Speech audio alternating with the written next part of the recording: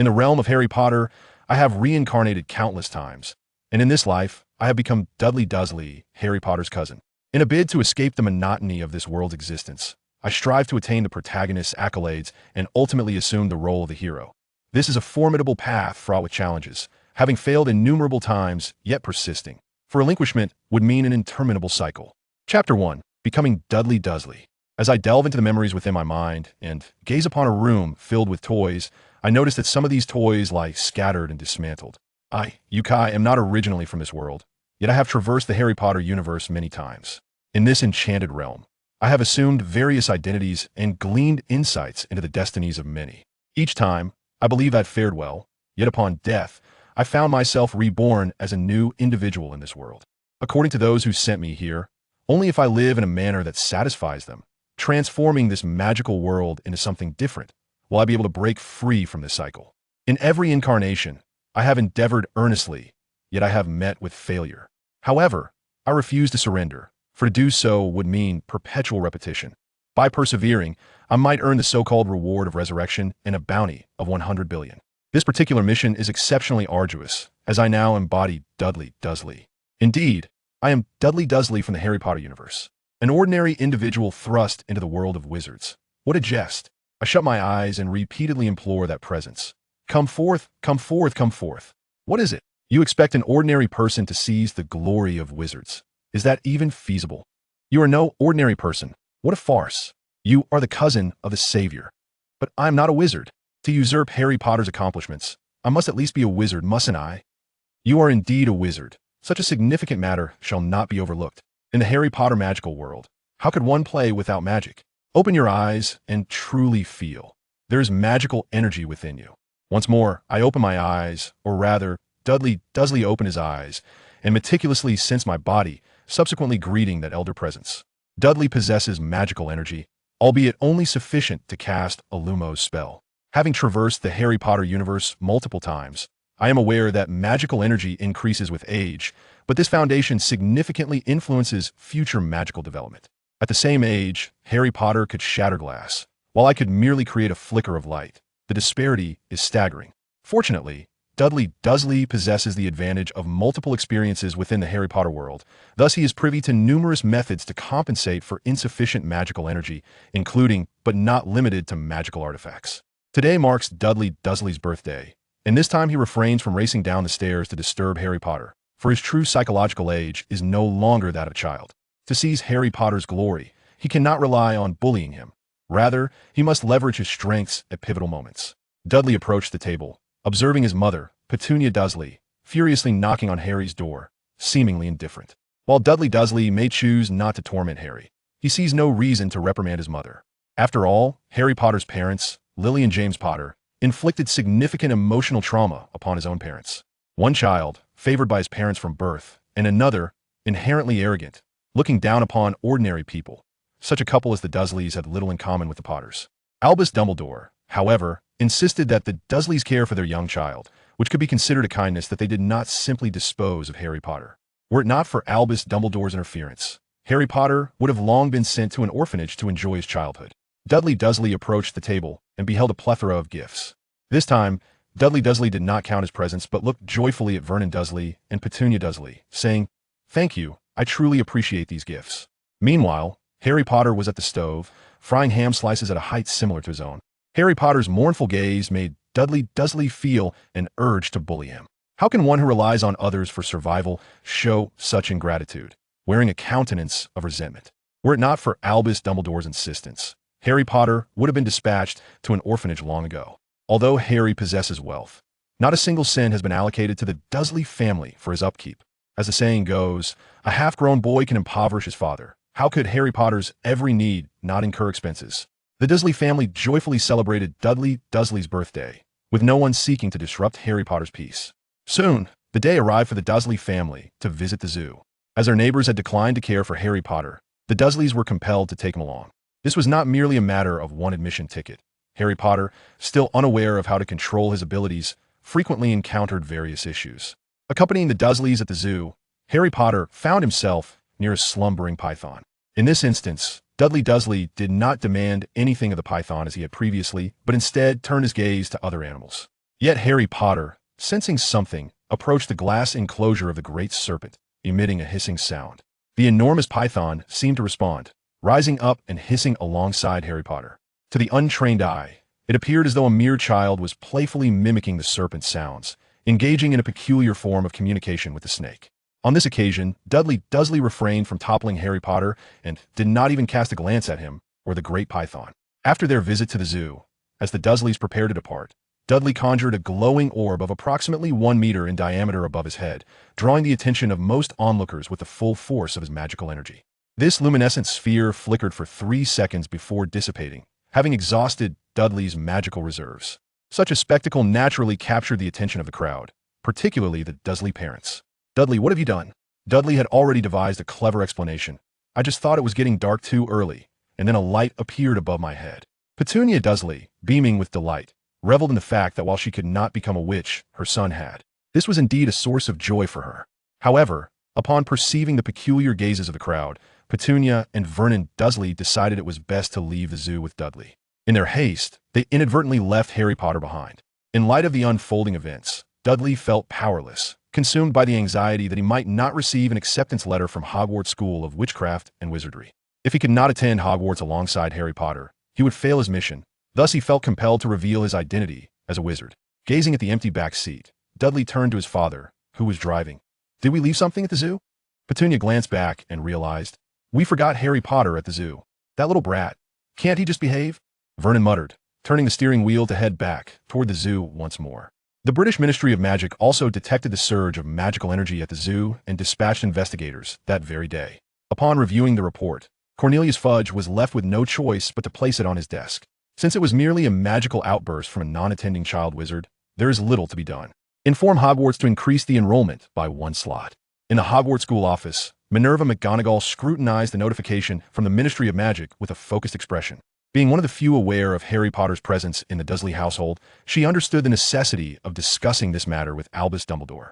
Minerva promptly made her way to Dumbledore's office, where he was indulging in some sweets. Upon learning that Dudley Dursley was also a wizard, Albus Dumbledore was momentarily taken aback. This revelation significantly complicated the plans surrounding Harry Potter's admission. Consequently, Minerva McGonagall procured a substantial quantity of parchment. Yet now, all circumstances had shifted. The Dursleys would not obstruct Harry's enrollment, for Dudley would also be attending Hogwarts. Albus Dumbledore felt as though the sweetness of the candy in his mouth had vanished, as this unexpected circumstance had not crossed his mind. "Let us proceed through the standard protocol," he declared, his voice weary, as if the weight of years of scheming had suddenly become burdensome. "Does this mean I must go retrieve Harry Potter for his enrollment?" "It appears so," Minerva McGonagall affirmed before departing, leaving Dumbledore to retrieve the dust-covered sorting hat from the storeroom. Chapter 2. Professor McGonagall's visit. Has the sorting hat arrived at the Dursley household yet? As agreed, once I have coaxed Harry Potter into Gryffindor. You shall not confine me back to the cupboard. Certainly, but you must ensure that a child named Dudley Dursley does not share the same house as Harry Potter. Dumbledore, I am a sorting hat of principles. So what? You must give me a proper cleaning, as I am covered in dust. It's quite uncomfortable, you know. That request is entirely reasonable. Today, Dudley Dursley showcased his magical prowess to his parents at home, effortlessly levitating objects and roasting sausages with magical flames. Such minor feats of magic were effortless for Dudley, who had been exposed to the wizarding world through Harry Potter. Although Dudley possessed only a minuscule amount of magical energy, these simple spells came easily to him. Observing his son's abilities, Vernon Dursley glanced at Harry Potter, who was perched on a stool, scrubbing a pot in the cupboard. "Boy, don't you also have some special talents? Can you perform like Dudley?" Dudley said nothing, simply allowing the situation to unfold. One of the Dursleys' joys was tormenting young Potter, and Dudley had no desire to deprive his parents of this amusement. Besides, Harry's daily demeanor was quite infuriating. After all they provided for him, his ingratitude and resentment were simply intolerable. It was as if he believed the Dursleys were obligated to care for him. Ding dong. The doorbell rang, prompting Petunia Dursley to look at Harry Potter. "Aren't you going to answer the door?" Reluctantly, with a resentful glint in his eyes. Harry set down the plate, wiped his hands, and trudged to the door. Upon opening it, he was met with a figure adorned in a dark green top hat, embellished with a phoenix feather. Such an antiquated appearance would have seemed outlandish to Harry, were it not for the kind, warm smile gracing Professor Minerva McGonagall's wrinkled face. "Good day, may I assist you?" Harry inquired. "I am Professor Minerva McGonagall from Hogwarts School of Witchcraft and Wizardry.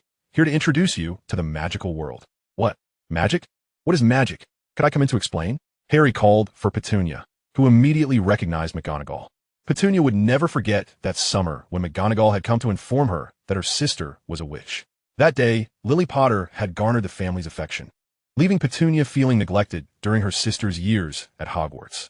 However, this time, Petunia was pleased by McGonagall's visit, for her own son was also a wizard. With a beaming smile, she welcomed McGonagall inside, generously praising Dudley's ability to levitate objects along the way. Harry, trailing behind, felt like nothing more than an accessory. He had attempted similar feats in recent days, but found himself unable to replicate Dudley's ease, almost igniting himself in his efforts to conjure flames. Unbeknownst to Harry, Dudley's capabilities stemmed from several lifetimes of wizarding memories. In that moment, McGonagall perceived a shift in the Dursley family compared to over a decade ago. I am here not only to inform Dudley about his acceptance to Hogwarts to study magic, but also to deliver the same news to Harry Potter. With that, McGonagall produced 2 acceptance letters from Hogwarts. Petunia had seen this letter before. It had brought both joy and hardship to their household. You mean Harry Potter is also to attend Hogwarts? Petunia exclaimed. McGonagall looked at her quizzically. Harry Potter is also a wizard. You have no objections, I trust? Hearing this, Harry felt a flicker of hope. Petunia glanced at Harry, then back at McGonagall. He is not my child. If he were to attend a regular public school, we could manage, but Hogwarts is certainly not an inexpensive institution. We have no obligation to spend a fortune on someone else's child. Vernon Dursley chimed in, displeased. Were it not for that insufferable old coot forcing us, we would have sent this boy to an orphanage long ago. Dudley opened his acceptance letter to Hogwarts. We need to go to Diagon Alley to buy wands and robes. Hearing these familiar terms, Petunia turned to McGonagall. Those items sound expensive. We cannot afford to provide for Harry Potter. He can either attend a regular school, or let Albus Dumbledore cover the costs. It's outrageous that we should bear such an expense for this boy. Vernon nodded in agreement. Indeed, we will not pay for him. Let Dumbledore take care of it. I do like to see the British police allow that old fool to bully a law-abiding taxpayer like me. McGonagall was taken aback by the Dursleys' vehement reactions. After all, she was aware that Dumbledore had left Harry Potter in their care, yet the specifics of their acceptance had never been discussed. Is there perhaps some misunderstanding? McGonagall inquired, which caused Vernon to stand abruptly. He pointed an accusatory finger at Harry. This boy? Who will want to take him in? He is hardly a prize, and supporting him guarantees no reward. We considered sending him to an orphanage. That was entirely reasonable. Harry felt a pang of discomfort at Vernon's words, but was at a loss for a retort. Vernon, noticing Harry's expression, scoffed. You have no reason to feel aggrieved. We owe you nothing. Supporting you has brought us no benefit. McGonagall cleared her throat. The Potter family is quite affluent. Petunia threw her hands up in exasperation. Affluent? We have seen none of that wealth. Everything he eats, wears, and requires comes from us. Harry was disheartened, believing that his mistreatment stemmed from Dumbledore's meddling. After all, he could have been in an orphanage. To Harry, there was no place worse than his aunt and uncle's home. Being forced to rely on them felt like a cruel punishment. McGonagall nodded, recognizing that if Harry's family was indeed wealthy, it was unjust for them to provide nothing while he was taken in. Attending Hogwarts would undoubtedly require more expenses than a regular school. Chapter 3. The purchase of a used wand. If Harry Potter were an orphan, he could apply for support from the Ministry of Magic. However, his current circumstances did not qualify. It is essential to note that the Dursleys did not wish to care for Harry. It was Albus Dumbledore who had pressed them into doing so. Mr. and Mrs. Dursley, if I can resolve the financial matters concerning Harry's attendance at Hogwarts, would you agree to let him enroll? Vernon Dursley replied. If you can arrange for Harry to live elsewhere, that would be ideal. Then shall Dudley return to Hogwarts? Petunia asserted, we can afford our own child. Just as McGonagall was about to leave, Harry hurried after her and asked, Professor McGonagall, will I have money? Professor Minerva McGonagall smiled at Harry Potter, saying, Child, your family is not of humble origins. You shall possess wealth. At that moment, Vernon Dursley scoffed, let us hope so. After all, I've raised this boy for over a decade without seeing a single penny. Upon hearing this, Harry silently vowed that if he came into fortune, he would repay the Dursleys for the years spent under their roof. Upon returning to Hogwarts Castle, Minerva McGonagall made her way directly to Albus Dumbledore's office. At that moment, Albus Dumbledore was indulging in sweets and looked somewhat perplexed as he observed Professor McGonagall's entrance. Is it the Dursleys who are preventing Harry Potter from learning magic? He inquired. They have not objected, but they cannot afford to send 2 children to learn magic. Their priorities naturally lie with their own child. However, I do not comprehend why. When you entrusted Harry Potter to their care, You did not leave some funds for them. The Potter family is not akin to the Weasley family, and it seems rather unfair for them to bear the burden of raising a child entirely on their own. Dumbledore paused, contemplating his response. The Dursleys are somewhat avaricious. I dared not bestow the Potter family's wealth upon them. Once Harry Potter enrolls, I shall provide him with the key to the Potter family vault at Gringotts. You must ensure Harry has some funds for his schooling, and he ought to have a little pocket money. A boy of his age should be capable of managing his own finances. Very well. I shall instruct Hagrid to hand you the key. The next time you take the children shopping, you can discreetly inform Harry not to let the Dursleys know of his inheritance. Is that feasible? I am responsible for a group of children. Not all of them will visit Gringotts. You can take Harry there while the others enjoy ice cream. That would be irresponsible towards the children. Then I shall accompany Hagrid, and he can escort Harry to Gringotts. Days later, Minerva McGonagall and Rubeus Hagrid arrived at the Dursleys' home with a group of children. Among them was a prominent girl with buck teeth and curly, frizzy hair. All the children hailed from Muggle families and required the presence of an adult wizard to navigate to the magical world. Only if there was a wizard among the child's guardians would Hogwarts send a single acceptance letter. As for Harry Potter's situation in the original text, it was evident that someone had played a trick on the Dursleys by sending an individual with a letter instead of simply delivering it to a villa. After visiting Diagon Alley, Hagrid took Harry aside, separating him from the group. The other children said nothing about this, but Dudley Dursley could not remain silent. He needed to project an image of a caring older cousin. Why does Harry get to go off with him alone? Is he somehow different from us? Observing Dudley's apparent concern for Harry, Professor McGonagall felt a moment of surprise, as she had not witnessed such protectiveness from Dudley the last time they met. Mr. Dursley, Harry is not like you. Both of his parents were wizards, though they are no longer alive. Thus, Harry departed with Hagrid amidst the sympathetic gazes of the other children. In the group, led by Professor McGonagall, curiosity about the magical world mingled with an eagerness to learn more about Harry Potter. When some of the companions inquired, Dudley answered every question about Harry with a somewhat biased perspective. Dudley, how did your cousin's parents die? I'm not sure.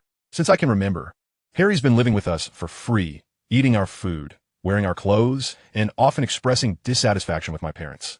Yet, we never considered sending him to an orphanage. Wow, your parents are quite generous.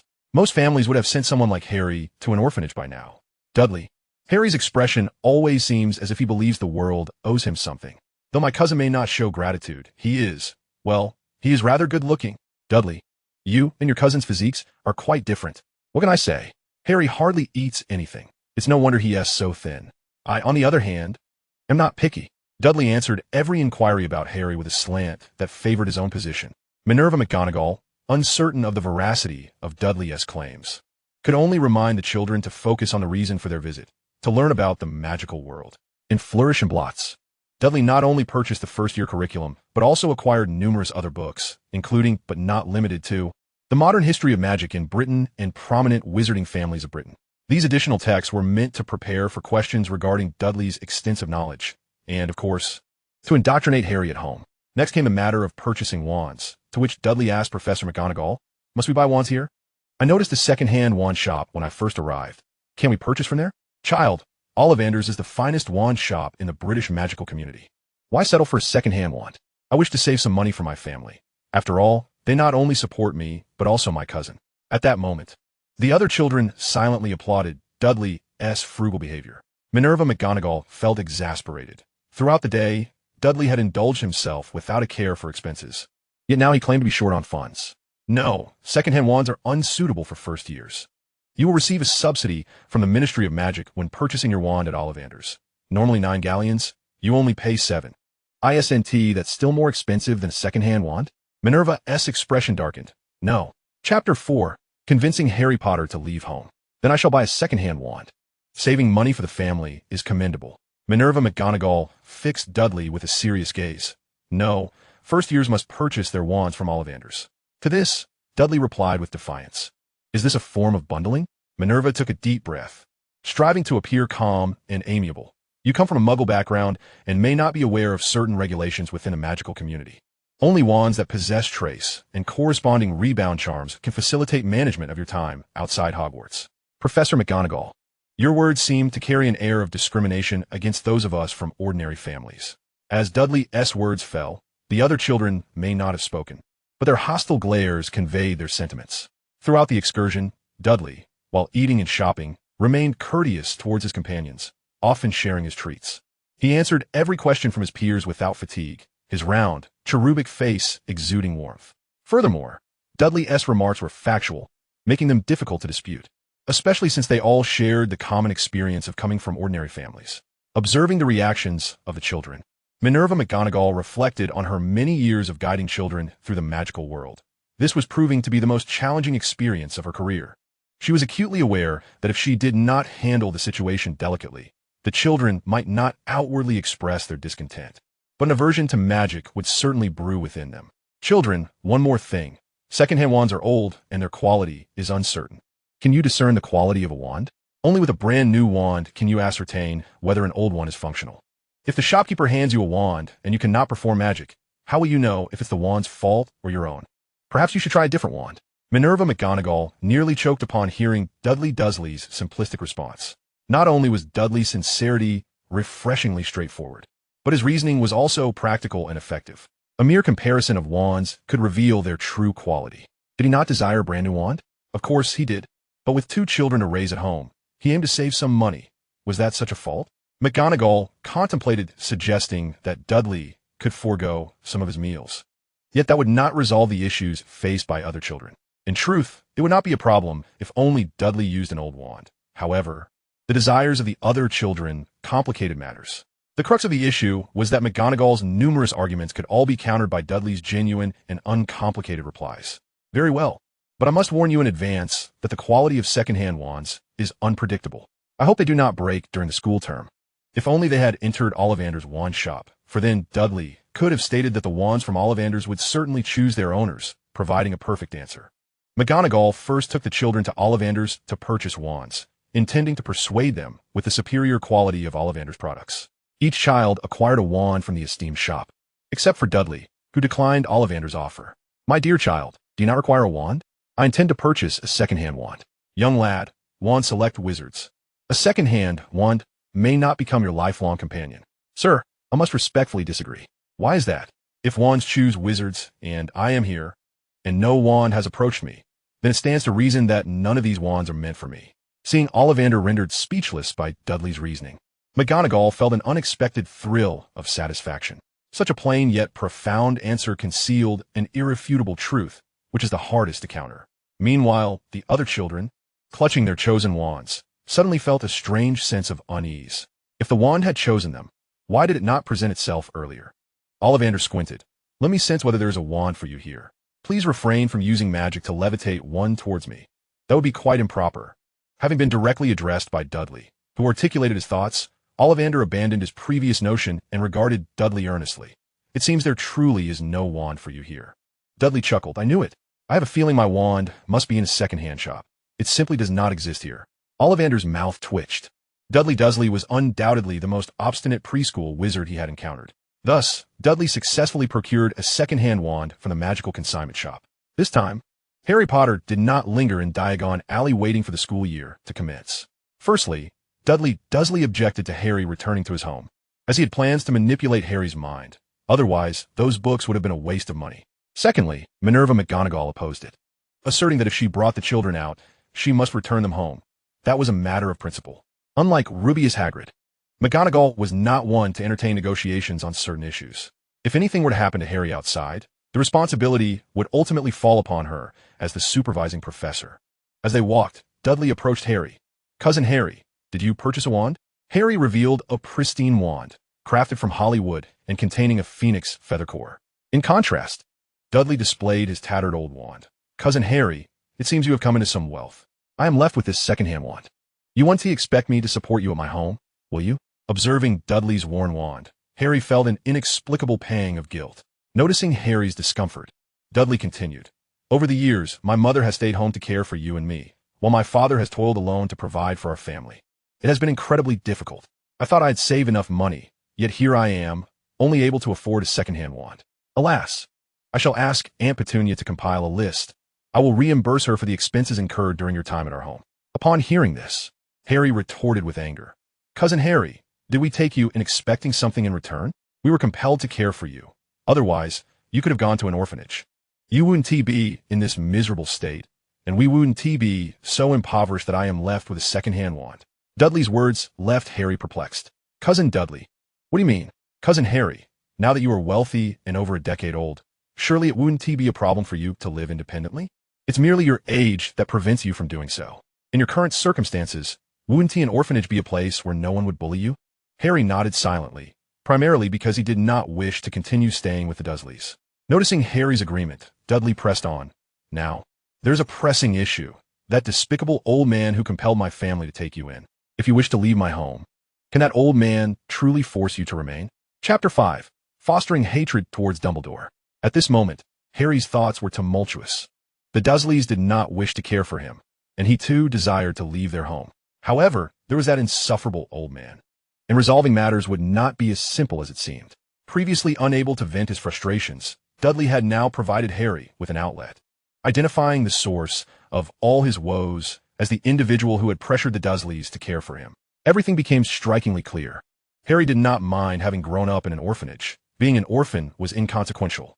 However, being forced into the care of those unwilling to nurture him was a torment in itself. Upon returning to the Dursley residence, Harry immediately expressed his desire to live in an orphanage. Upon hearing this, Vernon Dursley snorted. I have long wished to send you to an orphanage, but that old coot Dumbledore won't allow it. If you truly wish to leave, once you are at Hogwarts, you must tell that old man not to put us in a position where we will be punished. Of course, Harry also expressed his willingness to repay the expenses incurred during his time with the Dursleys, but was met with Aunt Petunia's derisive refusal. If he would cease to be a nuisance to us, that would be the best outcome. Dudley was acutely aware that if Harry continued to reside in their home, they might soon face a life on the run. To take in a nephew, only to find themselves in such dire straits, was an untenable situation, especially for a family that was not particularly well regarded. The following morning, Dudley approached Harry with a book in hand. Cousin Harry, take a look at this. Is it genuine? The book chronicled the recent history of the British magical community, detailing how Harry Potter had vanquished Voldemort. I remember you have a scar on your head. Harry touched the lightning-shaped scar atop his head and saw that the book claimed he lived a life akin to that of a prince. He shook his head vehemently. Dudley, it states I lived like royalty, yet my life is far from that. I cannot even compare it to an ordinary child's existence. Dudley pointed to the names inscribed in the book. Look at these names. They must belong to your parents. What a coincidence. Harry fell into a state of confusion, pondering whether, without the latter assertion of living like royalty, he might indeed be the Harry Potter depicted in that book. At this moment, Dudley Dursley continued to point at the contents of the book, exclaiming, that Sirius Black really is something else, betraying his own friends. Otherwise, this Harry Potter in the book would not have become an orphan. Harry Potter gazed at Dudley Dursley and asked, Cousin Dudley, may I take a look at that book? Sure, I'll check out another one, just to investigate the origins of that traitor, Sirius Black. In the kitchen, Petunia Dursley glanced over at Harry and Dudley as they pored over the books, unusually refraining from sending Harry off to help. Dudley soon retrieved a volume detailing the wizarding families of the British magical community, quickly locating the section on the Black family. I found it. This Sirius Black was from Gryffindor House, and he isn't dead. He is merely imprisoned in Azkaban. At that moment, Harry Potter was lost in thought. During his solitary time with Rubeus Hagrid in Diagon Alley, he had learned some truths about his parents. Yet the lingering question remained. Why did he not lead a life akin to that of a prince, as described in the book? Prior to the commencement of term at Hogwarts, Harry had inquired of Petunia Dursley whether he was indeed the Harry Potter from the book. I'm not a wizard. How would I know? All I know is that the names written there are correct. As for the so-called savior of the magical world, I have no knowledge of that. This was Petunia Dursley's response. She was equally baffled, unable to comprehend how Harry Potter could be portrayed as living a life of luxury. If Harry Potter truly lived such a princely existence, he certainly would not be her nephew, for her nephew lived a life resembling that of a slave. Due to Dudley Dursley's influence, Harry, while awaiting the start of school at the Dursleys, gleaned much about the magical world through books. Particularly, Dudley had instilled in Harry his preconceived notions regarding certain wizarding families. Initially, Harry sensed a change in Dudley, but Dudley's declaration from now on, you will be the only person I know in the magical world. We must support one another, alleviated his concerns.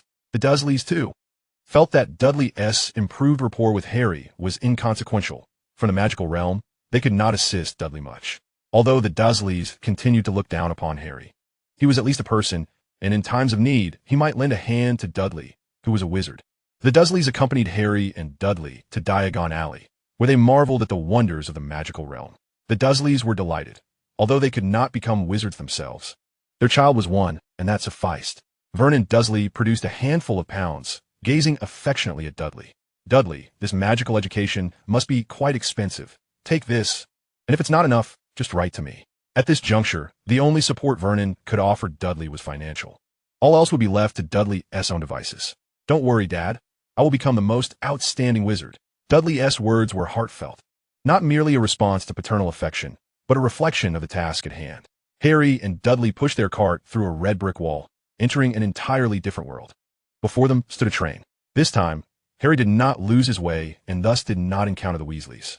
As they observed other children boarding the train, Harry and Dudley followed suit. They settled into a compartment, where Dudley produced a plethora of snacks from his luggage. Harry, cousin, come, let us share. Cousin Dudley, you've changed so much. Well, from now on at Hogwarts, you may be my only family. It's better to treat you well than to have many adversaries. Cousin Dudley, I don't mind a past. Dudley shook his head, looking sternly at Harry. Harry, you must remember. You ought to know that my family should not be responsible for your upkeep. You could have had a far better life in an orphanage. This entire situation is the fault of that old codger Dumbledore from Hogwarts. Otherwise, how could you have lived with us for over 10 years? Harry nodded, believing that life in an orphanage would indeed be preferable to living with the Dursleys. Although the Dursleys treated him poorly, making him feel like a slave, they had no obligation to care for him, and they had initially intended to send Harry to the orphanage he longed for. This over a decade of existence had been forced upon them by that old fool Dumbledore. Chapter 6, Stunning the Speckled Cat. As Harry and Dudley chatted about how much better life would have been in the orphanage, Harry's resentment towards Dumbledore deepened. At that moment, the compartment door swung open, revealing a freckled boy with red hair and large eyes who looked at Harry and Dudley. May I come in? All the other compartments are full. Upon seeing Ron Weasley, who was meant to appear in the story, Dudley smiled broadly and replied, Well, since the other compartments are full, we can't have you standing in the aisle. Can we? After Ron entered the compartment and beheld the table laden with food, he had never seen such a spread, but could tell it looked delectable. Recalling how his pocket money had been swindled by his two older brothers and left with only a rice ball from home, he gazed out the window, longing for the world beyond. Since the treats were all Dudley's, it was generous enough for Harry to partake. He felt it would be inappropriate to share with Ron.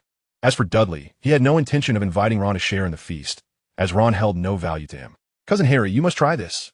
Harry took a bite and remarked, Cousin Dudley, I prefer this beef-flavored one. The compartment was a sealed space, filled with the aroma of food, making Ron even hungrier. Just then, the compartment door opened again, and an elderly vendor appeared. Would you like some snacks, children? Dudley produced 5 golden galleons and said to the vendor, Though I have plenty of food, I do like to treat my cousin to some magical snacks. Just give me a selection that fits within this 5 galleons. This situation only deepened Ron Weasley's feelings of inferiority. He had only a rice ball and felt embarrassed to produce it. As a multitude of snacks entered the compartment, Ron wondered how he would endure the hunger. Cousin Harry, try this.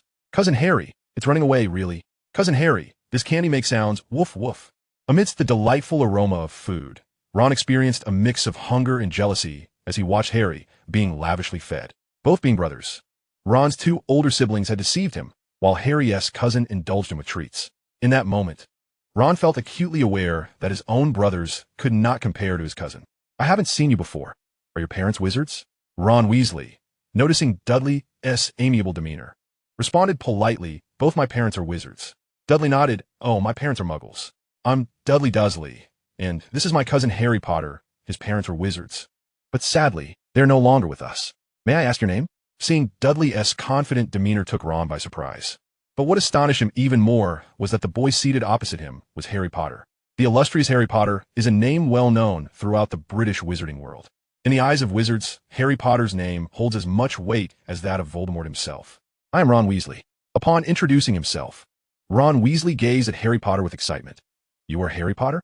Harry shook his head, replying, I am Harry Potter, but I'm not the Harry Potter you believe me to be. I have not lived a life of privilege. In fact, I have lived in poverty. Before receiving my acceptance letter to Hogwarts, I barely managed to survive with my aunt and uncle.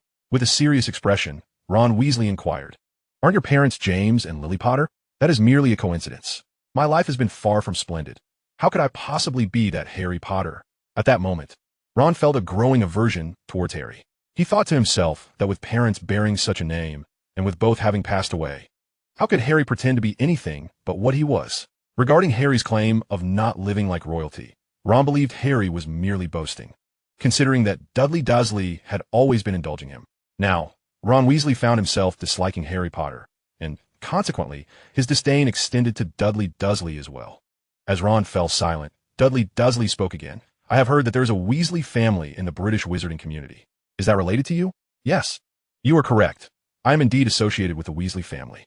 Dudley nodded, his smile vanishing, which only deepened Ron's feelings of inferiority. Ron felt belittled. Previously, Dudley seemed inclined to befriend him, but now he exhibited blatant indifference, a clear sign of his disdain for Ron's background.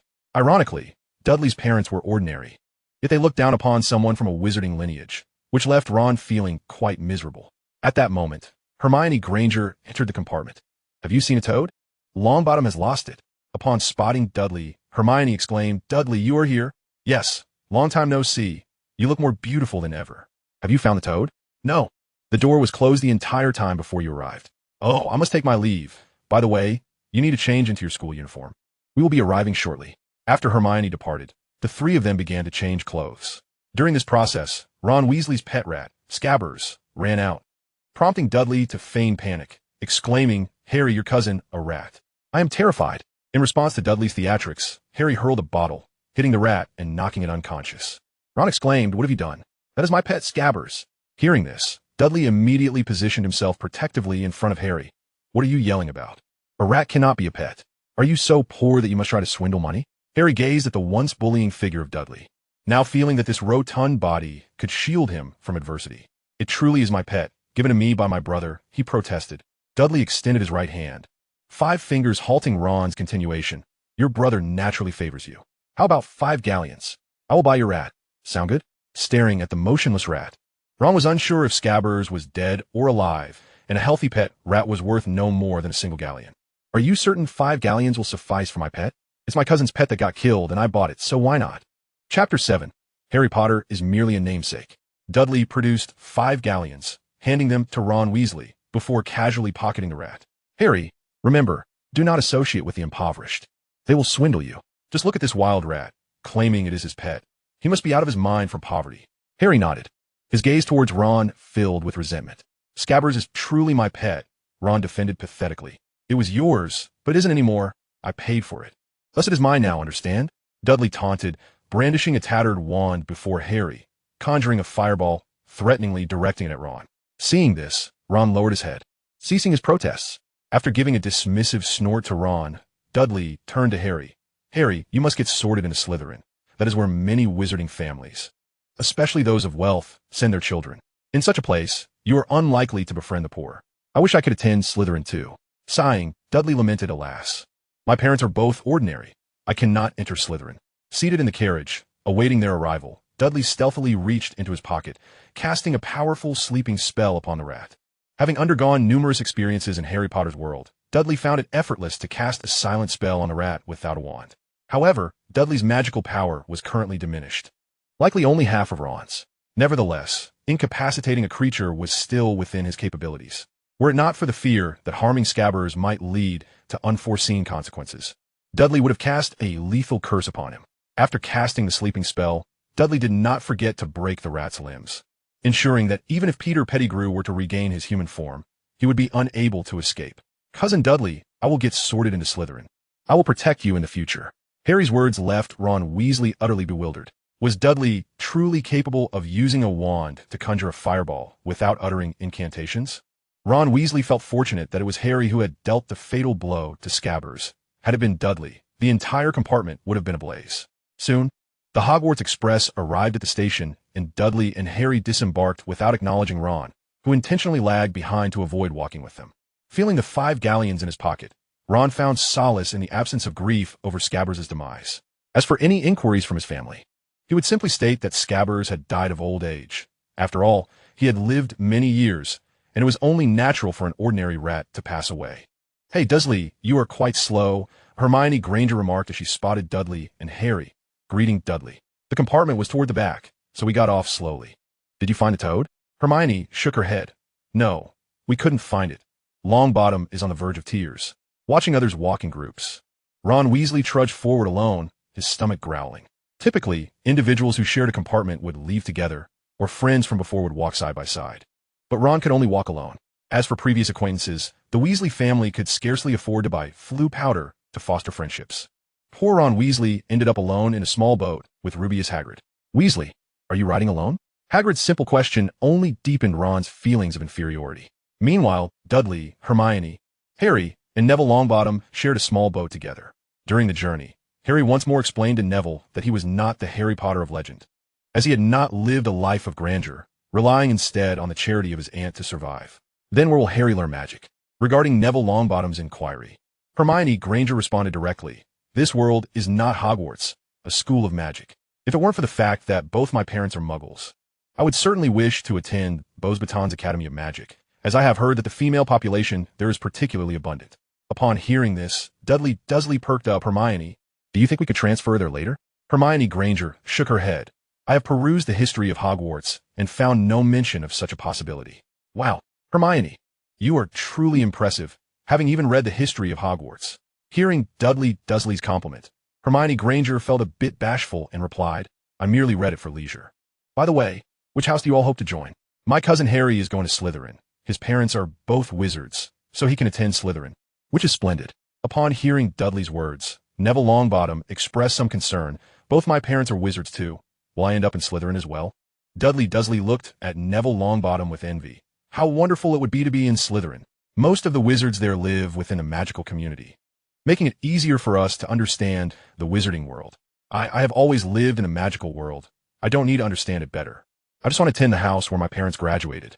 Hermione Granger gazed at Neville Longbottom. "Neville, really, every house is the same. You can go to any of the 4 houses, unlike us who can only attend houses other than Slytherin." Neville Longbottom turned to Hermione Granger. "So, which house do you wish to join?" I believe I might belong to Ravenclaw, as I do adore reading." Thus, the 4 of them chatted amiably until they crossed the lake and reached the shore. As they walked up the stairs, a platinum-haired Draco Malfoy approached Harry Potter with 2 young boys in tow. With an air of arrogance, Draco Malfoy regarded Harry Potter. "I heard Harry Potter has arrived." Harry Potter, looking seriously at Draco Malfoy, replied, "I think you are mistaken. I am Harry Potter, but I am not the Harry Potter who lives a life of luxury. My life has been quite challenging." Draco Malfoy was momentarily taken aback by Harry Potter's words, and Crabbe stepped forward to inquire, "Namesake?" Harry Potter nodded. "Yes, a namesake." At that moment, Professor Minerva McGonagall arrived, urging everyone to remain silent, and Neville Longbottom spotted his toad, rushing over to scoop it up. Throughout the journey, Dudley Dursley and Hermione Granger engaged in light-hearted conversation, for Dudley Dursley was well aware of Hermione Granger's preferred topics. It was not until they entered the Great Hall for sorting that Dudley Dursley and Hermione Granger finally fell silent. The sorting unfolded as Dudley had anticipated, until it was Harry Potter's turn when a change occurred. Chapter 8. Isolating Ron Weasley. As the sorting hat was placed upon Harry Potter's head, he felt a voice speaking within his mind. "Clever little brain, you are an ambitious one. How about Slytherin? It could lead you to success." "Very well. I wish to go to Slytherin." The sorting hat was taken aback. It had hoped for a bit of struggle, but after some deliberation, Harry Potter's direct declaration of wanting to join Slytherin left the hat perplexed. Considering Albus Dumbledore's promise of a dust-free place, the temptation was overwhelming. "You might want to reconsider. Gryffindor is quite admirable, you know." "No, I insist on attending Slytherin. I will not be part of the traitorous Gryffindor."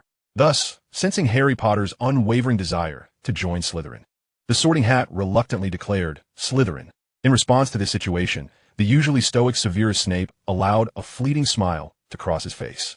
Meanwhile, Albus Dumbledore, seated at the high table sipping honeyed water, choked slightly, and even Minerva McGonagall, sitting beside Harry Potter, forgot to remove the sorting hat from his head.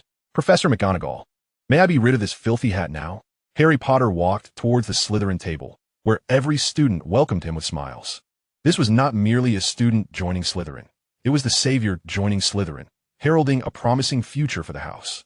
The sorting that followed went smoothly, with Harry Potter's sorting being the only deviation from the norm. Everyone else followed the expected path. Dudley Dursley was the last new student to be sorted, and, initially, the sorting hat intended to place him in Hufflepuff. Had it not been for Hermione Granger, Dudley would have been sorted in a Hufflepuff, but with Hermione in Gryffindor, Dudley naturally refused to go to Hufflepuff. "Sorting hat, if you wish to be burned, just say so. After all, I'm a minor wizard, and burning you would be inconsequential. Just for that remark, I believe you belong in Gryffindor." "Congratulations, You may continue to sort next year. Thus, Dudley Dursley entered the Gryffindor house where Hermione Granger resided. Following this, Albus Dumbledore delivered a brief opening address, omitting the usual recommendations for students to explore certain locations. After all, with Harry Potter now in Slytherin, Albus Dumbledore had to devise a new plan. At this moment, Albus Dumbledore began to reconsider his expectations of Harry Potter as the savior. There were two children back in the day, and Voldemort was repelled by Lily Potter's wand, which had little to do with Harry Potter. Perhaps the true savior was not Harry Potter after all. Finally, mealtime arrived. Having not eaten since boarding the train, Ron Weasley began to indulge in a feast, devouring chicken legs with abandon. Earlier on the train, Ron's insecurities had prevented him from eating, and now, upon disembarking, politeness kept him from consuming the meal he had stowed away. In fact, Dudley Dursley could empathize with Ron's voracious appetite. However, regarding the oblivious Ron Weasley, who showed no resistance to standing up to his two obnoxious brothers, Dudley Dursley held a measure of disdain. In the Great Hall, especially with Hermione Granger seated nearby, Dudley Dursley appeared exceedingly refined. He deftly pressed his fork into the steak, slicing it with a knife without producing any sound. Once a small piece was cut, Dudley slowly placed it in his mouth, savoring every bite before swallowing. His dining etiquette was impeccable, and only a few upperclassmen and most Slytherin students exhibited similar grace. At that moment, Dudley Dursley was not even hungry. The meal he had consumed earlier had given him ample confidence to maintain his elegance. After dinner, Dudley followed Percy Weasley into the Gryffindor common room. After a series of introductions by Percy Weasley, Dudley joined Seamus Finnegan and others as they entered the dormitory. Once inside the dormitory, Dudley located his belongings and began to pull them out. "Dudley, what are you planning to do?" Neville Longbottom inquired curiously, observing Dudley's actions. "Neville, I do not wish to share a living space with certain individuals. Would you care to join me?" Dudley replied, casting a fleeting glance at Ron Weasley, who was busy organizing his belongings not far off. Despite Neville Longbottom's current bewildered demeanor, Dudley held a certain fondness for him. If he could eventually make Neville his follower, Dudley would not mind helping him regain his composure. "So where are we going?" "The Gryffindor dormitory is quite spacious. I refuse to believe that there isn't a single vacant room," Dudley Dursley remarked, casting a glance towards Dean Thomas beside him. "Thomas, care to join me?" Dean Thomas replied, "As long as you can find a dormitory, I'm fine with it." "I can certainly do that. Follow me." Dean Thomas said nothing further, merely returned his pajamas to his suitcase, and looked at Dudley while pulling his luggage. Dudley nodded and turned to the last person in the room. "Seamus Finnegan, what about you? Are you sure you don't want to come with us?" Upon hearing this, Seamus observed the three of them united, feeling that standing alone with Ron Weasley was hardly worth it, especially since he was not well acquainted with Ron. Seamus nodded but turned to Ron. "Why not just kick him out? That way, we wouldn't have to search for a room." Seamus's suggestion was straightforward and to the point, a true testament to his explosive nature. Ron Weasley, fiddling with his worn clothes and tattered robes, unconsciously clutched his chipped old wand. Being assigned to this dormitory indicated that he had the right to reside there, and to expel him would be a violation of regulations, punishable by penalties. Once Dudley finished speaking, Neville Longbottom and Dean Thomas relaxed their clenched fists. Neville had never been lacking in bravery. In fact, Dudley harbored a feeling that Neville might indeed be the true savior, the real protagonist. Just look at Harry Potter's life. Both were children of prophecy. Compare Harry's existence to Neville's, who resembles the protagonist more. Neither had parental care, one nurtured by a grandmother, plump and well-fed, the other discarded like an unwanted item, emaciated like a little slave. Both studied at Hogwarts School of Witchcraft and Wizardry. One faced little danger, while the other encountered perilous trials year after year. Thus, Ron Weasley found himself alone in the empty dormitory, feeling profoundly miserable and on the verge of tears. He yearned to converse with his pet Scabbers, but was painfully reminded that Harry Potter had inadvertently caused Scabbers' demise. Chapter 9. The Late Ron Weasley. Naturally, Ron Weasley regarded Scabbers as deceased, which provided him a modicum of comfort. However, this only deepened his resentment towards Harry Potter. The night was eerily quiet. At the stroke of midnight, Dudley Dursley quietly rose, casting an invisibility charm before slipping out of the dormitory. Fortunately, the Gryffindor dormitory was in close proximity to the room of requirement, and Dudley soon entered, transforming it into a storage room. Without hesitation, he took out the rat, Scabbers, and with a swift twist of his hand, snapped its neck. The moment Scabbers' neck broke, he instantly enlarged and morphed into Peter Pettigrew. Yet at that moment, Pettigrew lay lifeless, breathless. With a flick of his wand, Dudley conjured a fierce fire, igniting Pettigrew's body. As he watched the remains of Pettigrew consumed by the flames, Dudley strode out without a hint of remorse. After all, this storage room contained a Horcrux. If it burned, so be it. He considered it merely the eradication of a Horcrux, with no psychological burden weighing on him. Moreover, even if he wished to intervene, he lacked the capacity. The fierce fire had nearly drained his magical energy. It was a wonder that Dudley could even wield magic, considering he had once been an ordinary person. Just as Dudley reached the door, he spotted the Sorting Hat, caked in mud, perched atop a rickety table, observing him. "If you do not extinguish the flames here, they will consume this place," it warned. Dudley, feigning indifference, retorted that the hat would also be incinerated. Thus, it had no reason to be concerned about him. "You ignited the fire. Why don't you extinguish it?" Dudley shook his head. If he quelled the flames, he would also have to deal with the Sorting Hat, which was not worth his while. Furthermore, he held no fondness for the Sorting Hat, which divided students into various houses, effectively fostering cliques and sowing discord among peers. "If you leave like this, I will be burned," it protested. "Not my concern." The only reason Dudley even acknowledged the Sorting Hat was that he sought to extract some benefit from it. "If you take me away, I will never disclose your presence here today. If you're consumed by flames, you will also be unable to recount today's events. Besides, you have made it here. I do not expect much from you. This is Albus Dumbledore's punishment for me. If I give you the Sword of Gryffindor, will you take me away, and I will remain silent about your visit today? How about that? Do I seem foolish to you? You're merely a tattered hat. How could you possibly possess a sword? If you reach into the hat, you'll find the Sword of Gryffindor." Dudley complied, and to his astonishment, he indeed drew forth the Sword of Gryffindor from the Sorting Hat. "See?" Before the Sorting Hat could finish its sentence, Dudley thrust the sword into the flames, declaring, "I only trust in your disappearance." As the flames engulfed the Sorting Hat, it was instantaneously consumed. As for how Hogwarts would sort students in the future, that was no longer Dudley's concern. Clutching the Sword of Gryffindor, he cast an invisibility charm and exited the room of requirement.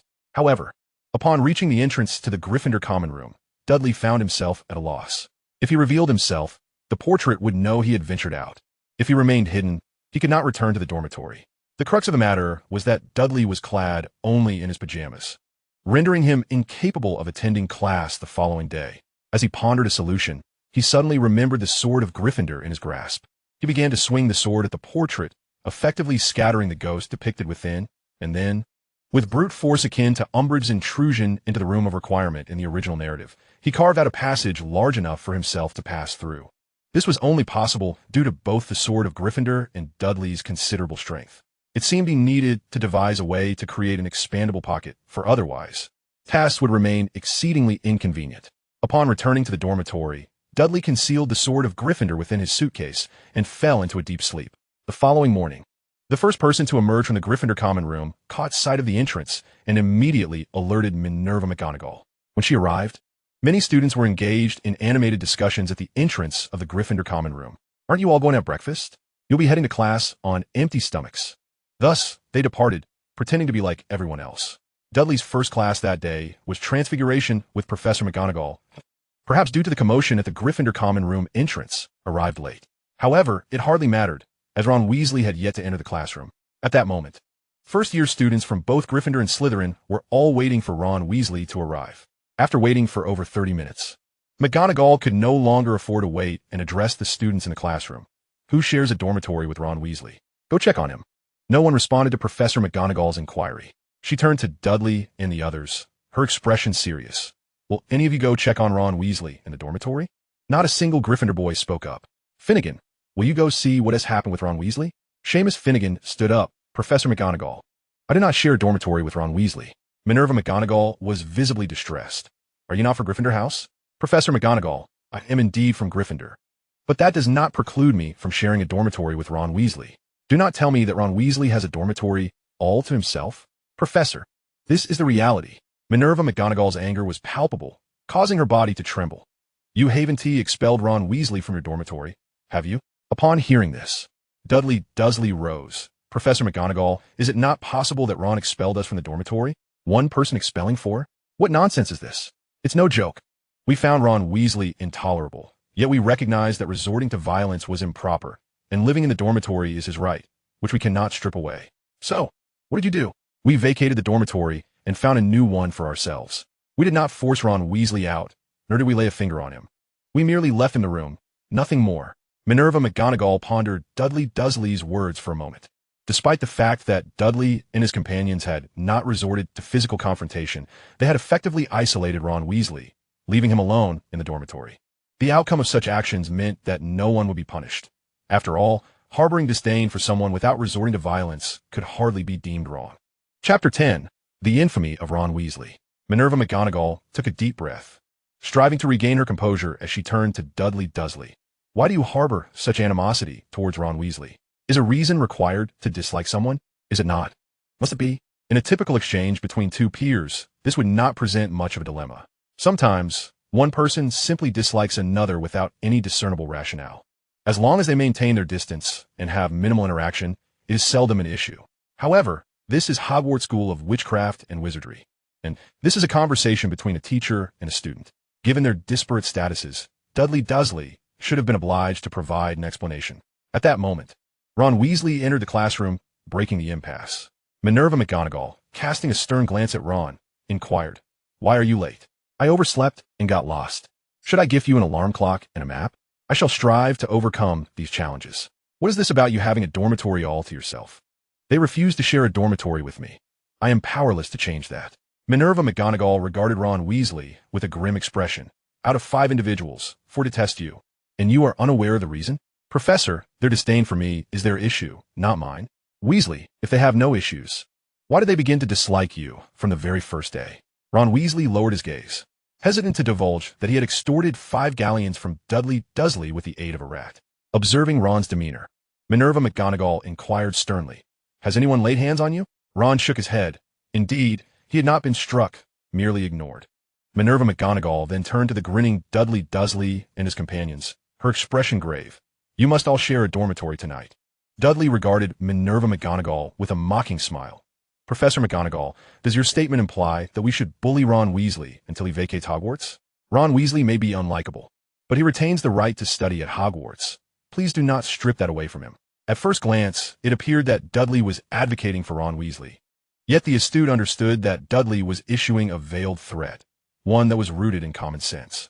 In a dormitory of 5, with 4 individuals vexing one, the troubled one was bound to suffer. Initially divided into 2 rooms, the lack of proximity would mitigate many troubles. Yet now they were forced together, and the weaker party would undoubtedly bear the brunt of the consequences. Dudley Dursley refrained from being explicit. Initially, nothing might occur, but issues would likely arise later. Of course, there was a silver lining. It could escalate tensions, potentially resolving the issue entirely or rendering it irreconcilable. Minerva McGonagall, with her years of educational experience, felt confident in her ability to manage the situation, provided Dudley did not make his intentions explicit. Otherwise, should he clarify? It would seem as if Professor McGonagall were targeting Ron Weasley specifically. In this scenario, Ron Weasley turned to Minerva McGonagall. "Professor, I prefer a dormitory to myself." Regardless of whether Ron had grasped the situation, he was acutely aware that sharing a dormitory with Dudley and his companions would spell disaster for him.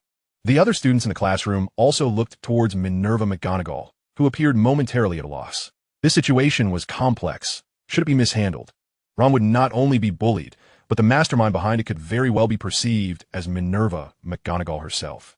The root of this predicament lay in Dudley Dursley's explicitness. If Ron were to be targeted, it would be interpreted as a suggestion from Minerva McGonagall. Taking several deep breaths, Minerva McGonagall found herself at an impasse. Very well, so be it. After being late for so long, this is the outcome. Now, as Dudley is from Gryffindor, he would certainly incur a deduction of house points if not for that. Fortunately, a clever student from Slytherin, Draco Malfoy, stood up. "Professor McGonagall, is this all for Ron Weasley's tardiness after we have waited so long?" Minerva McGonagall glanced at Ron Weasley, reluctant to deduct points from Gryffindor, not out of favoritism, but out of concern for worsening Ron's predicament. Yet the situation had reached this point, and she had no choice but to announce a deduction of 10 points from Gryffindor due to Ron Weasley's personal actions. Draco Malfoy was dissatisfied with such punishment. "Is this all?" Minerva McGonagall glared at Draco. "Is 10 points not sufficient? What the discord in Gryffindor House? Discord is one thing, but no altercation or physical confrontation has occurred. Mr. Malfoy, how do you propose to penalize that?" Draco Malfoy sat down, unaware of the consequences of student discord. Meanwhile, many of the Gryffindor girls in the classroom cast looks of disdain towards Ron Weasley. Poor Ron Weasley, on the very first day of class, had garnered the ire of all first-year Gryffindors. Because of Ron Weasley, no material was covered in Transfiguration. Instead, Minerva McGonagall simply introduced the students to some of the rules of Hogwarts. As the Transfiguration class concluded, many began to whisper about Ron Weasley. Consequently, Ron Weasley became something of a celebrity, as Harry Potter, the self-proclaimed not-savior, had inadvertently elevated Ron's notoriety, albeit to an unfavorable status. Most significantly, Ron Weasley had 2 renowned brothers, and many regarded him as a student even more prone to earning demerits than his siblings. In Potions class, Ron Weasley sat alone in the farthest corner, timid and unwilling to speak. The classroom buzzed with noise, and Ron's thoughts were in disarray. He even contemplated withdrawing from Hogwarts to seek another place to study magic, though his family's financial situation rendered such a notion impossible. At this moment, Severus Snape, clad in his dark robes, entered the classroom with a stern expression. With each deliberate step, he flicked his wand, causing a window to close until he reached the podium, where the last window remained ajar. Sunlight streamed through the window, illuminating Snape, who, akin to a spotlight, became the focal point of the entire classroom. This time, Harry Potter found himself in Slytherin House, and naturally, he would not dare to miss a lesson from his house head, thus eliminating the classic exchanges between Snape and Harry. In Chapter 11, titled Flying Lessons, the impassioned Snape's gaze fell upon a red-haired boy in the corner. Despite the numerous empty seats in the classroom, Ron Weasley had chosen to position himself in the farthest corner, a clear indication of his disdain for Snape's class. Of course, Snape remarked, "Some may consider themselves above my instruction." Without descending from the podium, he directed his attention at Ron, the student at the back. "What is your name?" Ron stood up, his heart racing. "I am Ron Weasley." Snape smirked derisively. "Ah, the Weasley family, renowned for its numerous offspring. Given your demeanor, I presume your brothers have already imparted my lessons upon you?" Had the room not been dimly lit, it would have been evident that Ron's face was turning a shade remarkably similar to his hair. "Very well, I shall grant you an opportunity to demonstrate your knowledge. Where does one procure a piece of dragon liver?" Despite residing in a wizarding household, Ron was not particularly studious. Though he had many brothers, one was a bookworm, 2 others enjoyed tormenting him, and the remaining 2 were already off working. "I don't know, Professor." Snape snorted disdainfully. "It seems your brothers have neglected your education. Is your intention to fail the examination by sitting so far back?" "No, sir." "Then why not come to the front and pay attention?"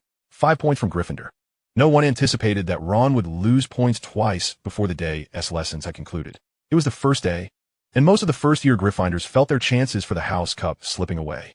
On the morning of flying lessons, the majority of first-year students from wizarding families received gifts from their parents. However, both Harry Potter and Dudley Dursley were giftless, as the Dursleys were muggles, making it inconvenient to send presents to those in the magical realm. Ron Weasley received only hand-me-downs from home and had not received the Daily Prophet.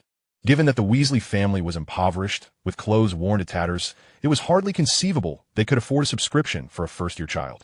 Meanwhile, Draco Malfoy, standing before Harry, received a gift from his family along with a copy of the Daily Prophet. With a serious expression, Draco displayed the newspaper to Crabbe and Goyle. "My father insists I read the Daily Prophet now. It seems he wishes for me to consider a career at the Ministry of Magic. However, it is still too early, and I am uninterested." He casually tucked the Daily Prophet into the pocket of his robes. "Is the Daily Prophet necessary for aspiring to join the Ministry of Magic?" Harry inquired, intrigued. This elicited laughter from Draco. "Do you know what the Ministry of Magic is, Potter?" Harry shook his head. "Potter, you must familiarize yourself with the Wizarding World. Asking such elementary questions will only lead to ridicule." At the Gryffindor table, Neville Longbottom received a memory ball. As soon as he grasped it, the ball turned red. Hermione Granger remarked, "Does this thing remind one of forgotten matters?" Neville, exasperated, replied, "The problem is, I don't even know what I've forgotten." Dudley Dursley, observing Neville, chimed in, "Neville, did you forget to wear your wizarding robes?" Soon, it was time for flying lessons. Dudley looked disdainfully at the shabby brooms provided by Hogwarts. If first years aren't allowed to bring their own brooms, they should at least provide us with something safe. Observing the brooms, it was evident that Slytherin students had superior equipment compared to the Gryffindors. Particularly, the broom in front of Harry appeared nearly indistinguishable, yet it was evidently much newer. Dudley wondered if Neville's assent might have been a calculated ploy. Poor Neville, whose parents had become casualties, was now relegated to the role of a mere prop, facing the risk of injury. After Professor Hodge concluded her introduction, she instructed the students to summon their brooms. Dudley effortlessly summoned his broom, as did Draco Malfoy and Harry Potter. However, Ron Weasley, despite having numerous brothers, could not summon his broom at all. Dudley pondered the utility of Ron's wizarding heritage and the number of brothers he possessed. Think of it emotionally. Envision the broom as your closest companion. Once all the students successfully summoned their brooms, they proceeded to the next step of riding them. At this moment, Neville unexpectedly soared into the sky, uncontrollable. Professor Hodge merely brandished her wand to bring Neville down, yet he continued to ascend higher. Dudley was perplexed. Was Professor Hodge's wand merely a stick devoid of any magic? As Neville flew erratically, colliding with walls, he careened toward Dudley and the others. In response, Dudley wielded his broom as a weapon, striking it hard when Neville approached. With a loud crack, the broom Neville was riding broke beneath him, causing him to tumble to the ground. Fortunately, he rolled a few times upon landing, appearing quite disheveled, yet remarkably unharmed. Professor Hodge rushed over to check on Neville, confirming he was uninjured before intending to resume the lesson. However, Dudley stepped forward. "Professor, are you risking lives in your lessons?" Professor Hodge, her expression darkening, faced Dudley, sensing a challenge to her teaching competency. "Mr. Dursley, what do you mean by that?" "Professor, just look at Neville. That broom is so substandard. The previous incident was perilously close. Are you continuing to jest with our safety?" Gazing at the broom Dudley had damaged, it was evident the one in his hand bore a crack from saving Neville. Under such circumstances, many first-year students glanced at their own brooms, sensing a troubling omen. It was well known that the brooms provided for Hogwarts students had been in use for generations, with little maintenance. Each broom was chipped, and some even showed signs of worm infestations. The first-year students present dared not use them. Faced with this reality, Professor Hodge hesitated to proceed with the lesson. What had begun as an outdoor class had now devolved into an indoor affair. In Chapter 12, titled Ron Confronts the Troll, the students observed as Severus Snape strode away, his robes billowing behind him as he departed the castle. Time flowed steadily, and Harry Potter exhibited no remarkable traits within Slytherin House. Meanwhile, the Gryffindor Quidditch team found itself in dire need of a seeker, prompting Captain Oliver Wood to urgently seek out Minerva McGonagall. "I never anticipated the current predicament. One could search throughout Gryffindor for a player." Thus, discussions regarding the Quidditch team commenced within Gryffindor. It seemed most unjust.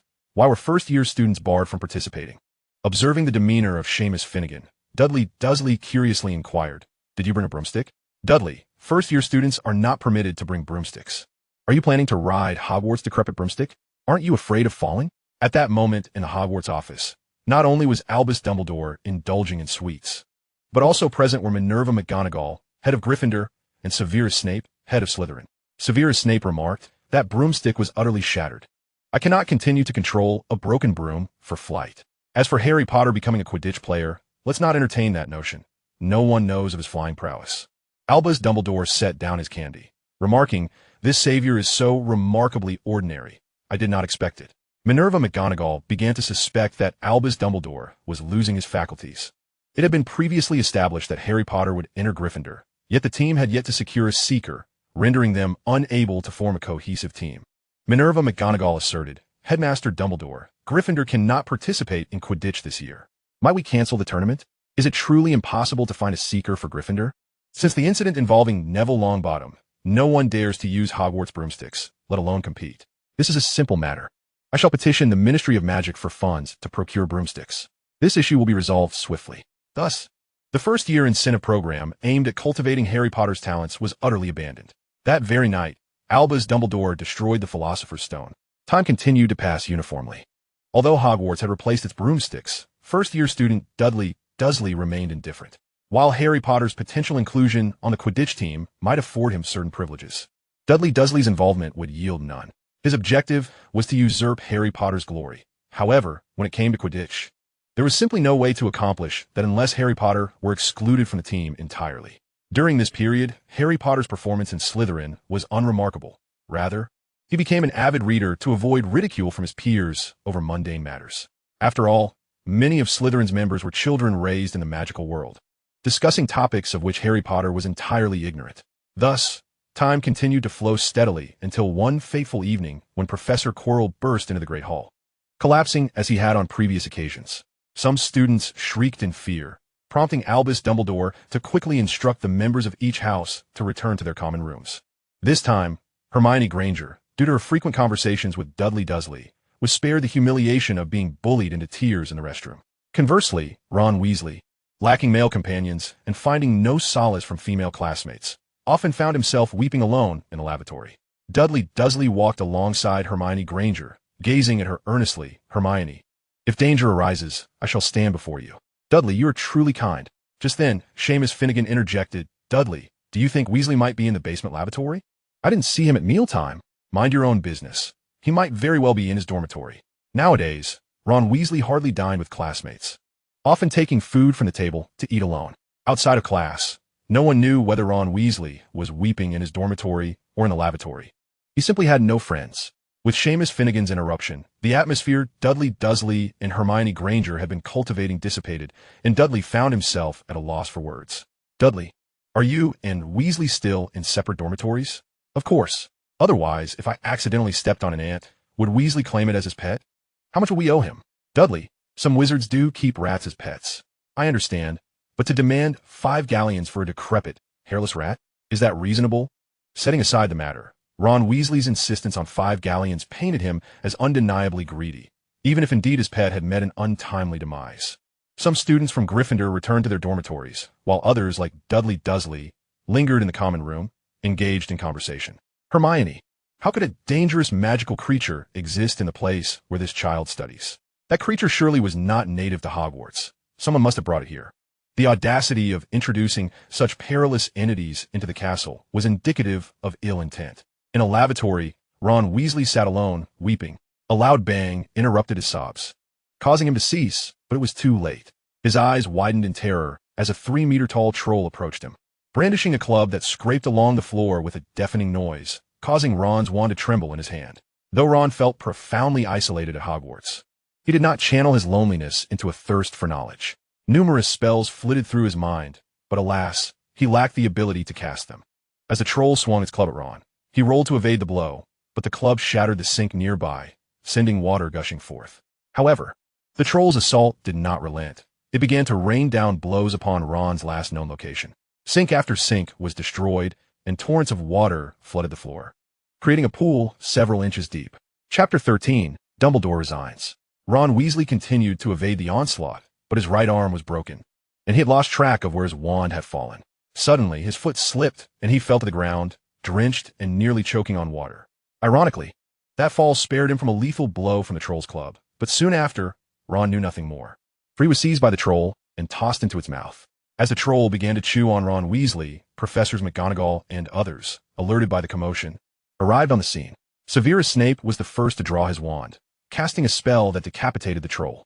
While the creature's life came to an end, Ron Weasley could not be revived. Observing the dismembered remains of Ron, Professor McGonagall waved her wand in an attempt to reassemble him. While the gathered professors pondered how best to address the tragic situation, the place of learning for children has become the site of a tragic death, an event that can only be deemed exceedingly grave. The crux of the matter lies in the presence of a troll within the hallowed halls of Hogwarts Castle. How does one even begin to rationalize such a phenomenon?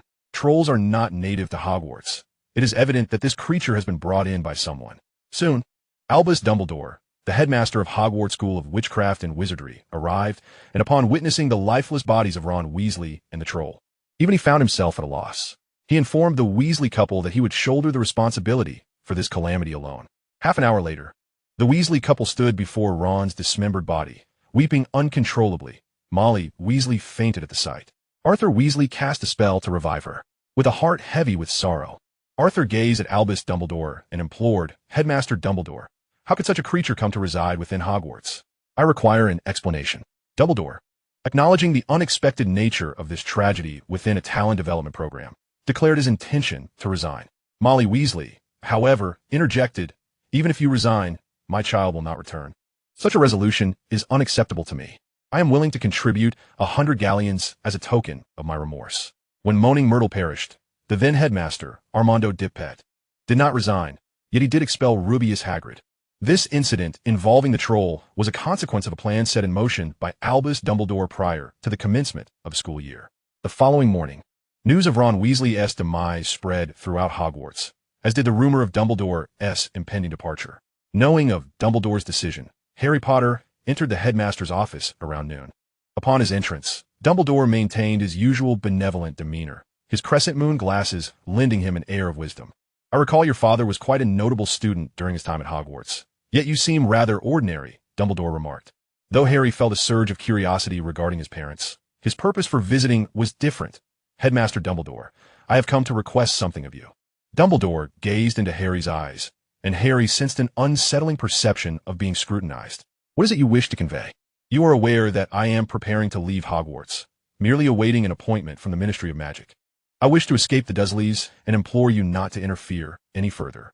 Harry Potter, the scar upon your forehead was inflicted by Voldemort, a mark left by your mother, Lily Potter, with her very life. This scar protects you until you reach adulthood, but it requires that you live in proximity to blood relatives, and you have but your Aunt's family remaining. Voldemort is dead. This protection is no longer of consequence. Dumbledore regarded Harry, uncertain of how to respond, particularly perplexed by Harry's resolute desire to join Slytherin. Throughout many moments this year, Dumbledore had pondered whether he was growing old, as the course of events seemed to slip beyond his control. If you believe it unnecessary, then proceed as you wish. Thank you, Harry replied before departing. As he watched Harry's retreating figure, Dumbledore felt a profound sense of his carefully laid plans unraveling. 2 days later, Minerva McGonagall was appointed as the acting headmaster of Hogwarts. Should this academic year proceed without incident, she would be formally appointed as the headmaster. This situation delighted Dudley Dursley, for without Dumbledore at Hogwarts, he anticipated far fewer complications. On the third day following Dumbledore's departure, Professor Quirrell entered the chamber of the three-headed dog and, upon observing it, cast a killing curse. At this juncture, Voldemort surmised that the Sorcerer's Stone was likely no longer within Hogwarts, yet he felt compelled to investigate. Master, are we truly to depart? If we do not leave, what purpose remains for us at Hogwarts? We could eliminate Harry Potter. Foolishness. That Harry Potter is merely a shadow of his former self, a student who has entered Slytherin, so ordinary that he lacks even the most basic knowledge of the wizarding world. To believe he is a savior is as absurd as claiming Neville Longbottom is one. For Professor Quirrell, Voldemort's guidance in devising obstacles for Harry Potter posed no challenge. Quirrell examined the mirror before him and, after a thorough inspection, confirmed that it bore only traces of magical barriers. Master, it seems the object has been removed. Then let us depart. There is nothing left here to warrant our presence. The following morning, Professor Quirrell vanished from Hogwarts. As the interim headmaster, Minerva McGonagall swiftly reorganized the class schedule, distributing the responsibility for teaching defense against the dark arts among the heads of houses, herself included. She also reported Quirrell's disappearance to the Ministry of Magic and announced the search for a new defense against the dark arts professor. While other positions might attract numerous applicants, the position of defense against the dark arts professor had become notorious for its misfortunes, leading to a dearth of candidates. On the weekend, Dudley Dursley invited Hermione Granger to the location of the Whomping Willow. The two had been diligently working on the creation of magical artifacts and were eager to pursue their ambitions. Chapter 14. Confronting the Whomping Willow. The branches of the Whomping Willow swayed in the breeze, its impossibly thick trunk resembling an ordinary willow tree. At that moment, a flock of birds flew above the tree, and the lowest among them was struck and shattered by a branch. Hermione witnessed this shocking scene, her eyes widening in alarm. Dudley, did you see that? A bird just exploded. Fear not. I shall protect you, Dudley assured as he handed her a freshly crafted torch. Hermione, trust me. No matter how formidable a plant may be, it is still a plant, and fire can be used against it. Hermione nodded, accepting the torch. After Dudley ignited his own, they both held their flaming torches in their left hands, while their wands were poised in the right, cautiously approaching the Whomping Willow. With each step, they paused for 10 seconds to gauge the tree's range of attack. As they drew within 10 paces of the tree, a branch as thick as an arm swung toward Dudley. In response, he waved his wand, conjuring a fireball the size of a fist that struck the advancing branch. Upon contact, flames erupted, engulfing 2/3 of the branch in fire. This pattern continued until they reached the roots of the Whomping Willow, during which it refrained from launching any further attacks. As they approached the trunk, the tree even shifted away from them. Dudley, I think it's afraid. Fear is a justified sentiment. Should it dare to attack us again, I shall incinerate it entirely. As Dudley Dursley's words resonated, it was evident that the Whomping Willow trembled slightly. At that moment, Hermione Granger noticed a hole beneath the tree. Dudley, look at this. Naturally, Dudley was aware that the hole led to Hogsmeade, yet he feigned ignorance. Shall we venture inside? Having arrived at this point, it was only natural to explore the opening rather than merely gaze upon it. Hermione nodded, and Dudley extinguished the torch, setting it aside while he cleared the path for Hermione. Hermione, if any danger arises, you must prioritize your safety and attend to me only once you are secure. Knowing there was no immediate threat, such words genuinely touched Hermione's heart. Indeed, Dudley had become Hermione's most significant friend within the walls of Hogwarts Castle, especially during the times she faced ostracism from the other girls in the dormitory. Dudley bravely leaped into the hole, casting a Lumos spell to investigate. Hermione, it's safe below. Extinguish the 2 torches and toss them down. Then follow me. I shall catch you. Hermione complied with Dudley's instructions. But when Dudley pretended to stumble while catching her, their lips accidentally brushed together. Fortunately, the darkness obscured Hermione's flushed cheeks, reminiscent of the Weasley family hair color. I'm sorry, I still didn't manage to catch you. It's nothing. Let us proceed. Shall I light the torches? No need for that. I fear it may harm the tree roots. Let us utilize the Lumos spell instead. But my magical energy is considerably lower than that of my peers. It was uncertain if this was a deliberate act by a certain presence, as Dudley's magical capacity had consistently lagged behind that of his contemporaries. No waities. I can manage. Thus, Hermione and Dudley followed the glow of the Lumos spell into the Shrieking Shack. To Hermione's astonishment, she had not anticipated that the Whomping Willow led to a room. Were we? I believe we shall ascertain that by stepping outside. Hermione nodded, and as they walked across the creaking wooden floor, they left behind 2 pairs of shoe prints on the dust-laden surface. Unbeknownst to them, their hands intertwined, with Dudley leading the way, wand in hand. Observing Dudley's silhouette, Hermione felt a sense of protection envelop her. Upon reaching the door, Dudley smiled. I think we've arrived at Hogsmeade. Hermione approached the entrance, observing some older students from Hogwarts gazing in their direction. Why are they staring but not entering? Dudley surveyed the room. I suspect this is the Shrieking Shack. Hearing Dudley's words, Hermione found it hard to believe. Are you suggesting that we have discovered a passage from Hogwarts to Hogsmeade? Dudley nodded. Let us return. There are people outside, and we cannot exit now. The 2 retraced their steps, and at the hole's entrance, Dudley lifted Hermione by her waist, allowing her to climb up. Hermione placed her hands on the edge and scrambled out, while Dudley waved his wand to levitate the 2 torches. Hermione ignited the torches as previously discussed. Bringing the flaming brands close to the Whomping Willow, insert a branch, or I shall ignite you.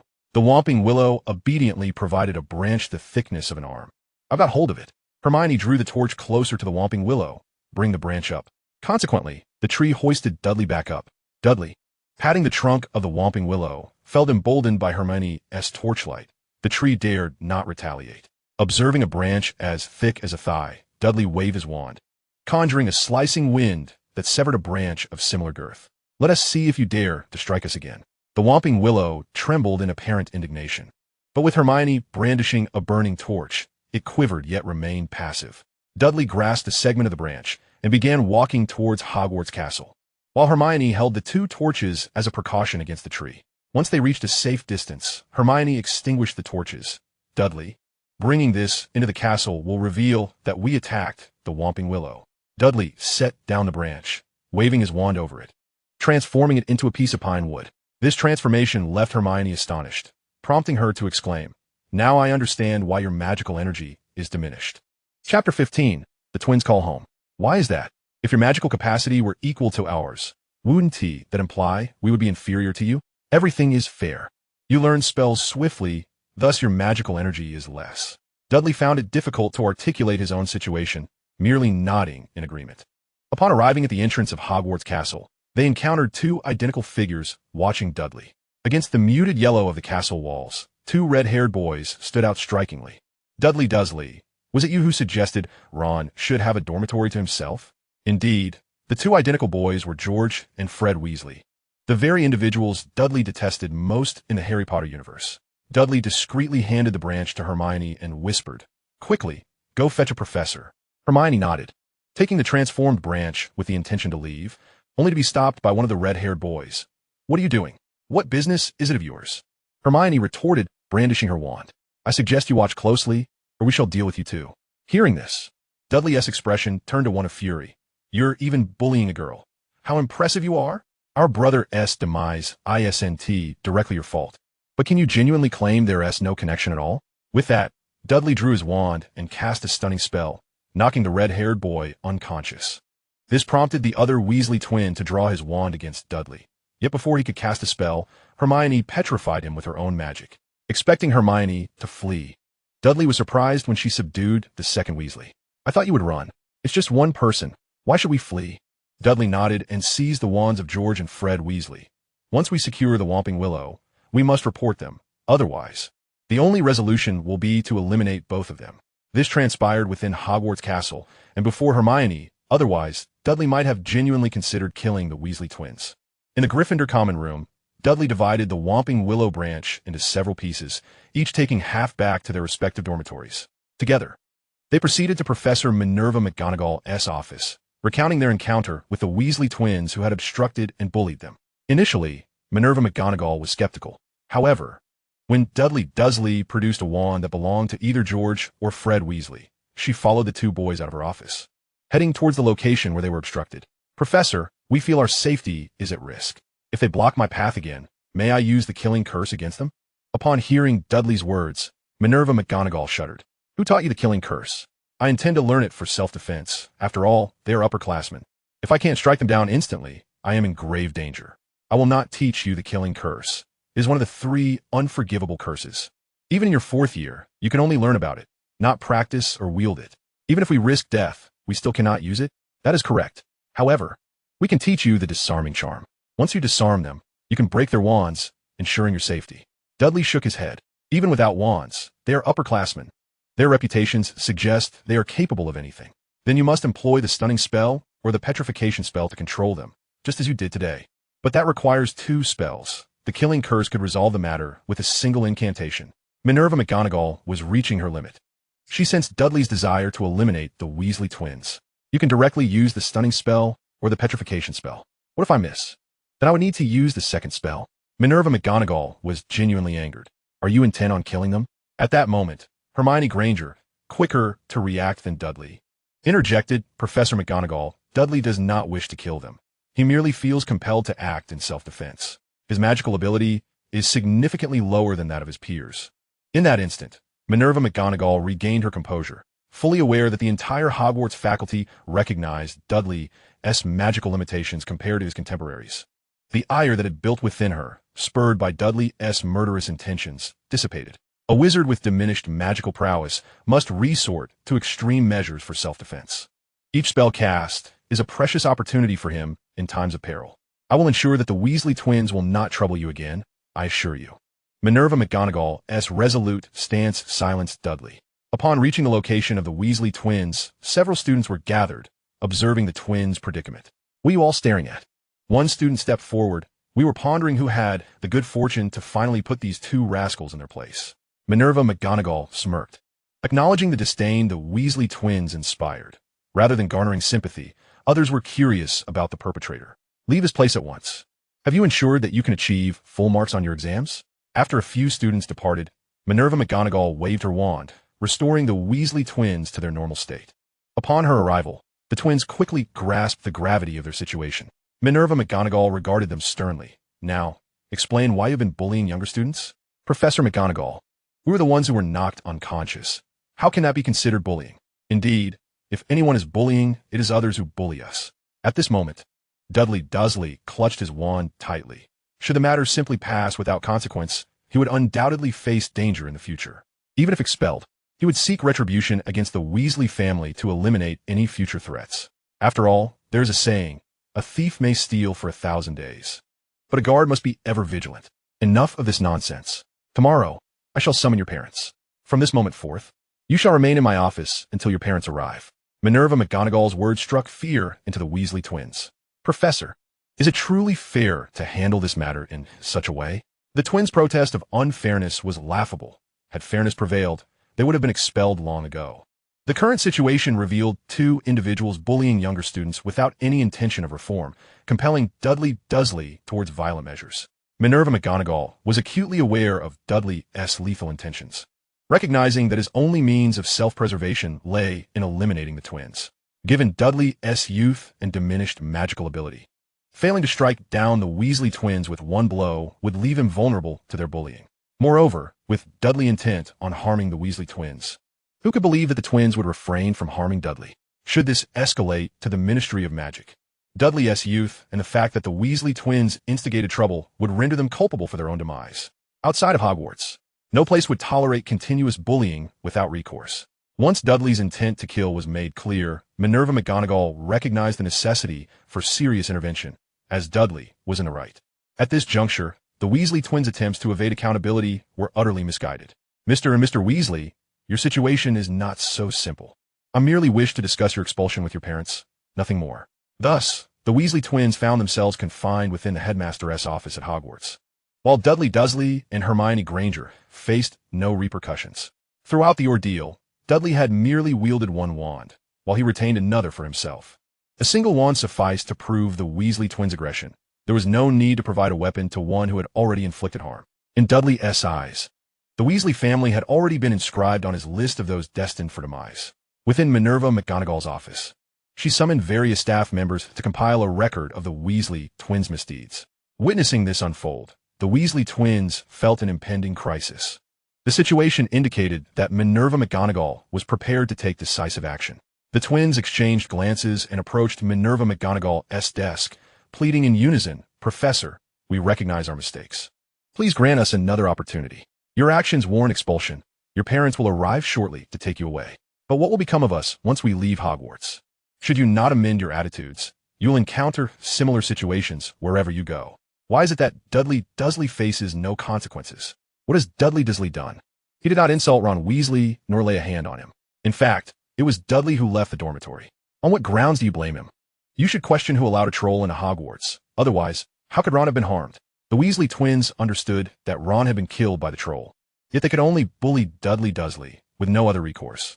Now, it appeared they could no longer exert their influence over Dudley. Half an hour later, Mr. and Mrs. Weasley arrived at the headmaster's office at Hogwarts. Minerva McGonagall solemnly conveyed the consequences of the Weasley twins' actions to the bewildered couple. Arthur Weasley felt that expelling his children was somewhat excessive. After all, children are prone to making mistakes. "Professor McGonagall, they are still just children. Is it really fair to expel them like this?" Minerva McGonagall promptly levitated a file detailing the mischievous deeds of the Weasley twins in front of Arthur. "Take a look at this. These are some of their transgressions over the years. If you find even one that they did not commit, I will immediately summon someone to rectify the matter." She gestured towards a cabinet. This cabinet, provided by Mr. Filch, contains the tools used by these two for their mischief. The only other individuals who warranted such a cabinet in the past were the four troublemakers from over a decade ago. Yet, even they never stooped so low as to bully a first-year student, particularly one who is significantly less magically adept than their peers, and a young girl at that. Under such circumstances, I have no choice but to expel them. In response, Molly Weasley marched up to the twins and delivered a stern reprimand. "Constantly causing trouble. And now you've escalated to bullying a first year? You two have really outdone yourselves." The Weasley twins remained silent, aware that this was merely Molly's tactical maneuver. After admonishing them, Molly returned to McGonagall's desk. "Professor McGonagall, if they misbehave again, feel free to discipline them harshly. It's perfectly fine." As a seasoned educator in the magical arts, McGonagall was well aware of Molly's intentions. "Mrs. Weasley, are you truly suggesting that they should be punished to the point of death?" Molly was taken aback, and Arthur looked at McGonagall with confusion. "What do you mean? Is someone seriously contemplating killing them?" McGonagall fixed her gaze upon the Weasley couple. "Can you guarantee that they will never bully anyone again? Hogwarts cannot ensure that other children will remain unscathed, and if the bullied were to resort to extreme measures, would that be acceptable?" Arthur and Molly exchanged a solemn glance. Sensing the gravity of the situation, Arthur addressed McGonagall earnestly. "Professor McGonagall, are we to understand that someone might kill them?" McGonagall shook her head. "If they continue down this path, it is only a matter of time before someone takes drastic action against them. My responsibility is to ensure their safety while they are at Hogwarts." Molly was perplexed. Shouldn't we be addressing the children who are threatening to kill others? The reality was that the threat was a response to continued bullying, and the Weasley couple could not assure that their sons would cease their misbehavior.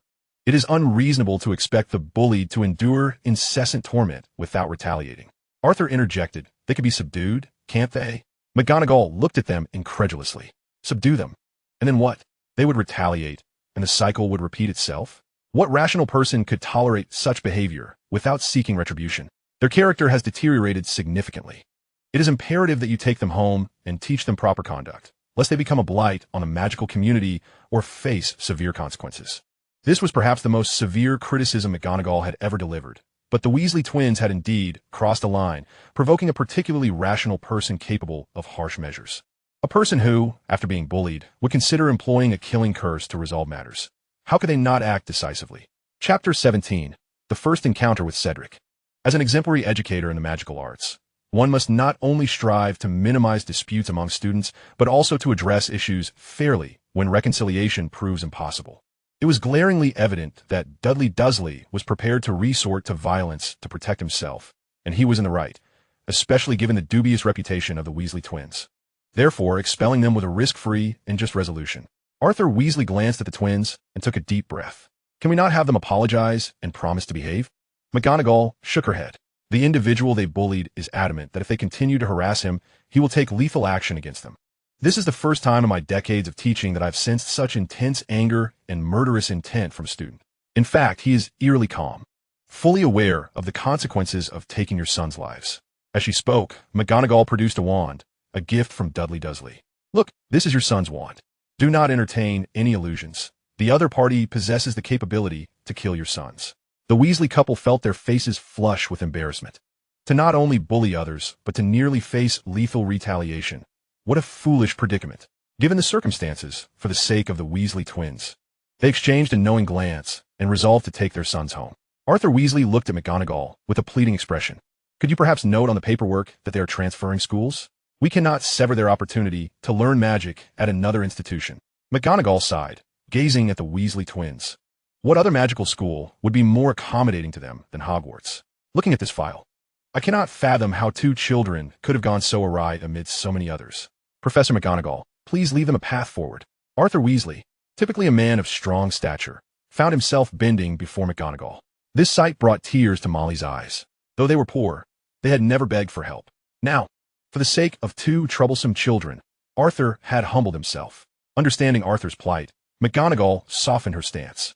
Let us proceed with their expulsion. And also, the tragic fate of Ron Weasley at the hands of a troll should be attributed to the individual who brought the troll into Hogwarts. It is your responsibility as parents to teach your children to discern the truth.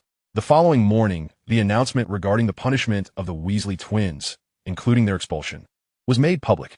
Among the crowd, a red-haired boy stepped back, feeling a sting of shame. This boy was Percy Weasley, the only member of the Weasley family still attending Hogwarts. With his older brothers expelled and his younger siblings facing dire consequences, Percy, who valued his reputation, felt utterly humiliated. In the crowd, a bushy-haired girl with prominent front teeth let out a sigh of relief upon reading the announcement. However, the chubby boy beside her wore a sullen expression, leaving her bewildered. Dudley, you seem unhappy. Hermione, it may seem that I am safe within Hogwarts, but what about outside? Those two rascals are not to be trifled with. Harry Potter, standing next to Dudley, added, the Weasleys are nothing but trouble. The Weasley family is so impoverished that they lack any semblance of moral boundaries. You must work hard to ensure your children never resemble them. While Harry wanted to boast about his own wealth, he recalled Hagrid's advice and simply nodded. I will strive to earn more money in the future. On the day preceding the weekend, after class, Cedric Diggory found himself alone at the entrance of Hufflepuff House, where he approached an upperclassman for assistance. Good day, I understand this may seem presumptuous, but I'm a first-year student hailing from a Muggle family, and I wish to procure some magical supplies. Might you assist me? The reply was swift. I'm afraid I do not intend to visit Hogsmeade tomorrow. Such exchanges were repeated numerous times between Cedric Diggory and the students of Hufflepuff. Why not seek help from someone in your own house? Inquired a boy with a radiant smile, whom Cedric recognized as Cedric Diggory himself. Though it was somewhat embarrassing, Cedric was compelled to confront the reality that he could not find anyone in Gryffindor who could assist him. While he had no acquaintances in Hufflepuff either, he believed there were more individuals willing to help him there than in Gryffindor. Is it because our house has the largest number of students? He pondered. I can pay you in advance. I merely require materials to create a bag for the extension charm. Cedric, taken aback, responded. Aren't you concerned I might abscond with your money without fulfilling my promise? I have faith in the integrity of Hufflepuff students, Cedric replied. On the strength of your trust, I shall ensure the task is accomplished. My name is Cedric Diggory. We shall reconvene here at this time tomorrow. Thank you, Mr. Diggory. I am Cedric Diggory. Ah, Mr. Diggory, I have heard of you. It is said you wield your spells with great proficiency. It is merely a matter of circumstance. My magical abilities are significantly below that of my peers. As Cedric entered the dormitory, he resolved that if the opportunity arose in their fourth year, he would be inclined to lend a hand to this amiable and helpful young man. After all, who would wish to witness a kind-hearted individual perish?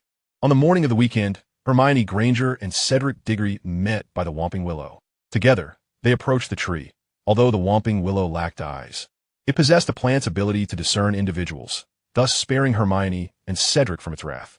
The tree might strike at Albus Dumbledore. It did not dare attack Cedric and Hermione. Others might dismiss the Whomping Willow as merely a stationary plant, but Cedric was not one to shy away from confrontation.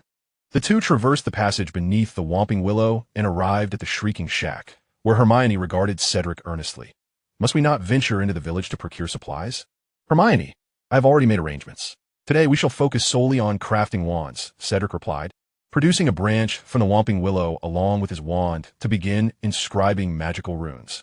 Chapter 18. Victory over Hermione.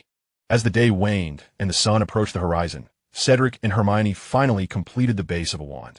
Had Cedric relied solely on his memory, the task would have been effortless. However, his limited magical energy forced him to guide Hermione, resulting in a single wand being crafted over the course of a day. This wand is truly challenging to create. If only you possessed greater magical prowess, you could surely expedite the process. Hermione, you are exceptionally talented. If you can manage to create a wand base in a single day, you flatter me. Where shall we acquire the wand core? It is said that Ollivander crafts his own cores, lest his wands lose their potency. We could also source our own cores. Hogwarts has what we need. Are we permitted to do that? The Thestrals in the Forbidden Forest, if we merely collect a few hairs, we won't be harming them. Who would object? The following afternoon, Cedric met Cedric Diggory at the agreed-upon location. Without any hesitation, Cedric handed over the items to Cedric Diggory, who expressed his gratitude. Thank you. You have been immensely helpful. You are too kind. It was merely a trifling effort. Cedric then produced a delicately crafted pastry from the eastern mystical lands that he had prepared in the kitchen. This is a gift for you, a token of my appreciation. Cedric accepted the pastry with curiosity. What is this? It is a lotus blossom puff from the eastern mystical lands. Quite delectable, you should give it a try. Cedric did not hesitate to sample it, and was instantly captivated by its exquisite flavor and texture. This food is truly astounding. The people of the eastern mystical lands certainly know how to indulge. I must take my leave now. Thank you for the pastry. It has brought me great joy. Upon returning to the Gryffindor common room, Cedric found Hermione Granger awaiting him on the sofa. It's done, Cedric exclaimed, displaying a bag the size of a basketball, his face alight with joy. Everything is right here. As he settled onto the sofa, he began to share some of the contents with Hermione. As agreed, whoever completes the extension charm bag first will have the other fulfill a reasonable request. I shall finish before you. That remains to be seen. Perhaps I shall be the faster. Without the extension charm, Cedric found it challenging to manage his belongings. After all, it was difficult to accumulate wealth without a proper means of storage. 4 days passed, and Cedric successfully crafted an extension charm bag, prompting a look of begrudging admiration from Hermione in the Gryffindor common room. In just 2 more days, I could have matched your accomplishment. Had Cedric not been so significantly disadvantaged in magical energy compared to his peers, he would have completed the task much sooner. Cedric, with a triumphant glint in his eyes, looked at Hermione. A wager is a wager. Do you concede? Speak. What do you wish me to do? Could you write my assignments for this academic year? Hearing this, Hermione's eyes widened in disbelief. You want to be studying? Hermione, you know my struggle is not with theory, but with magical energy. During the weekend, Cedric and Hermione opted not to visit the Whomping Willow, but instead ventured into the Forbidden Forest in search of Thestrals. As Hermione had never witnessed death, she could not see the Thestrals. However, Cedric could, and he tossed some meat from his extension charm onto the ground before guiding Hermione backward. Hermione watched as the pieces of meat levitated and gradually diminished. Cedric, they are right before us, aren't they? Cedric nodded. It is a blessing that you cannot see them. I hope you never have to. It is said that only those who have experienced death can see Thestrals. How is it that you can? I once witnessed a tragic accident. If you lend me some magical energy, I may not have enough to sustain this. Hermione nodded, taking Cedric's left hand in her right, allowing him to tap into her magical reserves. This was the reason Cedric brought Hermione along. In a sense, she served as a source of replenishment for his magical energy. Feeling an influx of power coursing through him, Cedric's confidence surged. Observing Cedric's sudden surge of assurance, Hermione found herself inexplicably captivated. Cedric waved his wand, and his clothing fluttered as if in a breeze. Hermione sensed her own magical energy depleting rapidly. Despite her condition, She made no moves, her only concern being whether Cedric could withstand such a demanding use of magic. Once the wand was waved, a powerful spell was unleashed. At this moment, Dudley Dursley's complexion was as pale as paper, while Hermione Granger appeared to be in considerably better spirits. "You simpleton, don't you know to take more?" Dudley glanced at Hermione with a foolish grin before settling down on the ground and pulling out some food to eat. After more than 20 minutes, he produced a bottle of ink he had prepared and mixed it with a copious amount of water, transforming it into a large quantity of black liquid. With a flick of his wand, Dudley directed the black water to the area where the nightmares resided, conjuring shapes resembling nightmares before Hermione's eyes. "Is this what nightmares look like?" "Indeed. But what you see is merely the shape created by the black water. They do not appear this way in their true form." An hour later, Dudley and Hermione had gathered a substantial amount of nightmare hair suitable for wand cores. Once the hair was separated from the nightmares, it became visible to the naked eye and could be used for wand cores as well as other purposes. Dudley and Hermione chose to leave the nightmares undisturbed, as Dudley remarked that they would recover on their own, making it unnecessary to waste magical energy. In truth, had Hermione not been present, Dudley might have harmed the nightmares. Considering the magical energy required for a killing curse is exceedingly limited, primarily fueled by intent to kill. However, to be prudent and to showcase his need for Hermione's presence, he opted for this method today. Days later, both Hermione and Dudley possessed a wand made from the wood of a willow tree with a core of nightmare hair. Holding their wands, Hermione became curious. "Dudley, what do you think would happen if we were to duel? I might end up dead at your hands, wouldn't I?" "Dudley, I'm serious. I'm not joking." "But Hermione, how could I possibly harm you? It would be you attacking me." Dudley's words inexplicably brought joy to Hermione. "Only you would say that. So, if we were two adversaries wielding our respective wands, what kind of outcome would we witness?" The wands in their hands, crafted from the same tree and the same nightmare hair, bore a closer relationship than the wands of Harry Potter and Voldemort in the original tales. Chapter 19. The Return Home for Christmas. "I truly do not know. There are no records of such a situation. Shall we give it a try?" "Don't be curious about that. It truly cannot be done. Let us just try the disarming charm."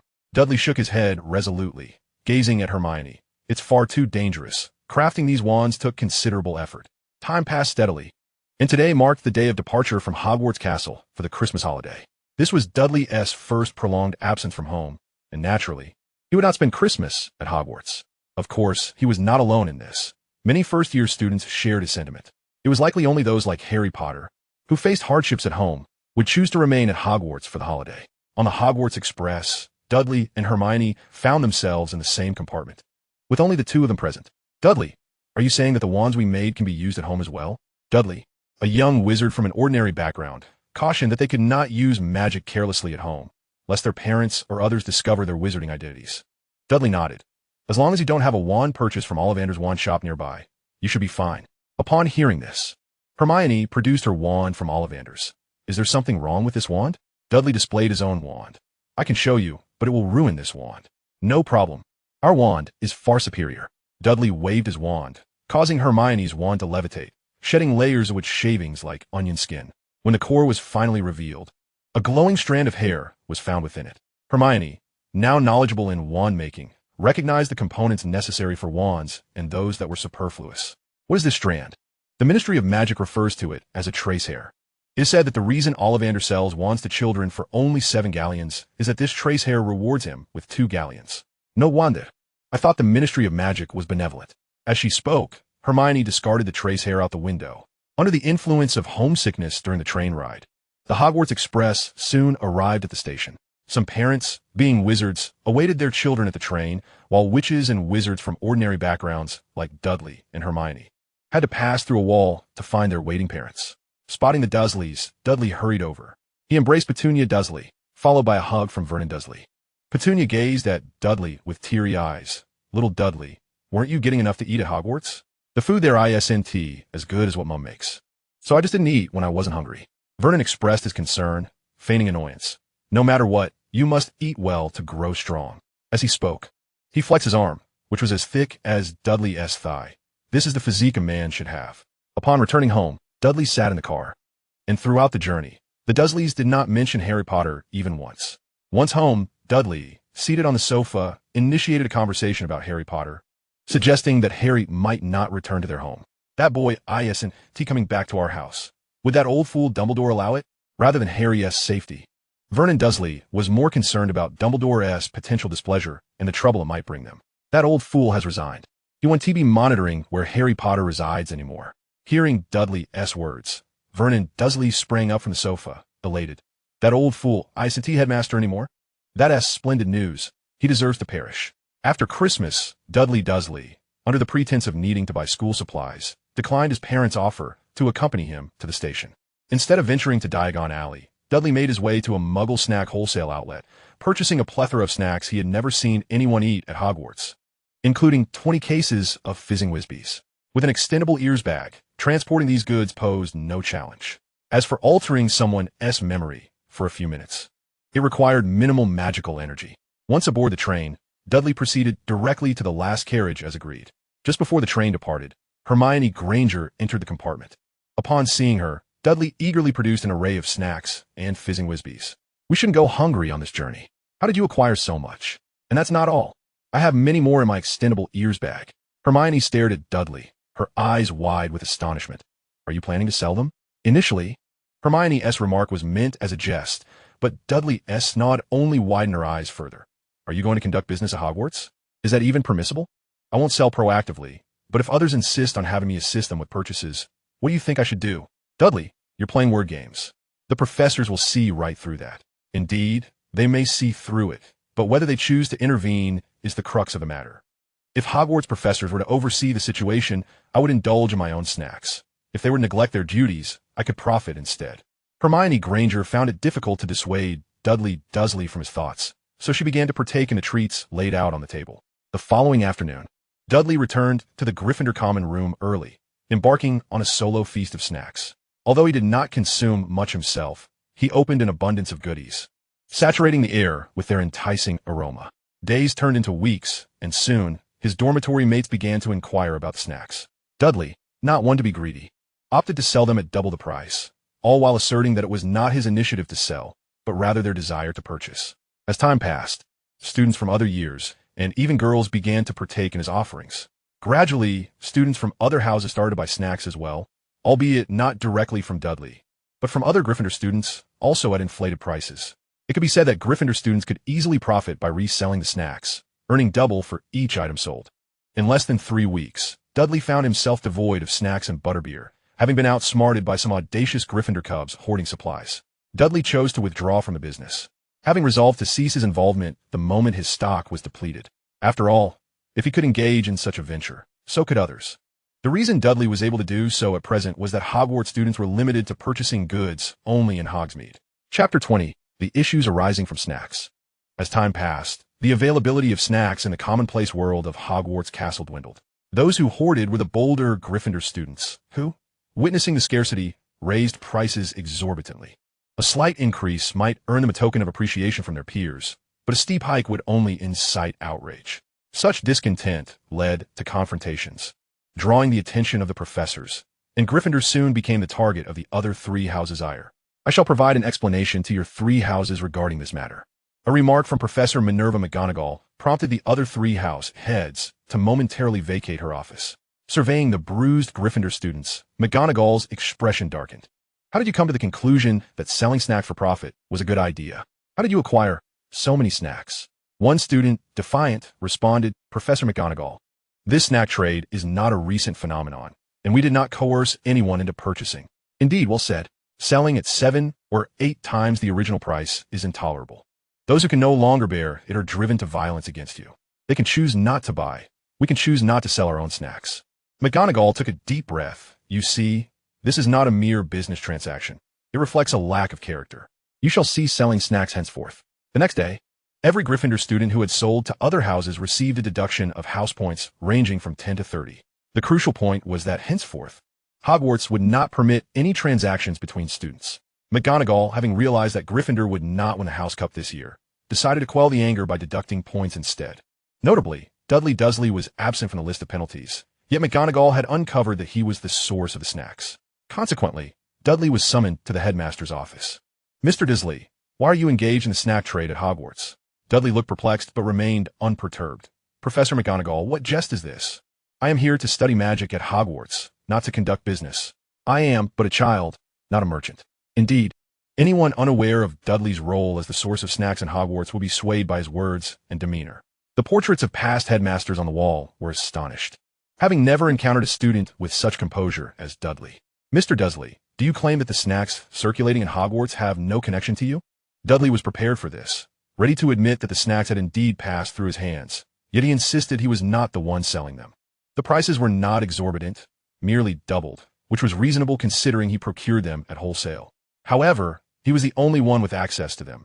It was entirely justifiable. And he was not the one seeking to sell, but rather others who wished to buy. If they seek you out to purchase, you simply comply? Professor McGonagall, I am not selling. They are requesting. I cannot simply give them away. I paid for them. Moreover, they are merely snacks. I have plenty. Why should I offend anyone? Dudley's argument was flawless. Bringing snacks to Hogwarts for personal consumption posed no issue when a multitude sought them. It was only reasonable to fulfill their requests without feeling obligated to offer them for free. Everything remained within a reasonable boundary, neither proactive nor dismissive. One could argue that Dudley's actions were altruistic rather than mercenary. What was crucial was that Dudley maintained clarity of thought, deftly avoiding McGonagall's verbal traps, focusing solely on the essential outcome, leaving her at a loss for counterarguments. When a child recognizes their own righteousness and can control the rhythm of the conversation, even a seasoned educator with decades of experience at Hogwarts cannot gain the upper hand unless they resort to leveraging their authority. However, McGonagall was an exemplary educator, preferring to engage in equal discussion with students. Mr. Dursley, while this incident may not be solely your fault, it has nonetheless created unfavorable repercussions. Dudley interjected before McGonagall could finish. I will refrain from bringing ordinary snacks to Hogwarts in the future. I merely wish to enjoy them myself. I never anticipated others would constantly ask me for them. My family's money does not come from thin air. I cannot give it away freely.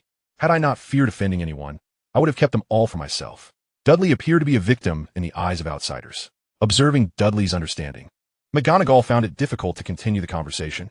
As to others, he had committed no egregious acts. Furthermore, this snack trade could only persist for a semester.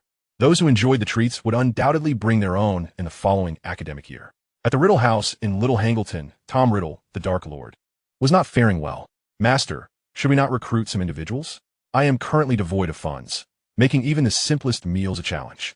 If my former servants were to witness my present state, they would not only refuse to assist, but would also hand me over to the Ministry of Magic. However, Master, without money, I cannot procure the materials you desire. Find a suitable person, imprison them, and assume their identity. Time passed smoothly, and soon the end-of-year examinations approached. In this round of tests, Dudley achieved the highest score in his year, surpassing even Hermione Granger, whose grades paled in comparison. At the graduation banquet, Hermione, bewildered, observed Dudley, knowing well that all his assignments had been completed with her assistance. Dudley, have you been secretly studying? I did not engage in clandestine study. Rather, I possess an exceptional memory, which may also account for the scarcity of my magical energy. This remark about the lack of magical energy allowed Hermione Granger to relinquish her concerns regarding Dudley Dursley's superior grades. As for Harry Potter, residing in Slytherin House, although he managed to pass all his subjects, his scores fell short of Draco Malfoy's, placing him merely at an average standing within his year. Dudley, don't forget to seek me out, he said. Of course, I will certainly come to find you during the summer, Dudley Dursley replied. After parting ways with Hermione Granger at the train station, they headed towards their respective parents. Harry Potter was of no concern to Dudley, for he had no intention of returning to the Dursley household. Dudley recalled that this summer would be a crucial period for the Dursleys, as Vernon Dursley was set to embark on a significant business venture. Chapter 21. The Challenges of Lockhart. Of course, in the original narrative, it was Harry Potter who disrupted matters. With Harry's departure from the Dursley residence, Dudley sought to assist his family in securing that business opportunity. Upon returning home, the Dursleys did not inquire about Harry, nor did Dudley mention him. He simply proclaimed himself the top student in his year. Upon hearing Dudley's declaration of academic excellence, the Dursleys were elated. Petunia Dursley resolved to prepare a sumptuous feast for her little Dudley, while Vernon Dursley presented him with a stack of pounds for his indulgence. This was the Dursley family, a warm and loving trio devoid of Harry Potter's presence. This situation also reflected the transformation in Dudley Dursley, who was no longer the same boy as before. Even without Harry Potter, the original Dudley would not have fared poorly in the Dursley household. With the reward from Vernon and the earnings from snacks, Dudley procured a considerable amount of materials for crafting magical devices to store magical energy from Diagon Alley. In the days that followed, Dudley spent his time either feasting or diligently working on his magical contraptions in his room. The Dursleys felt a mix of pride and concern for their industrious son. Dudley, you must occasionally step outside to breathe in some fresh air. You cannot study incessantly, Petunia urged. By the way, little Dudley, how about we all visit the amusement park tomorrow? Dudley agreed to Petunia's suggestion. After all, a trip to the amusement park is a source of joy for both parents and child. Though Dudley had little interest in the outing, he did not wish to deprive his parents of the experience of being parents. Surrounding the room were bookshelves brimming with volumes. However, these books consisted mostly of biographies, historical texts, and a few tales of the extraordinary. In this chamber, there was but a single writing desk and chair, cluttered with a pile of letters. A man with golden hair, upon reading a letter, could not suppress his smug smile. His grin was refreshing like a gentle spring breeze and pleasing to behold. Behind him were books that appeared brand new, such as Dissolving Ties with Ghosts and Gilderoy Lockhart's Guide to Exterminating Household Pests. These books were indeed freshly penned by the occupant of the room. Indeed, the man revealing his charming smile as he read was none other than Gilderoy Lockhart, the most best-selling author in the British Wizarding World. The doorbell rang, prompting Lockhart to set down his peacock feather quill and rise from his writing space. Moments later, he found himself in the living room, awkwardly facing a fairy clad in a glimmering crystal suit, flanked by two imposing wizards in black leather coats. The men exuded an aura of intimidation. The fairy regarded Lockhart with a sharp expression, her small eyes glinting with calculation. Mr. Lockhart, you are a month overdue, and while your books have sold well, you have exhausted your buyers. How do you intend to repay your debts? I am on the verge of completing a new book. Once it is published, I will be able to settle the overdue amount, Lockhart replied. However, your debts are substantial. Even if you manage to clear them temporarily, repayment will be sporadic in the future. It would be wiser to cultivate a new readership, thereby selling your accumulated stock of books and settling your debts in one fell swoop. The fairy's business encompassed various sectors, and Lockhart owed not only a debt to Gringotts, but also faced significant inventory issues with the publishing house collaborating with the fairies. The fairy was primarily concerned with Lockhart's capacity to generate income, as reclaiming his collateral would likely yield little value and require considerable effort. To promote your books in other magical communities will necessitate substantial funds. The fairy chuckled, observing Lockhart's demeanor. There is no need to travel abroad. The British magical community will suffice. Lockhart harbored skepticism regarding the fairy's assertion. If there were indeed readers in the British magical community willing to purchase his books, they would have done so by now. Unlike other authors, Lockhart was a celebrity writer. While other writers might hold a book signing event, Lockhart signings were merely a baseline. He also took the time to respond thoughtfully to each letter from his readers, displaying a warm demeanor devoid of pretentiousness. Therefore, Lockhart was confident that no reader in the British magical community had yet to purchase his works. I refuse to believe that there are fans in the British magical community who have not bought my books. I reiterate, you must seek new readers. You could encourage the children of the British magical community to purchase your books, thus acquiring a fresh audience and alleviating your inventory issues. Children reading my books? They're not textbooks for Hogwarts. You could position your books as textbooks. Hogwarts is currently recruiting professors. A single professor could design a few books as course materials. This should pose no problem, right? If your books become textbooks, they will sell annually to students, ensuring a long-term business venture. It must be said that Lockhart felt a flicker of temptation. However, this moment of allure was fleeting as he hesitated. No, that position is for the defense against the dark arts professor. If you refuse, how will you repay your debts? Even if your new book becomes a bestseller, you cannot produce new works every year. At that point, I will have no choice but to seize all your assets, tarnishing your reputation and making it even more difficult for you to repay. Yet, if you transform your books into textbooks for Hogwarts, consider the long-term, stable income. Observing Lockhart's indecision, the fairy stated directly, your time is limited. Should Hogwarts secure a professor, your opportunity will vanish. With that, the fairy departed, accompanied by the two wizards. After their exit, Lockhart found himself devoid of the inclination to respond to his readers' letters. Indeed, your orthodontic work has been quite successful. After removing this set of braces, you will not require any further adjustments. The male orthodontist remarked gently to his patient, his skilled hands swiftly detaching the braces. The patient gazed into the mirror, sensing something amiss. I feel like my teeth are hesitant to exert pressure. This is merely a psychological effect. After all, your braces have just been removed. In a few days, you will acclimate. Not far away, A girl with voluminous hair and prominent front teeth sat on a sofa, engrossed in a book titled Dissolving Ties with Ghosts. Upon finishing with the patient, the male orthodontist turned to his daughter, Hermione. What would you like for lunch? Fruit pizza. Is it permissible? Chapter 22. Lockhart's Intentions. Certainly, these days having you at the shop is unavoidable, especially since your mother has gone to visit your uncle. I cannot bear to leave you alone at home. Father. Is uncle unwell? Yes, but he is over 90 years old. There is little to regret. In truth, Hermione Granger wished to go, as it might afford her the opportunity to see Nightsteed. However, Mrs. Granger forbade Hermione from visiting, fearing that it would frighten her. At that moment, the shop door swung open, and a robust young boy entered. This boy was none other than Dudley Dursley. Nowadays, Dudley had ceased his binge eating, and thus, his physique was merely sturdy rather than corpulent. Upon entering, Dudley was immediately spotted by Hermione. Dudley, she exclaimed, joyfully approaching him. I knew you would be here. Hermione paused. Surprised, she had never disclosed the location of her family's dental practice to Dudley. How did you know? As someone who had once experienced Hermione's life, he naturally had insights. But he could not explain it that way. I visited your home and found no one there. I inquired with the neighbors, and this dental practice was the only one nearby, so it wasn't difficult to locate. Listening to Dudley's reasoning, Hermione felt her question rather foolish. At that moment, Mr. Granger approached. It seems you are not here for a dental checkup. Hello, sir.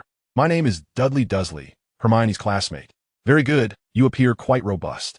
Feel free to chat. Mr. Granger recognized that since Dudley was Hermione's classmate, he too was likely a wizard. For wizards, his presence as a mere muggle was somewhat obstructive to their communication. Hermione, I have some magical artifacts to show you. Is there a place where a muggle cannot go? The storage room will do. It's off limits to outsiders. Dudley nodded. The storage room sufficed, as it would also be inconvenient for him as an outsider to enter. Although it was a storage room, it was impeccably organized with cardboard boxes for potions neatly stacked after being unpacked. Empty potion bottles and discarded syringes were also categorized and stored methodically. Hermione Granger struggled to find 2 small stools, but Dudley declined and instead produced several handmade bracelets. Hermione, look at this. Bracelets? What kind of magical artifact is this? Observing the intricately inscribed bracelets made of a grayish-brown stone, Hermione was unaware of their function. Indeed, anyone examining the external magical inscriptions of an artifact would be unable to discern its purpose. Even a master of magical artifacts could only deduce based on experience and material. The truly functional magical inscriptions resided within the artifact, requiring it to be open to access them. However, once an artifact is opened, it is typically rendered unusable. This is made from fox stone and Nightsteed's hair. It can absorb the user's magical energy and then return it when needed. As Hermione listened, she adorned her left wrist with one bracelet, attempting to channel her magical energy into it. Within a minute, she found it impossible to infuse any more. Dudley, this one can only hold the magical energy for 3 or 4 stunning spells. Dudley, satisfied with this stage of development, replied, I'll just bring a few more bracelets. At least when danger arises, I can feel a bit safer. Hermione weighed the bracelet on her left wrist. This is quite heavy. Dudley nodded, somewhat self-deprecatingly remarking, Fortunately, I'm still quite strong. For wizards, physical strength is not a primary concern. By the way, this bracelet has another feature, but it cannot be demonstrated here. What feature? Once the magical energy inside is depleted, if it is shattered, it will explode, attacking everything within a meter radius. Hermione gazed at the bracelets in her hand, her eyes wide. This was akin to a grenade that could be used in emergencies, but each bracelet is quite valuable. As she contemplated returning it to Dudley, he refused. These are for you.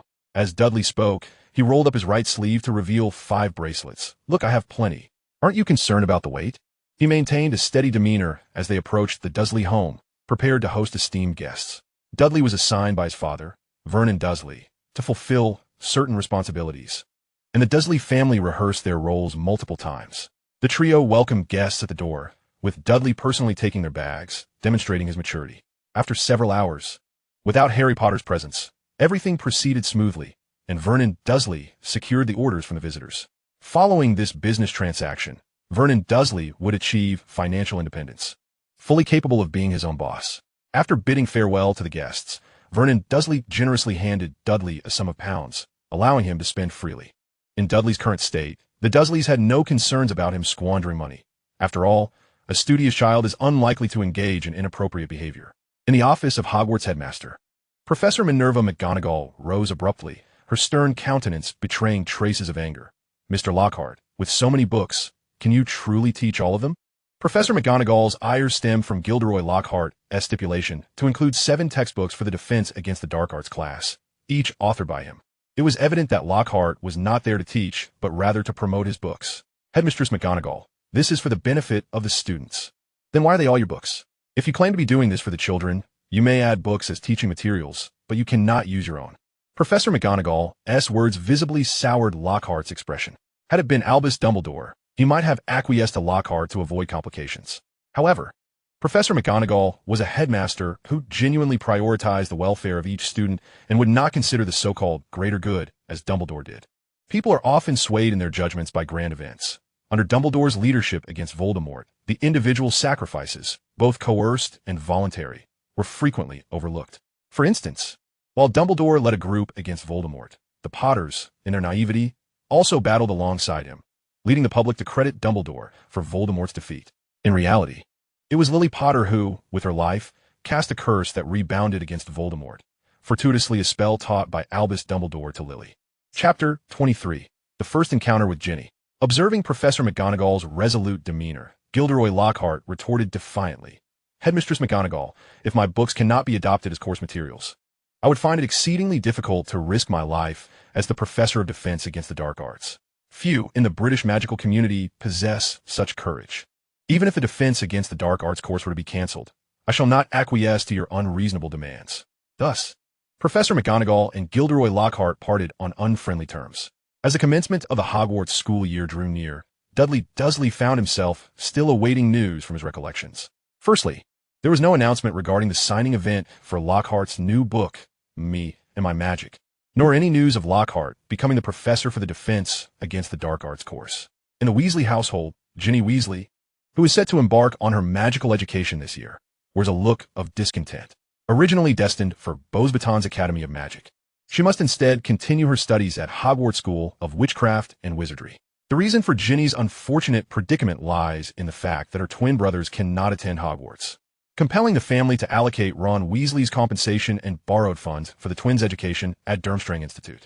Traditionally, as the sole daughter of the family, Ginny enjoyed the privilege of wearing new clothes, yet circumstances have shifted. With the family's finances now primarily directed towards the twins' schooling, Ginny finds herself donning hand-me-downs and, regrettably, male attire. "Mother, I no longer wish to attend Hogwarts for my magical studies. I would prefer to stay home and have you teach me instead. I would teach you magic, but who would tend to the chores? Who will feed the chickens? And the pigs? Who will care for them? But how can I possibly go out dressed in boys' clothes?" The Weasley family had initially intended to send Ginny to Beauxbatons with the 100 galleons they received as compensation for Ron's untimely death at Hogwarts Castle. While Mr. and Mrs. Weasley professed no grievances towards Hogwarts, their sentiments were far from genuine. However, with the twins unable to continue their magical education at Hogwarts, Ginny's discomfort became a necessary sacrifice. When faced with the choice of one child enduring ridicule or two being denied education, any parent would opt for the latter. "Ginny, it will only be for a year. Once your brother graduates, we will have the means to purchase you proper clothing.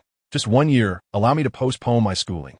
Thus, the matter of Ginny Weasley's attire became a pressing concern for the Weasley family. With only 2 days remaining until the commencement of classes at Hogwarts, the school had yet to find a brave soul to fill the position of Defense Against the Dark Arts professor. Even if a candidate were to be found, the recurring necessity to search for a new professor the following year posed a significant dilemma.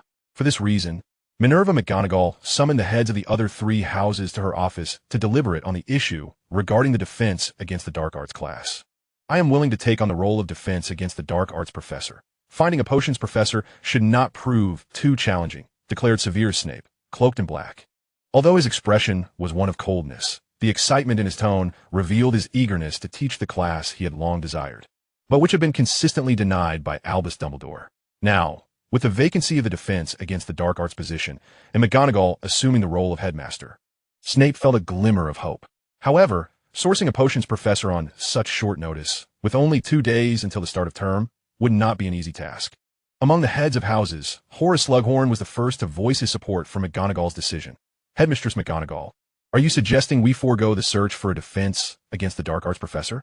McGonagall nodded, affirming, "Indeed, my intention is to abolish the Defense Against the Dark Arts class, as no professor has been able to retain the position for any length of time. Regardless of the reasons, I believe it prudent to eliminate the class to prevent further mishaps. Upon hearing this, Severus Snape, who ardently aspired to be the defense against the dark arts professor, immediately objected. But how will children navigate the dangers of the magical world? The defense against the dark arts class was primarily designed to equip students with the skills to confront the myriad threats posed by both wizards and the magical creatures that inhabit their world. McGonagall acknowledged Snape's point before continuing. Therefore, we shall extract the content of the defense against the dark arts curriculum and integrate it into our existing courses. But that would require rewriting the curriculum. 2 days is hardly sufficient, protested Flitwick. Not at all, McGonagall replied. The content related to dangerous magical creatures can be covered in herbology, while hazardous potions can be discussed in potions class. And practical application can take place in my transfiguration class. Upon hearing McGonagall's proposal, the head of Hufflepuff expressed skepticism about the necessity of the defense against the dark arts class. I see no issue with this arrangement, but I shall require a salary increase. McGonagall nodded in agreement, understanding that with increased responsibilities should come commensurate remuneration, a perfectly reasonable expectation. As the day approached when they would board the Hogwarts Express, Dudley Dursley realized that the unfolding narrative in Harry Potter's world had deviated significantly from his recollections. The reason was simple. As of now, Dudley had yet to receive any news regarding the purchase of Gilderoy Lockhart's books. Although some passengers aboard the train were perusing Lockhart's works, these were merely personal extracurricular readings, not textbooks. Upon entering the final carriage, Dudley was surprised to discover it already occupied by a girl with red hair and freckles. Despite her freckles, the girl possessed the undeniable allure of beauty, particularly accentuated by her exquisite lace-trimmed dress, which captivated the gaze of onlookers. This was not a feeling of inappropriate desire, but rather an appreciation of beauty. Dudley quickly recognized her as Ginny Weasley, the only girl in the Weasley family. There is no one else here. You may come in, the girl invited. Dudley, regaining his composure, replied, No, I expect a bushy-haired girl will soon join me in this carriage. If she appears as astonished as I am, kindly inform her that Dudley Dursley is in the adjacent carriage. Are you two meeting by appointment? Not particularly. I wish you a pleasant journey. After saying this, Dudley closed the door to the carriage behind Ginny. In truth, Dudley was perplexed. Given that Ron Weasley had perished at Hogwarts, why was Ginny still attending the school? Moreover, her attire seemed unusually elegant, which was quite unlike the Weasley family. Chapter 24. The Sorting Hat Goes Missing. Dudley Dursley pondered the myriad possibilities that lay ahead. Yet the more he thought, the more confused he became. He was uncertain whether the basilisk would re-emerge. After all, he had procured a significant quantity of mandrake. If the basilisk were not released, his efforts to acquire mandrake would be in vain, while one would have to wait for the mandrake to mature at Hogwarts. It is worth noting that mandrake is a common potion ingredient readily available in Diagon Alley. The carriage door swung open, and Hermione Granger fixed an annoyed gaze upon Dudley. Why were you so silent in there? Dudley, snapping back to reality, noticed Hermione. I was lost in thought. Did you see the girl in that carriage? Do you think she is beautiful? As Hermione posed this question, an inexplicable discomfort settled within her. That's not the point. The point is her red hair and freckles. Consider those features. In an instant, Hermione's eyes widened in realization. She is a Weasley. She certainly looks like one. But her attire is anything but typical of the Weasleys. Hermione nodded, acknowledging Ginny's brand new outfit, which was far from being of inferior quality, definitely not characteristic of the Weasley family. Could it be that Ron's death led Hogwarts to compensate the Weasley family handsomely? In the realm of ordinary individuals, should a child perish within the confines of a school due to the actions of its staff, it stands to reason that, under normal circumstances, the parents would demand accountability, and the responsible staff member would be compelled to compensate, for the child met their untimely end at their hands. Although there may not have been malicious intent, the consequence of their actions ultimately led to the tragedy. The Weasley family is indeed intriguing. Possessing wealth, they refrain from sending their children to other magical institutions, choosing instead to enroll them in Hogwarts, the very place where tragedy once befell a child. The Weasley family's choices appear quite peculiar, despite their circumstances. They continue to bring numerous children into the world, demonstrating a staggering lack of responsibility towards their offspring's welfare. As the Hogwarts Express made its way to the illustrious Hogwarts School of Witchcraft and Wizardry, a sense of chaos enveloped the institution. Preparations for welcoming new students were in full swing, yet the Sorting Hat remained conspicuously absent. The three heads of houses and the headmaster found themselves at a loss. Without the Sorting Hat, how could they allocate the students to their respective houses? Minerva McGonagall proposed the notion of emulating other magical schools and foregoing the sorting altogether. A suggestion met with discontent from the house heads. This was not merely a matter of authority, it also concerned their salaries. It is worth noting that Severus Snape had long sought the position of defense against the dark arts professor, partly due to his lack of ambition, and partly because that role offered a higher salary than that of head of house. Without sorting, how would the students be housed? Randomly assigned dormitories would complicate matters, and the students would have to endure the inconvenience of shared accommodations. Who would want to reside in the dungeons? Exclaimed Flitwick, nodding in agreement. Professor Snape raises a valid point. Would not all students end up in our Ravenclaw dormitory? Among the 4 houses of Hogwarts, Ravenclaw's dormitory was deemed the most desirable, while Slytherin's was considered the least favorable. The entrance to Ravenclaw's dormitory required answering a riddle, while Slytherin's entrance was secured by a long-standing password. Yet, even if one could enter Slytherin's dormitory freely, few would choose to dwell there. At this juncture, the head of Hufflepuff proposed a novel idea. Why not allow the dormitories to select the students for each house? Our Hufflepuff dormitory would be safe from intruders. Those who do not belong to Hufflepuff would be repelled, but the attackers would not pose a genuine threat to the students. Severus Snape added, let the students choose their dormitories after the feast. Unworthy individuals would not gain access to my Slytherin. Snape was acutely aware of the isolation faced by non-pure-blood wizards within Slytherin. He himself had endured bullying from Gryffindor students due to his Muggle father. And while Slytherins would offer a degree of assistance, they would not seek revenge on his behalf. As the Hogwarts Express's whistle echoed, children disembarked, divided into 2 groups. A small cluster of first-year students who needed to traverse the same path once taken by Dudley Dursley and his companions, and the remaining group, consisting of Dudley and his entourage, who boarded the night bus, an experience few students were privy to, as most believed they were riding in a horseless carriage. Dudley Dursley still found himself sharing a vehicle with Hermione Granger, but this time it also included Seamus Finnegan and Dean Thomas. I just spotted a first-year student, and she is stunning, remarked Dean Thomas, igniting Seamus Finnegan's curiosity. Do you think that girl will become a Gryffindor? Are you referring to the one with red hair and freckles? Seamus inquired. While uncertain about the freckles, Dean confirmed the girl's fiery locks. Do you think freckles can disappear? Dean pondered aloud. Hermione, observing Dean's fascination, quipped, Dean, are you developing a crush on that girl? Is that so wrong? Dudley nodded in agreement. Of course. But you need to know who she is to decide if you should pursue her. Do you know her identity? Dean Thomas, at this moment, did not genuinely seek a relationship. Rather, he simply wished to associate with a beautiful girl, enhancing his social standing. Dudley shook his head. I'm not sure, but if she is the girl I suspect, you might want to reconsider your affections. Dudley's words piqued the curiosity of both Dean Thomas and Seamus Finnegan. Who would she possibly be? Dean asked eagerly. Consider a red-haired witch. Which family in the British wizarding world could she belong to? Hermione's statement sent a chill through Dean. It can't be a Weasley, can it? Seamus's expression turned complex as he glanced at Hermione. Surely it cannot be a Weasley. Last year, one perished in Hogwarts. And this year, they're sending more. The Weasley family is large, but this is excessive. Seamus's comment elicited laughter from Dudley and Hermione. Ron Weasley's death was merely an accident, Dudley chuckled. What about the Weasley twins? Dean queried.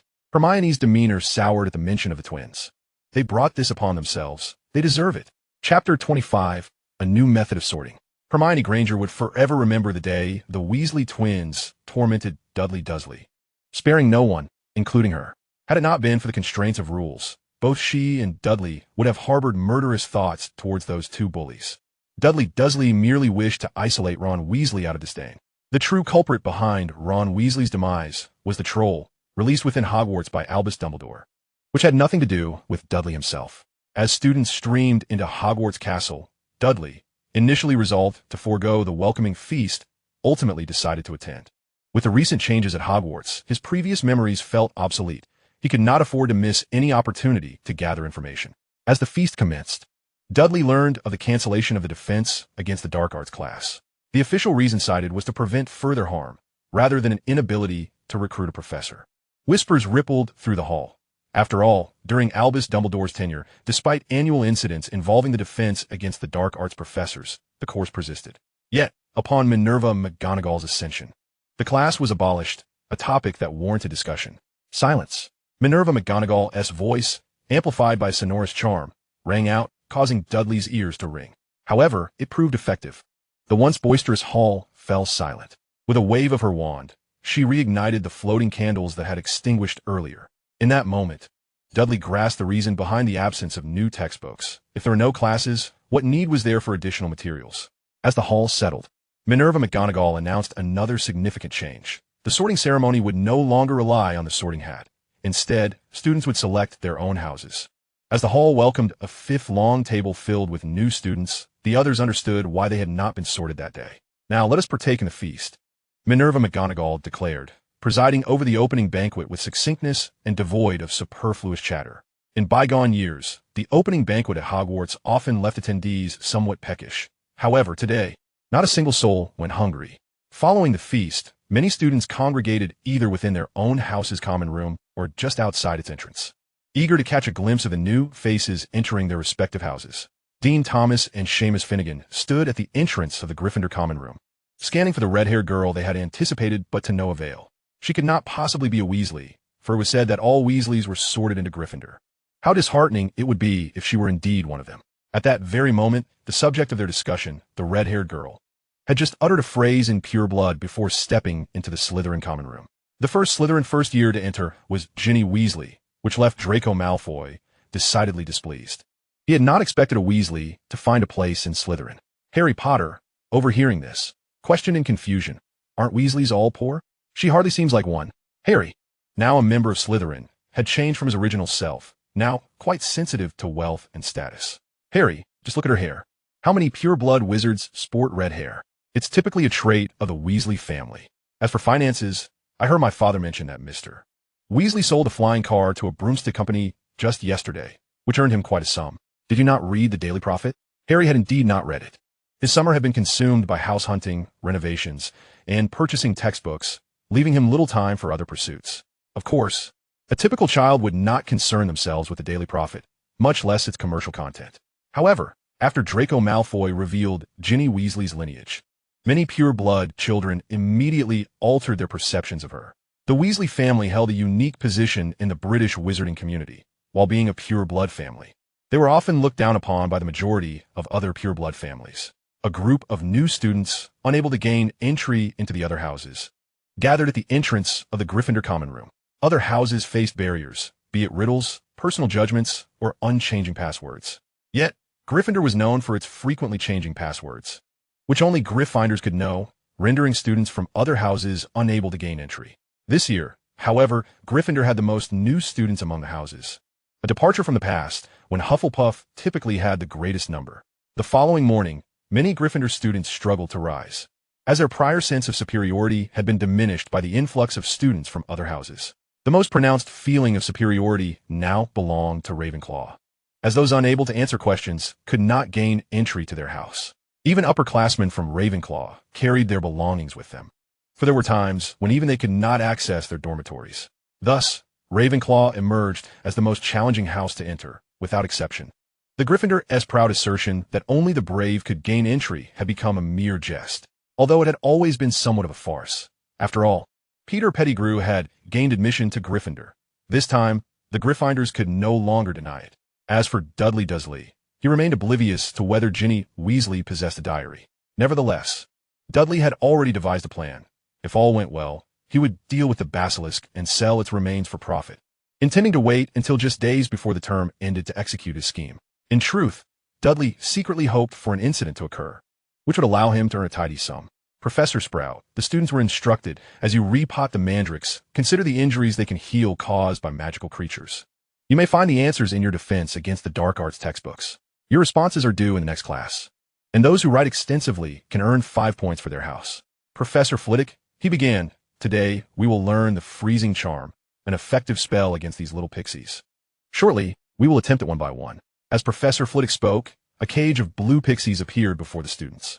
This content was part of the defense against the dark arts curriculum. Today, they would practice the freezing charm while contending with the pixies. Chapter 26, Mr. Filch's Suspicions. After several days of classes, many students came to understand that although the defense against the dark arts course had been canceled, its content had been integrated into potions, transfiguration, charms, and herbology classes.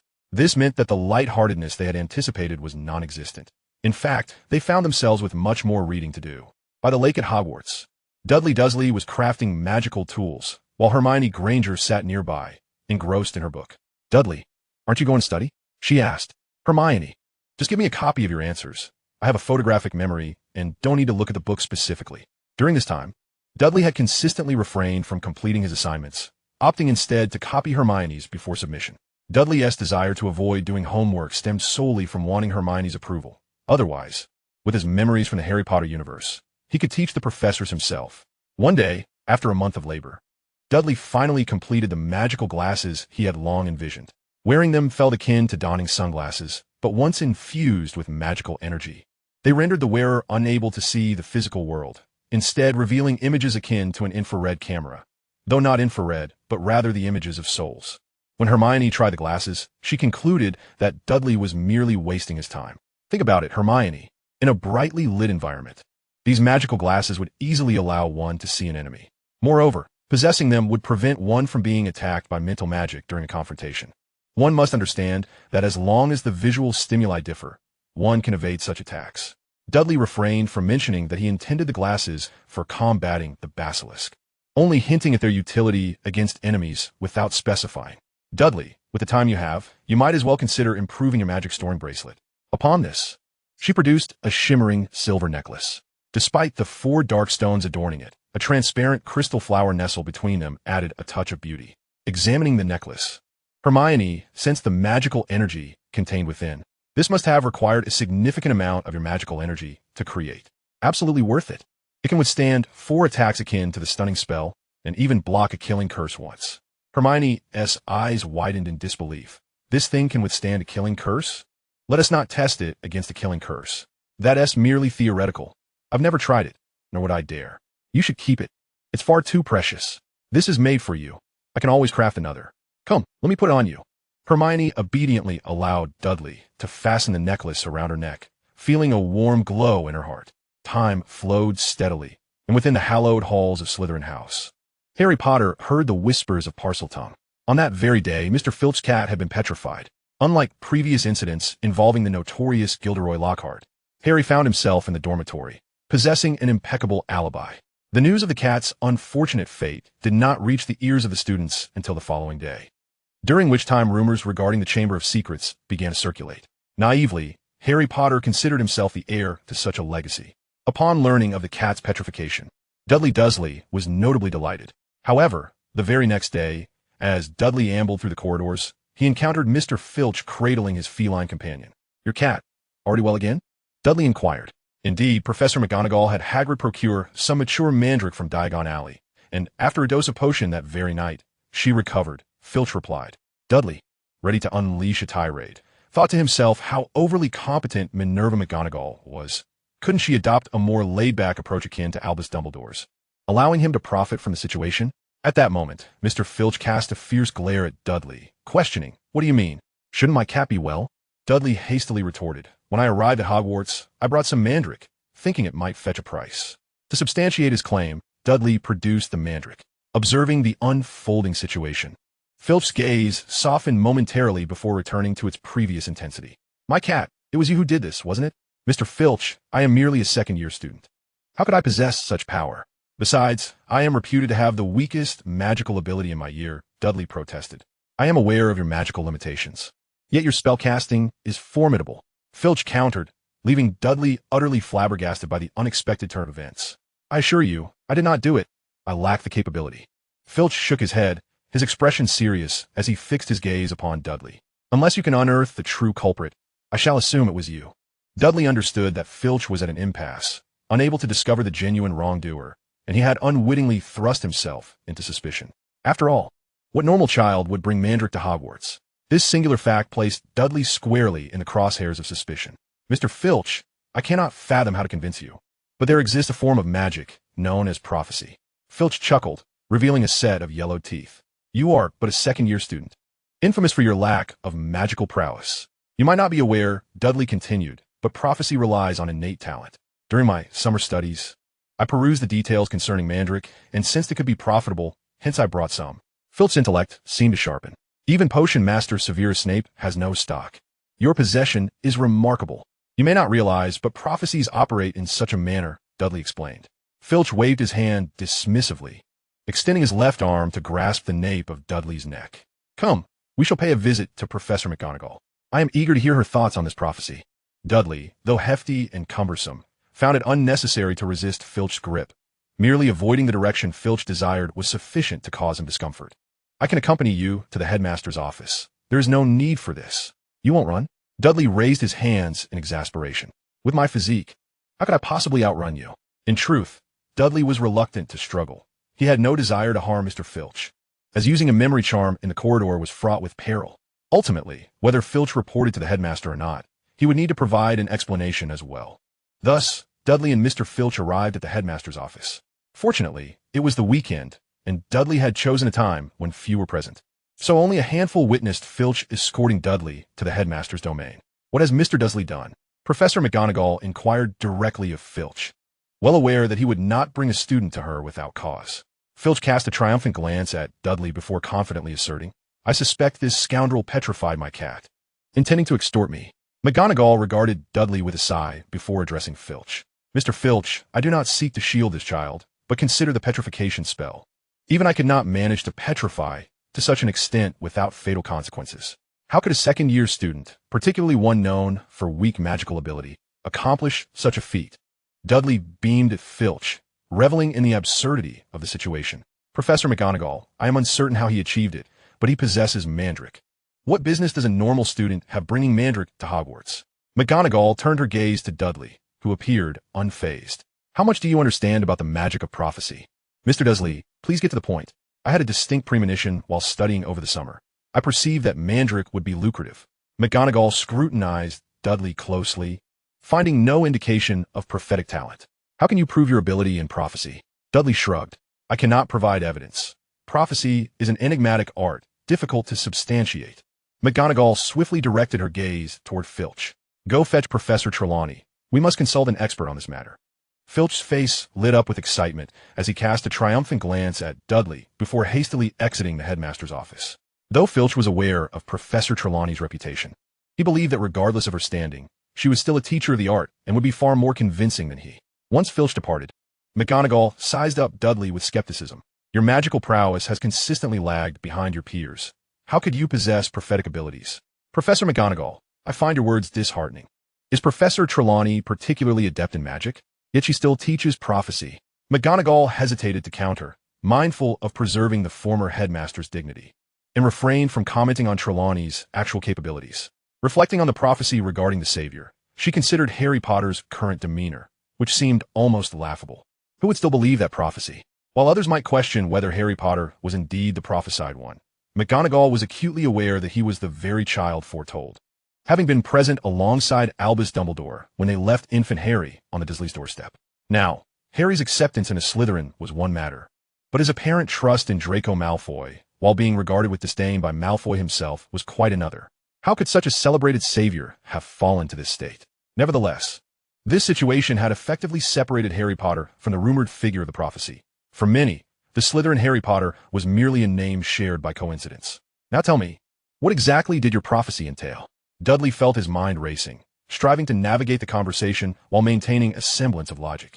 Professor McGonagall, to be candid, my initial intention was merely to earn some money. You mentioned that while Hogwarts does not charge us students for magical education, the textbooks and supplies are hardly inexpensive. My family, while not destitute among muggles, finds itself rather impoverished when compared to the prices in the Wizarding World. Minerva McGonagall nodded in acknowledgement of Dudley Dursley's words. For although his wizarding robes were new, he possessed only 2 sets, and all his textbooks were second-hand, a fact well known among the second-year students at Hogwarts School of Witchcraft and Wizardry. This clearly indicated the Dursleys' lack of affluence. Simultaneously, it instilled a profound sense of guilt in McGonagall regarding the decision to leave Harry Potter in the care of the Dursleys. Considering that even Dudley, their biological child, had so few wizarding robes and relied on old textbooks, was it not an obvious injustice to allow the Dursleys to raise Harry Potter without any support? Under such circumstances, who could comprehend that Harry's departure from the Dursleys was warranted? Mr. Dursley, please get to the point. I'm aware of your family's modest means, McGonagall stated. Headmistress, it is my ambition to earn money, and upon encountering information related to mandrakes, I sensed a lucrative opportunity, which is why I brought the mandrakes to Hogwarts Castle. Dudley replied. What I am inquiring about is the specifics of your prophecy, McGonagall pressed. Headmistress, I merely had a feeling that mandrakes would prove useful at Hogwarts. which compel me to bring them, Dudley asserted. I believe that is what prophetic ability entails. Wouldn't you agree, headmistress? Minerva McGonagall was bewildered. She possessed little understanding of prophecy magic. While the wizarding world was aware of its existence, few could elucidate its nuances. Often, prophecy felt like an instinct. Its accuracy and credibility could not be easily articulated. I confess, I am not well versed in matters of your prophetic magic, but I believe Professor Trelawney could provide me with insights, McGonagall mused. Dudley's eyes brightened as he addressed McGonagall directly. Headmistress, do you consider Professor Trelawney to be a master of prophecy? McGonagall was tempted to deny this, as she could not recall any notable prophecies attributed to Professor Trelawney. Despite her annual claims of ominous predictions, it was widely acknowledged that they were largely inaccurate. Any accuracy merely coincidental. It was akin to predicting rain every day. Eventually, it would rain, but that hardly constituted a reliable forecast. As for the so-called chosen one, the prophecy surrounding him had become a subject of ridicule. Professor Trelawney's lineage was steeped in the tradition of prophecy, a thought that finally occurred to McGonagall after much contemplation. Dudley sighed, exuding disappointment. While I lack a familial legacy of prophetic magic, I do share a commonality with Professor Trelawney. What commonality? McGonagall inquired. We both possess limited magical energy. Dudley replied. McGonagall felt a headache coming on. If a scarcity of magical energy equated to prophetic prowess, then ordinary individuals and muggles would surely be masters of prophecy as well. At that moment, Professor Trelawney and Mr. Filch entered the office, with Trelawney immediately approaching Dudley. Child, tell me, what did you feel at that moment? Nothing particularly different. I simply had a strong premonition that the mandrakes would be beneficial at Hogwarts, which led me to bring them, Dudley explained. Professor Trelawney, uncertain of her own prophetic abilities, excitedly nodded, adopting an enthusiastic demeanor, somewhat eccentric in nature. Indeed, child, that is the essence of prophecy. You're a truly gifted child. You have the sight. Dudley was unsure of Trelawney's prophetic abilities, but he was certain he lacked them. Chapter 28. Trelawney's favor. As for why Professor Trelawney indulged Dudley's claims, he had no desire to uncover her motives. He merely wished to navigate through this day unscathed. McGonagall regarded Trelawney with skepticism. Professor Trelawney, are you suggesting this child possesses prophetic abilities? Is it not evident? Just look at the precision of his predictions. Trelawney exclaimed. Mr. Filch interjected. He merely described a feeling. How can a feeling constitute a prophecy?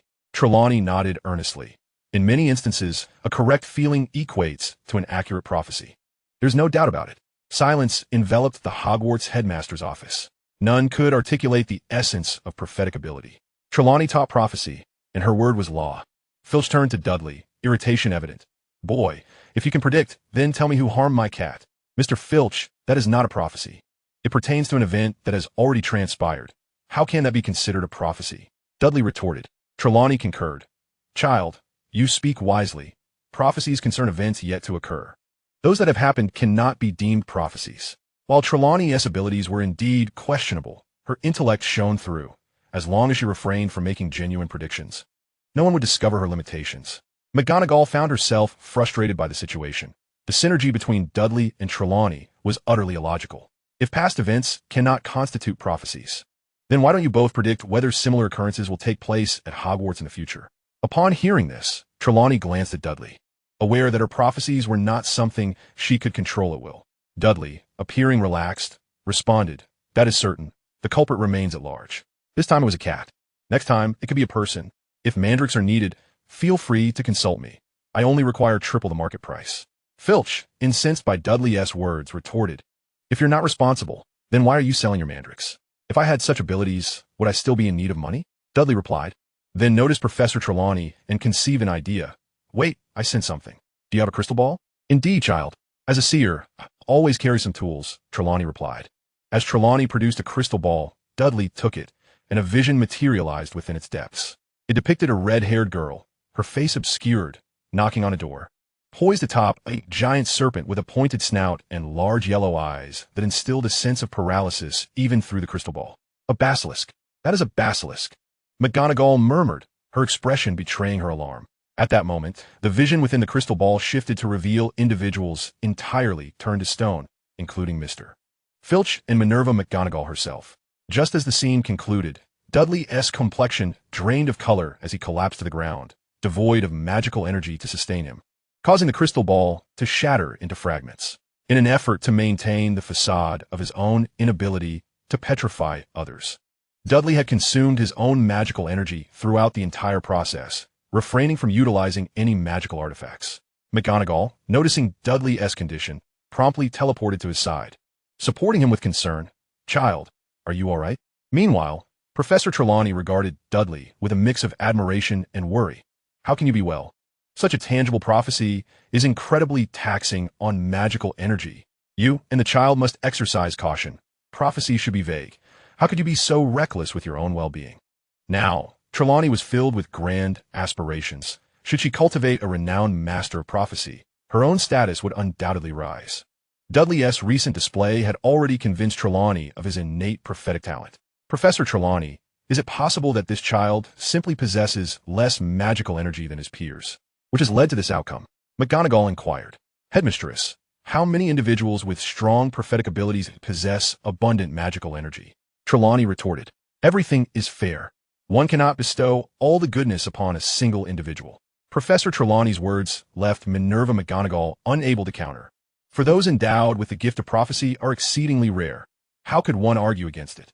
"Very well, I shall take this child with me, as it has now been confirmed that he possesses prophetic abilities." Mr. Filch obstructed Professor Trelawney, casting a glance at Dudley Dursley and inquiring, "Oh, is that red-haired girl?" "I cannot say. The visions I perceive are merely what you see within the crystal ball." "Professor Trelawney, permit me to take him. I am quite experienced in managing magical exhaustion." Minerva McGonagall regarded Professor Trelawney's claim of expertise with skepticism, yet, acknowledging her role in teaching prophecy, she felt disinclined to dispute her. Thus, Professor Trelawney assisted the magically fatigued Dudley Dursley from the headmaster's office, while Mr. Filch turned to Minerva McGonagall, asking, "Headmistress McGonagall, can we trust this child's prophecies? Whether they are credible or not is inconsequential. It would be prudent for you to keep a close watch on that red-haired girl." "Red-haired again? Why must the Weasleys be so troublesome?" Due to the antics of the Weasley twins, Mr. Filch harbored no fondness for them. Upon reaching Professor Trelawney's office, Dudley Dursley had already absorbed a substantial amount of magical energy back into his system. He feigned weakness as he looked at Professor Trelawney, intrigued by her method of replenishing magical energy. Professor Trelawney poured a glass of whiskey, and rather than adding anything else, she handed it directly to him, saying, "Drink this. Once you've had a good sleep, you'll feel much better." Dudley Dursley felt a sense of resignation. Indeed, one should never trust a charlatan. Would a truly respectable professor offer a child alcohol? "Professor, I have a foreboding that consuming this will not be good for my mind." Hearing Dudley's words, Professor Trelawney paused, contemplating that she might need to abstain from alcohol henceforth. She had come to trust Dudley's abilities. "But can you truly sleep without drinking? You require rest. Only rest will allow you to restore your magical energy." "Professor, I can rest in my dormitory." "Child, you possess a gift for prophecy. Would you not like to study it with me? I shall impart all my knowledge." Who among the sane would dare to learn the art of prophecy from her? "Professor, I intend to enroll in your class next year." "Child, I'm not referring to that. I perceive your talent for prophecy and wish to teach you additional knowledge beyond the standard curriculum." Chapter 29, Filch Discovery. "Professor, my family is struggling. I must find a way to earn money." Professor Trelawney had anticipated Dudley Dursley might refuse for various reasons, but not due to financial concerns. "Child, mastering the art of prophecy can lead to great wealth. For instance, one can charge for providing prophecies, but that requires someone to believe in it. I merely wish to earn a little money to alleviate my family's burdens. Living in the wizarding world is exorbitantly costly." Professor Trelawney had never considered that a child might be troubled by financial woes. Even the impoverished Weasleys did not exhibit the same desperation as Dudley Dursley. However, perhaps it was due to the Weasley twins being dissuaded from their endeavors. Otherwise, Professor Trelawney might have witnessed their own desperate attempts to earn money. Thus, Dudley Dursley successfully evaded becoming Professor Trelawney's special student under the pretext of needing to earn. Upon returning to the Gryffindor common room, Dudley Dursley observed Hermione Granger rising from the sofa and rushing to embrace him. "I heard you looked pale when Professor Trelawney brought you out of the headmaster's office. What happened?" Hermione Granger's concern warmed Dudley Dursley's heart. He patted her back reassuringly, saying, "Fear not. I am quite well. This is a school of magic. Professors would never harm their students. But they're saying quite fervently that you might be expelled, especially since Hogwarts Castle is currently unsafe." After all, when Mr. Filch's cat was petrified, there were even messages written in blood on the walls. "As long as you stay in your dormitory at night, there should be no trouble. Dudley Dursley's reasoning held merit. Throughout the year, most incidents had occurred to those who ventured out at night, with the exception of Hagrid's unfortunate chicken. Hermione Granger released Dudley Dursley and seated herself beside him on the common room sofa. Dudley recounted the events, piquing Hermione's curiosity. Can you truly see the future? It was merely a feeling. Yet, if it truly was the red-haired girl responsible for all this, then perhaps my feeling could indeed be prophetic. Many people becoming petrified is far too perilous. Hermione Granger mused, a thought striking her. Dudley, a red-haired girl? That should be easy to find at Hogwarts. Dudley quickly placed a hand over Hermione's mouth. It's merely a feeling, not a fact backed by evidence. Please refrain from speaking carelessly. Professor McGonagall is already aware and will handle it appropriately. Having said this, he released his grip on Hermione's mouth, adding, the Weasleys are nothing but trouble. Dudley, whether the Weasleys are trouble is not for us to judge. We must focus on ourselves and keep our distance from them. Hermione nodded in agreement, affirming, embrace life. Stay away from the Weasleys. Although she had once associated with them, Dudley Dursley had little regard for the Weasleys, even when he had been Ron Weasley. Hermione, you must promise me not to venture into any risky endeavors alone. If something were to happen to you, my life at Hogwarts would lose all meaning. Moreover, when you are by yourself, ensure that you wear the glasses and necklace I gave you. Professor McGonagall mentioned that the creature might be a basilisk. Due to the content of the prophecy, Mr. Filch's nocturnal patrols shifted focus from Gryffindor to Slytherin, home to a red-haired girl. In truth, Mr. Filch had come to trust Dudley Dursley's prophecy, for he held a long-standing belief that the Weasleys were trouble. Within mere days, Mr. Filch observed a red-haired girl enter the bathroom frequented by Moaning Myrtle. Fearing to alarm her, he listened outside and heard the hissing of a snake, followed by a series of mechanical sounds. Upon hearing the latter, Filch felt compelled to leave quickly and hurried to the headmaster's office to report the situation. You say you witnessed the vision that Mr. Dursley conjured in the crystal ball? Indeed, she entered the bathroom where Moaning Myrtle resides. After which I heard a snake's call followed by mechanical sounds. I sense something is amiss. Quickly, alert the other 3 heads of houses. I shall manage the situation. We cannot allow any children to be harmed. Thus, Minerva McGonagall arrived first at the bathroom where Moaning Myrtle lingered. However, she was too late, having only glimpsed the serpent's tail, thick as a human's waist, disappearing down the corridor. When she rushed to follow, there was nothing to be seen. Yet, this did confirm Dudley Dursley's prophecy and validated Mr. Filch's claims. Minerva McGonagall awaited the arrival of the other 3 heads of houses, sharing her observations with them, which cast a grave pall over the gathering. At that moment, Moaning Myrtle floated curiously towards them. In response, Severus Snape waved his wand and ensnared the ghostly figure of Moaning Myrtle, inquiring, how did you meet your demise? Myrtle replied, I saw a pair of yellow, glaring eyes. And then everything went dark. Professor Minerva McGonagall, having overheard this, turned towards Myrtle and asked, were you not killed by a spider? Myrtle retorted, I never claimed it was a spider that did me in. None of you ever asked. The 5 individuals present were taken aback. For this revelation could only signify one thing. Rubeus Hagrid had indeed been wronged. It was not Myrtle's fault, however, as by the time her ghostly form manifested, Hagrid's situation had long been resolved, with no one having inquired about the circumstances of Myrtle's death until now. Professor Flitwick surveyed the restroom with a serious demeanor and stated, I believe this is the entrance to the Slytherin chamber. Professor Sprout queried, if the basilisk's gaze can kill, why did the cat merely become petrified? Snape explained, the incident occurred in a watery area. The cat likely saw the reflection of the basilisk's eyes. Mr. Filch pondered for a moment before suggesting, should we summon that Dursley boy? He might foresee the solution and help us locate the entrance to the Slytherin chamber. McGonagall shook her head, asserting, we cannot place the child in danger. Since the basilisk has departed from here, it is likely to return the same way. We must avoid looking into its eyes and instead use magic to produce the sound of a rooster's crow upon hearing any noise. This proposal from Professor Sprout received unanimous consent, and for the sake of Mr. Filch's safety, the other 4 insisted he leave first. The 4 foremost champions of Hogwarts lay in wait in Moaning Myrtle's restroom for approximately an hour, until they heard the sound of scraping on the ground and the hissing of the serpent. Simultaneously, they unleashed a powerful spell, generating an immense cacophony of crowing roosters. The sudden outburst of crowing caused the basilisk, which had just arrived at Myrtle's restroom, to tremble violently, succumbing to its demise in less than a minute. Meanwhile, the red-haired girl who had been standing on the basilisk's head fell to the ground as the creature began to convulse, and as it perished, its head crushed her legs, eliciting a cry of anguish. Her diary slipped from her grasp and fell beside her. To ensure their safety, the four heads of houses continued the roosters crowing for over 10 minutes after the hissing ceased before finally exiting Myrtle's restroom. Upon witnessing the over 20-foot-long basilisk and the red-haired girl whose legs had been crushed beneath its head, McGonagall and the others were astonished. Severus Snape raised his wand and swiftly decapitated the basilisk, allowing himself to exhale in relief. McGonagall regarded the girl sternly. "Ginny Weasley, what are you doing here?" Realizing she could no longer conceal her actions, Ginny picked up her diary and confessed, "I did everything it told me to." Just as McGonagall reached for the diary, Snape waved his wand, causing it to drop to the floor, declaring, "This diary is problematic." At that moment, McGonagall noticed the dark aura emanating from the diary.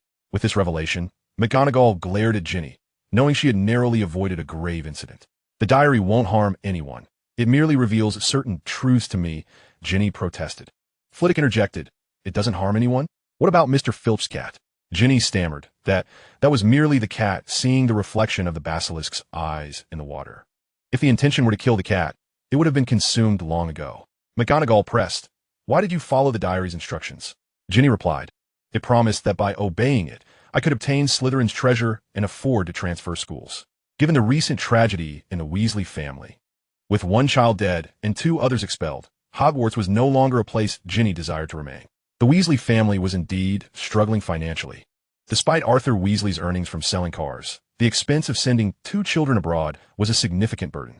The cost of just acquiring the necessary keys for the twins to study abroad was 30 galleons, an expenditure far beyond the Weasley family's means.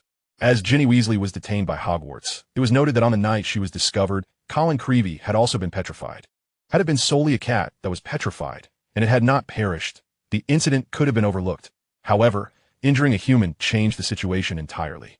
With McGonagall now as headmistress, she was not one to be lenient like Albus Dumbledore. Most importantly, McGonagall herself had narrowly escaped harm, leading her to resolve that Ginny Weasley must face the consequences for having endangered others. Earlier that morning, Dudley Dursley had been summoned to the headmaster's office. Present in the office, alongside McGonagall, were the other 3 heads of houses. At the center of the room was a small table, upon which lay the cursed diary. While McGonagall and her colleagues were unaware that this diary was a Horcrux of Voldemort, they understood that it needed to be destroyed for safety. Yet, prior to Dudley's arrival, they had attempted various methods, including cutting and burning, but none had succeeded in obliterating the diary. Even powerful spells, such as the Blasting Curse and the Shattering Spell, had failed to render it destroyed. Upon Dudley's arrival, McGonagall warmly invited him to inspect the diary, inquiring if he had any thoughts on how it might be destroyed. "But books fear fire. What's different about this one?" Dudley replied, unfazed. Snape snorted, "If fire were sufficient, I wouldn't need to ask you." In response, Dudley maintained his composure and stated calmly, "Professor Snape, I believe books are indeed afraid of fire. If your flames cannot destroy it, it simply means they are inadequate." Snape was momentarily taken aback, displeased by the student's audacity. Yet he too had thought of a particular type of flame, as had the other adult wizards present. McGonagall nodded towards Snape, who then pointed his wand at the diary, summoning a fierce fire that surged towards it.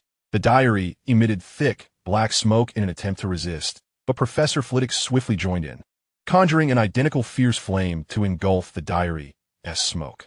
The combined might of the 2 powerful wizards reduced the diary to ashes in less than a minute. Witnessing the diary's complete destruction, the 4 adult wizards regarded Dudley with a newfound respect, different from that typically afforded to students. Professor Sprout remarked, "Prophecy truly is a remarkable form of magic."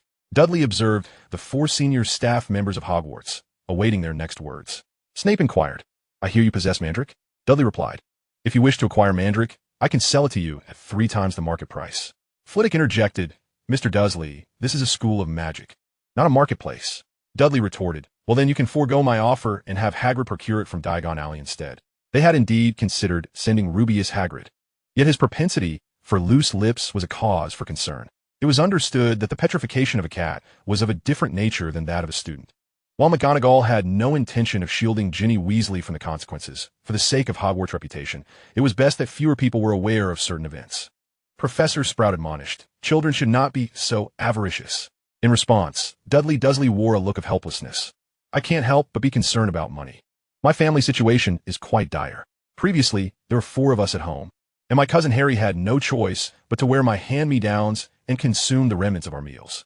As for living arrangements, Harry was relegated to the cramped space beneath the stairs due to our family's limited means. If this were to be voiced by others, the general consensus would likely be that the Dursleys treated Harry Potter poorly. However, Dudley brazenly stated this, prefacing it with a mention of their financial struggles, underscoring the genuine hardships they faced. Upon hearing Dudley mention their impoverished circumstances, Professor Minerva McGonagall found herself at a loss for words. Observing the Dursleys' relatively comfortable existence among ordinary folk, she recognized that the cost of living in the Wizarding World was an enigma to those residing in it, and they lacked any desire to comprehend it. Meeting the gazes of the three heads of houses, McGonagall nodded resignedly. The Dursleys are not particularly affluent. At one point, they even considered denying Harry Potter admission to Hogwarts due to the expense of his textbooks, and Dudley had purchased a second-hand wand. Chapter 31. The Dursleys Acquire a Manor. Only Minerva McGonagall had visited the Dursleys' home, which clarified the situation. Who could have imagined that a child just entering a school of magic would be wielding a second-hand wand to avoid acquiring a wand with a tracking charm? People would merely assume that Dudley was attempting to save money. The notion that such a financially struggling family could afford to support Harry Potter was utterly absurd. Professor Flitwick articulated the thoughts of all present. The Potter family was not devoid of wealth, yet they seemed to be burdening the Dursleys for nothing, which could only be construed as an attempt to ensure Harry's hardship. Minerva McGonagall turned to Dudley. 3 times the amount is excessive, double at most. Very well then, a trip to Diagon Alley it is. You may purchase it yourselves. I must prepare for my early class, Dudley Dursley declared, rising to leave, only to be halted by Professor Flitwick. Do procure a portion for me. The excess shall be on my account. Thus, Dudley Dursley sold a portion of Mandrake at an inflated price. However, having brought 6 portions, he only recouped half of his costs, resulting in a significant financial loss. That afternoon, Molly Weasley, Ginny's mother, arrived at the headmaster's office at Hogwarts. After being briefed on the situation, Molly looked at Minerva McGonagall. Headmistress, can't we give the child another chance? What did your twins gain from their repeated opportunities? Children require proper education. If she harms someone, mere expulsion won't suffice. Consequently, Molly Weasley departed Hogwarts with Ginny, leaving only Percy Weasley within the castle's walls. The following morning, the announcement regarding Ginny Weasley's punishment was made public, revealing that Mr. Filch's cat and Colin Creevey had been petrified by her actions. In an instant, Hogwarts found itself with only one student refraining from speaking ill of the Weasleys. And that student was none other than Percy Weasley, the sole remaining Weasley at Hogwarts. Around noon, 3 Aurors from the Ministry of Magic arrived at Hogwarts. Entering the headmaster's office without preamble, they inquired, "Where is the perpetrator?" "That would be a first-year student. Hogwarts has already expelled her." One Auror expressed his dissatisfaction. "Does Hogwarts have the authority to do so? She is a criminal." Minerva McGonagall met his gaze with seriousness. "Madame Tonks, Hogwarts does possess that authority. The individuals and the cat harmed by Ginny Weasley did not perish like Moaning Myrtle did. They have since recovered. Therefore, Hogwarts is justified in expelling Ginny Weasley based on her malicious intent." Kingsley Shacklebolt raised a hand to silence the other 2 Aurors. Addressing Minerva McGonagall, "Lead us to the basilisk, please." Thus, McGonagall guided the 3 Aurors to the site of the basilisk's demise, revealing the colossal creature. Tonks examined the basilisk with curiosity. "This is the creature that killed Myrtle."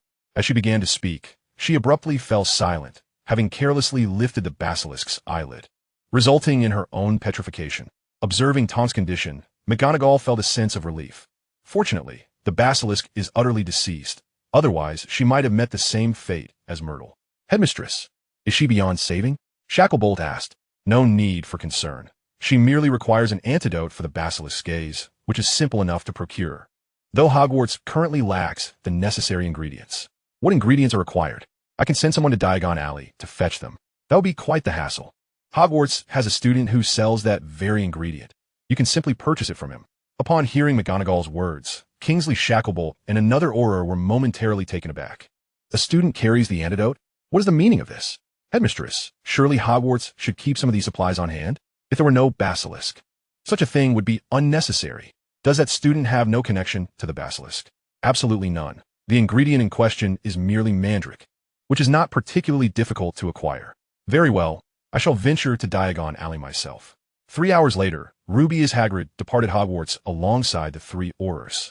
Not as a prisoner, but to restore his reputation at the Ministry of Magic. After all these years, Hagrid's reputation mattered less and less. However, it at least meant he would no longer carry the stigma. Meanwhile, Dudley Dursley found himself at a loss for words as the Aurors transported the basilisk away as evidence. This left Dudley in a sour mood for several days, for he had always regarded the basilisk as his ticket to fortune. Without the basilisk, how could he possibly gain wealth or extort Sirius Black? It was utterly inconceivable. Peter Pettigrew had already been rendered powerless by Dudley, as Dudley's closest companion at Hogwarts. Hermione Granger noticed his discontent. "Dudley, why have you been so glum lately?" Naturally, Dudley could not confess that his hopes of sudden wealth had vanished. Instead, he replied, "I've been feeling somewhat uneasy lately." "What? Is it another prophecy?" Hermione Granger's eyes widened, prompting Dudley to chuckle. "Hermione, you are quite adorable. Prophecies are not so straightforward. But you mentioned feeling uneasy. It could also be trivial matters, like our Gryffindor house finishing at the bottom of the standings again. Dudley, that shouldn't cause you distress. That's simply the norm. Or perhaps my personal exam results have been poor. It could be any number of things."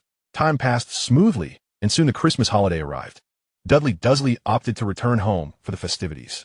Hermione Granger, having only Dudley as her close friend at Hogwarts, also chose to celebrate at home. This time, Dudley returned to a different home altogether. Following the success of his recent business venture, Vernon Dursley had not only engaged in trade, but had also purchased a small estate. Though only a few thousand square meters, it was indeed a modest manor. The house was now several times larger than before. Had Harry Potter still been residing with the Dursleys, even the space beneath the stairs would have been significantly more spacious than in the past. As for arranging a normal room for Harry Potter in the Dursley household, it is simply out of the question. Such a notion is utterly implausible. After all, the Dursleys were reluctantly compelled to accept Harry Potter into their lives. To expect them to treat a child they regard as an unwelcome burden with kindness is to overestimate their moral stature significantly. In the absence of Harry, the Dursley household thrives in harmonious bliss each day. Chapter 32.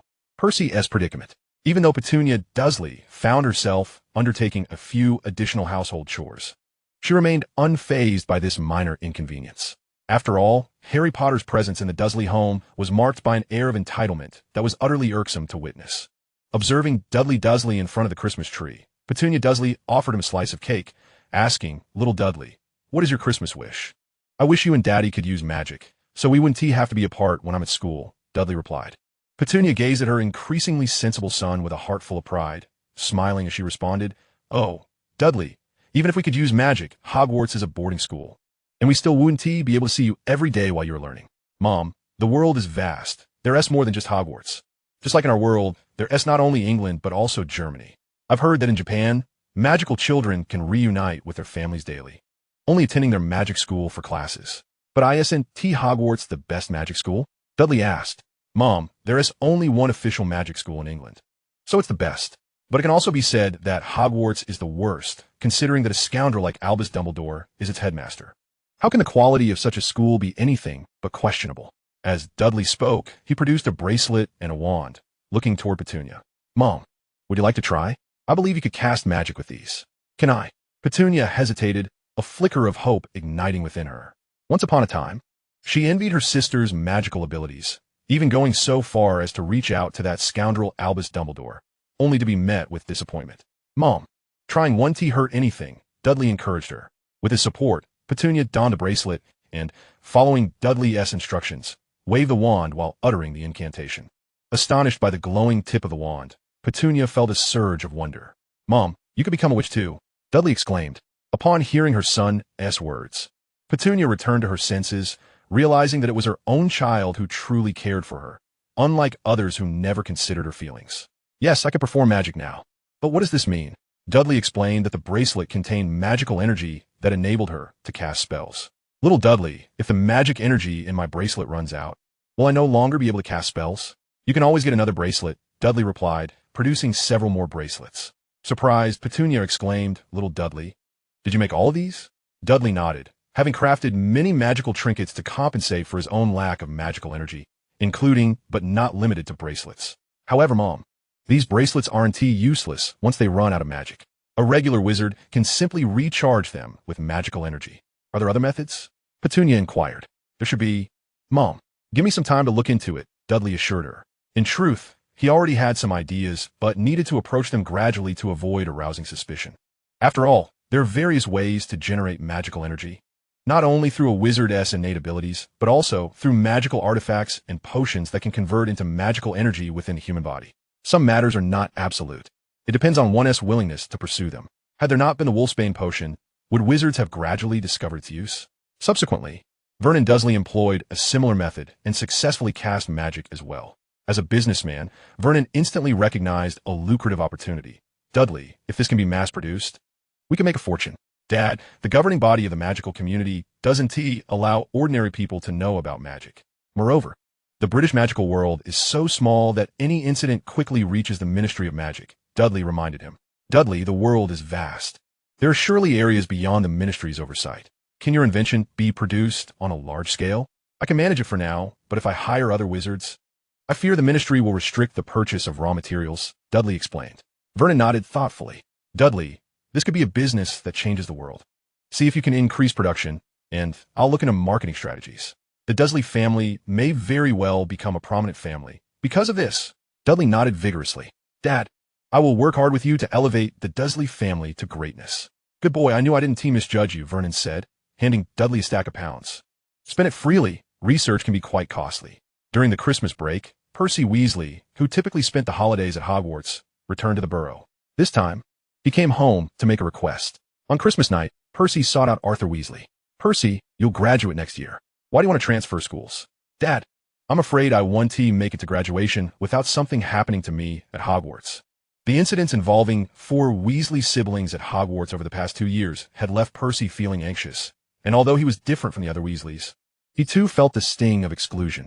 His brother frequently bullied others, leading to his expulsion. His sister petrified someone, nearly causing a fatality, and was likewise expelled. And his brother was ostracized by the entire year and ultimately met his demise in the restroom. The Weasleys had earned a reputation for mischief and misfortune. Percy often heard disparaging remarks about the Weasleys, and it was a lie to say he felt comfortable with them. Yet, he lacked the courage to retort or even engage in debate. The reality was harsh. He had little to say and could only bury himself in books, ignoring the opinions of others regarding his family. However, this situation left Percy feeling utterly constrained, fearing that one day he might succumb to despair. Percy, we truly cannot afford to send you abroad for your studies. Your sister can't afford it either. And I'm not sure our humble abode could fetch enough to fund her education. I'm not the one who made mistakes. Yet I bear the brunt of the consequences. Is that fair? Son, can you bear to watch your siblings without educational opportunities? Percy desperately wanted to say he could, but he could not voice it. Dad, you must tell them that we can't afford to lose face any longer. Think about the Weasley family's reputation before taking action. After expressing his frustration, Percy departed Arthur Weasley's room, feeling like a mere shell of himself. Chapter 33. Ravenclaw wins the House Cup. Percy Weasley had long anticipated such an outcome, from his initial reluctance to his current resignation. No one could comprehend the depth of his anguish. The ones who erred were the other Weasleys, yet he, the innocent party, bore the worst consequences. The Christmas holidays at Hogwarts always passed swiftly. This time, Dudley Dursley did not have his parents escort him, nor did Hermione Granger. The two met at the Leaky Cauldron in Diagon Alley. Dudley Dursley treated Hermione Granger to a steaming cup of butterbeer, the very first alcoholic beverage encountered by wizards. The rich aroma of cream, intertwined with the invigorating essence of alcohol, enveloped him in a soothing warmth. Perhaps it was the alcohol's effect that rendered Hermione's cheeks a delicate shade of crimson. Hermione, you are absolutely adorable. After indulging in a plethora of magical supplies and potion ingredients in Diagon Alley, the two boarded the Hogwarts Express.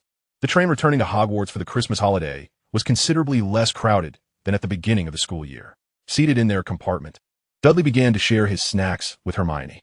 Dudley, I must remind you that the restorative potion has significant side effects, particularly for young wizards such as ourselves. Hermione expressed her concern regarding Dudley's acquisition of numerous magical replenishment ingredients.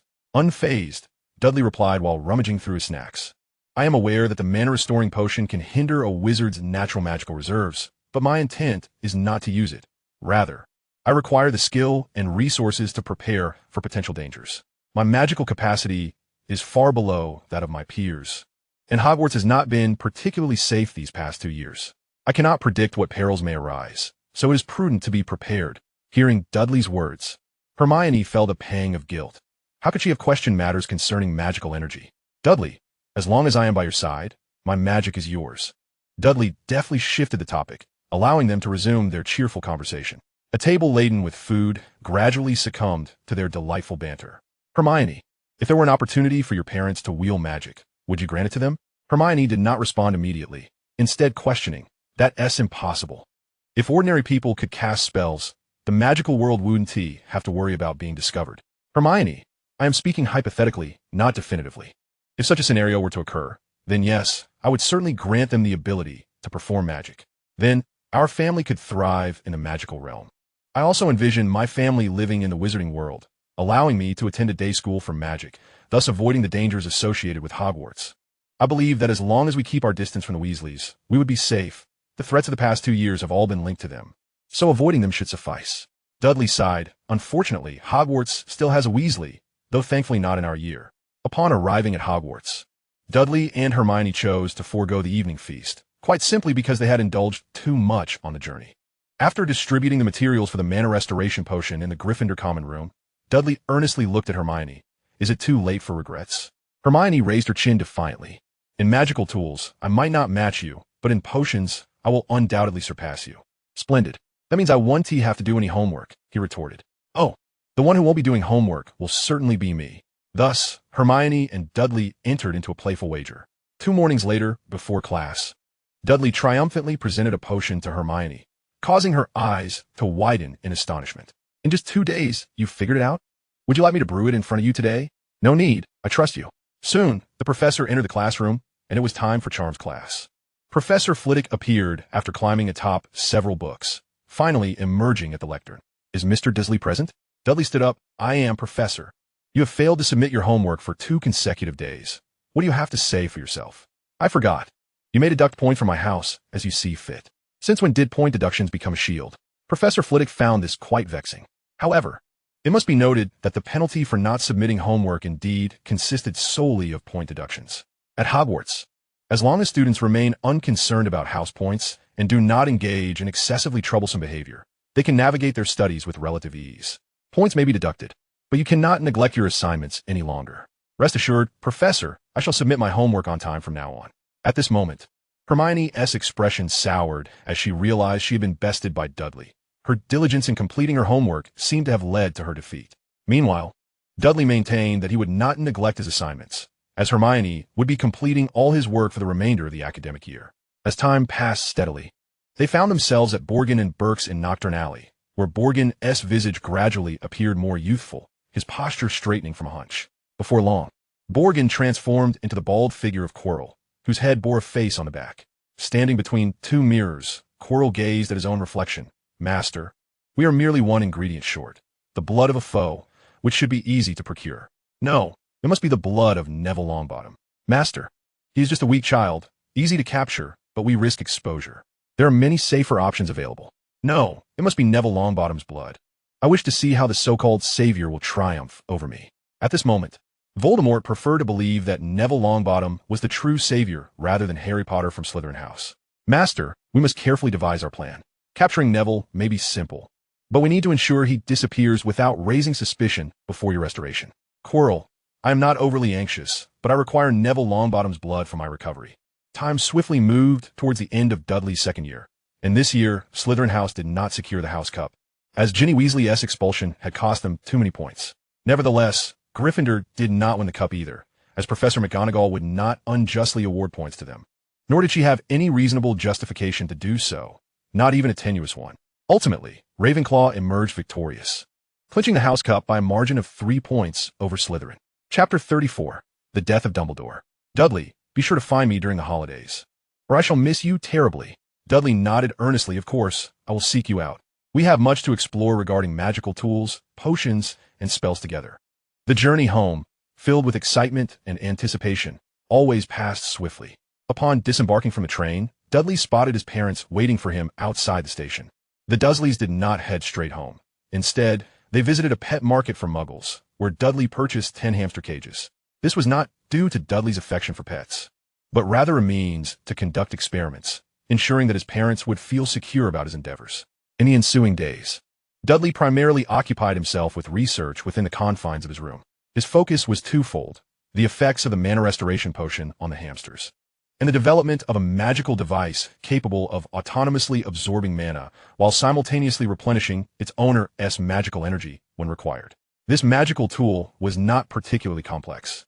It simply involved incorporating several combined magical inscriptions onto the existing mana storage device to enable it to absorb its owner's mana. After a fortnight, Dudley confirmed the success of his magical tool and proceeded to upgrade his bracelet with a new iteration. Although Dudley Dursley possesses significantly less magical energy than his peers, he is indeed a true wizard, capable of generating magical energy within his own body. The distinguishing characteristic of Dudley lies in the limited capacity of his body to store magical energy, a deficiency that can now be entirely compensated for by magical artifacts. In theory, as long as Dudley possesses an ample supply of magical storage devices, he could even contend with Albus Dumbledore without issue. As for the magical replenishment potions, they are prepared for ordinary individuals who cannot generate magical energy independently, for ordinary people rely on such potions to produce magical energy. On this particular day, the Dursleys removed their magical storage devices and, in the absence of any magical release, consumed the replenishment potions, successfully casting spells thereafter. This confirmed to Dudley that ordinary people in this world could indeed generate magical energy through the use of these potions. Mom and Dad, when your bracelets fail to provide you with magical energy, you can drink one of these potions, but if you can cast spells, do not overindulge, Dudley advised. Producing several more advanced bracelets that not only retain the previous functionalities, but could also absorb any excess magical energy generated by the potion to replenish their own reserves. Vernon Dursley nodded in acknowledgement. Dudley, can this potion be mass-produced? Indeed, the magical world already possesses this potion, though no wizard has made it available for ordinary people. Upon hearing this, Petunia Dursley felt an increased dissatisfaction towards Albus Dumbledore. It turned out that the means to enable her to perform magic had existed all along. Yet Dumbledore had chosen to disregard her. Her son, on the other hand, had worked tirelessly for her benefit, even to the point of slimming down. Little Dada, what would you like to eat tonight? You've lost quite a bit of weight lately. Meanwhile, outside of the Riddle House, a wizard cloaked in an ordinary invisibility cloak and under the effects of a disillusionment charm observed the goings-on within the estate. This wizard had been conducting surveillance for many days, yielding the same results each night. Under the cover of darkness, he returned to Borgin and Burke's, losing his invisibility between two mirrors. This individual was none other than Quirrell, who regarded his own reflection in the mirror, muttering, "Riddle is a fool." He never leaves the Riddle House, and when he does, it is merely to visit his parents, accompanied by his formidable grandmother. Wait, I'm certain an opportunity will arise. That child cannot remain in this state forever. He is not foolish, merely ensnared within his own world. The magical energy within him attests to his potential. Furthermore, a third-year student is permitted to visit Hogsmeade. Master, your wisdom is unparalleled. In a cave, a white-haired, bearded old man cut into his withered hand, allowing blood to flow onto the wall. This man was none other than Albus Dumbledore, who had left Hogwarts Castle. His injury was sustained when he discovered the Gaunt Ring in the Gaunt residence.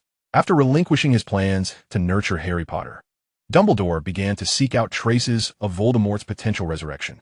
Consequently, he now had less than a year to live. Within this limited time, Dumbledore aimed to visit all the hidden places Voldemort had frequented, ensuring that he would not return.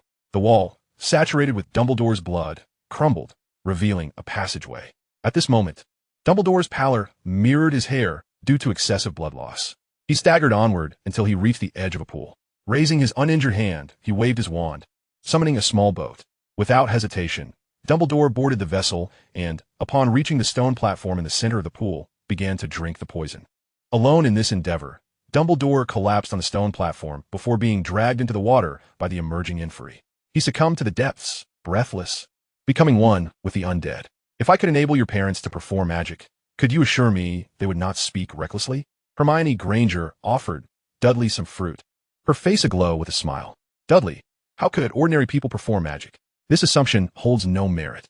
Hermione, what do you believe enables wizards to cast spells? Naturally, it is the presence of magical energy that allows one to manipulate it. Indeed, but ordinary individuals are incapable of generating magical energy on their own. As for the control of magical energy, typically, it is a personal endeavor. The odds of a squib performing magic are even lower than winning the lottery. Yet magical energy is a vast reservoir, beyond the reach of ordinary individuals. Dudley nodded sagely. While ordinary people may not generate magical energy independently, It does not imply they cannot possess it. What nonsense! If one cannot generate magic, Hermione began, but faltered, for magical energy is not solely derived from one's own body. Dudley had utilized her magical energy in the past. Moreover, wizards can consume replenishment potions to supplement their magical reserves, which is not a result of their own generation. You see, as long as we can provide ordinary people with magical energy, as long as they are not squibs, they can indeed cast spells. Hermione's thoughts began to crystallize, and she suddenly realized that enabling her parents to perform magic might not be as daunting a task as she had previously thought, especially with Dudley providing her with magical storage devices that could accommodate any wizard's energy. Dudley picked up an apple, munching thoughtfully as he spoke. Hermione, I am not merely daydreaming. I have observed significant events in the magical world. There was once an ordinary man who performed magic right in front of Gellert Grindelwald, causing him considerable distress. You are referring to Jacob Kowalski. Chapter 35. Hagrid is being reassigned. Hermione, who loved reading, was also familiar with the tale of Jacob Kowalski, an ordinary man exploited by Albus Dumbledore who had narrowly escaped death multiple times. While ordinary people may not be aware of Jacob Kowalski's story, the magical community certainly would not forget. It was said that his remarkable wand, the Serpentwood wand, played a pivotal role. However, the wand itself was inconsequential. The critical aspect was that he could wield magic, demonstrating that ordinary individuals are not inherently incapable of performing it. Dudley, do you wish to pursue research in this area? Dudley pondered briefly before deciding against enabling Hermione's parents to cast spells just yet. While the concept was feasible, it was far from straightforward. However, next academic year, we can freely visit Hogsmeade. What are your thoughts? For those who dare not approach the Whomping Willow, a trip to Hogsmeade had never posed a challenge for either Hermione or Dudley. Even when they ventured there in their early years, no upperclassmen reported them, as they had not infringed upon anyone's interests. Those who could sneak off to Hogsmeade possessed their own skills. I find Hogsmeade rather mundane, having visited it countless times. I wish to earn some money. Would you care to join me? Dudley's proposal piqued Hermione's interest, not out of a profound desire for wealth, but rather due to her boredom. What shall we do? How about a little barbecue? What do you think? Will anyone buy that? Hogwarts offers unlimited food and drink. It's entirely different. We'll venture into the countryside. I'll set it up. I refuse to believe no one passing by would be interested. The joyous summer vacation is fleeting, and among the multitude yearning for its extension, Harry Potter undoubtedly stands as an anomaly. As the days dwindle before the onset of the school year, Harry eagerly anticipates his visit to Flourish and Blotts to procure his textbooks. Unlike Dudley Dursley, who opts for second-hand tomes, Harry's purchases are all brand new. After all, with the wealth of the Potter family at his disposal, he is not financially constrained. He could live a life devoid of toil and still never face hunger. Yet, despite this affluence, Harry gradually finds himself devoid of direction, lacking a clear purpose in life. The Harry Potter of today is not the same as the one from the original narrative. He struggles to grasp his own identity, having not experienced a childhood akin to that of Prince. Furthermore, since entering Slytherin, no one has mentioned his parents, and Albus Dumbledore, ever the suspicious puppeteer, has forsaken Harry, failing to acknowledge him as the prophesied savior. Absurdly, Harry has come to believe that his parents perished in a car accident. A mere coincidence that their names align with those of Lily and James Potter from the Wizarding World. At times, he even reminisces about his days with the Dursleys. Although exhausting, they were filled with a certain fulfillment. The crux of the matter is that within Slytherin, Harry finds himself without genuine friends. Despite his wealth, the children of Slytherin are rather opportunistic, and as an orphan with no status and mediocre grades, he remains unaware of the fundamental tenets of the magical realm, rendering him unappealing as a companion. It is worth noting that Severus Snape, despite his humble and impoverished beginnings, excelled academically, creating spells and demonstrating exceptional talent in potions. Had he not encountered a group of ruthless bullies, his school life might have been considerably better. Flourish and Blotts remains unchanged, overflowing with books, though they're seldom organized neatly. Navigating through the shop often requires one to sidle past shelves, and encountering certain peculiar volumes may lead to unexpected troubles. However, this disarray has its advantages. Few patrons linger in the store, allowing it to operate normally despite its limited space. After purchasing his textbooks, Harry observes other children his age, either accompanied by parents or friends. While he stands alone, a wave of sadness washing over him. In this context, Harry harbors resentment towards Albus Dumbledore. Had Dumbledore not compelled the Dursleys to raise him, he might have found companionship in an orphanage. If he had grown up in such a place, perhaps he would have had visits from his friends, But now the Dursleys find his presence irksome, and any visit would likely be met with annoyance. As the streets of Diagon Alley bustle with life, Harry, feeling isolated, retreats to his own home to pass the time with books. Currently, he is an ardent admirer of Gilderoy Lockhart, for in the realm of British wizardry, few engaging narratives exist to occupy his time. However, with new textbooks in hand, Harry resolves to peruse them first. Lacking knowledge of magical creatures, he unwittingly opens a book on beasts, soon finding himself in a rather chaotic predicament. Observing the disarray in his room, he begins to tidy up. 2 days before the commencement of the Hogwarts school term, Minerva McGonagall stands in the office of Hogwarts headmaster, gazing apologetically at Remus Lupin. Mr. Lupin, although we now have Wolfsbane Potion, this is Hogwarts School of Witchcraft and Wizardry, a place for educating children, and your circumstances still render you unsuitable for employment here. You know I graduated from Hogwarts. I posed no danger then, and I will not now. McGonagall gazes firmly at Lupin. Mr. Lupin, some matters transcend your subjective intentions. It is the associated risks that must be considered, compared to the risks you present. Hiring a normal wizard to teach care of magical creatures entails no risk whatsoever. With resignation, Lupin departs from Hogwarts, leaving the position of care of magical creatures professor unfilled. Consequently, McGonagall finds herself at Hagrid's stone hut. Would you care for a drink? She inquires, observing the disheveled state of the hut, which would likely deter any reasonably tidy individual from lingering. No trouble. I wish to discuss some professional matters with you. Speak, headmistress. Hagrid responds. In my view, the position of keeper of keys and grounds is somewhat superfluous, McGonagall asserts, accurately reflecting the reality. The Forbidden Forest is managed by centaurs, and ordinary wizards seldom enter. Moreover, the forest's well-being has little impact on Hogwarts, so the position was primarily created for Hagrid's benefit. Headmistress, I have worked at Hogwarts for decades. You cannot dismiss me so easily. To this, McGonagall calmly regards the agitated Hagrid. Hagrid, I am not seeking to dismiss you. I merely wish to reassign you. What other positions are available at Hogwarts for me? Is Mr. Filch resigning? Chapitre 36, Élective Course Inattendue. I believe you possess considerable expertise in magical creatures. You could serve as the professor for care of magical creatures. Upon hearing this, Hagrid appears taken aback. I could be a professor? Is that true? If you wish to take on the role, I will announce your appointment as the care of magical creatures professor at the start of term feast. I would certainly love to be a professor. It is far more respectable than tending to the grounds. On the morning of the Hogwarts term, Dudley Dursley, clutching his enchanted pocket that can stretch infinitely, ventures to the supermarket to purchase £100 worth of various groceries, carefully saving the receipt to prevent Hogwarts from accusing him of profiting from the castle's resources. Unlike other students, Dudley opts for old textbooks from Knockturn Alley, as he only requires them for a year, and for Dudley, the mere appearance of acquiring textbooks suffices. Hermione Granger, waiting for a considerable time at Florian Fortescue's ice cream parlor, gazes at Dudley with irritation. Why are you so late? It was exceedingly difficult to find the corresponding old books in Knockturn Alley. Dudley, why do you insist on using old books? It truly seems you are not sure of money for them, while others may be unaware of Dudley Dursley's circumstances. His expenditures on magical items and potion ingredients clearly indicate he is not lacking in funds. I'm not short of money, but old books and new books are the same to me. A new book costs several galleons, while an old one is merely a galleon or two. In Dudley's view, the prices of magical textbooks are exorbitant, merely exploiting the vanity of children. Very well, you are right. I, too, wish to buy old books next year.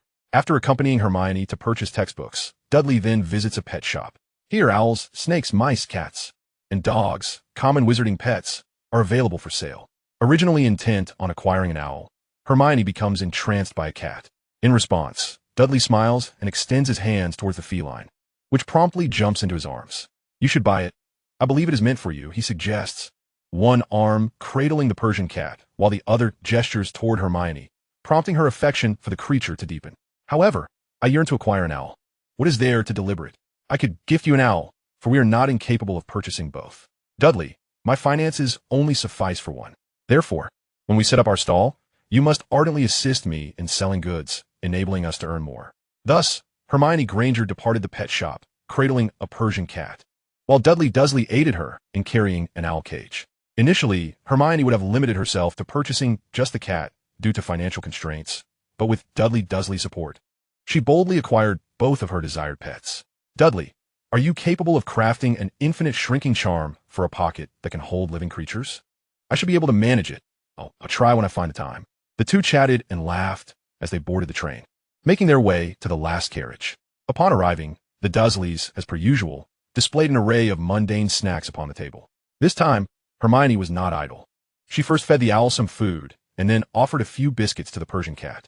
Their demeanor resembled that of a couple settled into their compartment, with the husband managing the luggage while the wife tended to the child.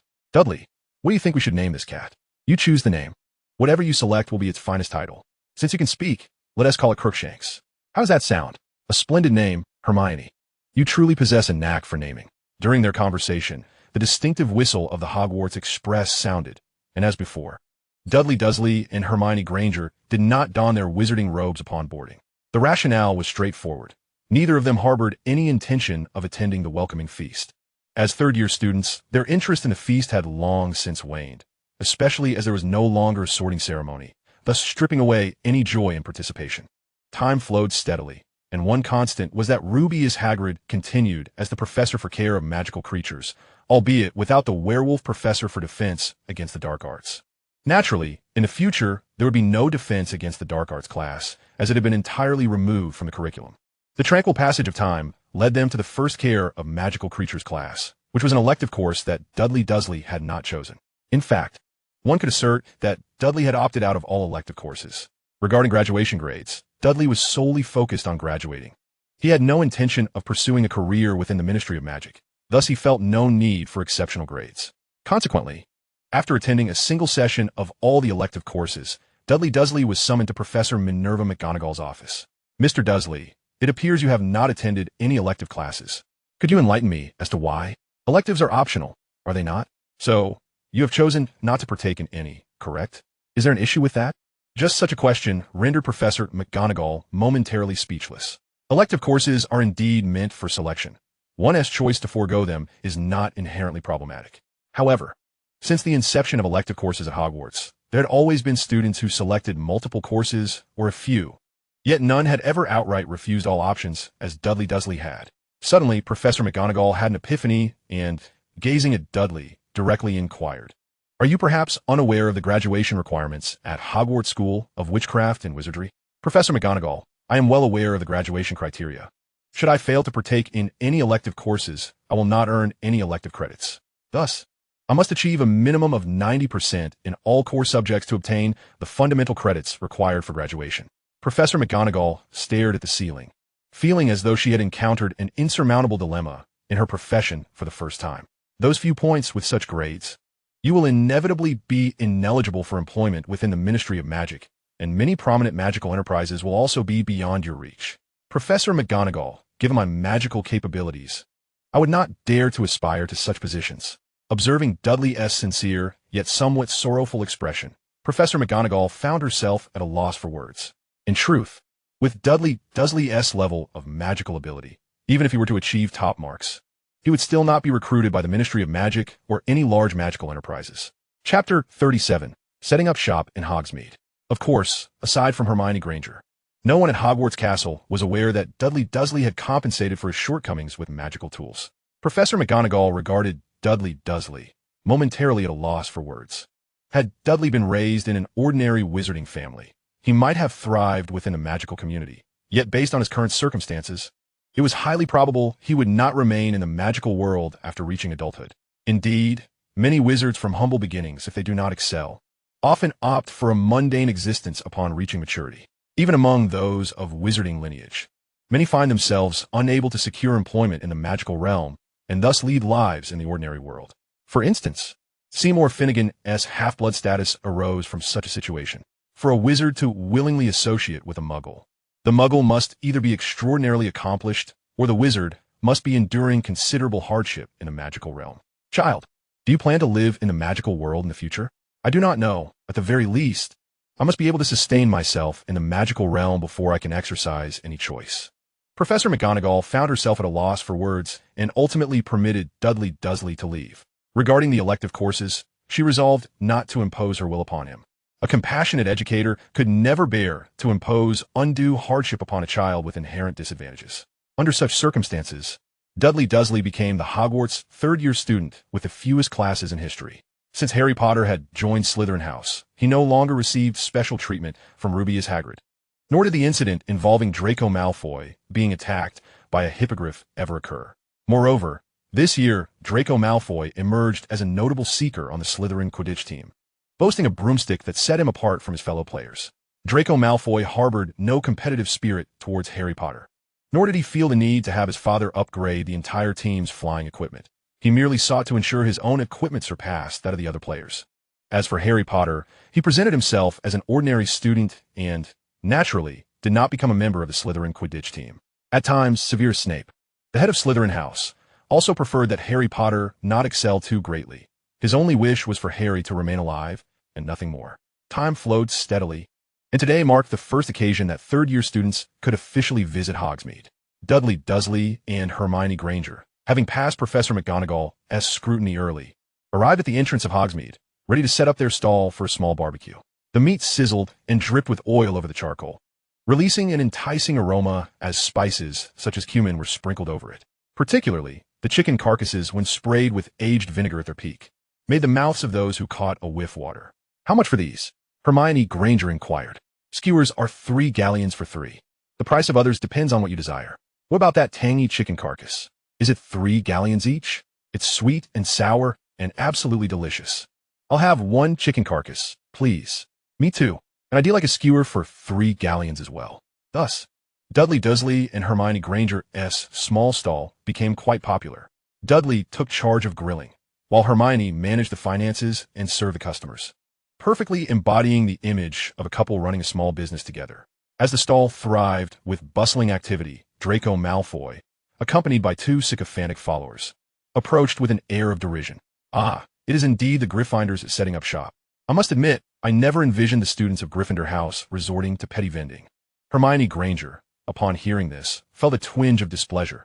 However, Dudley Dursley seemed unfazed, gazing earnestly at Draco Malfoy. "Master Malfoy is quite right. As a wizard with magical abilities inferior to my peers, I might have to rely on this humble stall for my livelihood. I hope, should Master Malfoy patronize my business, he will not be stingy." Draco Malfoy found himself momentarily at a loss for words.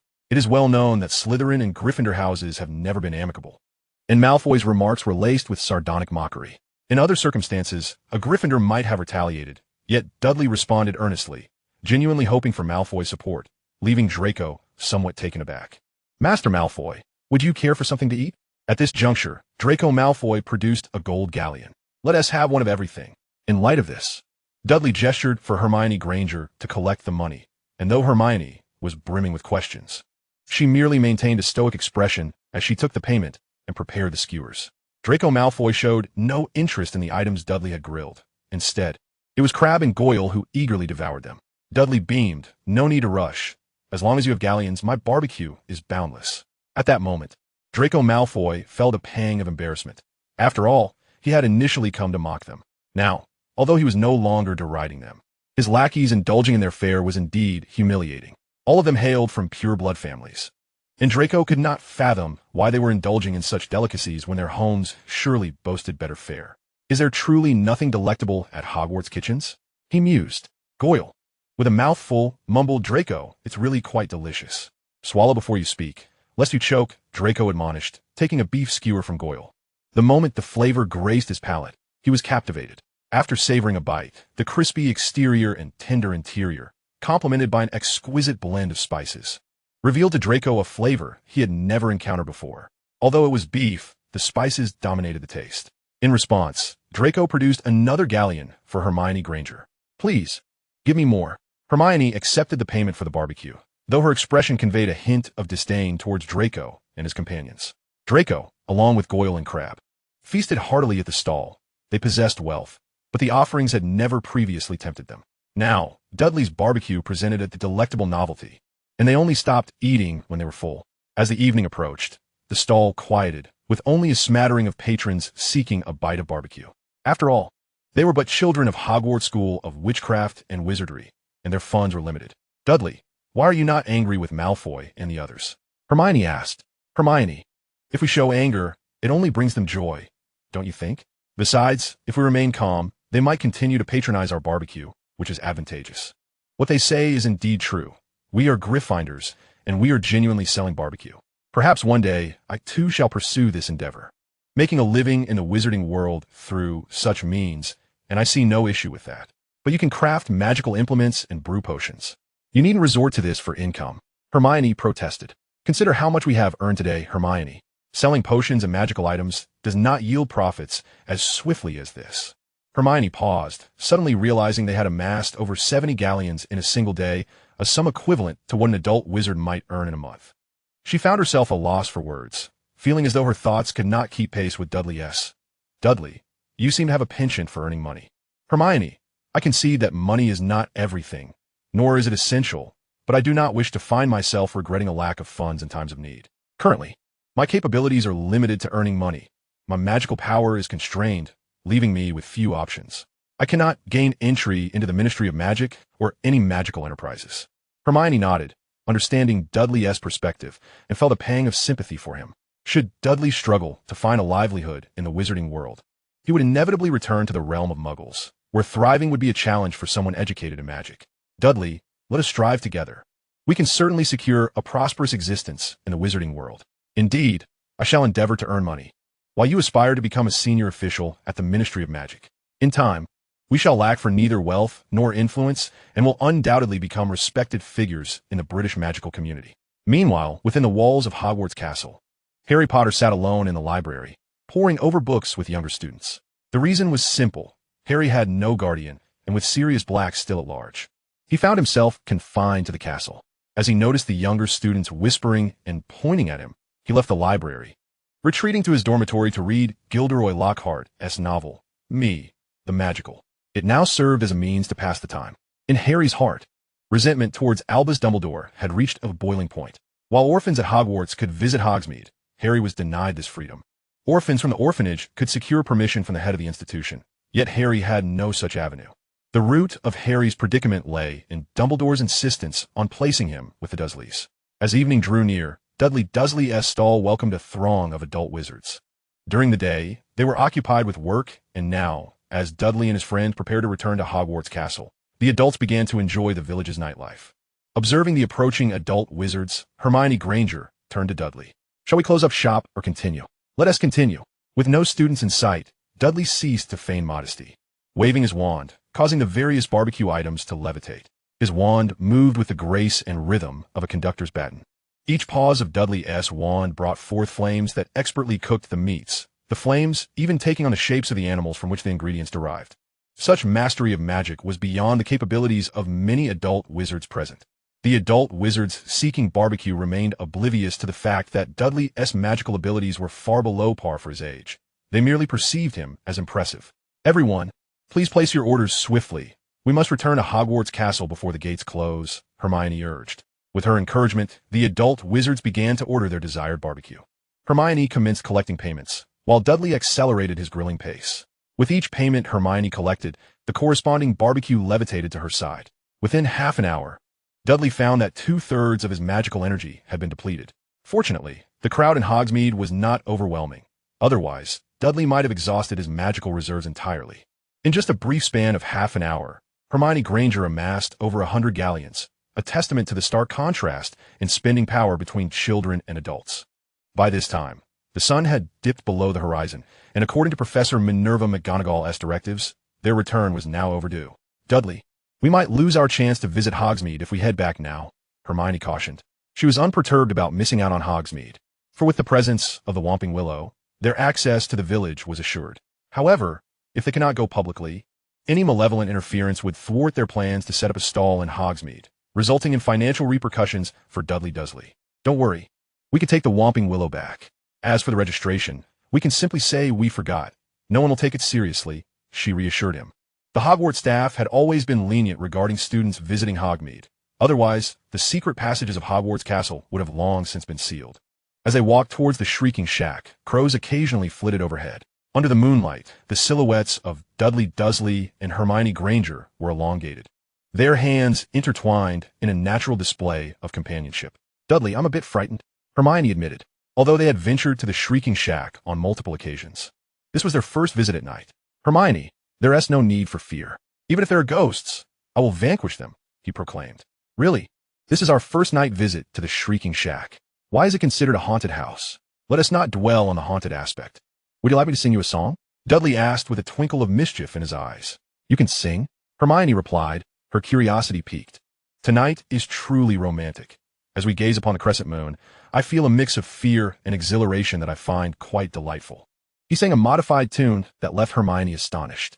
Dudley, you're incredibly talented.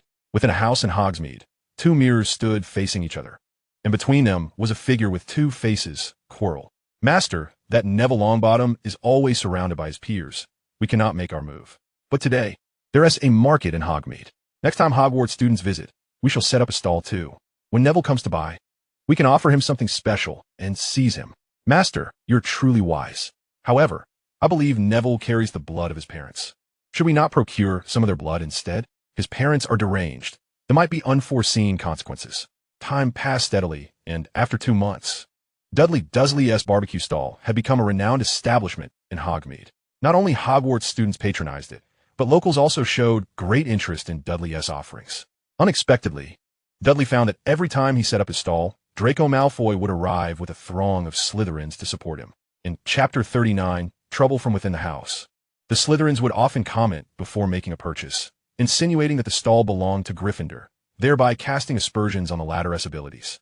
Dudley and Hermione played along. For after all, it was a means of earning money. There was no shame in that. Not everyone from each house could shine. There was dignity in every profession, and they accepted the banter as a necessary part of business. It was a mutually beneficial arrangement. Draco Malfoy and his cohorts found satisfaction in their jibes, while Dudley and Hermione reaped the financial rewards. It was a fair exchange, one party willing to jest while the other accepted the jesting. However, amidst this dynamic, members of Gryffindor grew increasingly dissatisfied with Dudley's stall. That morning, while some Gryffindors were absent from Hogsmeade, a group gathered to surround Dudley and Hermione. Dudley, perhaps you should stop selling, called out Seamus Finnegan. Dudley found Seamus's words amusing. Why should I stop just because you say so? Seamus, if you wish to buy something, you are welcome, but if you intend to disrupt my business, I cannot allow that, Dudley retorted, setting down the charcoal and stepping away from the grill, fireballs beginning to levitate around him, creating an imposing sight.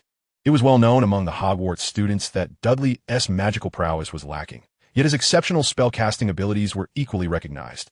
After all, a student with low magical capacity achieving top grades could only be attributed to superior spellcasting skills.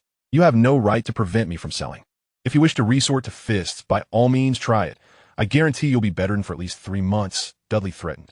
Seamus and Dean Thomas exchanged glances and stepped back, while other Gryffindors remained undeterred. Dudley Dursley, do you even realize how you're embarrassing Gryffindor? One of them challenged. I don't see how my stall is embarrassing. Rather, your actions make Gryffindor appear quite lackluster, Dudley countered, stifling a laugh. If you use your mouths to threaten me, then I want to be able to earn a living. Do you think I'm a fool? Hermione gazed at the tall Gryffindor who had spoken. If we refuse, what will be the worst outcome? We'll report you to Hogwarts. I'm sure you wouldn't want to face consequences from the school, they warned. Hearing this, Dudley chuckled. Go ahead, report me. I'm curious to see if Hogwarts will take any action against me. The Gryffindors were taken aback by Dudley's brazen attitude. This was far from typical student behavior. Students often feared interactions with faculty, as the dynamics could easily shift against them, even when they were in the right.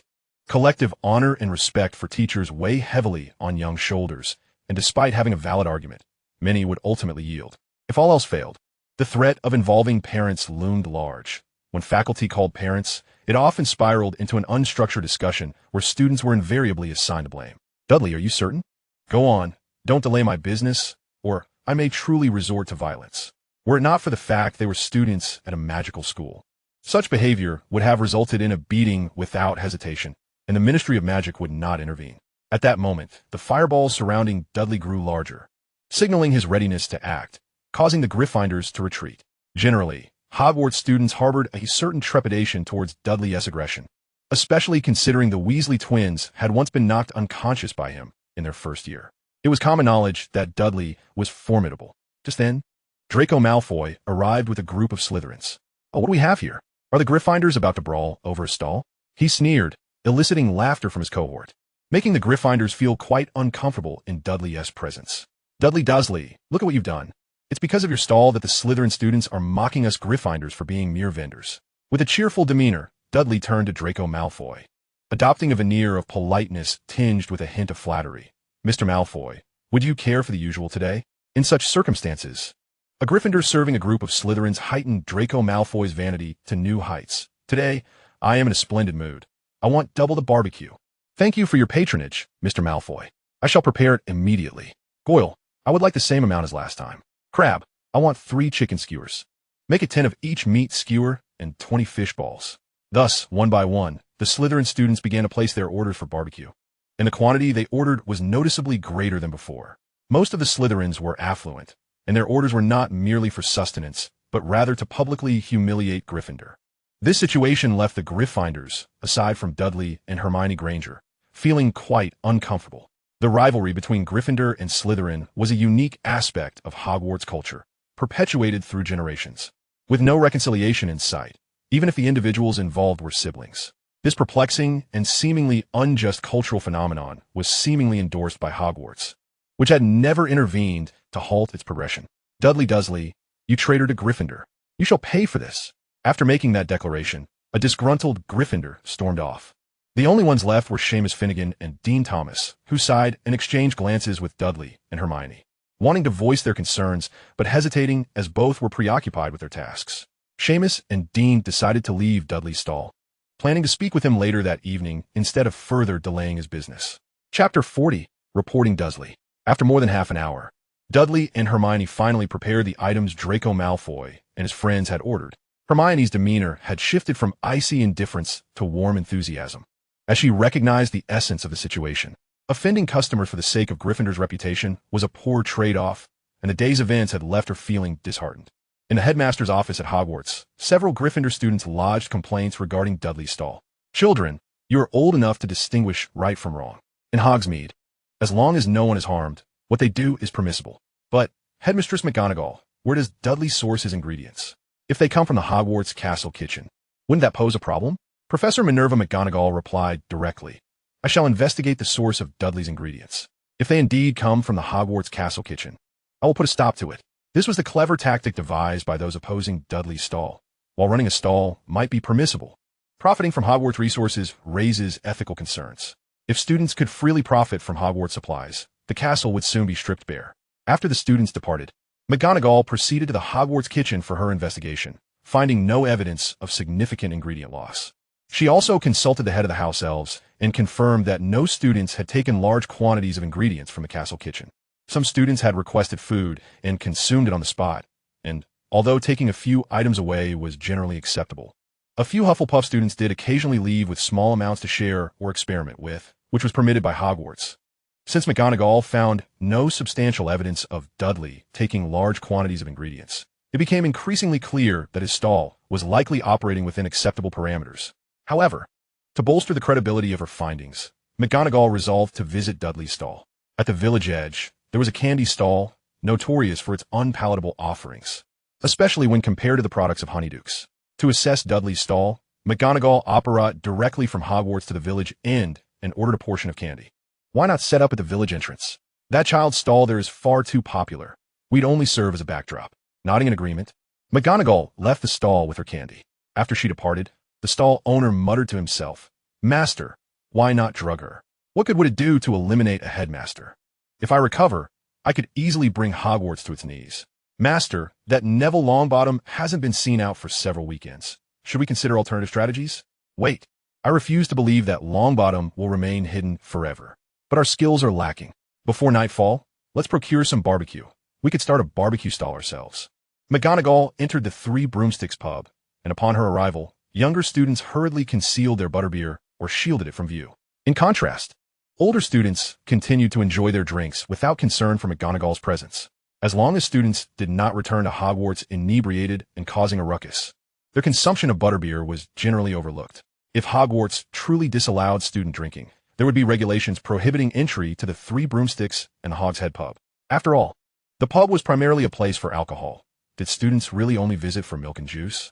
McGonagall, being friends with Rosmerta, the pub owner, approached her directly. Minerva, today is the busiest day of my week.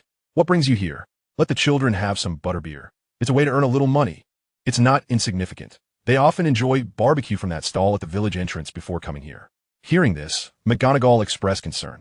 Is there a problem with the skewers? No, they're just a bit salty, requiring extra drinks. If that lad weren't a student, I'd deconsider hiring him to grill here. It would surely boost my sales. What is the reputation of that child's stall? Quite good. Everyone says his food is delicious, and he treats all customers equally, greeting everyone with a smile, not like previous students who created divisions based on houses. He's truly a competent merchant. Subsequently, McGonagall inquired further among the patrons at the Three Broomsticks, speaking to both adults and students. Aside from a few Gryffindors claiming that Dudley's stall was somewhat embarrassing for their house, the majority expressed positive sentiments regarding Dudley's offerings. Certainly, as the headmaster of Hogwarts School of Witchcraft and Wizardry, while also serving as the head of Gryffindor House, it is evident that Dudley Dursley has garnered discontent from Gryffindor not merely for his impartial business dealings. Had Dudley refrained from engaging in commerce with Slytherin House, or had he offered exorbitant prices to its members, such discontent would likely not have arisen. It is fair to assert that every member of the Hogwarts faculty is acutely aware of the shortcomings of the house system. However, not a single individual is inclined to amend it. After all, it is imperative that students do not engage in internal strife, nor can we permit conflicts between students and faculty. Upon confirming that Dudley Dursley was not culpable of any wrongdoing, Minerva McGonagall approached the barbecue stand established by him. Along the way, she observed numerous students, some from Gryffindor, holding skewers, which further affirmed the popularity of Dudley's stall. Since the inception of Hogwarts, students have indeed set up stalls, yet none have achieved the level of success that Dudley has with his equitable approach. Which vendor boasts the highest sales? Headmistress McGonagall. You've come to Hogsmeade. Of course, I heard that your stall is quite commendable, and I specifically came to sample your offerings. Do recommend some delectable items for me. If you please. Everything is delightful. There is nothing that isn't tasty. Which would you prefer? Hermione Granger replied, gesturing toward the price board, her meaning unmistakable. Upon glancing at the price board, Minerva McGonagall was taken aback. These prices are rather steep. Dudley Dursley, tending to the skewers, interjected, Headmistress, these ingredients are the most expensive. I sourced them from the Muggle world, and I even procured a magically enhanced bag that can freeze the ingredients. I must recoup my costs. Curiosity piqued. Minerva McGonagall inquired about the enchanted bag. She understood its theoretical feasibility, but had not encountered anyone who had purchased one. Where did you acquire this magically enhanced bag? I sought out a master of magical tools and commissioned one, at considerable expense. Observing Dudley's demeanor, Minerva McGonagall was further bewildered. Isn't your family struggling? Headmistress, even if we are impoverished, one cannot neglect necessary expenditures. I anticipate that my future in the magical world may depend on small-scale trading. Thus, such investment is essential. Minerva McGonagall found herself at a loss for words. A child planning ahead for his future was hardly something to criticize. I shall have a chicken carcass, please. There have been complaints that your ingredients are sourced from the Hogwarts kitchens. Do you possess any evidence to refute this claim? Dudley nodded. I certainly do. However, since you did not directly instruct me to cease operations, I assume you have already determined that my ingredients are not affiliated with Hogwarts. Indeed, but should you possess evidence, I can address those who have lodged complaints against you. Otherwise, it would be difficult to curtail this matter. Dudley nodded again, and a receipt levitated before Minerva McGonagall. This is my proof of purchase from the Muggle world. If the Hogwarts kitchen's offerings were available for sale, would I need to set up a stall to sell barbecued food? Minerva McGonagall paused, finally grasping Dudley Dursley's implication. That night, upon returning to the dormitory, Dudley found his 3 roommates waiting for him. Harry, I believe there is nothing wrong with your stall, but they claim it brings shame to Gryffindor. If I bring shame to Gryffindor by running a stall, will the house provide me with funds? Well, if it were just anyone, I would think it fine. But you are currently a Gryffindor student, exclaimed Seamus Finnegan. And the way Draco Malfoy and his cohorts acted today was clearly to mock us through your stall. Exactly, Dudley. Moreover, we might not care, but they are threatening to report you to Hogwarts for allegedly profiting from stolen Hogwarts kitchen ingredients. Is it worth risking punishment for just a stall? Dean Thomas added. Gryffindor students reporting their own house members to deduct points. Was this truly a matter of house honor? Seamus, Dean, and Neville were left speechless by Dudley Dursley's inquiry. It was akin to delivering a self-inflicted slap, jeopardizing Gryffindor's honor while simultaneously incurring point deductions. Surely not an act for the sake of the house's dignity. Observing their bewildered expressions, Dudley Dursley chuckled. Do you not comprehend? Those who wish for me to cease my stall have never genuinely cared for Gryffindor's honor. Their sole objective is to gain notoriety through this affair. With that, Dudley returned to his bed, leaving his roommates to ponder. The following morning, Hogwarts officially endorsed Dudley Dursley's entrepreneurial endeavors and substantiated that he had not utilized Hogwarts kitchen ingredients in his business. Adjacent to the announcement affirming Dudley's innocence was the disciplinary action taken against the Gryffindor students who had lodged complaints. Each was penalized 20 house points and mandated to publicly apologize to Dudley, composing a reflective essay of no less than 500 words to be read aloud at dinner. Upon witnessing such circumstances, Dudley, feeling the penalties were excessive in the eyes of others, approached Headmistress McGonagall to voice his discontent.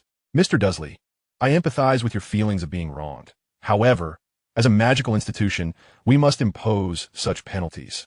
We cannot expel them merely for defamation." Dudley articulated the regulations of the Muggle world, where penalties for defamation entail not only punishment for the perpetrator, but also compensation for the victim.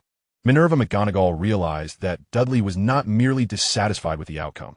Rather, he sought financial recompense. "Mr. Dursley, this is a school of magic, not a commercial entity. How can we impose monetary penalties on children? A school that does not even charge tuition or board cannot impose financial repercussions on students."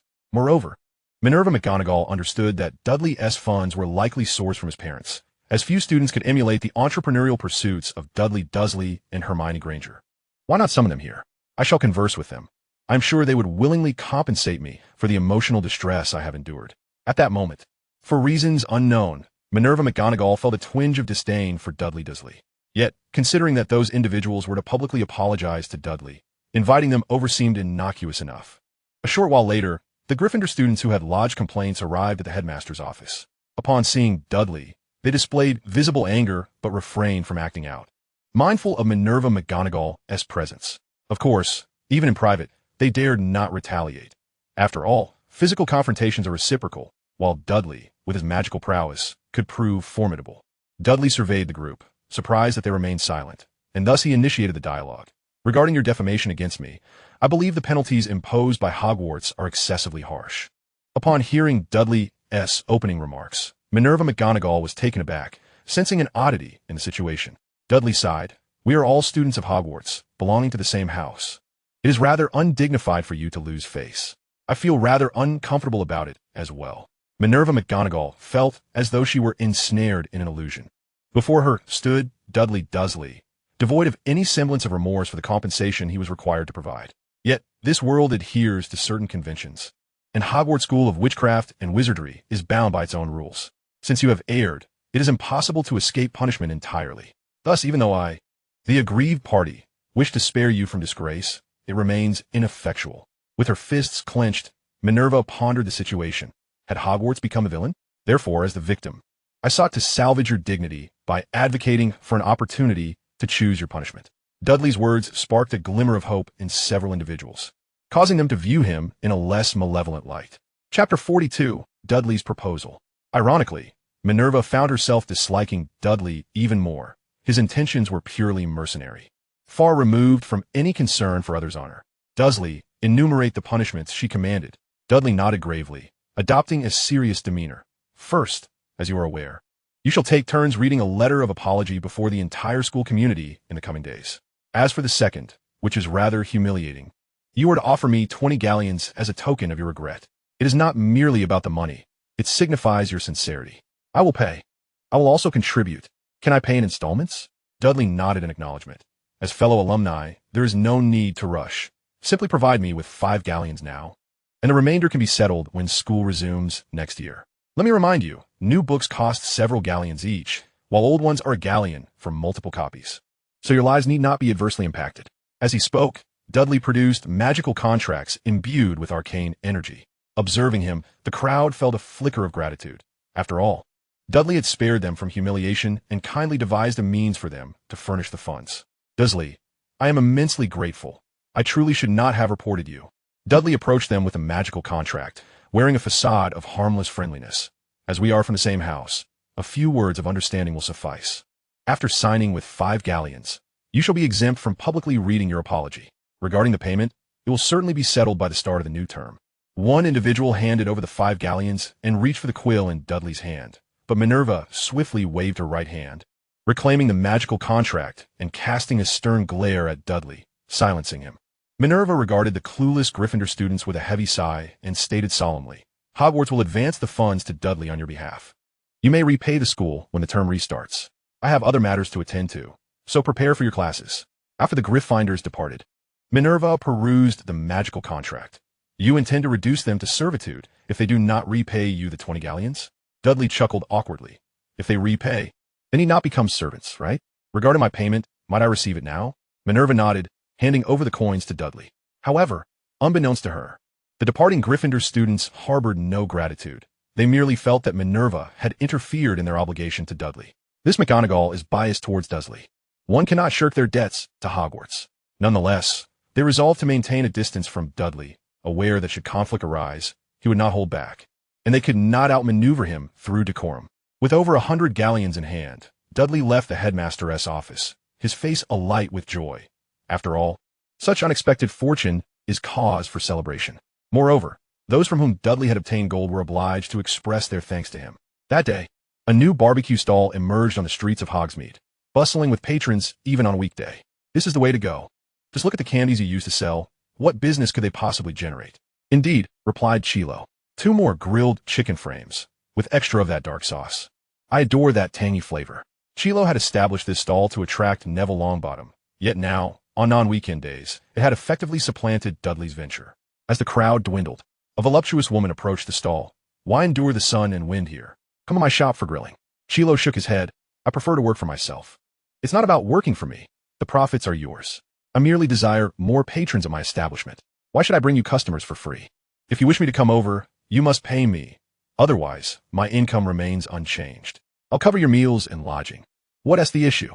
As a barbecue seller, do you think I would starve? So what is your proposal? I want 10% of the bar's profits. I can always hire someone else for grilling. The bar owner, a woman from the 3 Broomsticks, had been rejected by Voldemort. Yet Chilo wisely refrained from inquiring why. That night, Chilo gazed at his reflection, contemplating, Master, it would have sufficed to simply refuse her. Why complicate it with conditions? Voldemort replied, a straightforward refusal might raise suspicion. Tomorrow, we'll set up near the Hog's Head.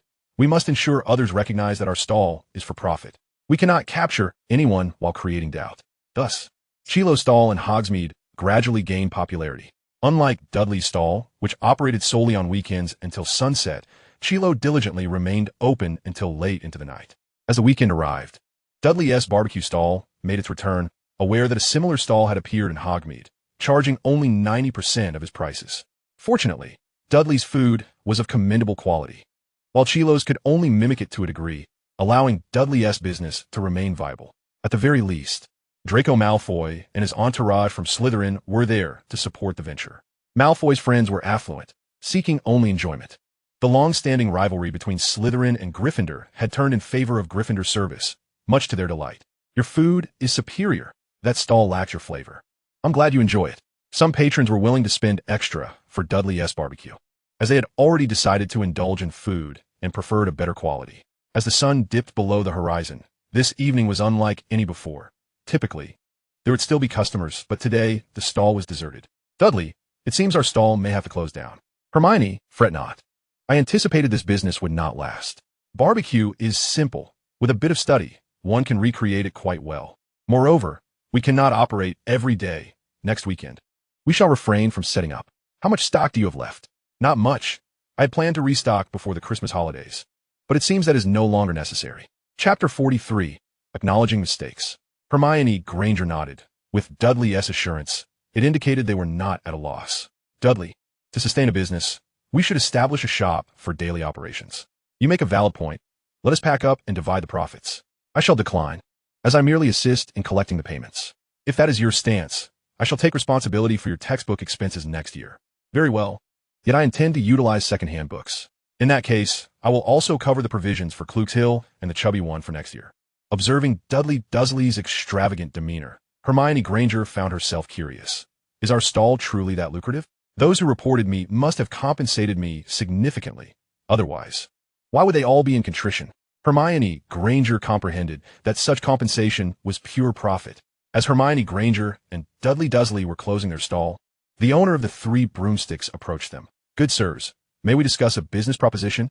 Hermione glanced at Dudley, indicating that he was the one to make the decision. Dudley turned to the woman, saying, Madam, we are but children. How could we possibly engage in business with you? You possess quite the silver tongue, my dear. You are clearly destined for commerce. I do not expect you to work for me indefinitely, as I know that is not feasible. Then, what business can we discuss? Let me be frank. I desire your barbecue recipe. Lest my business be overtaken by the Hog's Head Inn. The owner of the Three Broomsticks elaborated on her establishment situation. And both Dudley Dursley and Hermione Granger grasped the implications. You wish to take away our means of earning? Child, you cannot set up stall here every day. The clientele will not be the same as that of your previous venture. I will offer you 100 galleons for your recipe, allowing you to continue your operations and even sell it to others without my interference. I require more. Once I provide you with the recipe, its value diminishes. 200 galleons. And you will also procure the ingredients I possess at market price. I shall cease my barbecue stall in Hogsmeade thereafter. How many ingredients do you have? I cannot accept an excess. Just enough for a couple of stalls. Thus, Dudley Dursley and the woman struck a deal. And upon seeing the extendable pouch in Dudley's hands that could preserve frozen ingredients, she was immediately captivated. Where did you acquire such a magical item? I had it custom-made, costing a total of 100 galleons. Would you like to purchase it? Never mind, it is rather overpriced. Before the Christmas holidays, those who had reported Dudley Dursley were filled with regret. They had not anticipated that he would cease his stall operations. Had they known that such a move would lead to Dudley no longer selling, they could have set up their own stall to claim his clientele. Oh, since Dudley isn't selling, let us take up a stall to earn some galleons. After all, we need to pay 20 galleons. But we lack ingredients. Isn't their food in the kitchen? We can prepare less at a time and make several trips. Thus, during the Christmas holiday, the food consumption in Hogwarts Castle remained as high as if the students had not taken a break. This situation caught the attention of Minerva McGonagall. The matter was simple to investigate.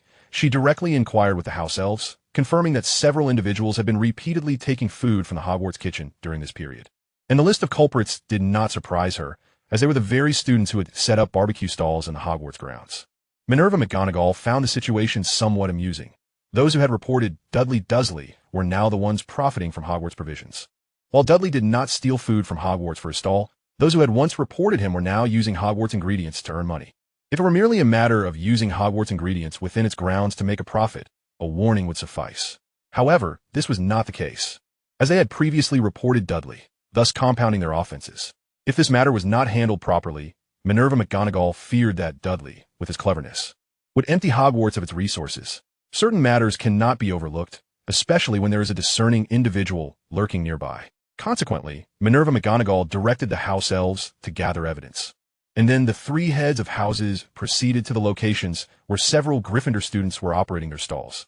Witnessing such a scene, with some Slytherin students purchasing skewers and the Gryffindor sellers warmly welcoming them, Severus Snape remarked, "Headmistress McGonagall, your Gryffindor students exhibit quite the customer service." Snape's words struck Minerva McGonagall like a slap to the face. It must be noted that this was not in Hogsmeade, but within the very walls of Hogwarts. Many Gryffindors had previously disdained Dudley's stall due to his equal treatment of all customers.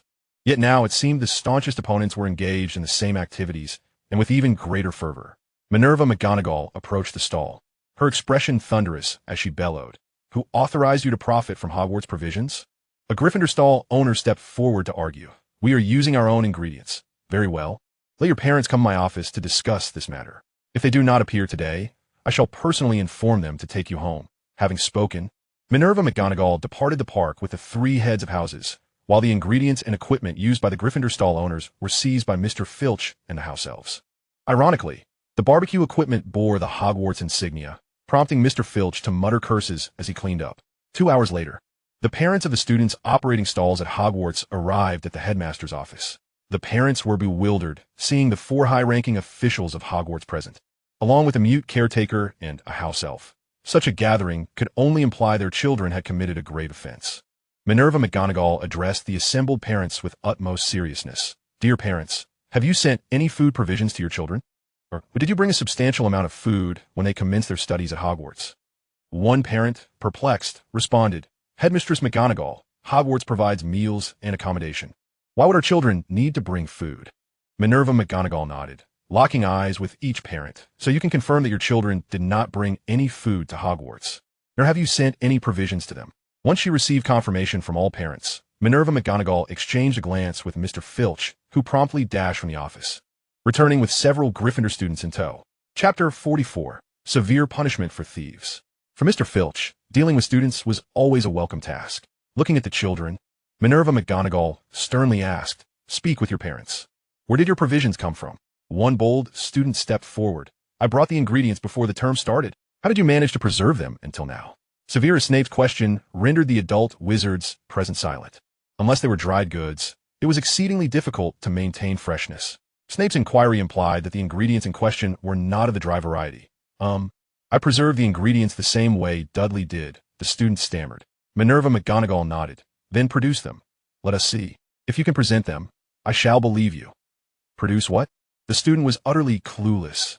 They knew Dudley Dursley operated a stall, yet had no idea how his ingredients were sourced. "Your tales are riddled with falsehoods. You do not even know how Dudley preserves his ingredients. Yet you claim to do the same." Minerva McGonagall cast her gaze upon the house elf within the room and addressed it. "Hinny, on the afternoon of December 26th, there were 30 pounds of beef, 30 pounds of lamb, and 30 pounds of pork, along with 50 chickens. The children present were taken aback, not anticipating that the house elf would keep such meticulous records.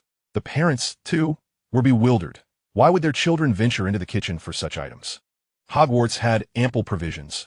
Was it not sufficient to take what was already prepared if they were hungry? On the night of December 27th, the report included 40 pounds of, and on December 28th, as the house elf continued to enumerate the quantities of food taken, it reported up until yesterday.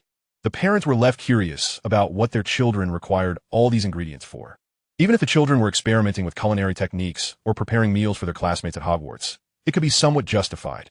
At that moment, one parent could no longer contain their curiosity. "Headmistress McGonagall, what exactly are they doing?" Their children had become quite adept at setting up stalls to sell barbecued food during the holiday, utilizing Hogwarts kitchen supplies to earn money, which was akin to theft. "Headmistress McGonagall, they are still children. Perhaps we should allow them to return some of the money to Hogwarts and then deduct points from their house to ensure they do not repeat this behavior." This parent was astute, outside of Hogwarts, who truly cared about house points. Minerva McGonagall regarded the parent with utmost seriousness. Their actions constituted not merely the act of stealing for profit, but moreover, they had previously accused others of similar misdeeds. To knowingly commit an error is markedly different from doing so out of ignorance. The crux of the matter lies in their slander, which is a failure of their own accusations. To report without proper understanding, only to engage in the very actions they condemned, is not merely a mistake. It reflects a profound character flaw. Minerva McGonagall remained silent, allowing the parents to deliberate on how to address the situation. In the office, the children appeared anxious, their demeanor far from that of Gryffindors. The only sounds are the whisperings of the portraits adorning the walls. Minutes dragged on painfully for both the children and their parents. One parent, unable to wait any longer, addressed Minerva McGonagall. "Headmistress, now that the children have committed this act, are we to expel them, or how shall we proceed?" Understanding that the moment had arrived for her to speak, Minerva McGonagall declared, "First and foremost, the proceeds from their theft must be returned to Hogwarts." The parents nodded in agreement. The children needed to return what they had taken. Furthermore, they would no longer be permitted access to the Hogwarts kitchens. The parents had no objections. Given their children's actions, it was reasonable to restrict their access. Once the Christmas holiday concluded, each child would be required to submit a reflective essay of no less than 1,000 words at the start of term feast. The parents sighed as they looked at their children, recognizing that owning up to their mistakes was necessary. Should they err again in such a serious manner, expulsion would be the consequence. No further chances would be afforded. The parents nodded, acknowledging that having erred once was already grievous enough. "You may take them home now and educate them on the importance of character. They are to return once school resumes." Thus, the parents, filled with shame, led their children away from Hogwarts, resolved to instill proper values in them. After leaving the castle, the children faced public repercussions, each receiving a deduction of 50 points from Gryffindor. Additionally, a stern warning was issued that any further infractions would result in immediate expulsion. Those who celebrated Christmas at Hogwarts became acutely aware of the challenges faced by Dudley Dursley in his barbecue endeavors, which indirectly confirmed that he had not utilized Hogwarts provisions. Many understood that preserving food was a daunting task, particularly as few were aware of Dudley's possession of an enchanted bag capable of freezing ingredients. Meanwhile, Dudley spent his holiday diligently accompanying his father on client visits. These clients were not only the primary patrons of Vernon Dursley's new enterprise, but also trusted friends, known for their integrity and discretion. On this particular day, Dudley was set to meet his father's former employer. With a flourish, he produced his wand, transforming the empty living room, having already cleared the furniture, into a stage for his culinary magic. With a wave of his wand, he skillfully grilled a variety of ingredients, each one perfectly cooked with each pause of his wand. After a series of incantations, the finished dishes floated effortlessly to a preset table. Chapter 45. The Magical Business of Ordinary People. Vernon's former employer applauded generously, beaming at Dudley. "Vernon, my boy, you are quite remarkable. Indeed, my child's talents extend beyond barbecuing. The true marvel lies in the magical technique employed, not mere sleight of hand, and with practice, you too could wield such magic," Vernon replied, producing his wand to demonstrate. He directed it toward a bottle of red wine, causing the cork to dislodge and the bottle to levitate, filling a glass for his former employer with ease. At that moment, Dudley approached the table, a broad smile on his face. "Dad, you're becoming quite adept at this. It's all thanks to your excellent instruction. Is it truly that easy to learn?" Having heard his father's employer's praise, Dudley recognized that similar scenarios had unfolded several times in recent days. If the other party showed interest, it could lead to substantial wealth. Dudley presented a wand and a bracelet, both levitating before his father's former employer, stating earnestly, "All you need to do is wear the bracelet and, with the correct technique, wave the wand while reciting the corresponding incantations, and you shall unleash magic." As Dudley explained, Vernon's former employer acted as a model, not only showcasing the bracelet, but also performing the incantation to conjure a floating water globe. With the bracelet adorning his right hand and wand in grip, he inquired, "What must I do?" After receiving a brief tutorial from Dudley, Vernon's former employer successfully conjured a stream of water, showcasing the true potential of their magical business venture. In such circumstances, Vernon Dursley's former employer was filled with excitement. Seizing the moment, Dudley Dursley aptly remarked, "This is fundamental magic within the wizarding world, and most importantly, those who frequently wield magic generally live for over a century. There exists an exceptionally powerful wizard named Nicholas Flamel, who has lived for more than 600 years. What do the affluent concern themselves with? Longevity. Once wealth is acquired, it is only natural to seek enjoyment. Yet, for ordinary individuals, living beyond 90 is quite rare. Should one have the chance to live for over 100 years, many would willingly offer half of their fortune. Child, does this old magic truly allow one to live for over 100 years? Certainly, among those who practice magic, normal mortality occurs at over 100, with many reaching 200 before meeting their maker. If I could live for over 100 years, that would suffice." Dudley nodded in understanding, stating, "However, you are not a born wizard. Your ability to cast spells primarily stems from this bracelet. This bracelet, akin to certain electrical appliances, will eventually deplete its magical energy. It's no trouble. Simply acquiring a few more bracelets will suffice. There is no need for such complications. When this bracelet runs out of magic, it's akin to an appliance with a dead battery. We merely recharge it with magical energy." "But how does one recharge this magical energy?" Dudley then produced a magical replenishing potion and began to elaborate on its benefits, particularly highlighting that for merely a few dozen pounds, one could procure a vial of this potion, which made Vernon Dursley's former employer feel it was quite a bargain. One must understand that this not only grants the experience of wondrous magic, but also promises longevity. For someone earning thousands of pounds daily, such an expense is entirely justifiable. The Christmas holiday is always fleeting, yet in those few days, the Dursleys amassed a fortune exceeding 10,000 pounds. After all, Vernon Dursley sought out wealthy clients, and the prospect of enabling ordinary individuals to wield magic, especially with the potential of extending lifespans, proved irresistibly lucrative. Not only wands, bracelets, and replenishing potions came at a price, but Dudley also produced a small booklet detailing the usage of magic, which was likewise for sale. The ability to cast spells is one thing. Aspiring to learn more magic necessitates education. How does one learn? By purchasing Dudley's booklet. The booklet primarily features healing spells, alongside some mobility and elemental spells, with a focus on those that possess offensive capabilities, albeit not particularly strong, primarily designed to treat external injuries. Such circumstances only serve to bolster the faith of those willing to spend their money. If external injuries could be healed, how could one claim it would not positively affect longevity? This was merely the beginning. One must recognize that a wealthy individual is likely to know many other affluent individuals, who may well be close friends, thereby allowing Dudley's business to gradually expand its clientele. Such a highly profitable venture should not be conducted ostentatiously, especially one that permits ordinary people to utilize magic. This time, Dudley Dursley traveled alone by train, as he needed to procure numerous magical materials. Upon arriving at the Leaky Cauldron, Hermione Granger set aside her coffee the moment she spotted Dudley. "Dudley, you seem quite exhausted. This holiday, You've been socializing with my dad every day. It hardly feels like a break. By the way, I just encountered someone who reported you. They shared quite a few details. What details? Hermione recounted the incidents concerning the punishment of several students who had set up stalls during the holiday at Hogwarts Castle. Seriously, do they really think I would sell food using Hogwarts resources? You could consume as much of Hogwarts provisions as you wish. It wouldn't matter. Giving food away to fellow students is one thing, but profiting from Hogwarts supplies is an entirely different matter. But aren't some of our wooden sticks from the Forbidden Forest? The materials from the Forbidden Forest do not belong to Hogwarts School of Witchcraft and Wizardry, and the trees we gathered will continue to grow. However, the items within Hogwarts Castle do not replenish themselves. Upon returning to school, Dudley Dursley and Hermione Granger attended the opening feast, primarily to observe the so-called self-reflection.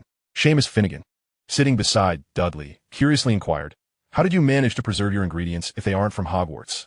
"I had someone custom make a pocket with freezing capabilities using an extension charm." Upon hearing Dudley's words, those around understood. The punished individuals were certainly not wronged. Dudley Dursley's method of preserving ingredients was enough to exonerate him. "I suspect Gryffindor will be at the bottom of the rankings this year," Neville Longbottom remarked. Dean Thomas shrugged nonchalantly. "It's been 3 years. Have you not yet acclimated to Gryffindor's consistently low standings?" Amidst their discussions, the evening's main event commenced. As a Gryffindor student took to the podium that was originally designated for the headmaster's speech and began to read. The long tables of the 4 houses remained unchanged, save for the Gryffindor table. "If other houses deduct points from themselves as Gryffindor does, we could easily win the House Cup," Draco Malfoy commented. Harry Potter retorted, "Draco, do the Gryffindors lack common sense? It was they who reported my cousin." Halfway through the self-reflection, Dudley Dursley discreetly took Hermione Granger's hand and slipped out of the hall. In the corridor, both felt a tinge of disappointment. "Dudley, I don't think I'll attend any more opening feasts. They're simply too dull." Dudley Dursley nodded in agreement. "You're absolutely right. They are rather tedious. Let us head to the Hogwarts kitchen for some hot pot." The following afternoon, Dudley Dursley posted several notices and sought out Harry Potter after class. "Harry, my cousin, I need your assistance with something." Draco Malfoy and his companions, having developed a favorable impression of Dudley, did not express any disdain. "Harry, we'll take our leave. We'll see you in the Great Hall shortly." With that, Draco Malfoy departed with Goyle and Crabbe. Harry Potter regarded Dudley, who handed him a notice. "Harry, could you please stick this up in your common room?" Upon reading the contents, Harry, now quite knowledgeable about the wizarding world, looked at Dudley with confusion. "Dudley, what do you need this replenishing potion for? It's not suitable for underage wizards." "Harry, you are aware of my circumstances. My magical energy is significantly lower than that of my peers. But the difficulty of exams is increasing, so having a replenishing potion on hand would be beneficial." Harry Potter nodded, since Dudley merely requested him to post a notice. He had no grounds to refuse. "Dudley, I'll put it up for you, but I can't guarantee that no one from Slytherin will take notice. They certainly aren't short on funds. Cousin Harry, I merely wish for people to know that I, Dudley Dursley, treat everyone equally. Not only will I post this in Slytherin, but I will also place the same notice in Hufflepuff and Ravenclaw common rooms, allowing anyone interested in earning this money the opportunity." Subsequently, Dudley Dursley found a Hufflepuff student at the entrance of their common room to assist him in posting the notice. Finally, he arrived at the entrance to the Ravenclaw common room, but did not seek help. Instead, he approached the door directly. Unlike other dormitories that required passwords or had enchantments, entrance to the Ravenclaw common room was more straightforward. One merely had to answer a question to gain entry. "Are you trying to enter our Ravenclaw common room?" Upon hearing the sound, Dudley Dursley turned his gaze. There stood a figure with silver eyes, chestnut brown hair, and an ethereal pallor that captured one's attention. In truth, Luna Lovegood possessed a beauty rivaling that of Hogwarts' most esteemed flower. Yet her whimsical thoughts rendered her ill-suited for any serious endeavor. Was it not permissible? The rules of the Ravenclaw common room explicitly stated that those who answered the question correctly might enter. However, for those not of Ravenclaw, the questions would be exceedingly difficult. "I have an answer that can resolve all inquiries." "I do not believe it." "Then just watch." Dudley approached the entrance, addressing the bronze knocker. Which came first, the chicken or the egg? Dudley refrained from providing a direct answer, instead turning to Luna Lovegood. "Do you know the answer?" "I am eager to hear your response." Dudley then turned back to the bronze knocker, raising his right foot and delivering a forceful kick. "Am I correct? Please answer my question correctly." The bronze knocker was met with an even heavier kick. "Am I correct? Please respond accurately." Before the bronze knocker could finish its statement, it was kicked once more. "Am I correct? Please confirm." Dudley did not allow the bronze knocker to complete its sentence, delivering another kick, followed by two more in quick succession. The bronze knocker, somewhat aggrieved, inquired, "Why have you ceased questioning?" "I ask, but does it yield any result? Will you open the door?" Without uttering a word, Dudley kicked the bronze knocker again, only to suddenly miss his target. "Please come in." As the door swung open, Dudley turned to the astonished Luna Lovegood beside him. "My universal answer is the strength to conquer myriad queries." Luna fell into contemplation, while Dudley paid her no further heed. Striding into the Ravenclaw common room. Upon entering, the curious little eagles present observed him with intrigue, yet their discretion kept them silent. Dudley, recognizing the unspoken tension, affixed a notice before departing the common room. As he passed through the doorway, Luna Lovegood scrutinized him with curiosity. "Are you leaving already?" "I merely came to post something." Entry to the common room is permitted, but the dormitories remain off limits. Upon hearing Dudley's words, and considering his identity as a Gryffindor and his age, it became clear to her. "You are Dudley Dursley." Dudley nodded. "Indeed, I am the individual you mentioned, though whether I am the Dudley Dursley you speak of is another matter entirely." "Your words are quite amusing. What are the odds?" "They exist. We have a Harry Potter at Hogwarts, yet he is not that Harry Potter." "Perhaps he is indeed that Harry Potter?" "No, he cannot be the savior." "As I have stated." "You assert this. Are you a master of prophecy?" "I am no prophet, yet my cousin Harry cannot possibly be the savior. He is far too ordinary. Indeed, your renown far surpasses his." A week later, Dudley encountered 7 individuals by the edge of the Black Lake, all of whom were there to engage in business with him. Among them was an unexpected 7th-year Gryffindor, the red-haired Percy Weasley. Dudley focused on the red-headed individual, recognizing him as Percy Weasley, the sole remaining redhead at Hogwarts. "You are a 7th-year student, correct?" Percy Weasley nodded. He was indeed the only 7th-year present. "Perhaps you should be more concerned with preparing for your graduation rather than wasting time on this matter." "Dursley, I am in need of funds. You must understand. I am not affluent, and I require money to apply for a position at the Ministry of Magic. To be frank, I have no desire to engage with any Weasley in any avoidable capacity." Thus, Percy Weasley became the first, and indeed the only, individual to be dismissed by Dudley. Chapter 47. Troubles at the Barbecue. "Dursley, your acquisition price is significantly below market value. I am aware, yet I am purchasing directly from you. Your potions cannot be priced the same as those at the apothecary. If the prices were identical, I might as well procure them from the apothecary. It cannot be half price." This statement prompted agreement from the other 5 participants. In response, Dudley sighed and regarded the 6 individuals seriously. "Do you truly believe your skills are superior? Can the potions you concoct surpass those of the apothecary? Tell me, what is your self-assessment?" Dudley's words left the 6 present momentarily speechless. Lacking the necessary ability, they dared to negotiate with Dudley, a complete folly. Nevertheless, 2 individuals chose to forego the opportunity to collaborate with Dudley, still believing his offer to be too low. Several weeks passed smoothly, during which Dudley received a mere 3 potions.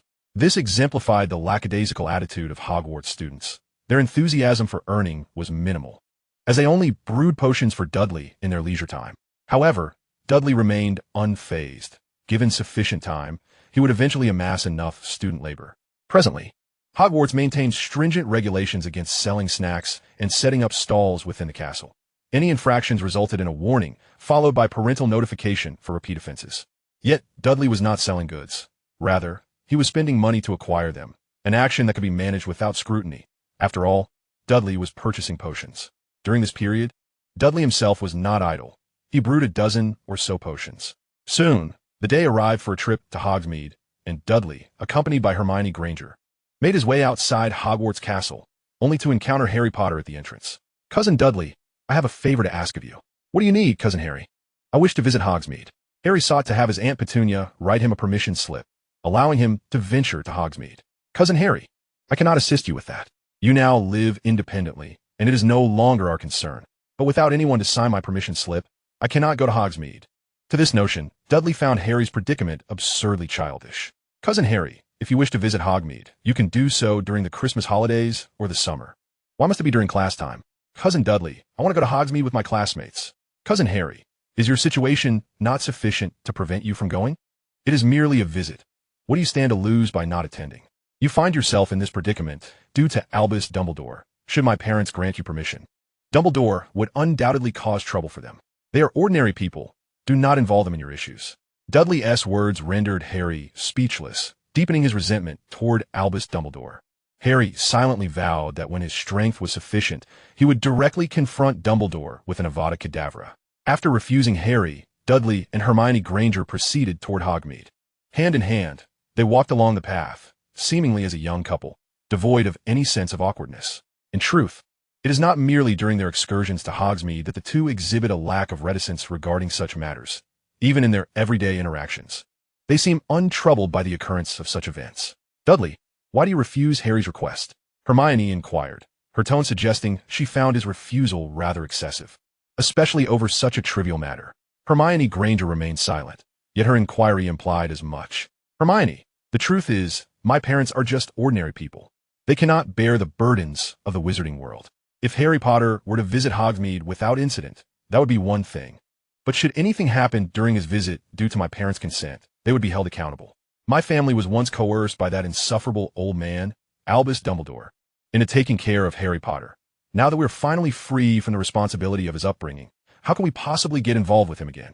Hermione Granger nodded in understanding towards Dudley Dursley, recognizing that Harry too had faced considerable challenges, having been so systematically arranged from a young age. "In fact, taking Harry to an orphanage would be preferable to him living in my home. Raising 2 children within a single household placed immense pressure on my father, who had only recently begun working. I have heard it said that Harry Potter spends money quite lavishly, exhibiting none of the characteristics one might expect of an orphan. This is the crux of the matter. Harry Potter is not devoid of wealth, yet the Dursleys received not a single penny for his upkeep. If caring for Harry Potter did not require complete financial commitment, he would not be treated as a waste of oxygen by the Dursleys." Upon arriving in Hogsmeade, Dudley Dursley and Hermione Granger did not engage in leisure activities or set up a barbecue stall. Instead, they focused on pasting Dudley-esque flyers around various locations in the village. This action left many adult wizards in the village, particularly those fond of Dudley-esque barbecues, feeling quite disappointed, as they had eagerly awaited the Hogwarts School of Witchcraft and Wizardry's holiday, only to find Dudley Dursley not selling barbecues, but instead distributing flyers. "Little boss, are you setting up shop today?" one villager queried. Dudley, wearing the same cheerful expression as when he was at his stall, replied, "I've given the recipe to Madame Rosmerta at the Three Broomsticks. You can enjoy it there just as well. While the barbecue at the Three Broomsticks is quite delectable, it cannot compare to yours," the villager insisted. "You mustn't say that. I harbor no secrets," Dudley responded. "The Three Broomsticks cook lacks talent. How could they possibly compete with you?" As they continued to post the notices, Dudley and Hermione frequently encountered adult wizards, a testament to the inferior culinary skills of the Three Broomsticks chef. Eventually, they met at the entrance of the Three Broomsticks and entered the establishment, each ordering a glass of butterbeer. However, before they could enjoy their drinks, Madame Rosmerta approached their table with a platter of skewers. Upon seeing and smelling the skewers, Dudley immediately discerned that the recipe had been altered and that the cooking was not up to par. "Is this complimentary?" he inquired. "Just taste this. How can the flavor be so lacking?"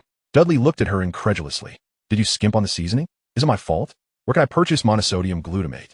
she retorted. Dudley chuckled. "That is something from the Muggle world. You'll need to go there to acquire it. And the cooking technique? That requires practice, and, of course, a modicum of talent." Madame Rosmerta appeared exasperated, realizing that despite purchasing the recipe, she could not procure all the necessary ingredients. And the chef's talent was also a factor. "Do you wish to earn some money this weekend?" she asked. "That would be considered employing child labor, which violates Ministry of Magic regulations. Should someone report you, this pub could face closure.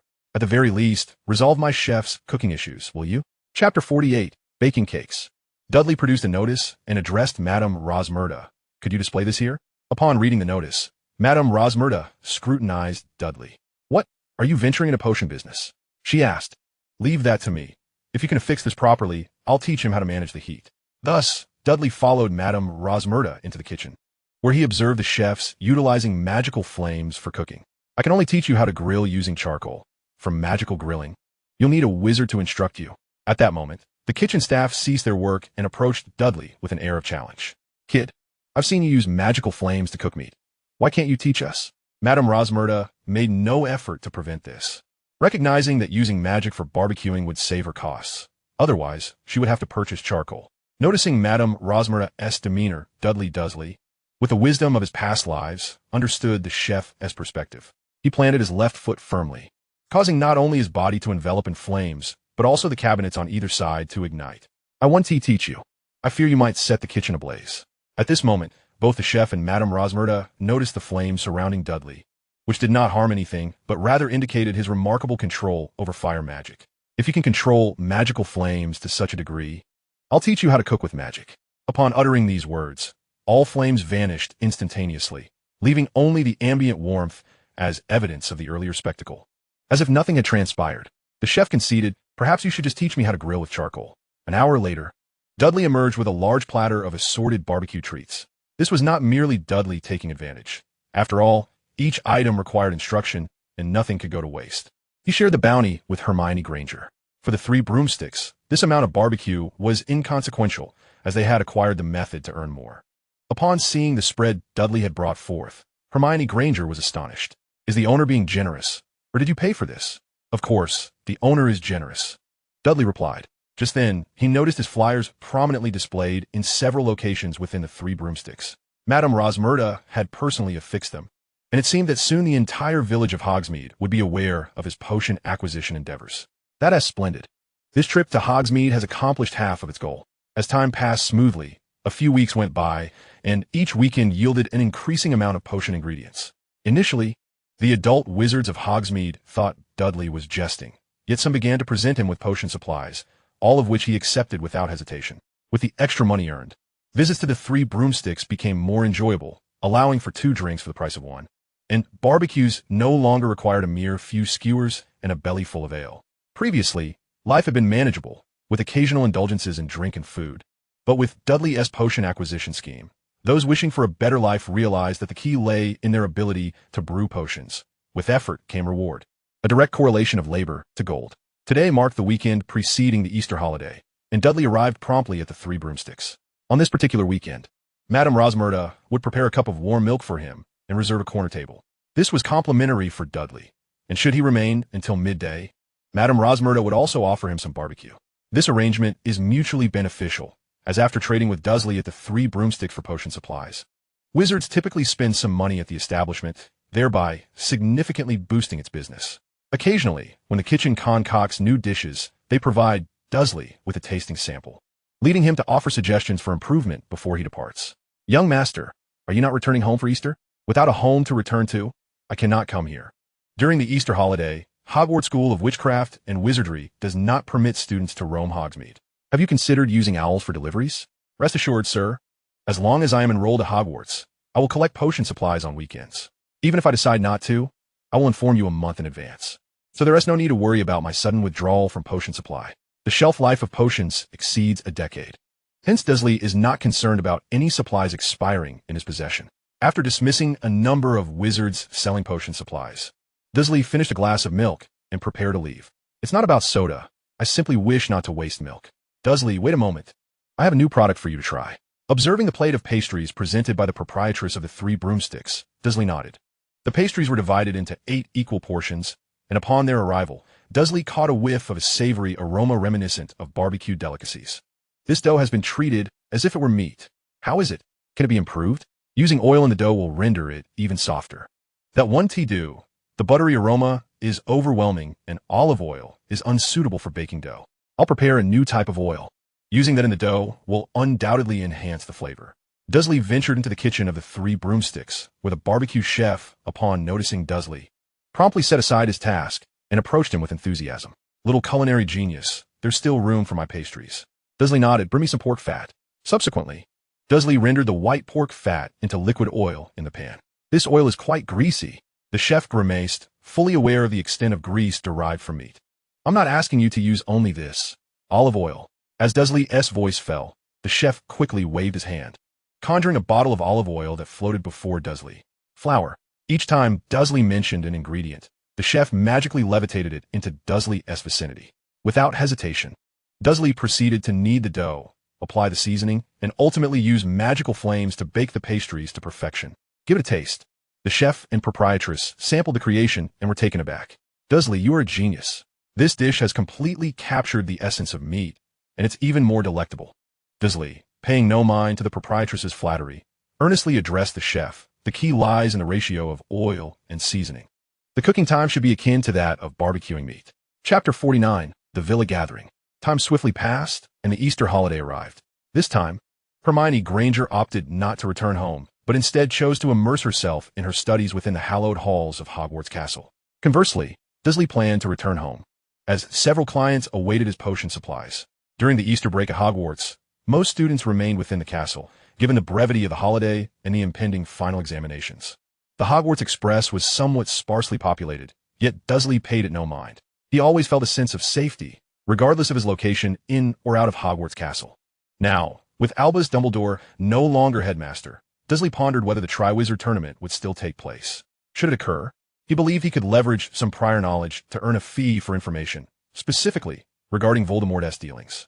As for saving the world, that could only commence once Voldemort made a complete and definitive return. For now, with Voldemort absent, one man's efforts would likely go unrecognized. Outside the train station, the Dursleys awaited Dudley with beaming smiles. Upon spotting his parents, Dudley rushed over, embracing each of them before boarding the vehicle home. "Dudley, my friends are not just interested in purchasing potion supplies. They have introduced me to numerous trustworthy clients. Dad, I have only a few days off. Since they are reliable, perhaps we could host a more intimate gathering where I can showcase my magical abilities all at once. This would save time and assure those clients in promoting our products." "All right, I will arrange this upon our return." However, Dudley, in business, one must navigate the intricacies of human relationships. "What gifts should we offer to those who introduce clients to us?" "Dad, I have already considered this. We shall prepare a magical device for each of them, capable of holding a multitude of items. Once we conclude the main gathering, we can present them at the smaller assembly." "Vernon, little Dudley has just begun his holiday. Can we discuss something else?" "Haha, dear, you are right. My love for making money is insatiable." Thus, the Dursley family returned home amidst laughter and joy. After inquiring about Dursley's culinary preferences, Petunia Dursley busied herself in the kitchen. Meanwhile, Vernon Dursley occupied his study, making numerous phone calls. Arranging the villa and notifying clients required extensive communication. In this era devoid of the internet, he relied on traditional methods for telephoning. However, this was the way of ordinary people. Had they been wizards, owls would have likely inundated the Dursley villa. The crucial aspect of these calls was that only Vernon Dursley could make them, keeping outsiders oblivious. After arriving home, Vernon continued his telephone calls, only ceasing after 8 in the evening.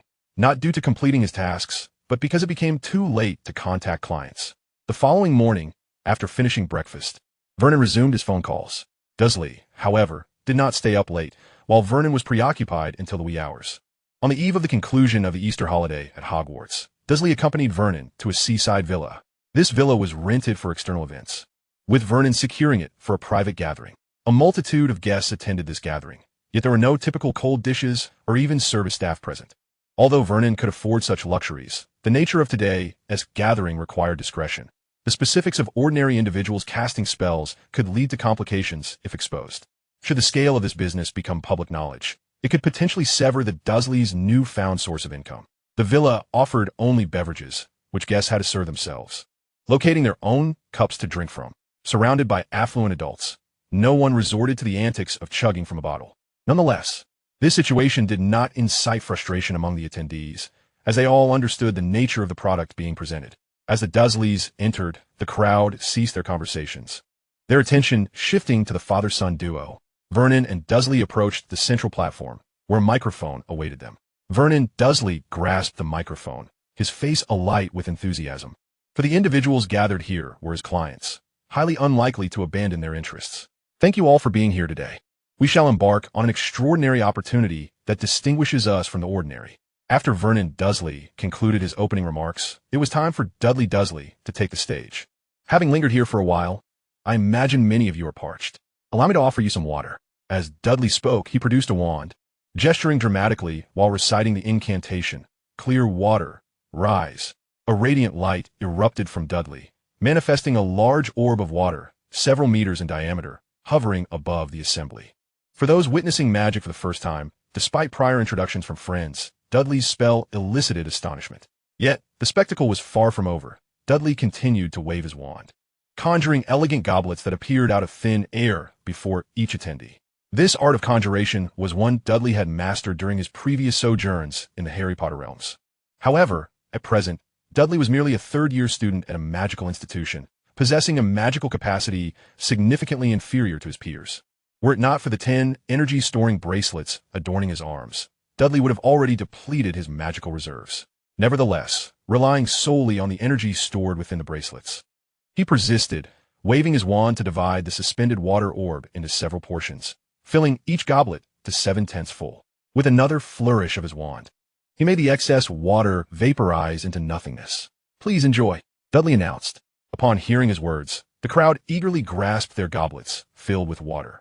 Those who had previously acquired their wands drank confidently, as they too could summon water through their own magic. Some even had their conjured water analyzed by research institutions, with results confirming its purity as water, nothing else but water, entirely devoid of impurities. While consuming excessive pure water may lead to a deficiency in trace elements, a moderate intake posed no harm. With one person leading the charge, others invited by friends also partook, feeling reassured by their companions' consumption. Chapter 50, A Bet Before the Scream Shack. Observing that most had taken a sip, Dudley inhaled deeply, and the goblets in the hands of the attendees vanished. However, those who had abstained felt discomfort, as the water in their goblets did not disappear, but rather cascaded to the ground, some even splattering onto shoes. Having performed this astonishing feat, the remainder was left to Vernon Dursley. Dudley's role was merely to collect payments and distribute the relevant items. In truth, these individuals were new clients introduced by acquaintances, requiring little further introduction. Their presence was already secured by the influence of friends. Over the course of 2 hours, Dudley experienced the sensation of counting money until his hands ached. Yet, the profits were substantial, ensuring that these clients would continue to furnish the Dursleys with a steady stream of pounds. As they made their way toward the villa, Dudley turned to Vernon and earnestly said, "Dad, we should purchase a bill counter." Vernon nodded in agreement. "Certainly, no problem at all." Upon entering the villa's lounge, they were greeted by familiar faces, both old patrons and newly introduced clients. Dudley, exuding generosity, waved his wand to produce an endless expanding pocket, which floated before each individual present. This pocket could hold items, with each capable of containing a cubic meter of goods without the risk of collision damage. Hearing Dudley's proclamation, one curious individual inquired, "Dudley, how much does this cost?" "It's complimentary, a gift for you, as you are friends of my father." After receiving praise from the crowd, Dudley produced a small booklet detailing various defensive spells, including one that could deflect bullets. Without hesitation, attendees eagerly exchanged their money for Dudley's booklet. "Dudley, my son is of similar age. Can't he also learn to cast spells?" Uncle Mike asked. "I'm afraid that's not feasible. Our current capabilities must remain confidential, lest we attract unwanted attention from the magical community," Dudley replied. While he permitted trusted friends to learn about magic, he forbade them from divulging its existence to their children. Compared to adults, children's discretion was far too unreliable. A minor conflict with a classmate could expose the existence of magic. After a busy 8 hours, the Dursleys amassed over 200,000 pounds, of which 100,000 was allocated to Dudley for purchasing supplies and researching magic. The following day, upon returning to Hogwarts Castle, Dudley procured some food before retreating to his dormitory to rest. In a humble abode within Hogsmeade, Quirrell stood between 2 towering mirrors, inspecting the back of his head. "Master, you were correct. This year's Quidditch World Cup will certainly see Neville Longbottom in attendance. It will be a crowded affair, providing us with our opportunity." Having failed to capture Dudley Dursley throughout the academic year, Voldemort resolved to act during the Quidditch World Cup, seizing the moment to target Neville. Time passed steadily, and it remained unclear how Harry Potter discovered the secret passage to Hogsmeade. On the first weekend following the Easter holiday, after replenishing his potions at the Three Broomsticks, Dudley spotted Harry Potter about to enter the establishment. Dudley swiftly grabbed Harry. "Cousin Harry, if you enter, you might not be able to visit Hogsmeade on weekends again." Hearing Dudley's words, Harry obediently followed him into a corner. "Cousin Dudley, why can't I go to the Three Broomsticks?" "Harry, it's too crowded there. If you sneak out of Hogwarts, you must avoid populous places. Otherwise, word will reach the professors, and they'll have to intervene, even if they'd rather not." The professors, having once been students of Hogwarts themselves, were undoubtedly aware of the secret passages. Harry nodded, gratefully regarding Dudley. "Thank you, Cousin Dudley. As long as you stick to less crowded places, you're still free to explore. If anyone questions you, you can simply say they misidentified you." With that, Dudley prepared to part ways with Harry. "Cousin Dudley, where are you going?" "I'm off to find some classmates. I hope you enjoy your time in Hogsmeade." Dudley preferred to maintain distance from Harry, urging him to avoid the Three Broomsticks, not wishing for Harry to disrupt his business. After all, Harry was the protagonist, inherently accompanied by instability and misfortune. Although this version of Harry Potter had become more ordinary, caution was still warranted. Who knew if the cunning Albus Dumbledore might be scheming in the shadows? Dudley, your business seems to be thriving, remarked Simon Finnegan. Dudley shook his head. What business? I'm merely purchasing potions. The apothecary charges exorbitantly, so I resorted to this alternative. At that moment, several girls from Gryffindor, including Simon Phipps, Dean Thomas, Neville Longbottom, and Hermione Granger, were eagerly awaiting Dudley Dursley in front of the shrieking shack, their shrieks echoing in the air. Hermione Granger declared, "We agreed to pair up. The group that spends the longest time inside the shrieking shack will have their assignments taken care of by the others until the end of the school year." As she approached Dudley Dursley, their hands naturally intertwined, signifying the successful formation of their team. Dean Thomas and Simon Phipps paired up, leaving the remaining 4 girls to form 2 groups, with only Neville Longbottom left alone. "It's not fair that I'm on my own," he lamented. Dudley Dursley looked at Neville with a sense of helplessness, as he had not anticipated an odd number of participants. He had merely wanted someone to assist him with his homework, and had forgotten to count heads. "Well, since we don't have enough people here, how about we let Neville be the judge? He can sit this one out." Before anyone could voice their concerns, Neville Longbottom expressed his discontent. "But that means I came for nothing." "Neville, listen, when this is all over, I'll treat you to a barbecue, the kind I'll personally grill." "How's that sound?" Dudley Dursley, who had ceased to prepare meals for anyone other than Hermione Granger and himself, managed to convince Neville with this offer. However, the others were less enthusiastic, as having one less person meant that the losing team would have an additional assignment to complete.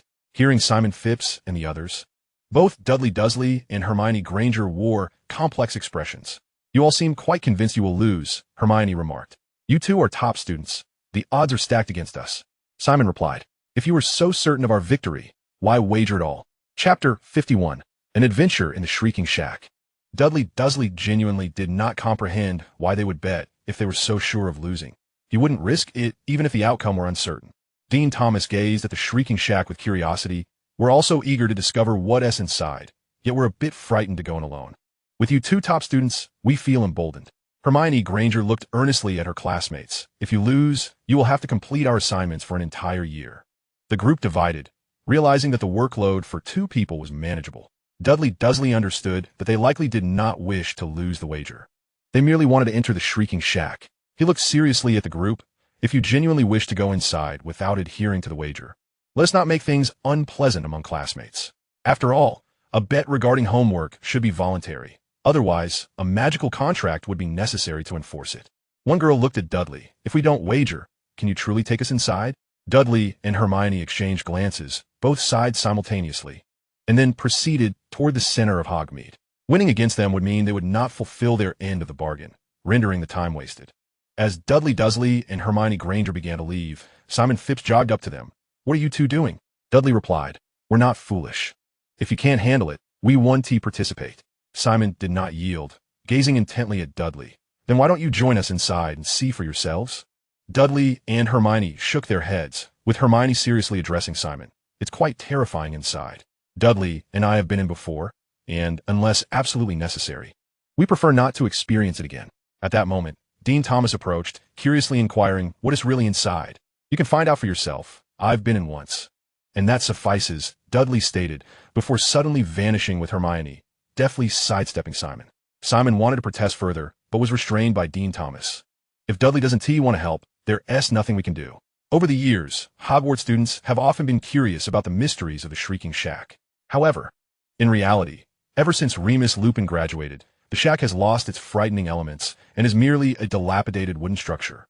Observing Dudley Dursley and Hermione Granger drifting away, Simon Phipps and the others conferred and resolved to venture inside themselves, retreating if it became too perilous. Simon and Dean took the lead, with Neville Longbottom bringing up the rear, while the remaining Gryffindor girls formed a line in between. In this formation, the group of third-year Gryffindors cautiously approached the entrance of the Shrieking Shack. They stood at the threshold, Simon looking at Dean, who in turn gazed back at Simon. No one was willing to step inside first, yet no one suggested turning back. This stalemate was untenable, and ultimately, it was Neville Longbottom at the back who boldly declared, "I'll go first." With that, he stepped ahead, raising his wand to push open the wooden door of the Shrieking Shack. A cloud of dust billowed forth, and upon seeing no immediate danger inside, Neville cautiously ascended the creaking wooden steps. Creak! The long-neglected wooden stairs cracked beneath Neville's weight. causing one of his feet to plunge through, nearly toppling him over. The girls gasped, startling even the initially unfazed Neville. What had begun as a mere shaky floor escalated into an eerie spectacle as the dilapidated piano within began to play a haunting melody. The tune, unfamiliar to most, seemed cheerful yet was laced with a sense of dread, reminiscent of the theme from The Bride of the Ghost. Few in Britain were aware of the terrifying film that had originated from the mysterious land of Hong Kong. However, the lack of borders meant that as soon as Neville and the others heard the music, a chill of fear coursed through each of their hearts. Yet, children are often proud, particularly those from Gryffindor, who would never easily admit to fear. True bravery lies in facing what must be confronted, not in seeking out danger for the thrill of it. Simon Phipps, wielding his wand, cast a blasting spell that shattered the piano into splinters. The music ceased, but was soon replaced by an array of spectral figures. These phantoms bore human shapes, yet many were missing limbs, some lacked heads, while others had their intestines exposed. Such apparitions swirled around Neville and his companions, occasionally passing through their bodies. Though they inflicted no physical harm, the sight was profoundly terrifying. After a few moments of stunned silence, the group bolted from the shrieking shack. In a flurry of panic, they dashed to Hogsmeade, scarcely pausing to catch their breath. And when questioned by onlookers, they hurriedly recounted the horrific sights they had witnessed inside the shrieking shack.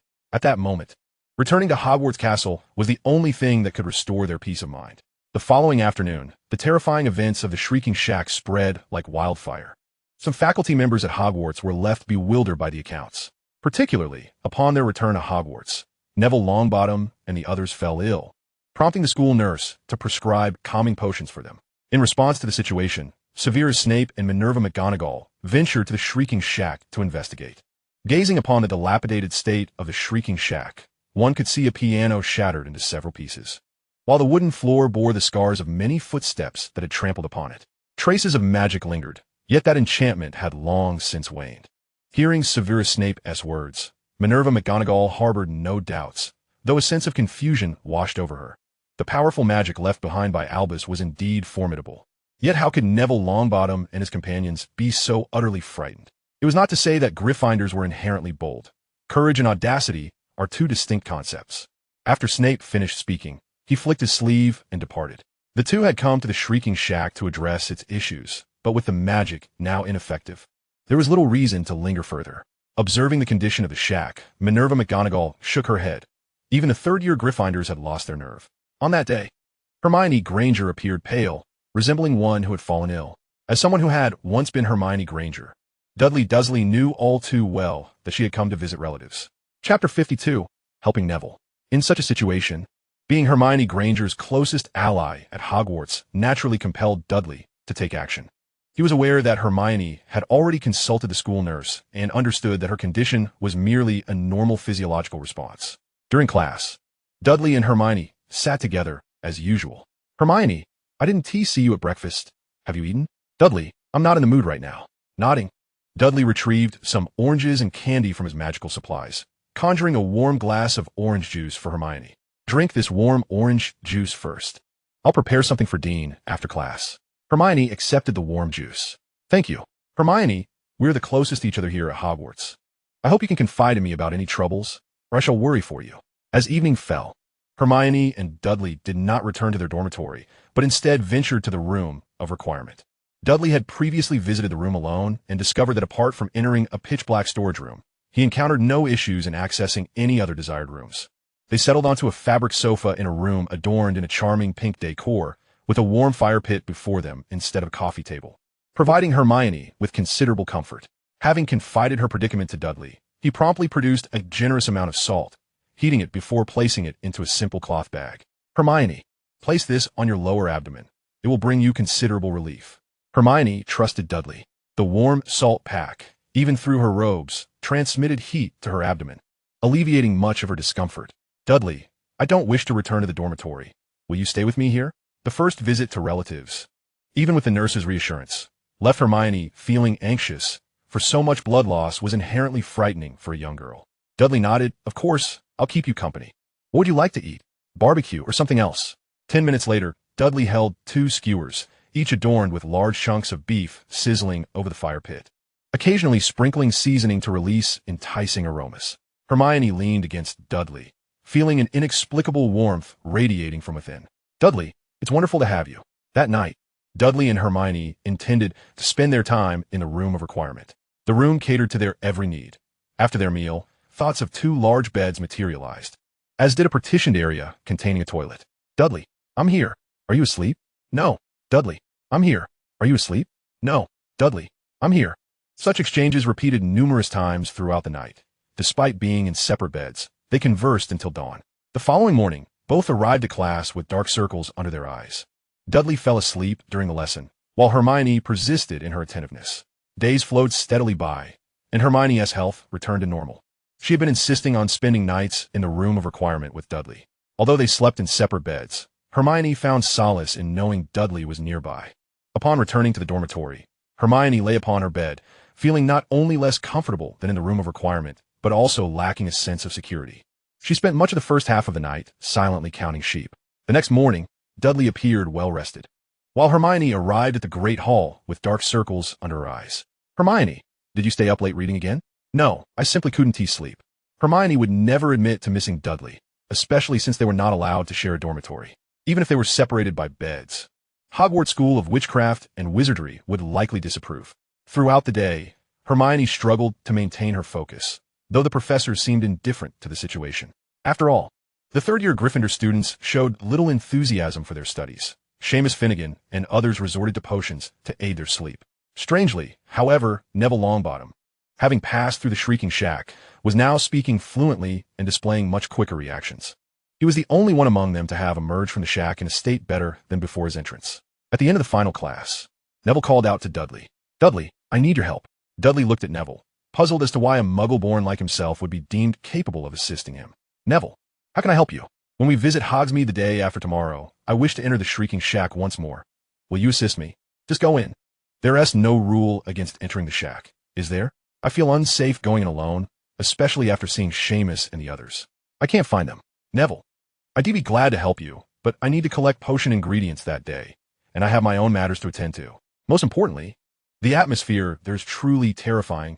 Last time I entered, it felt as if I were under the Cruciatus Curse. You know of the Cruciatus Curse, don't you? At the mention of the Cruciatus Curse, Neville's demeanor shifted. Dudley waved his hand before Neville's eyes. Neville, are you all right? Neville's eyes sparkled with an intensity greater than before. Dudley, can I see the Cruciatus Curse? Dudley chuckled. My friend, that curse is one of the 3 unforgivable curses. Using it on a person would land you in Azkaban. However, I can demonstrate it on my toad. Later that evening, Neville followed Dudley to a secluded rooftop, accompanied by the toad. Hogwarts Castle is replete with numerous secluded spots, often deserted except for clandestine rendezvous. As he gazed up at the moon hanging high in the sky, Dudley Dursley took a deep breath and turned to Neville Longbottom. Neville, the spell I am about to unleash may very well obliterate it. Chapter 53, The Ordeal of the Longbottoms. Without a hint of concern, Neville Longbottom presented the toad to Dudley Dursley. It's perfectly fine. I merely wish to witness the torment my parents endured back then. Dudley refrained from further trivialities and directed a moderately potent Cruciatus Curse at the toad held in Neville's grasp. The creature, restless in Neville's hands, began to convulse and excrete a viscous fluid. Dudley, ever considerate, cast a Lumos charm, illuminating the toad's eyes as it rolled back in agony. Observing the wretched state of the toad, Neville, feeling a pang of empathy, squeezed it firmly, granting it a swift release from its suffering. Since the events in the Shrieking Shack, Neville's affection for his pet toad, Trevor, had diminished considerably. Yet, given their long companionship, he could not entirely sever the bond he felt towards it. Neville, the Cruciatus Curse I employed was not particularly severe. Neville nodded knowingly. I am aware. Had Death Eaters targeted my parents, that curse would have been far more brutal. Neville, I have also heard tales of your parents' plight. At that time, I could never fathom why they were subjected to such cruelty by the Death Eaters. Dudley voiced his perplexities. He questioned why the Order of the Phoenix, upon learning of Voldemort's intentions towards the 2 children, did not take measures to safeguard their families. Even if they were hidden away, surely they could have arranged for protection? And, curiously, both families were supposedly concealed, yet both were ultimately discovered. One family's betrayal was evident, yet how did the other, without a traitor, fall into the same fate? Upon returning to their dormitory, Dudley quickly succumbed to slumber, while Neville found himself plagued by insomnia. Previously, Neville had attributed his parents' misfortunes to the machinations of the Death Eaters, but Dudley's words that night stirred in him a sense of unease.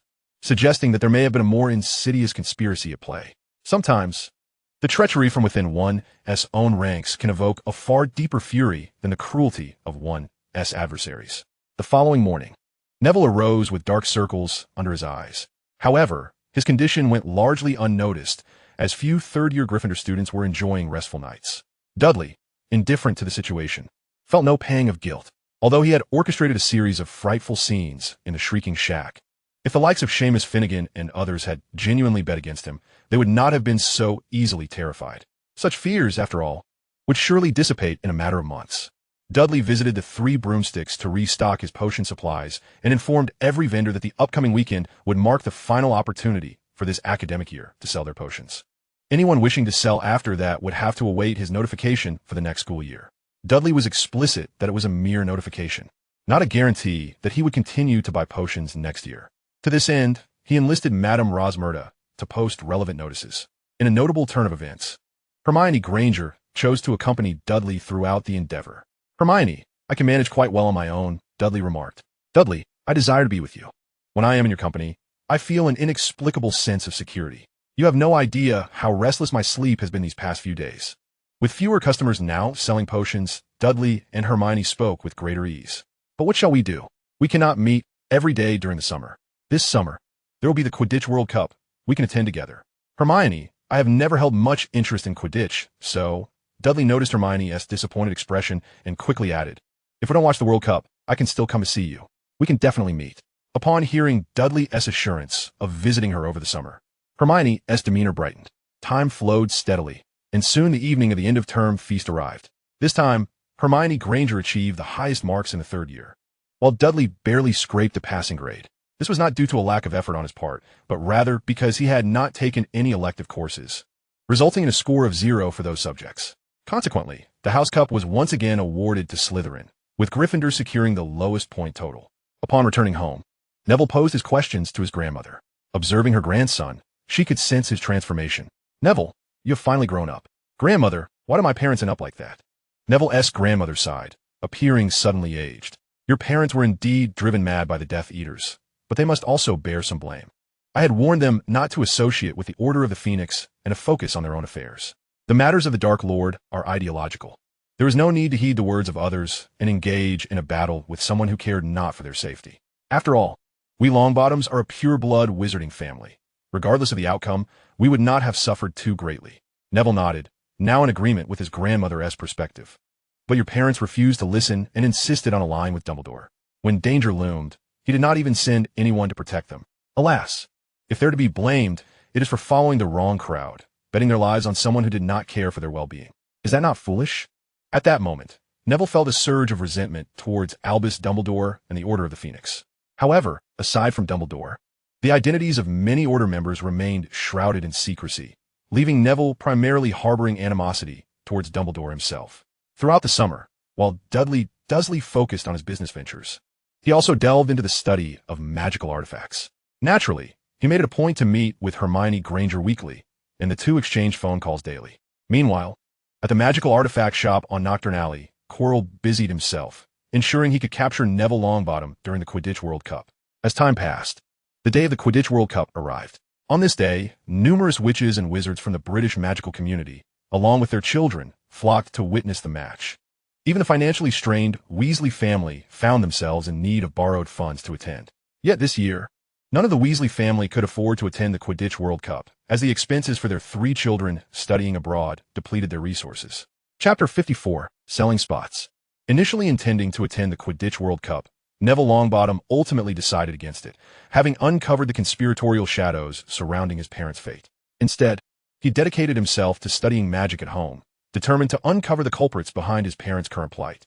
On the day of the Quidditch World Cup, Quirrell arrived at the stadium early to set up his plans, disguising himself as a street vendor selling barbecued goods. The Quidditch World Cup attracted a multitude of wizards, and the tantalizing aroma of barbecued delicacies kept Karkaroff exceedingly busy throughout the day. Originally intending to capture Neville Longbottom, he earned several hundred galleons but never caught a glimpse of the young wizard. However, as dusk fell, a conflagration erupted in the stands of the Quidditch World Cup, with a dark mark ominously emblazoned in the sky. Karkaroff, initially perturbed, was invigorated upon seeing the dark mark and released one of his own. Thus, he encountered another who had conjured the dark mark. Young Barty Crouch Jr. Karkaroff did not recognize him at first, yet a voice from the back of his head exclaimed, "Barty, you're alive.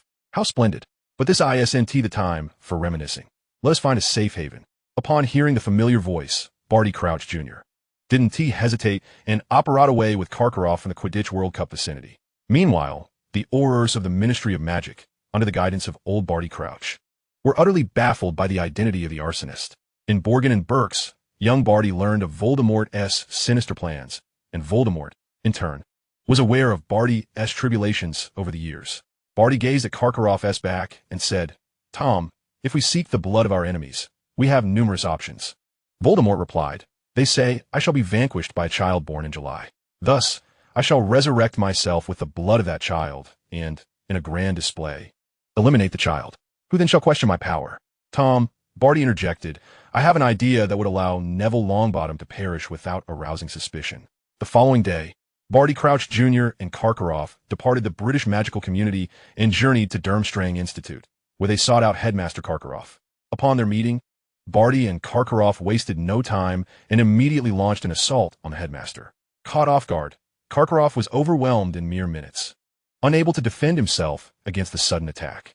As he lay unconscious, Barty approached and cast the Cruciatus Curse, ensuring Karkaroff awoke in excruciating pain, devoid of any capacity to resist. Watching Karkaroff writhe on the wooden floor, pale and frothing at the mouth, Barty felt a surge of satisfaction. The enemy was far less loathsome than a traitor. As Barty prepared to deliver a final blow, Karkaroff turned and revealed the visage on the back of his head. "Barty, do not kill him. We still need his identity for the Triwizard Tournament." Time passed swiftly, and although the Ministry of Magic failed to apprehend the arsonist at the Quidditch World Cup, they announced the Triwizard Tournament to divert public attention. Boarding the Hogwarts Express, Dudley Dursley made his way to the last carriage, as was his custom. Inside, Hermione Granger greeted him with a bright smile. "You've arrived quite early today. I bought the tickets in advance. Are we attending the feast tonight?" Dudley nodded, "Of course. Hogwarts is hosting the Triwizard Tournament. It's bound to be a spectacle worth witnessing, and who knows, we might even earn some money." As he spoke, he produced an array of mundane snacks, pondering when the feast would commence. Upon their arrival at Hogwarts Castle's Great Hall, the absence of the Sorting Hat ceremony this year meant the other two magical schools did not rush in. The robust and spirited entrance of the Durmstrang students invigorated the Hogwarts girls, and even Hermione couldn't help but admire the Durmstrang boys. The entrance of the Beauxbatons girls similarly captivated the Hogwarts boys, with many gazes fixated on their leader, Fleur Delacour. After announcing the rules, Professor McGonagall presented a magnificent trophy, ablaze with ethereal blue flames. Contestants were simply required to submit a slip of paper with their name. Once entered, withdrawal from the competition was strictly prohibited, and participation was discouraged for those in poor health. McGonagall emphasized these points before inviting everyone to enjoy the feast, neglecting to stress the age restrictions. For if one couldn't discern age, the Goblet of Fire would lose its significance. The prior imposition of age limits by Albus Dumbledore was merely to enhance the aura of mystery and seriousness surrounding the event. If older students were outperformed by younger ones, it would reflect poorly on Hogwarts' educational standards. In the days that followed, many students, including first years, eagerly submitted their names to the Goblet of Fire. In the Verdant Park of Hogwarts Castle, Dudley set up a stall to sell champion slots, advertising a money-back guarantee for those who failed to secure a position. "Can you guarantee that one will become a champion?" a customer inquired. Dudley, perched upon a stone pedestal, replied, "If you fail to become a champion, I shall refund your money. You risk nothing." The customer nodded. "That makes sense. I'll buy one. 20 galleons is quite steep, but if you win the Triwizard Tournament, you shall attain eternal glory, along with a prize of 1,000 galleons. It's worth the gamble." Thus, many individuals purchased slots from Dudley. In reality, these slots were merely slips of paper, procured from a mundane school near his brother's, with each sold paper originating from different locations. However, Dudley's assurance of a refund prevented buyers from taking the matter too seriously, treating it as a mere game with no financial loss.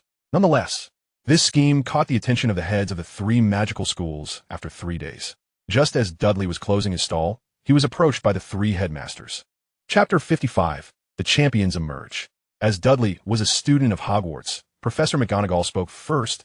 "Mr. Dursley, can you guarantee that this will secure a champion slot?" "Uncertain. The two words sent shockwaves through the heads of the three schools, akin to a computer crashing. Karkaroff exclaimed, "Uncertain? You're selling champion slots?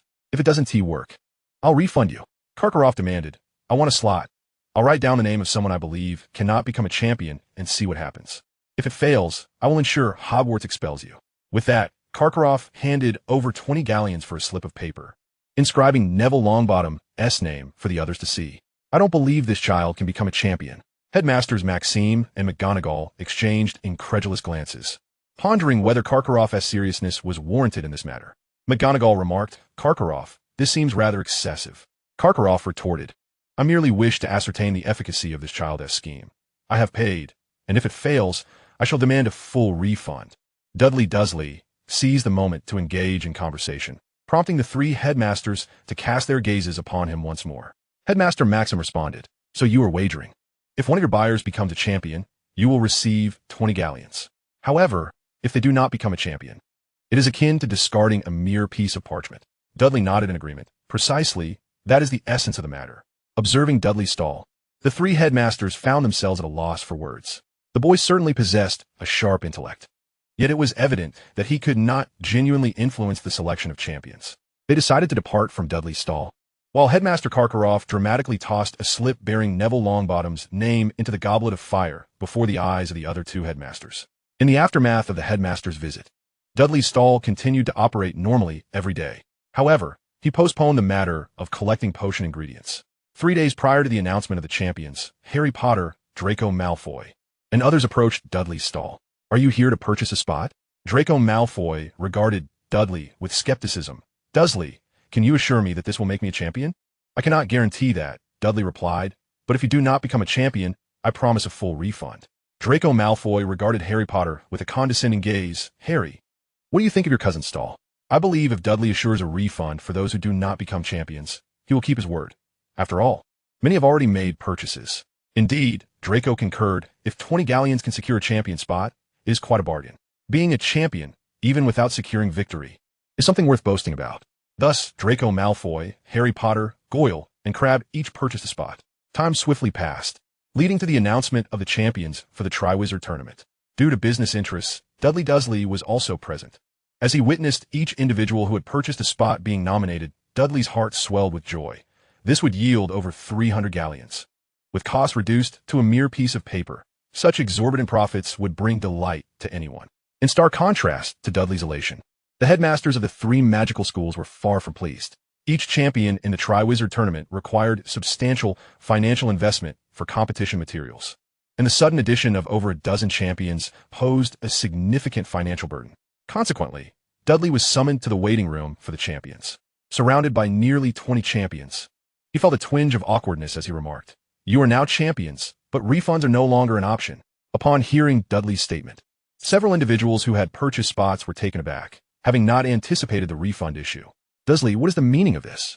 Isn't there only supposed to be 3 champions in the Triwizard Tournament?" "I am unsure. Perhaps the Goblet of Fire is malfunctioning. After all, it has not been used in ages." Neville Longbottom stepped forward, fixing his gaze on Dudley. "Then why is my name drawn twice, while others had their names drawn once?" "Neville's appeared twice." "I know the reason," Dudley replied. "Headmaster Karkaroff purchased a spot and wrote your name on it." The room fell silent for Karkaroff. The headmaster of Durmstrang Institute was not expected to inscribe the name of a Hogwarts student. At that moment, the 3 headmasters entered the room, and the students parted to allow them passage. Headmaster Maxim turned to Dudley. "Mr. Dursley, I require an explanation. I am unsure why this occurred. Perhaps the Goblet of Fire is indeed faulty. However, I am quite pleased, as I no longer need to issue refunds. If the goblet were malfunctioning, it would explain everything. Yet, with so many champions in attendance, how would they be managed? Allowing them all to compete posed a financial dilemma for the event, while excluding some would be inherently unfair, particularly for Fleur Delacour's sister, who had yet to attend school but had become a champion." The 3 headmasters withdrew to a small room for discussion and ultimately decided to offer 30 galleons as compensation to any champion who voluntarily withdrew. The notion that one could simply back out after selection was not feasible, as the true consequences of withdrawal were unknown. Throughout the history of the Triwizard Tournament, aside from those who had met tragic ends, no champion had ever withdrawn midway. Yet, the reality of self-exclusion had never before arisen, as the 3 magical schools would not permit such occurrences. Hogwarts School of Witchcraft and Wizardry granted all champions 3 days to consider whether to withdraw, leaving some who had purchased spots in a state of indecision. In truth, withdrawing now would yield a profit of 10 galleons. And every champion understood that only one could ultimately emerge victorious. Faced with this predicament, all those who had purchased spots resolved to approach Dudley Dursley together. At that moment, Dudley was holding hands with Hermione Granger, intending to venture into the Forbidden Forest for some thestral hair. As he noticed the approaching crowd, Dudley released Hermione's hand and positioned himself protectively in front of her. "Are you here to see me?" he inquired. The group nodded in unison, prompting Dudley to continue. "Refunds are not an option. Although the goblet is faulty, you are now champions." Draco Malfoy chuckled at Dudley's words. "Dursley, we are not seeking refunds. That small sum does not concern me." Upon hearing this, Dudley exhaled in relief. If refunds were off the table, discussions could continue without issue. "What do you wish to discuss?" Dudley asked. It was Draco Malfoy, who spoke again. "In the upcoming challenges, can we pay you to ensure our success?" "Malfoy, I am not the one organizing the tournament, nor can I guarantee success." Chapter 56, A Suggestion for the Killing Curse. Neville Longbottom stepped forward, gazing earnestly at Dudley. "Dudley, I am quite pragmatic. While guaranteeing success is impossible, if we provide financial support, could you devise a way to assist us?" The candidness of these two Hogwarts students left the others from the other schools with expressions of incredulity. The audacity of Hogwarts students discussing cheating so openly shattered their preconceived notions. Yet, upon further reflection, they realized that the champion spots had all been purchased, making such blatant discussions about the tournament somewhat less shocking. Dudley nodded and turned to Hermione Granger. "It seems that our discussions with them cannot be resolved in just a few words." Hermione agreed. "I will head back to the common room." After she departed, Dudley addressed those who had come seeking him. "You all wish to explore methods for succeeding in the Triwizard Tournament, do you not?" Fleur Delacour's sister, Gabrielle, looked at Dudley with surprise. "Do you truly possess a method for succeeding in the tournament?" Dudley replied, "If you're from Hogwarts, you would know that my magical prowess is not particularly impressive, but my spell casting is remarkably strong." At this moment, the other students from the two magical schools observed the Hogwarts students, noticing that none displayed disapproval. The general consensus at Hogwarts was that Dudley's magical abilities were considerably lower than his peers, a fact known throughout the school. "Dear friends, if you voluntarily withdraw from the Triwizard Tournament, you can indeed receive 30 galleons, which would mean you incur no losses. Dursley, please share what we truly wish to know." One of them urged, "I can do my utmost to uncover the details of the tournament and help devise strategies for you to succeed. However, I cannot guarantee success, as I am not the one competing. Even with strategies, practice is essential. Moreover, it is crucial to understand that different individuals may yield different results with the same spell." A student from Durmstrang spoke up. "Just state your price. With a fixed price, I shall assist each participant in navigating a contest for the sum of 40 galleons. I will exert my utmost efforts to aid you, yet the outcome remains solely your responsibility. Furthermore, the details of my assistance must remain confidential. It will be most unfortunate if, after I have aided you, you were to report me to the headmaster." A senior student stepped forward. "Dursley, this Triwizard Tournament typically consists of 3 events, and you are asking for 120 galleons. Surely that is excessive? You may cease payments at any time. Each event is settled individually. If you truly wish to abstain from expenditures, you can withdraw from the tournament now and still receive 30 galleons."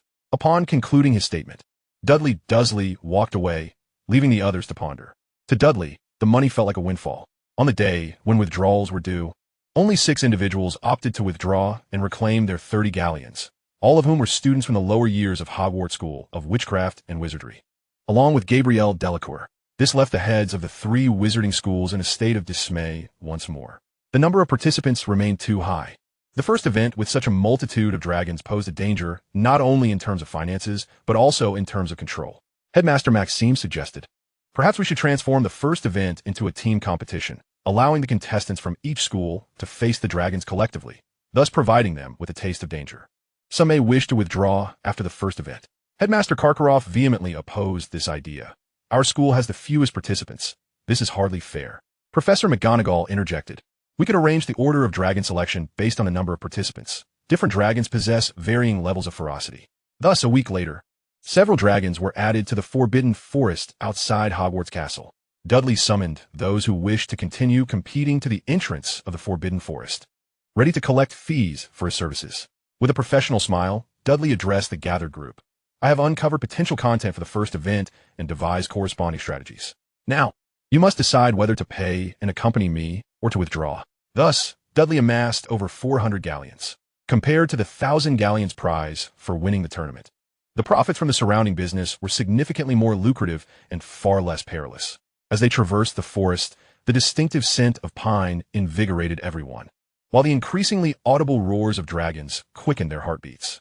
Draco Malfoy, unable to contain his impatience, inquired, "Dursley, what exactly do you intend to lead us into?" "To observe the content of your competition," replied Dudley. With that statement and the continuous dragon roars, a shared apprehension began to take root among the group. Soon, they witnessed several wizards attempting to calm down a few fire-breathing dragons by waving their wands. Each of the 3 dragons appeared formidable, particularly a Hungarian horntail with its menacing spikes. "You all see that, do you not?" Dudley asked, to which they nodded. "Then let us return. We have merely come to observe. Indeed, could one learn how to deal with dragons here? Return, and I shall teach you how to confront them." "Dudley, is it still possible to withdraw and get my money back?" Dudley glanced at his cousin Harry, contemplating a sharp reprimand. "Could you not speak of such matters privately? Are you intent on jeopardizing my business? Harry, if you wish to withdraw, I can refund the 40 galleons you paid today." Dudley then turned to the others. "You may also withdraw and reclaim today's payment." Many were acutely aware that even if withdrawal was an option, it was unwise to discuss it with Dudley at that moment. Unlike Harry Potter, they understood the intricacies of human relations. As Harry voiced his intent to withdraw, Draco Malfoy and his companions subtly distanced themselves from him, indicating their lukewarm association with Harry. Despite their earlier jibes at Gryffindor during Dudley's pitch, they understood the principle of the matter. Harry was at a loss as to why the others had suddenly created space between them. As the moon rose, Dudley and the others arrived at the entrance of the Forbidden Forest. Dudley halted the group. "Now, I will share the methods with you. If you follow my instructions, you shall encounter no issues. Is it difficult? Not at all. You merely need to learn the killing curse. Upon encountering a dragon, use the killing curse without hesitation. Remember, upon sighting a dragon, use the killing curse, do not waver. You are facing a dragon, not a human. Dragons will devour you without a second thought, so you must employ the killing curse against them." Chapter 57, Hermione's Refusal.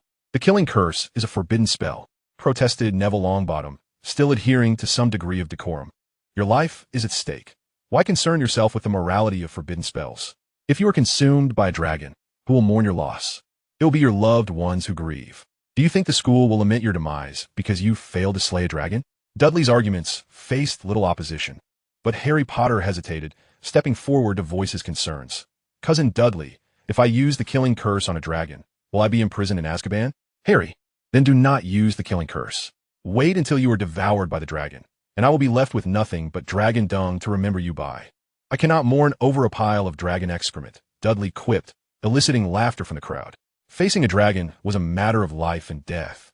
At such a moment, contemplating imprisonment in Azkaban seemed rather absurd. Once the laughter subsided, Dudley regarded the group with earnestness. "You must remember this. You are students of a wizarding school. If these 3 schools have summoned dragons for your competition, your actions in slaying a dragon are an act of self-defense.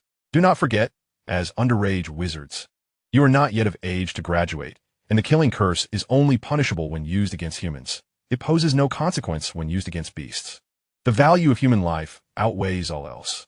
Dudley's words illuminated the minds of the gathered students. Considering the inherent dangers posed by the competition devised by the 3 wizarding schools, their actions in slaying dragons were thus rendered reasonable. While they aspired to claim the prize, they were equally intent on preserving their lives. Imprisonment in Azkaban might allow them to survive, but being devoured by a dragon would simply lead to their transformation into dragon dung. The following evening, at the entrance of the Hufflepuff common room, Dudley awaited quietly. Presently, a cheerful and handsome young man emerged from the common room, striding directly towards Dudley.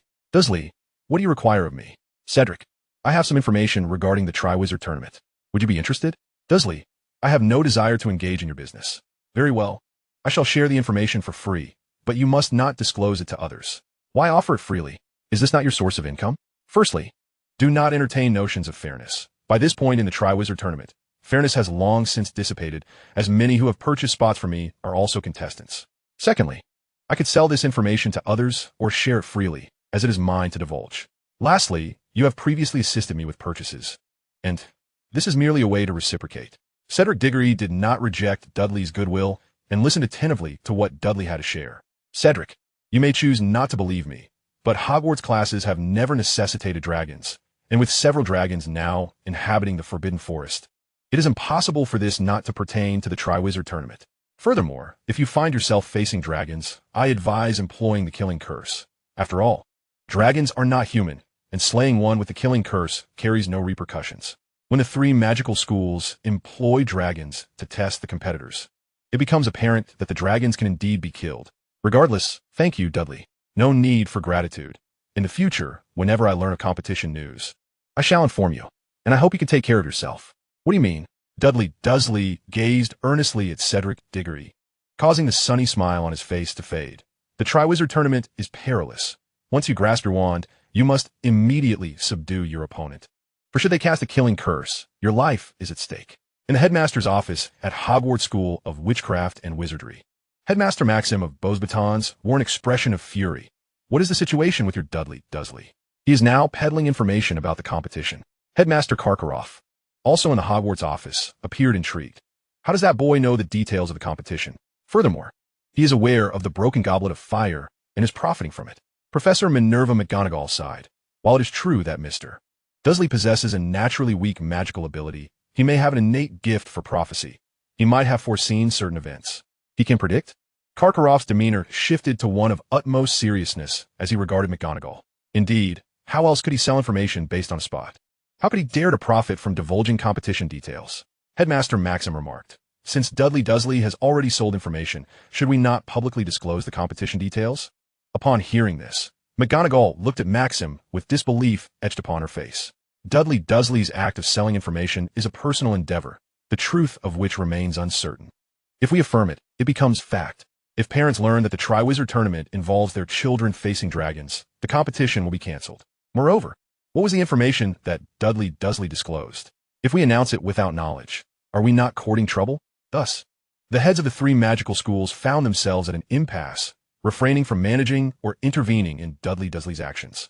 Time passed steadily, and during this period, Dudley Dursley frequently spent time by the lake with Hermione Granger. She would read while he fished. The reason for this, Dudley claimed, was that he felt the Black Lake would yield competition news.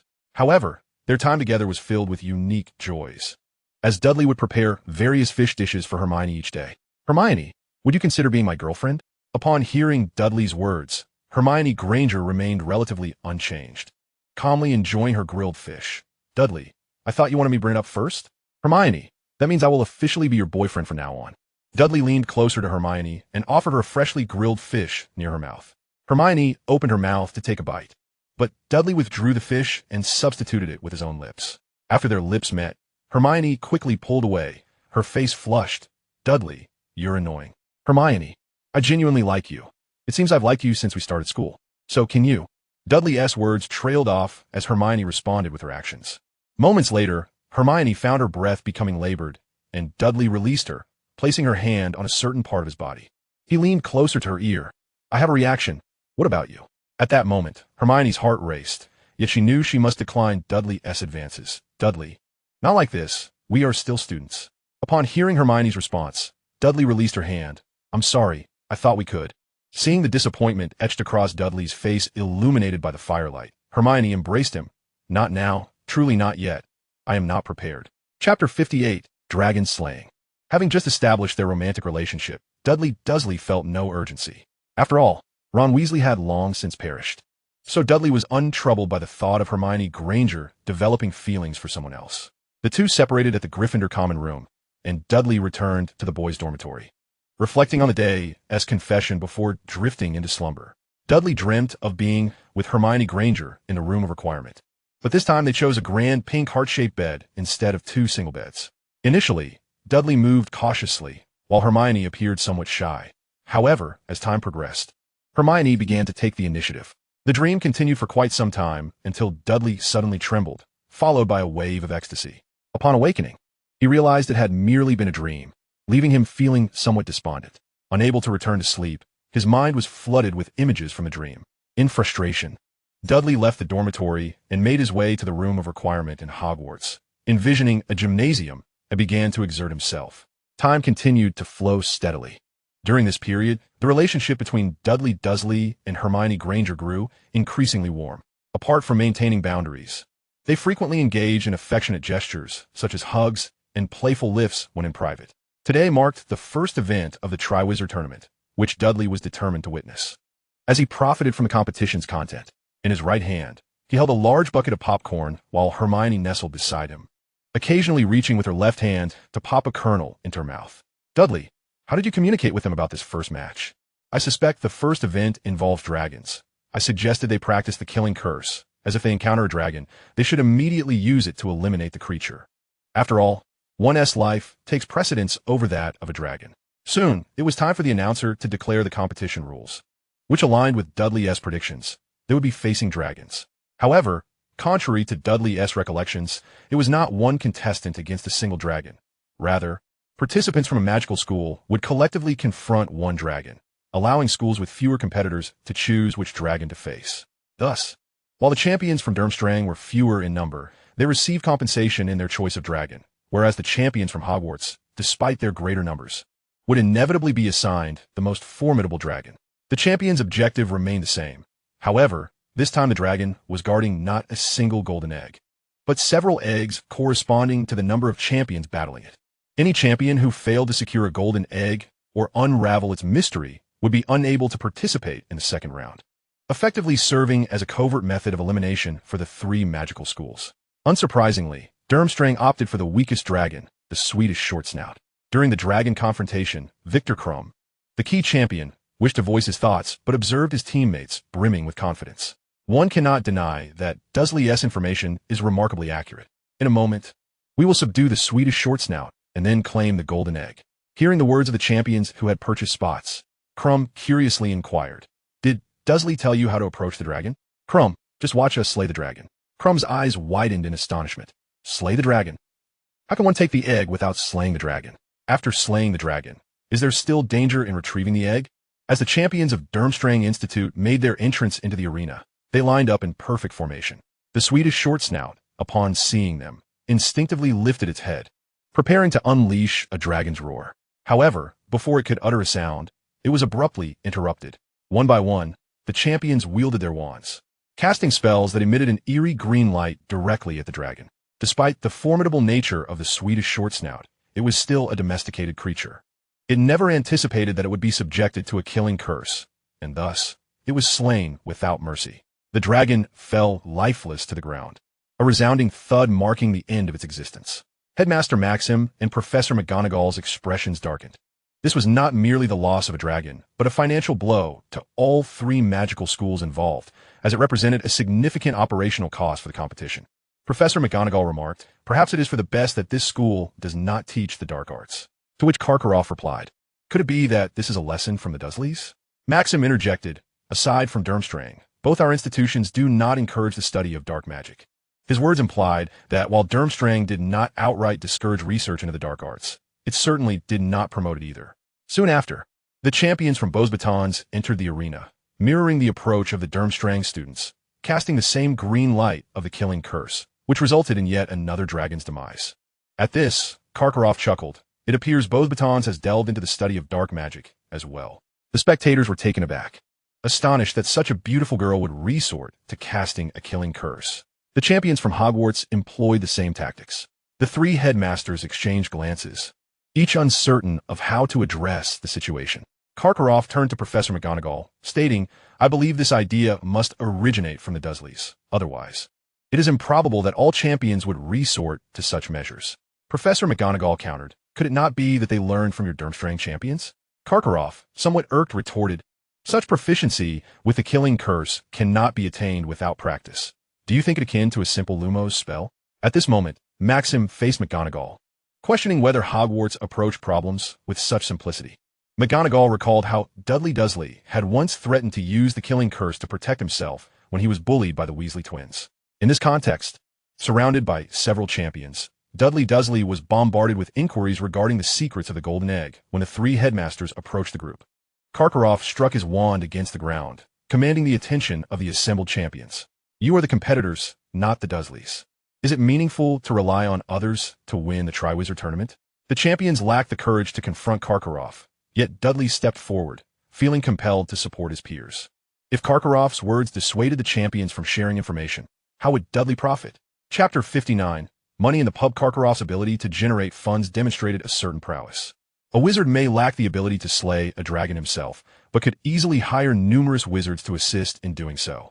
The magical world has never been solely about individual prowess. It thrives on the harmonious cooperation of all wizards. Dudley's words left Karkaroff speechless as he turned to McGonagall, astonished that a Gryffindor student could articulate such thoughts. Ignoring Karkaroff's remarks, McGonagall addressed Dudley. Mr. Dursley, was it your idea to employ the killing curse to secure victory in this tournament? Dudley candidly affirmed, indeed, it was my suggestion. Faced with a dragon capable of consuming me, would one not seek to eliminate the threat rather than engage in idle conversation? His words elicited laughter from the Triwizard champions, emboldened by Dudley's frankness toward Karkaroff. Most importantly, Dudley's argument held merit. Survival was paramount. If they wished to remain alive, resistance was essential. The three headmasters were taken aback by Dudley's candid admission, rendering their prior preparations moot. The Triwizard tournament had never prohibited champions from consulting friends. Otherwise, there would be no need for intervals between competitions. With the headmasters departing, the champions erupted in cheers, relieved that they could now freely purchase strategies from Dudley. Draco Malfoy inquired, Dursley, can the golden egg be opened directly? To which Dudley replied, I cannot say until I've conducted further research. Are you relying on books for information too? Asked Harry, as I have never participated in the Triwizard tournament. How could I possibly know without reading? Neville Longbottom asked Dudley, how soon can you share the method with us? By next weekend, if I discover the method, I shall inform you. If not, do not hold your breath. I am as eager for you to know as I am to profit. After all, the champions nodded in agreement, recognizing Dudley's perspective. He was not offering his assistance without expectation of compensation. In the days that followed, Dudley became less focused on his studies, choosing instead to spend time with Hermione Granger. Meanwhile, the three headmasters devised a plan to prevent Dudley from selling information.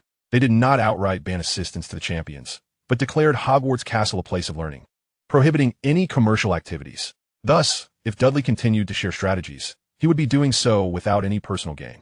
Upon seeing the announcement, Hermione gazed at Dudley with concern. What shall we do? If selling within Hogwarts is prohibited, I shall sell in Hogsmeade instead, and enlist others to assist me. Is that feasible? If Hogwarts wishes to impose restrictions, I shall report it to the Ministry of Magic. The following day, Dudley informed the champions that the three broomsticks would sell information regarding the golden egg, declaring that he would no longer sell any competition-related information himself. Henceforth, all information would be available exclusively through the inn. On the morning of the weekend, as the three broomsticks opened its doors, Dudley awaited at the entrance. Dudley, why are you here so early? Is there a matter at hand? I have a proposal that could yield at least 100 galleons in pure profit per day. Are you interested? Dudley, we have known each other for quite some time.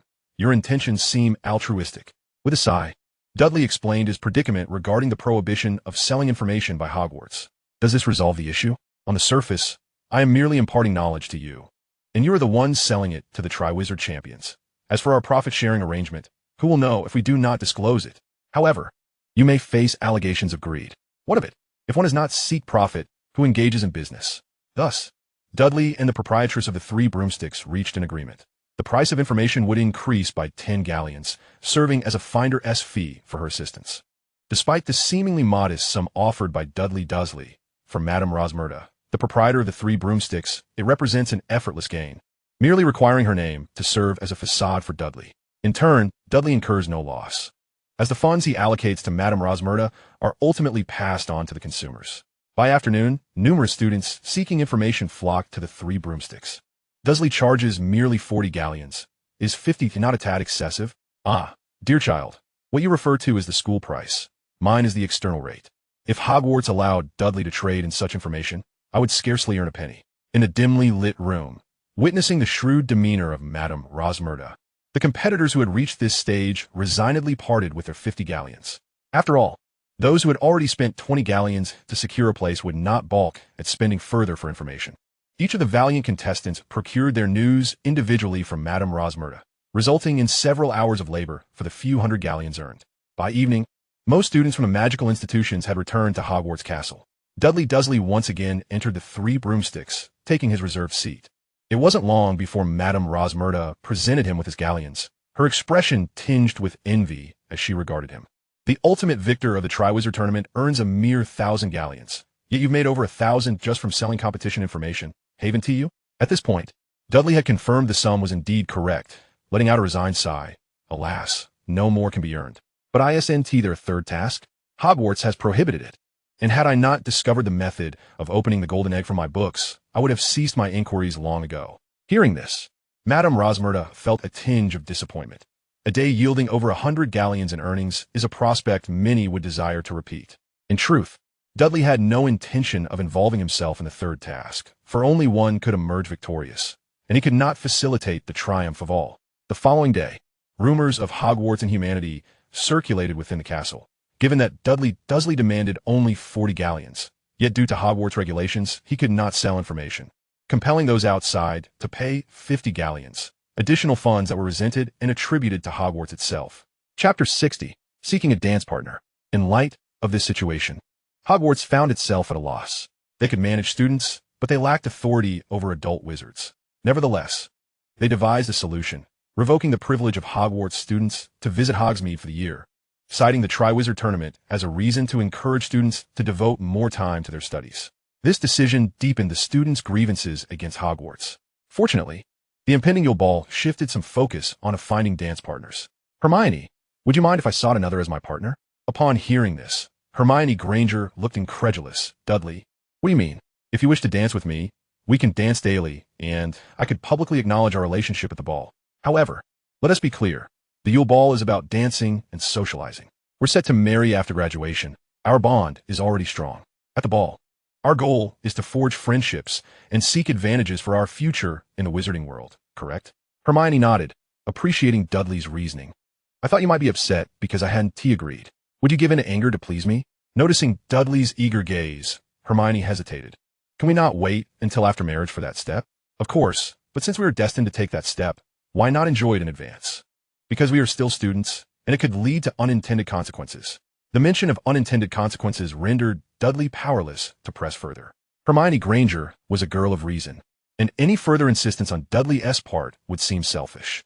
The next afternoon, Dudley sought out Fleur Delacour, who was currently enjoying a stroll in the park with her sister. Autumn had arrived, and the park was devoid of birdsong and blossoms, instead filled with withered leaves and resilient, yellowing grass. Dudley approached the Delacour sisters with a warm smile. May I trouble you for a few minutes? Gabrielle Delacour regarded Dudley. Dursley, are you attempting to sell us something? Not selling. Hogwarts currently prohibits monetary transactions on campus. Dursley, Fleur Delacour interjected, if you intend to sell information about the tournament. I have no need, as I've already opened the golden egg. Actually, I wish to invite you to be my dance partner, if you agree. It could lighten your load for the second task. Fleur, contemplating her dance partner options, found the prospect of having Dudley as a partner appealing, especially if it could ease her task. However, she had some reservations about Dudley, aware of his reputation as someone who traded in competition information, regardless of whether he was a participant. Dursley, don't you have a girlfriend? Inviting you as my partner doesn't negate that. Hermione Granger is my girlfriend, and I will introduce you at the ball. The Delacour sisters felt somewhat bewildered. While they understood that the Yule Ball was a social event, one typically prioritizes their girlfriend as a dance partner. Then why invite me? Because you are a champion of the Triwizard Tournament, having earned your place through merit, and you will dance the first dance at the Yule Ball. I believe my girlfriend will also seek a champion as her partner. What about the tournament-related matters you mentioned? Dudley glanced around, noting passers-by. Perhaps this isn't the right place to discuss it. Thus, the Delacour sisters parted ways, with Fleur following Dudley to the Black Lake beside Hogwarts Castle. At the lake's edge, Hermione was seated on a sturdy log, engrossed in a book, her fishing rod nearby. The rod began to tremble, yet Hermione remained absorbed in her reading. In an instant, Dudley appeared beside the rod, reeling in a fish weighing approximately 20 pounds. At that moment, Hermione set her book down and, upon seeing Dudley, embraced him. So, have you found a dance partner? Such a scene confirmed for Fleur that Dudley and Hermione's relationship remained steadfast. Hermione, someone else here. Could you fetch some firewood for grilling the fish? With a blush creeping across her cheeks, Hermione released Dudley, glanced at Fleur Delacour, and hurried into the nearby thicket. You two seem quite close, Fleur remarked as she approached Dudley. Let's cut to the chase. Did you bring the golden egg? If you have never opened it, I can assist you in doing so. It will be quite loud, as I have experienced. Cedric Diggory shook his head. The golden egg opens in water, and by immersing your ear in the water, You can hear the secrets of the egg. You should try it. It's quite convenient here. Fleur Delacour approached the Black Lake, placing the golden egg into the water, and indeed, she did not hear any jarring sound. She glanced in Cedric Diggory's direction, but Cedric showed no intention of coming over. Fleur turned sideways, placing one ear into the lake, and instead of harsh noises, she heard a melodious song. The most cherished thing would be concealed at the lake's bottom, and a brave soul must retrieve it. After listening to the song several times, Fleur Delacour was left with only a vague understanding. She retrieved the golden egg from the water and walked towards Cedric Diggory. If it were that simple, do you think you would be my dance partner? The most precious thing will be hidden at the bottom of the lake, and you must devise a way to retrieve it, correct? At that moment, Fleur Delacour regarded Cedric Diggory earnestly. Do you have a plan? Your most cherished possession must be your sister. Let her return home. Her presence here will only hinder your performance and provide no assistance in your competition. Furthermore, you must conceive something that you hold dear, something that all three headmasters would recognize. Thus, whether or not you can retrieve it from the lake's depths would be of little consequence to you. At that moment, Fleur Delacour looked at Cedric Diggory with a mischievous smile. Cedric, I suddenly find myself quite fond of you. I have a girlfriend. It is impossible for you to ensnare me. Chapter 61, Educating Harry. Fleur Delacour cast an unimpressed glance at Cedric Diggory. How dull. I hope your dancing skills are not as lackluster. Regardless, you must learn underwater magic, particularly offensive techniques for such environments. At that time, Hermione Granger appeared with a bundle of dry twigs, but she merely tended to the fire and prepared fish from a distance, making no effort to disturb Cedric Diggory and Fleur Delacour. I shall take my leave. Do not keep your girlfriend waiting. Fleur Delacour walked towards Hogwarts Castle, while Cedric Diggory, beaming, approached Hermione Granger. Hermione, you are becoming increasingly adept at preparing fish. Hermione Granger didn't even glance at Cedric. Delacour is quite beautiful. Assenti she? That is of no concern to me. I merely require her as my dance partner, for she can help me connect with more students from Beauxbatons Academy. Perhaps in the future, when venturing into the French wizarding community for business, I will have more acquaintances and avoid unnecessary detours. Hermione Granger did not easily accept Cedric's words, lifting her gaze to scrutinize him. Cedric, there are many champions from Beauxbatons. Why did you choose the most beautiful one? Is it for the sake of appearances? I lack the confidence to ask anyone else to be my partner, and she did not request information from me. I exchanged competition insights for her partnership. Upon hearing this, Hermione Granger burst into laughter. Why can't you appeal to emotions? Why must you negotiate romantic matters in terms of benefits? Hermione, my affections are reserved solely for you, especially concerning such romantic affairs. Moreover, within the entirety of Hogwarts Castle, few are unaware that we are a couple. How else could I find a partner besides you? I am perplexed by how others perceive it. It is merely a dance meant for friendship, yet it has devolved into a situation where couples must enter together. Is that not a misplacement of priorities? In truth, Cedric Diggory understood that this was part of the scheme surrounding the Triwizard Tournament. Otherwise, ordinary friends would not have taken the competition so seriously. It is likely that only the two of us are unconcerned about entering separately. What does it matter? If we wish to dance, we can do so every day, and it could last a lifetime. The following morning, Fleur Delacour, accompanied by Gabrielle Delacour, approached the exit of Hogwarts Castle, but was intercepted by Mr. Filch. I'm taking my sister home. What do you intend to do? It is currently a closed school period. If you wish to leave, you must obtain the headmaster's consent. Mr. Filch's words were entirely reasonable, for from the moment children enter Hogwarts, the school assumed responsibility for their safety. The Delacour sisters did not argue with Mr. Filch, but proceeded directly to Professor Minerva McGonagall's office. Gabrielle Delacour, following the plan previously discussed with Fleur, entered the headmaster's office and tearfully expressed her longing for home, yearning for her father and mother. Gabrielle Delacour, a child not yet enrolled, now feeling homesick, made it difficult for Professor McGonagall to deny her request. I can approve this, but you are not students of Hogwarts, so I must obtain Headmaster Maxime's consent before I can grant it. Within half an hour, the Delacour sisters received a refusal from Headmaster Maxime, further confirming Fleur Delacour's fears for her sister's safety. My participation in the Triwizard Tournament does not imply that my sister Gabrielle is also involved, if you intend to use my sister as a pawn. Fleur Delacour declared, pulling out her wand. That is quite excessive. Observing Fleur Delacour's demeanor, Headmaster Maxime appeared somewhat displeased. How do you know they would use your sister as a pawn? The golden egg foretold that my only cherished possession here is my sister. Fleur Delacour would never betray Cedric Diggory. She still held onto that moral boundary. Fleur Delacour's stance led Gabrielle Delacour to leave Hogwarts Castle. In the days that followed, more and more individuals flocked to the Black Lake to practice water-related magic. Cedric Diggory and Hermione Granger continued their routine of fishing and reading. Observing the scene, Hermione Granger was uncertain who could be her dance partner. Cedric, who should I seek as my dance partner? Perhaps you could ask my cousin Harry. He might be in need of a partner. Is that advisable? After all, I am a Gryffindor. Hermione, do not dwell on our brief acquaintance. Once we leave Hogwarts, Harry will call you his cousin-in-law.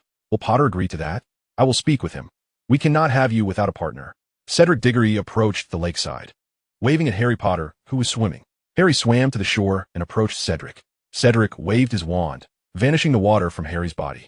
I see you have been swimming here daily. Have you found a dance partner?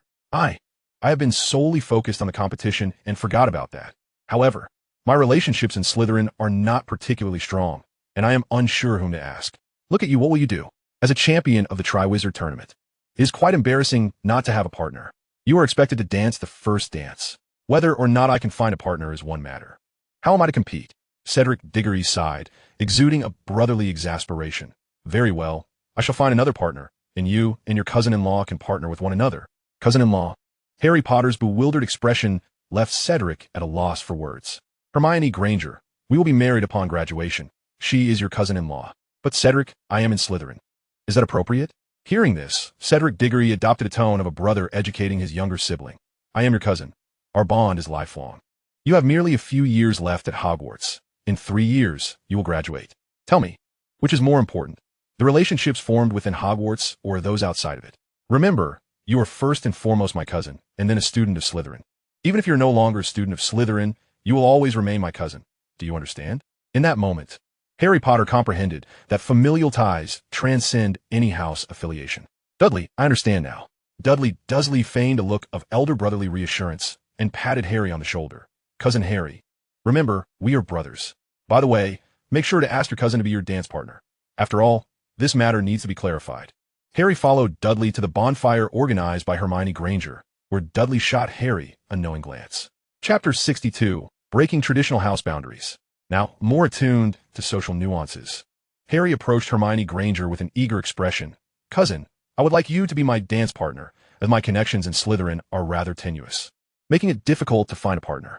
Hermione glanced at Dudley, who promptly interjected, Hermione, our cousin struggles with his social connections. Being a champion, it would be quite embarrassing for him to enter alone. Please consider being his partner. I can exchange some information for it. A leaf can procure a dance partner. Hermione grasped the situation, realizing that Dudley was entirely transforming it into a favor for Harry. In that case, let it be so. Thank you, cousin, Hermione replied. Her cheeks slightly flushed as she looked at Harry. Harry, during our time at Hogwarts, let us refrain from such titles. We are still students. Although Hermione insisted on formality, her use of Cousin Harry revealed an understanding among those present. Cousin Harry, I will go catch a couple of fish for us. We shall feast on grilled fish tonight. Harry nodded, and Dudley made his way to the Black Lake. In truth, fishing with a rod was merely a pastime. When it came to catching fish, Dudley had numerous magical methods. Upon reaching the lake's edge, Dudley, without even raising his wand, simply stamped his left foot, causing a massive volume of water to levitate. Rivaling the size of a 12-meter truck, he extended his right hand, allowing the water to trickle back into the lake, leaving dozens of fish suspended above the surface. Dudley selected 4 fish, each weighing around 20 pounds, and returned to Hermione and Harry, the fish floating behind him. Dudley, your magical prowess has evidently resolved the issue. What issue? This merely demonstrates a refined control over magic, minimizing waste. Time swiftly passed until the afternoon of the Christmas ball, where Dudley, embodying the essence of a professional dance partner, patiently awaited on the blue fabric sofa in the Ravenclaw common room. Passers-by from Ravenclaw merely glanced at him without uttering a word. Clad in a light blue gown, her hair elegantly styled, Fleur Delacour's beauty was breathtaking. Dudley approached her, exclaiming, You look stunning today. Would you consider being my girlfriend? I have no desire to be a mere pawn in a competition, which could be perilous. Those lacking courage are unworthy of my affection. I already have a girlfriend. Why would I want to be yours? Dudley, ever the gentleman, extended his left hand to Fleur. Without hesitation, Fleur placed her right hand in his. Am I not as beautiful as Hermione Granger? Fleur, let's not jest. Hermione and I have resolved to marry upon graduation, so please do not harbor illusions. It leads to nowhere. Fleur nodded, ceasing her flirtation with Dudley. her expression warm yet earnest. The two walked side by side out of the Ravenclaw common room, noticing the slightly damaged door handle at the entrance. Is this truly how one enters the Ravenclaw common room? This faulty door should not exist. We are within Hogwarts Castle, after all. What uses a password if a true villain will simply answer questions? As Dudley and Fleur approached the corridor leading to the Great Hall, many others waited alongside them. Yet, Dudley was the center of attention, not due to his looks, but because of his stunning Fleur Delacour at his side. Though Dudley was no longer overweight, his appearance remained unremarkable.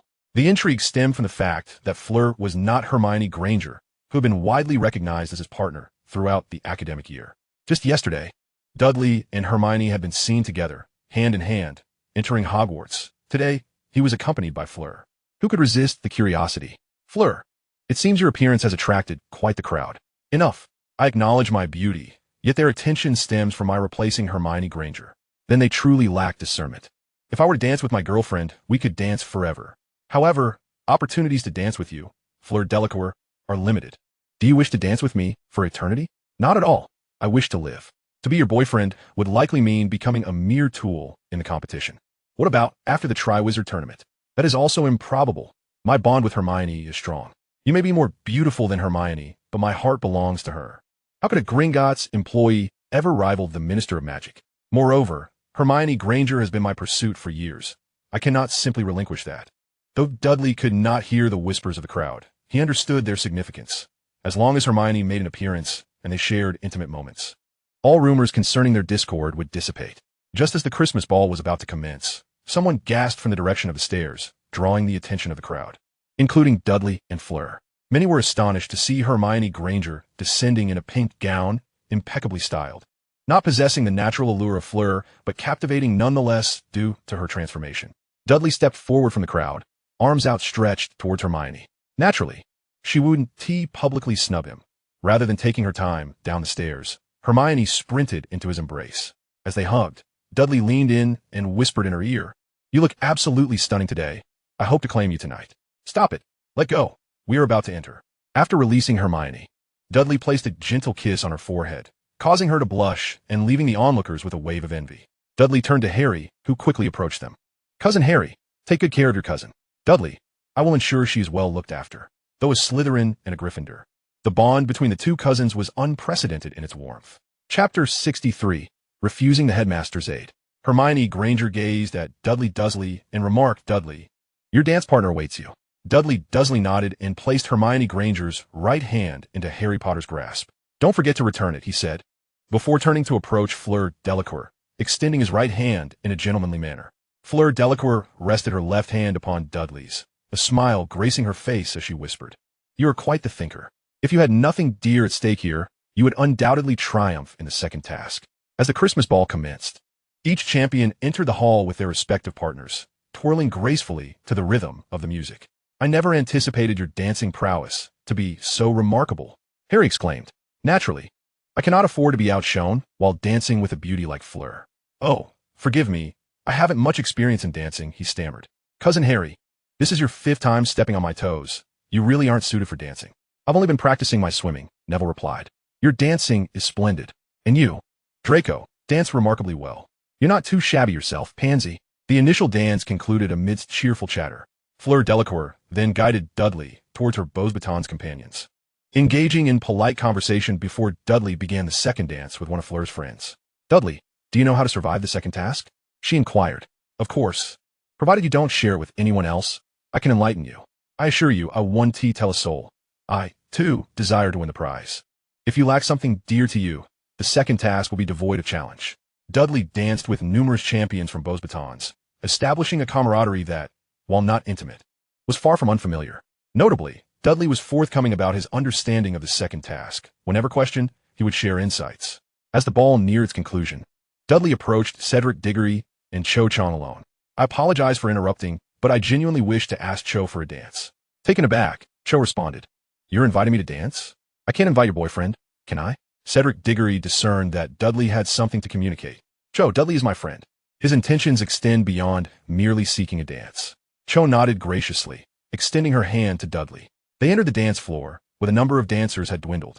As Dudley drew closer, somewhat overly intimate, Cho considered retreating, but Dudley whispered in a tone only she could hear, prompting her to lean on his shoulder.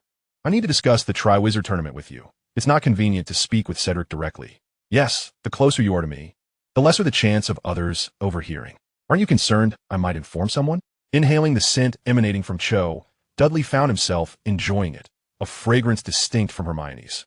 Just remember to inform Cedric, and as for telling others, it would merely diminish Cedric's chances of victory. The true peril of the second task lies not with the champions themselves, but with what they hold dear. As the Christmas ball gradually drew to a close, many guests departed, including Dudley and Hermione, who directly sought the room of requirement, both aware of the unspoken thoughts lingering between them. Inside, the room was adorned in a pink theme, the two reclining upon a heart-shaped pink bed. Dudley, you will marry me, won't you? Hermione asked. I can vow with unwavering certainty that as long as you wish to wed me upon your graduation, I shall not falter. No need for oaths. Did you bring the umbrella? Dudley nodded, producing a rubber item from the Muggle world. I want to marry you too. I lack experience, so please be gentle. Hermione, I shall cherish you for a lifetime. Time passed steadily, with only 3 days remaining until the second task of the Triwizard Tournament. Meanwhile, many at Hogwarts fell ill, and some had taken leave just days prior. Notably, those unwell or absent shared a common link. They were either dance partners from the Christmas ball or close personal connections to the champions. What should we do? Many champions are aware of our intentions, voiced Karkaroff, who only today recognized the impracticality of their planned tasks. Headmistress Maxime glanced at Professor McGonagall, saying, summon Dudley Dursley. I suspect he is involved, but we lack evidence. Evidence is unnecessary. That boy's character dictates that if he were culpable, he would admit it. Thus, the three headmasters searched for over an hour, ultimately locating Dudley by the Black Lake, fishing quietly with Hermione Granger beside him. Engrossed in her reading, a sight so picturesque that they hesitated to intrude. Professor McGonagall, Hogwarts seems rather progressive, Headmistress Maxime noted. Let's address the matter at hand. The three headmasters approached Dudley, with Karkaroff clearing his throat to capture his attention. Dudley and Hermione turned to acknowledge them. Hermione rising from Dudley's side to adjust her attire.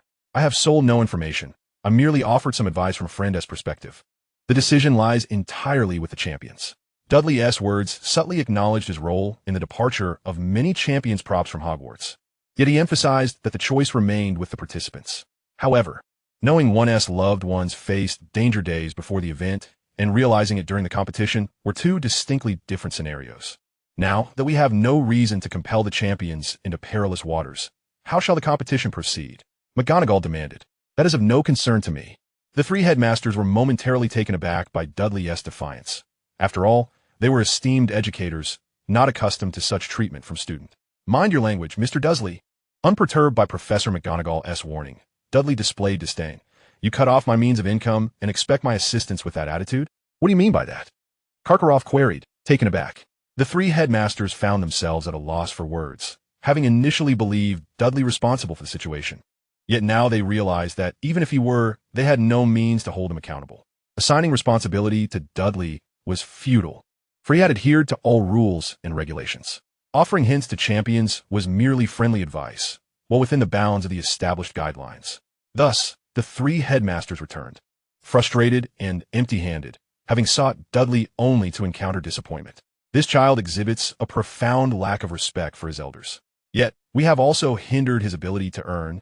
One remarked, he is leveraging the Triwizard Tournament for profit. Another added, but he has violated no regulations. We have imposed a rule that prevents him from earning. Professor McGonagall, your words imply our wrongdoing, the third headmaster noted, as they began deliberating the format of the second task of the Triwizard Tournament, recognizing that the event must proceed. As tickets had already been sold, and refunds were not an option. After all, the funds for the dragons were sourced from ticket sales. Time swiftly approached the commencement of the second Triwizard Tournament, where, apart from those valiant participants who had not deemed themselves significant enough to depart from Hogwarts Castle, individuals such as Fleur Delacour were summoned to present an item they considered of utmost importance as a competition prop. Fleur Delacour was the first to produce a gold galleon, which elicited a look of disapproval from Professor Karkaroff. Is this truly your most treasured possession? This is the first gold galleon I ever received, symbolizing my fortune. Fleur replied earnestly. The heads of the three magical schools exchanged skeptical glances, but reluctantly accepted Fleur's gold galleon. In light of this, Cedric Diggory hastily transformed his broomstick into a silver sickle, declaring, "This is the first silver sickle I've ever owned, and I hold it dear." To ensure the competition could proceed, the heads of the three schools accepted Cedric's silver sickle. The third participant, however, went even further, producing a bronze canute. "This is the first bronze canute I have ever possessed." Subsequently, all the champions presented their first bronze nuts, leaving Fleur and Cedric regretting their choice not to bring bronze nuts. The heads of the magical schools found themselves in a predicament, with Madame Maxime unable to contain her anger, exclaiming, "You students are far too honest. To think you have withheld your money until now. Quite impressive." In contrast to those who had received advice from Dudley Dursley, individuals like Draco Malfoy, who only understood that the competition involved water, found his Christmas ball partner, Pansy Parkinson, used as a competition prop, submerged in the depths of the lake, with Draco granted but an hour to rescue her.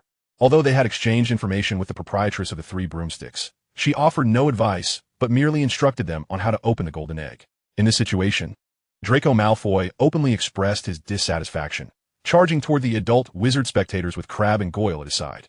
Naturally, the heads of the three magical schools intervened to restrain them. At that moment, Draco glanced at a nearby classmate and cast a sonorous charm upon himself. "Hogwarts is endangering lives with this competition. I implore you all for assistance." Slytherin students brandished their wands, rallying to Draco's side, including Victor Krum, whose own friend had been plunged into the lake. Many champions, whose friends had also been submerged, stepped forward with their wands to support Draco. They had never wished for their friends to face peril due to their own actions, and now, with someone leading the charge, they felt compelled to stand in solidarity. Professor Karkaroff regarded Krum sternly. "Krum, what are you doing?" Krum replied, "You are conducting this competition at the cost of innocent lives." Madame Maxime interjected, "So you students choose to seek help from adult wizards instead of rescuing your friends first? Even if you manage to find your parents, do you think your friends will still have time to live?" At this juncture, Draco spotted Dudley Dursley watching from a distance and called out, "Dursley, this competition is life-threatening. Go summon my father. I will take responsibility, and the price can be negotiated." Hearing this, Dudley patted Hermione Granger, who had been clutching her arms. "Hermione, I'm going to do a good deed. Take care of yourself." Dudley swiftly made his way towards the adult wizard audience. Minerva McGonagall, aware that some adult wizards knew of Draco Malfoy's intentions, anticipated that they would vehemently oppose the competition and act to save the participants. Historically, the Triwizard Tournament featured only 3 champions. Now, however, there were 7 or 8 united in their cause. Observing Fleur and the others who, though lacking friends submerged in the depths, still raised their wands in support of Draco and his allies, it was evident that this segment of the competition was fundamentally unpopular, merely tolerated due to the authority of the heads of the 3 magical schools. "Stop, Dudley," McGonagall commanded. Professors Flitwick and Snape sprang into action to obstruct Dudley Dursley. "My magic may be weak, but I will not hold back," Flitwick attempted to reason. Yet Severus Snape had already acted, casting a stunning spell at Dudley. In response, Dudley unleashed his full strength, leaping into the air to evade Snape's attack, while simultaneously seizing Snape's wand, sending him tumbling into the lake. Dudley aimed his wand at Professor Flitwick, confiscating Flitwick's wand. "Make a move, and I will not hesitate to kill." Thus, Dudley soared before Lucius Malfoy, relaying Draco's words, especially concerning the lives endangered beneath the lake, his voice booming. Before Lucius stood not only Narcissa Malfoy, but also the parents of Goyle and Crabbe. Upon hearing this, Pansy's parents realized that the 3 magical schools were jeopardizing their daughter's life for the sake of competition. They stood up, brandishing their wands to report the matter to the Ministry of Magic, then rushed towards the 3 heads of the schools, demanding the release of the trapped individuals. In the wake of this, many students' parents, led by Lucius Malfoy, approached the heads of the 3 magical schools. Stepping forward, Lucius declared, "No competition should ever exploit the lives of innocents, especially not the lives of children. This is utterly disgraceful." With that, Lucius drew his wand, pointing it at the 3 heads of the magical schools. "Release them." All the adult wizards accompanying Lucius raised their wands at the staff present. Minerva McGonagall responded, "We will ensure the safety of the children. Release them, or I will kill you," boomed Pansy's father, his magical energy surging, his wand trembling with urgency and fury. Chapter 65, The Wrath of the People. A father, aware that his daughter's life had been turned into a mere competition, felt the ire of all who were responsible for the event. Faced with such pressure, the heads of the 3 magical schools could not withstand the mounting tension. In this harmonious magical world, they dared not provoke open conflict, especially as adult wizards had already reported the matter to the Ministry of Magic. Ultimately, the heads of the 3 magical schools, with no other recourse, rescued the individuals from the lake. As soon as they were brought to safety, the Aurors from the British Ministry of Magic arrived. Under Lucius Malfoy's leadership, the adult wizards had no intention of letting the heads of the 3 magical schools off the hook, especially Pansy, who had just regained consciousness, glared furiously at the heads of the schools. "I do not consent. They knocked me out."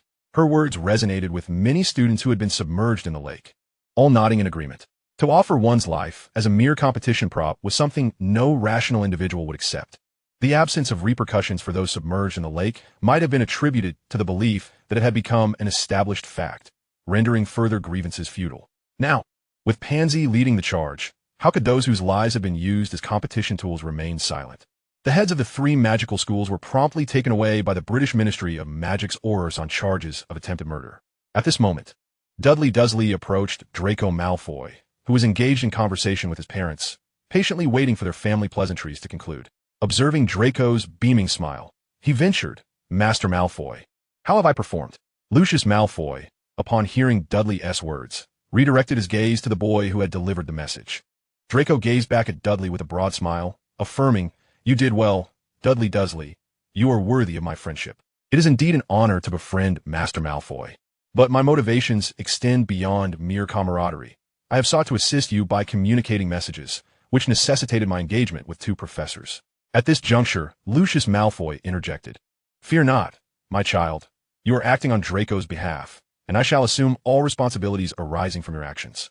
Lucius would not allow anyone assisting his son to suffer repercussions. Otherwise, who would lend Draco their aid in the future? "Thank you, uncle. Though I must request some additional compensation, my assistance cannot be rendered without remuneration." Draco nodded at Lucius, thereby confirming Dudley's statements were indeed valid. "What is it that you desire, child?" "Uncle, it is simply a matter of delivering a message. I do not wish to ask for too much. I seek assurance that should I require assistance in my future endeavors, Draco would lend me his support. For I hail from the world of Muggles and possess no allies within the magical realm. Child, you shall be considered a friend of the Malfoy family henceforth." Lucius Malfoy understood well that it was far more advantageous to cultivate friendships than to foster enmity with a 4th-year student capable of overcoming 2 professors. At that moment, Professor Flitwick and the drenched Severus Snape approached. Professor Flitwick inquired, "Dursley, now that matters have been resolved, will you kindly return our wands?" To which Dudley expressed his sincere apologies. In the heat of the moment, your wands were thrown into the lake. Snape's expression darkened menacingly at this revelation, while Lucius Malfoy stepped in front of Dudley, shielding him from Flitwick and Snape. "It is merely 2 wands. I shall offer each of you 10 galleons. It would be unbecoming for adults to be bested by a child." Severus Snape flicked his damp sleeve dismissively, snorting, "Do you truly believe I cannot best this boy?" With that, Snape departed, closely followed by Professor Flitwick, neither of whom demanded any compensation from Lucius Malfoy. Lucius turned back to Dudley, who exhibited little concern. "Child, both professors are formidable. They may have indeed gone easy on you, particularly Severus. I'm aware. Then why would you cast their wands into the lake? If I had not been ruthless, how would they justify their conduct to the other faculty?" At that moment, Lucius Malfoy gained a deeper understanding of Dudley Dursley. After the news broke that the 3 headmasters had been taken by the Ministry of Magic, Quirrell busied himself at Borgin and Burke's, first cleaning the truly incapacitated Karkaroff and dressing him in clean clothes. The following morning, Quirrell, after donning some makeup, brought a change of clothing to the temporary holding area of the Ministry for Karkaroff. After some arrangements, Quirrell, escorted by an Auror, entered the room where Karkaroff was detained. The headmaster's disheveled hair obscured much of his face. As soon as the Auror opened the door, Quirrell cast a soul-binding curse upon him. "Little Barty, I have brought the real Karkaroff." Upon hearing this, Karkaroff's hair was swept away from his face, revealing Barty Crouch Jr. It was revealed that once the effects of the Polyjuice potion wore off, Barty hid his face with hair and dirt, wishing to avoid recognition. Quirrell transformed the clothing he had brought back into Karkaroff's attire, while Barty Crouch Jr. exchanged his own clothing for Karkaroff's and styled the headmaster's hair to resemble his own, deliberately soiling Karkaroff's face. Once this was accomplished, Barty was transformed into a ring and slipped onto Quirrell's finger. Quirrell, now back in the guise of an Auror, looked perplexedly at the Auror. "What have you done to Karkaroff? How has he ended up like this?" The Auror replied, "He has been raving since his arrival. Perhaps he cannot cope with being here." After all, to turn a competitive event into this is understandably difficult to accept. Is there any possibility of treatment for him? The Auror responded, he has acted against minors. The repercussions are severe. It is uncertain whether he will survive. Is there truly a need for a doctor? Thus, Quirrell-insured Karkaroff was replaced with the genuine headmaster. In the following days, discussions ensued within the ministry regarding the sentencing of the 3 headmasters, as many parents exerted familial influence to pressure the ministry into administering the Dementor's kiss as punishment. Even Neville Longbottom wrote to his grandmother, advocating for the Longbottom family to exert their influence regarding the headmaster's fates. The scandal of using children's lives as competition stakes had ignited outrage across the magical communities of 3 nations.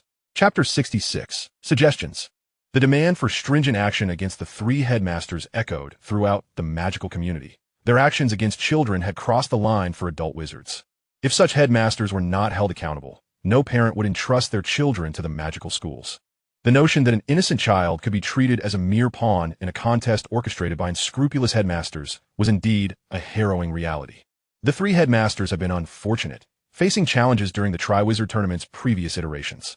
However, during those times, the magical regulations were inadequate, and there were not enough brave champions. Moreover, previous champions had failed, resulting in the demise of their loved ones. This history, where families of champions suffered, transformed the reassurances offered by parents like Pansy to Minerva McGonagall and Madame Maxime into mere excuses. The gravity of the situation was severe, with wizards openly purchasing assassins in the magical underworld. Within a week, the 3 headmasters had been placed on a public list with bounties. The act of endangering children had clearly transgressed the boundaries of the current magical community. Pansy's father publicly declared in the Daily Prophet, "Pansy is my daughter. Even if she has erred, she is merely a child. The ministry must assess her culpability. How can her life be used as a bargaining chip in a contest? Executed by none other than the headmaster of a magical school? If this is not met with strict punishment, I shall not consent. When justice cannot be rightfully upheld, I still possess my wand." Pansy's family was not short of wealth, prompting many wizards to gather and protest outside the Ministry of Magic. To prevent further escalation and ensure stability within the British magical community, and to restore confidence in magical schools, the ministry ultimately decided to impose the Dementor's kiss as a penalty on the 3 headmasters. Upon reading the contents of the Daily Prophet, Hermione Granger was left in shock. I understand now. The 3 headmasters are to be kissed by Dementors. It is quite normal. Human life outweighs all else. They utilize lives as mere tools for competition, particularly those of children who have no actual stake in the contests. If they did not safeguard their lives, who would feel at ease sending their offspring to a magical institution? In light of the execution of the 3 headmasters, the Triwizard Tournament has been abruptly suspended. Even if it were not halted, the majority of the brave competitors had already resolved to withdraw. With the headmasters gone, representatives from the magical ministries of the other 2 countries have come to retrieve their children. While the British Ministry of Magic has dispatched Umbridge to temporarily oversee Hogwarts School of Witchcraft and Wizardry, within a span of just a few years, 2 headmasters have encountered dire circumstances, one resulting in death and the other nearly claiming multiple lives.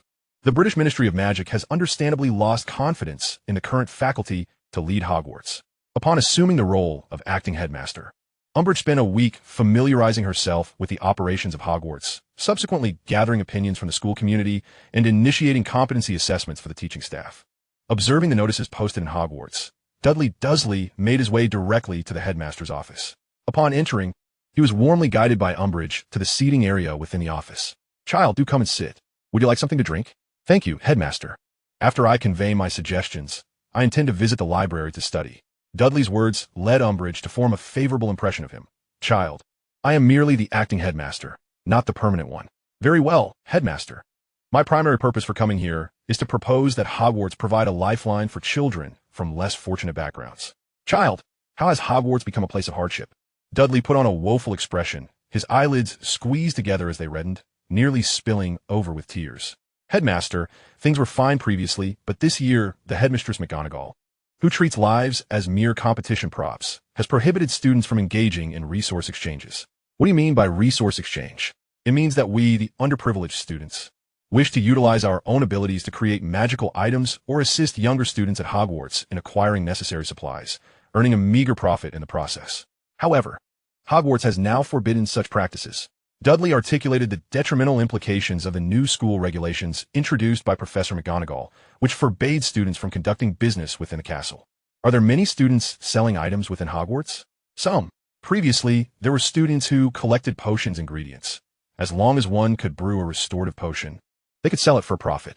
However, now transactions within the castle are not permitted, leaving many students who hope to ease their family burdens through potion sales unable to do so. It's essential to understand that the ability to sell restorative potions not only allows students to earn money, but also enhances their potion brewing skills, a double benefit. As someone who had not graduated from Hogwarts, Umbridge's expression turned indignant. What on earth is Professor McGonagall thinking? Instituting such a regulation is sheer folly. Headmaster, I have another question that has long puzzled me. Why does Hogwarts persist with this outdated house system of education? Child, this is a hallmark of Hogwarts' educational model, upheld since the time of the four founders. Headmaster, apart from a certain American school of magic, Hogwarts is the only renowned magical institution that still employs such a backward house system. While the founders instituted it to foster competition in teaching ability, the current house system only serves to create divisions among peers. I am in Gryffindor. My cousin is in Slytherin. We share a great relationship. Yet we hesitate to interact too freely within Hogwarts. Can you explain why? This house system violates fundamental human principles, turning kin against one another, breeding animosity among siblings, and establishing class divisions. It is an institution that should not exist. Dudley's arguments were cogent, prompting Umbridge to nod in agreement. Child, you make a compelling point. I shall give it due consideration. The following afternoon, Hogwarts revoked the prohibition against students engaging in financial transactions within the castle. Dudley promptly disseminated announcements regarding the procurement of restorative potions across the common rooms of all four houses. Students who had expended gold on the Triwizard Tournament began brewing restorative potions, as the 90 galleons spent on participation was no trifling sum for many. Not every child hails from a family as affluent as Draco Malfoy. Even those with wealth are mindful of every galleon. In the days that followed, Dudley received around 20 restorative potions weekly. However, this quantity remained insufficient, particularly as he could not venture in a Hogsmeade to procure more, and he felt hesitant to suggest reinstating trips to the village. Moreover, Dudley found himself engaged in potion brewing while fishing. Dudley, why do you require so many restorative potions? Because there are those in need. Normal witches and wizards rarely use them, do they? There are those who are not typical wizards, like myself. Were it not for the numerous magical storage devices I possess, I would be rather weak. Dudley preferred not to discuss his business dealings with Hermione Granger, not out of distrust, but because he felt the time was not yet right. After enjoying a dinner of roasted fish, Dudley and Hermione returned to their respective dormitories.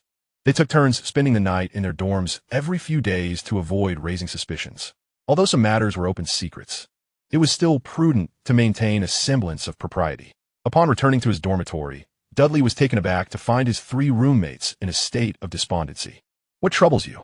Neville Longbottom. Dudley, Professor Trelawney has been expelled from Hogwarts. Henceforth, there will be no more divination classes with her. Dudley responded with a nonchalant demeanor. Isn't that rather expected? With a professor like Trelawney, who else would you expel? Slightly displeased by Dudley's indifference, Seamus Finnegan remarked, Dudley, that's rather heartless of you. Professor Trelawney had high hopes for you. Do not jest. I have never attended a single one of her classes. My ability to foresee events is entirely my own doing and has nothing to do with her. Dean Thomas interjected. I wonder who the next professor to be expelled will be. Next should be Hagrid, given that he never graduated. Dudley's words were met with belief from the three, for he was not one to speak idly. Neville Longbottom, curious, asked, Dudley, is there any way to prevent Hagrid's expulsion? Neville, remember this. If virtue does not match position, calamity will ensue. Professor Trelawney was dismissed due to her incompetence. Hagrid's potential dismissal would stem from his own inadequacies. Allowing unsuitable individuals to occupy positions they are unfit for harms not only them, but also those who work alongside them. They continued to navigate the school year as best they could, and Hagrid remained in his position until the end of the academic term. However, this year, due to the Triwizard Tournament, Hogwarts experienced generally poor performance in final exams. Nevertheless, the House Cup was ultimately claimed by Slytherin, while Gryffindor finished with the least points. Hermione Granger excelled with the highest marks in her year, whereas Dudley merely scraped by with passing grades due to not having chosen any elective courses. Upon disembarking from the train this time, Dudley Dursley found himself without the familiar presence of his parents awaiting him. He proceeded directly to Diagon Alley, where he purchased every single replenishing potion available at each apothecary. Even at the more obscure potion shops, Dudley ensured he acquired a full stock, rendering the replenishing potion a rare commodity across both commercial streets. However, Dudley remained blissfully unaware of the subsequent ramifications of his extensive purchases throughout the summer, as he had no intention of re-entering the British magical community before the school year commenced. Upon returning home, Dudley was informed by Vernon Dursley that the family would be venturing to France to expand their business. While England is not particularly vast and boasts a plethora of affluent individuals, the number of trustworthy associates for Vernon is limited. The magical enterprise cultivated by Dudley and Vernon cannot afford to be entrusted to those they do not trust. England serves as the Dursley family's primary base of operations, necessitating that any ventures deemed risky be pursued in foreign lands.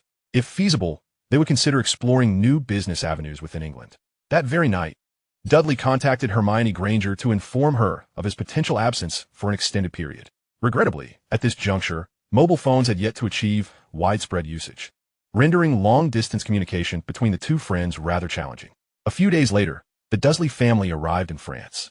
Although Vernon Dursley had now embraced the role of a businessman, he remained deeply devoted to his family, opting not to plunge into work immediately upon arrival, but rather to accompany his wife and child to various tourist attractions. The Dursleys visited all the renowned landmarks of France, and having previously explored these sites as a couple, they seized the opportunity to capture a family photograph. After a day of sightseeing, they returned to their hotel suite, where they settled onto the sofa. "How is little Harry faring these days?" Dudley sighed. "Harry's not doing well. He couldn't find a partner for the school dance." Upon hearing this, Vernon Dursley beamed with delight. That boy is bound to be unappealing to others, always acting as though the world owes him something. He must take after that worthless father of his, utterly unlikable." Dudley, curious, inquired, "Mother, were Harry's parents of poor character?" "Indeed, dear Dudley," replied Aunt Petunia, "Harry's parents consorted with that scoundrel Dumbledore. Birds of a feather flock together. Do you think they could be good people?" Dudley nodded in agreement. "Indeed, Dumbledore is quite the scoundrel. After all, he harbored a monster at Hogwarts during our first year, leading to the demise of a student." Days later, Dudley accompanied Vernon on a visit to a French business acquaintance, where he showcased his magical abilities and discussed the generally prolonged lifespans of witches and wizards, instilling a sense of yearning for magic in his interlocutor. This is a longing shared by all, particularly the affluent, who aspire to attain longevity. Subsequently, Dudley began selling various magical items, and the acquaintance consented to introduce Vernon to reliable contacts. Over the course of 2 weeks, the Dursley father and son spent each afternoon meeting people, demonstrating magic, selling magical tools for muggles, and distributing replenishing potions. Despite the brief duration, Vernon had already acquired a villa in France, ensuring that the family would have a place to stay during future visits. The venture in France was just beginning, as it would necessitate regular trips for replenishing potions to their clients. Although the initial business yielded substantial profits for Dudley, it was the subsequent after-sale service that would prove truly lucrative, as customers would require a steady supply of replenishing potions for their continued use of magic. Moreover, the wands provided by Dudley were of average quality, particularly lacking in durability. While they would function adequately for 3 years, they would inevitably fail within 5. Dudley and Vernon set aside 2 days for themselves, as Dudley intended to procure some items from the French magical community. During this fortnight, Hermione Granger found herself languid and bored at home, her thoughts and heart occupied by a singular person. "Fool, can't you just call me using a French phone?" Chapter 68. Refusal of Fleur. Each day, Hermione occupied herself either with reading or brewing replenishing potions, fully aware of Dudley's need for them, and striving to assist him to the best of her ability. Over these 2 weeks, Hermione's potion brewing skills improved significantly. Although she only produced replenishing potions, the principles of potion making are interconnected. The variations lie solely in the treatment of different ingredients and the duration of the brewing process. In the commercial district of the French magical community, Dudley initially cleared the shelves of replenishing potions from various apothecaries, and after acquiring some materials, he began to meander through the streets. The commercial district in France, while somewhat more affluent than Diagon Alley, retained a historical architectural style reminiscent of centuries past, with most witches and wizards clad in suits and robes. Few, like Dudley, donned the attire of the Muggle world. Consequently, Dudley attracted considerable attention as he traversed the streets. Dudley remained indifferent to the gazes directed his way. After all, in the eyes of the wizards and the French magical community, his attire was unconventional. just as their garb appeared equally peculiar to him. He eventually settled on a bustling restaurant, perusing the menu before ordering a steak and a salad. However, upon tasting the steak, Dudley quickly lost his appetite. It wasn't that the steak was poorly prepared, but rather it lacked a certain essence of flavor. The taste was reminiscent of the meals prepared by house elves at Hogwarts, where all dishes bore a uniform flavor. Akin to the pre-packaged meals of the Muggle world, pleasant but devoid of soul. Moreover, food prepared by house elves tends to lack nutritional value, which is why wizards, who generally possess lower intellect than Muggles, often rely on their cooking. Dudley frequently fished for his own meals at Hogwarts for this very reason. The establishment he had chosen was among the upper tier of dining options in the French magical community, yet even such a venue produced unsatisfactory food. It was no wonder that Gellert Grindelwald preferred the coffee brewed by Muggles. Observing this subpar dining experience, Dudley conceived a bold idea to delve into the culinary business within the magical realm, utilizing it as a means to establish his foothold in the magical community. As for his ventures in the Muggle world, he had yet to devise a suitable plan. The magical community's culinary enterprise could be entrusted to various wizards, perhaps with the aid of magical contracts. However, in the Muggle world, due to the nature of magic, he would require individuals he could absolutely trust. Magical contracts could not be extended to Muggles, otherwise it would lead to significant complications. Just as Dudley contemplated abandoning the notion of consuming the magical community's pre-prepared meals. Two girls, one tall and one small, approached his table. The pair bore striking resemblances, both possessing exquisite features. "Imagine my surprise, you've come to France," exclaimed the taller girl, her voice infused with a hint of allure, a characteristic attributed to her Vila heritage. "Fleur, it has been ages. What are you and your sister dining on? Allow me to treat you." Indeed, these sisters were none other than the Delacour sisters. Fleur Delacour surveyed the restaurant, noting the multitude of patrons, but failing to spot the individual she sought. "Your girlfriend hasn't joined you? I have traveled here with my parents, but they seek a romantic getaway, so I have ventured alone into the enchanting realm of the French wizarding world. Do you require a guide? Is it complimentary? Of course. I'm not the avaricious sort." Half an hour later, Fleur Delacour departed the restaurant with her sister, having arranged to enjoy the splendor of nightfall in Paris with Cedric Diggory. Cedric did not refuse Fleur. His desire was not for mere amusement, but rather to gain insight into the enchanting villa. Despite possessing numerous memories from the Harry Potter universe prior to becoming Cedric Diggory, he had little understanding of Vila. Now, with a day of leisure at his disposal, it seemed prudent to familiarize himself with Vila matters. Perhaps it would prove useful should he find himself once more within the Harry Potter world. Currently, there exists no method to escape that recurring existence. Hence, it is essential to comprehend the intricacies of each realm. As evening descended, Cedric stood alone atop the Eiffel Tower, gazing as the sun gradually sank beneath the horizon. The sunset was not blinding. The orange-red sun was enveloped in a halo of golden light. Today's sunset was truly exquisite. Cedric turned to Fleur Delacour as she approached, rising from the sofa to earnestly declare, "But you are more beautiful than the sunset." At that moment, Fleur was adorned in a delicate yellow lace-trimmed gown, a style that was not commonplace in the Muggle world, yet accentuated her perfect figure exquisitely. Her long and graceful neck, showcased by the absence of a collar, was a sight to behold for Cedric.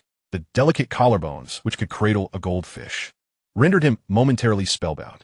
And this was without even mentioning Fleur's striking beauty. Her appearance eclipsed that of even the most renowned celebrities. "It seems my efforts to adorn myself were not in vain. If I had dressed up specifically for you, I would be quite flattered.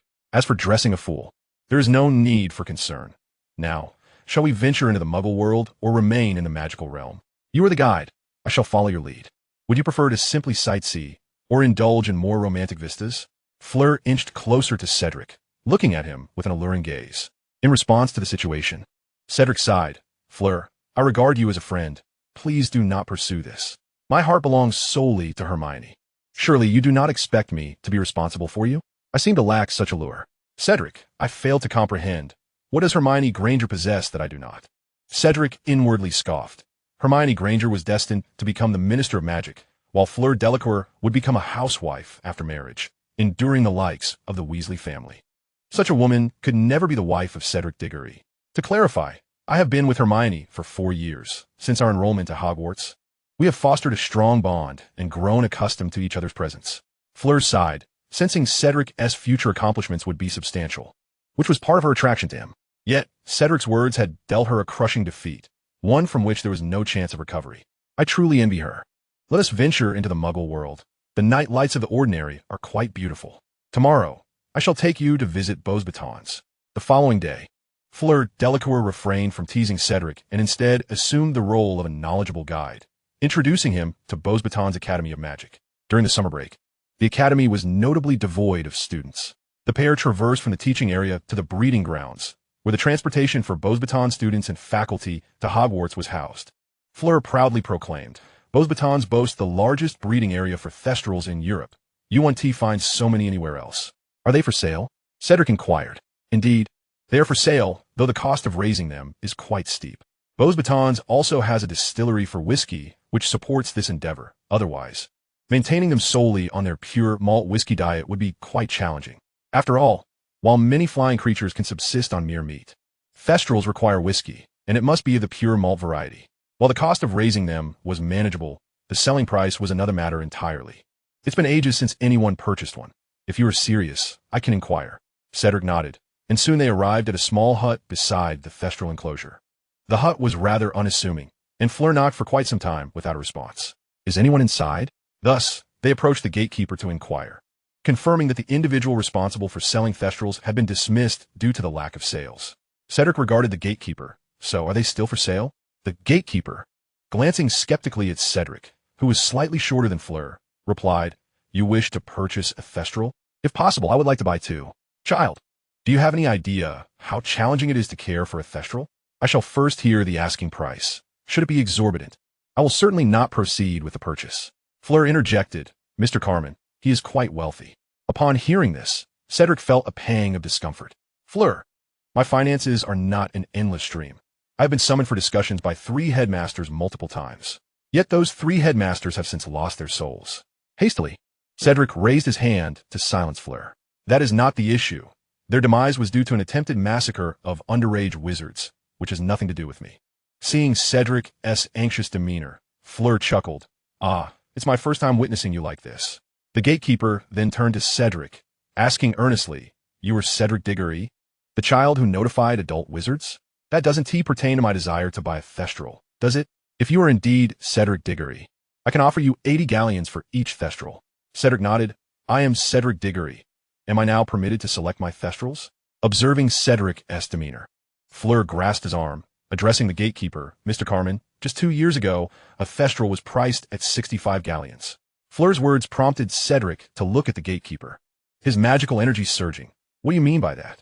The price you mentioned was for an old Thestral. The 80 galleons is for one of your choosing. A Thestral raised from a young age will have a stronger bond with its owner. Cedric nodded. If I discover that you are maliciously overcharging me, I will bring ruin upon Beauxbatons. His calm tone, however, conveyed that he was not jesting. I am quoting the market price, and allowing you to choose is already a concession. Cedric entered the Thestral enclosure. The adult Thestrals were substantial, comparable in size to fully grown elephants. Thus the upkeep of one required considerable funds. However, even the younger Thestrals reached a size that demanded significant resources for their care. Cedric was undeterred, for possessing 2 flying steeds would not only facilitate travel within the magical realm, but also serve as formidable allies, especially when conducting magical business with Muggles. After selecting 3 Thestrals, 1 adult and 2 younger ones, Cedric did not inquire about their usage. Instead, he levitated, gradually soaring towards the larger Thestral's head. The Thestral attempted to attack him, but Cedric swiftly waved his wand, immobilizing the creature with a single incantation. The divine steed flapped its wings, yearning to soar into the skies, yet was ensnared by iron chains that rendered it incapable of flight. Dramione Dursley gazed into the eyes of the divine steed and, through the art of mind capture, acquired its language. If you refuse to heed my commands, I shall take your life, he communicated in the tongue of the divine steed. Unperturbed by Drami's threats, the creature continued to thrash about. However, Drami had no intention of indulging its defiance. With a swift flick of his wand, he severed the left ear of the divine steed.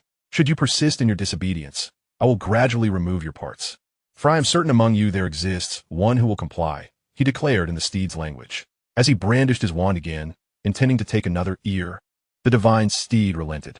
Historically unruly, they had relied on humanity's reluctance to slay them, but the indifference emanating from Drami instilled a sense of submission. The larger steed complied, and the 2 smaller ones followed suit, intimidated by the display. This astonishing turn of events left Mr. Carmen and Fleur Delacour in awe, for it was their first encounter witnessing a divine steed so obedient. What was happening? It was rather unusual for someone to breach the blockade of a magical institution and convey information. This individual warranted further inquiry to discern his methods, which could potentially enhance their dealings with the divine steeds. Carmen approached Derry upon his return, directly inquiring about his technique. These creatures are indeed fearful of death. The more you cherish them, the more they resist. Disobedience warrants punishment. Should they continue to disobey, even after being struck, then death is the final recourse. Only those who comply shall remain, ensuring future compliance, Carmen deduced, eyeing the severed ear, which resembled a football in size, affirming Derry's methodology. Nevertheless, the risks associated with Derry's approach were evident. Sustaining such a breeding practice would incur exorbitant costs. After all, killing those who disobey would equate to financial loss. Observing that the divine steeds were sold to Derry for 80 galleons each, the reality was that raising one required a minimum of 500 galleons. It appeared as though Beauxbatons Academy was incurring losses, yet they had no alternative but to care for the divine steeds. Once the issue of sustenance was resolved, these creatures exhibited remarkable reproductive capabilities, and with the attention of wizards, their survival rates soared. However, the newborns could not be slain, for such actions would incite a fierce hatred towards humanity, leading to vengeance. Abandoning the divine steeds was not an option either, as the local Ministry of Magic would hold them accountable. Chapter 70. The Return to England on Horseback.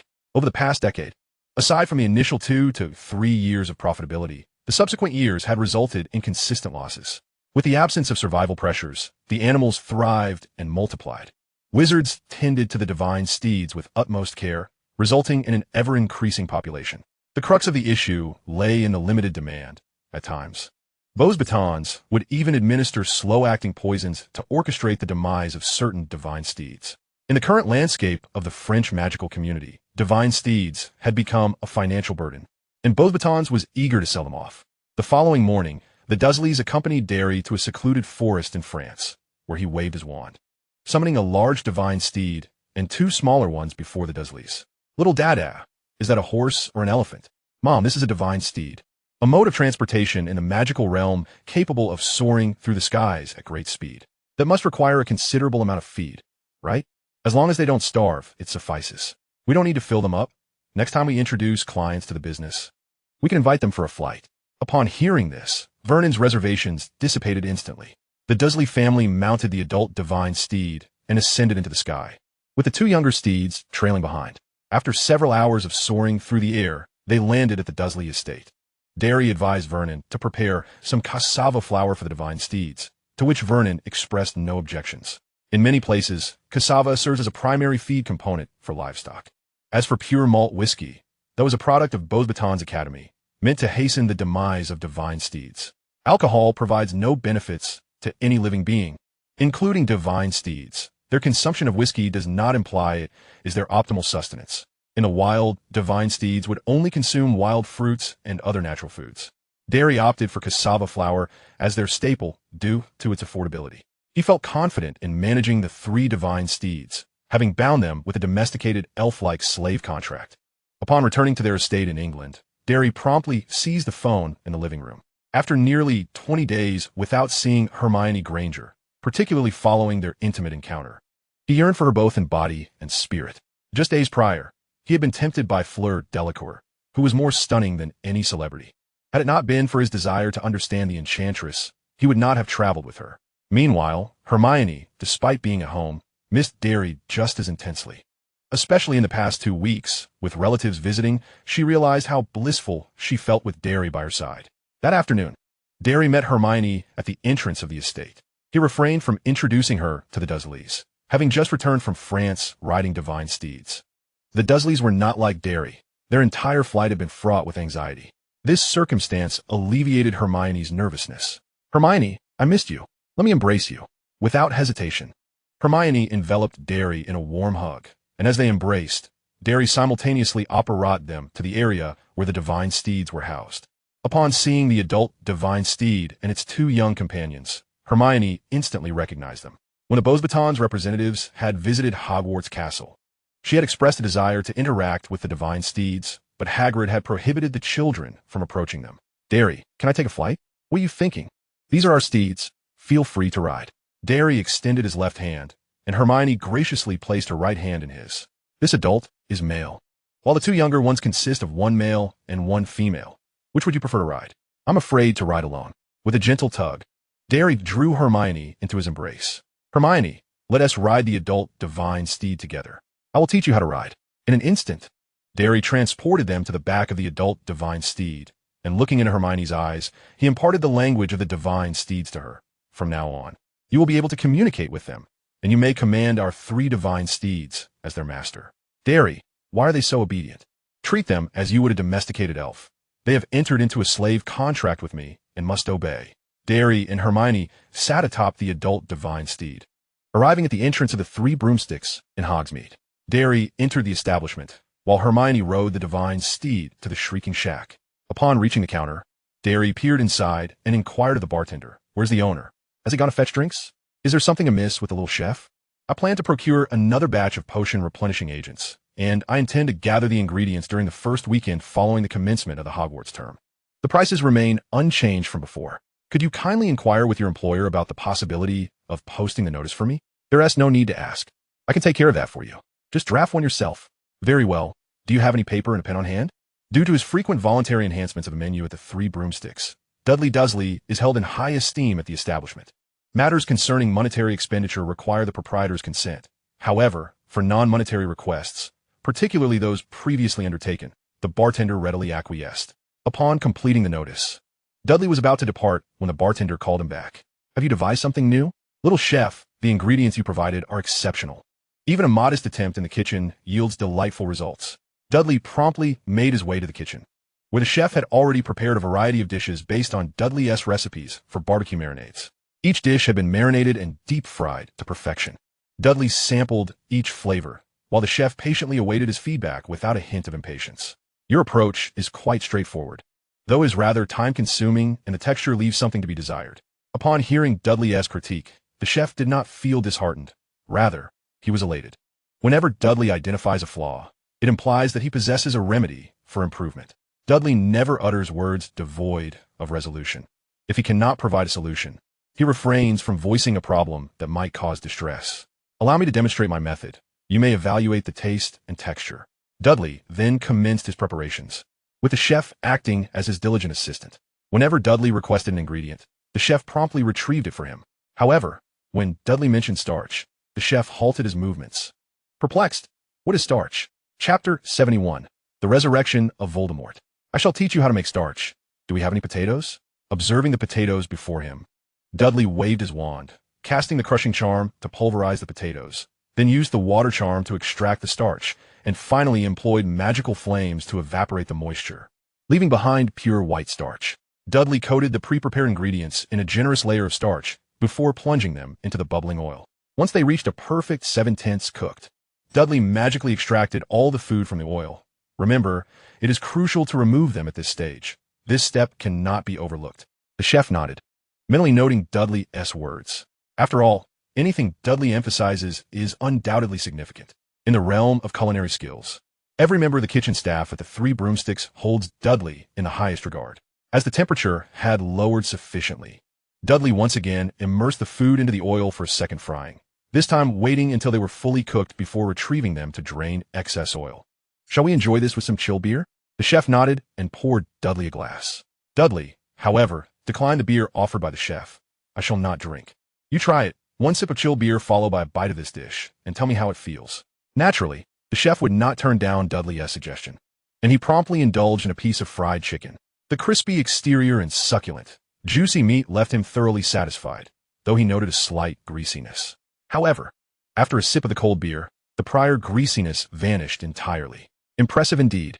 I must say, this combination is truly delightful. When purchasing, it should be sold as a set, otherwise it would detract from the overall experience. The chef nodded in agreement with Dudley's suggestion. However, reflecting on Dudley's seamless execution, a terrifying thought struck the chef. The fluidity of the entire process, especially the introduction of starch, led him to suspect that Dudley had previously prepared this dish. Such a scenario implied that Dudley was well-versed in crafting numerous delicacies, but had merely chosen not to disclose this knowledge, revealing only snippets during their encounters. Dudley, Do you possess any knowledge of other culinary delights? Of course I do, but merely in theory. By the way, I shall be taking these with me. The chef, naturally, did not refuse Dudley's request, for he had been taught the methods and would not begrudge the tools Dudley had used. Meanwhile, two individuals infiltrated the Longbottom Manor.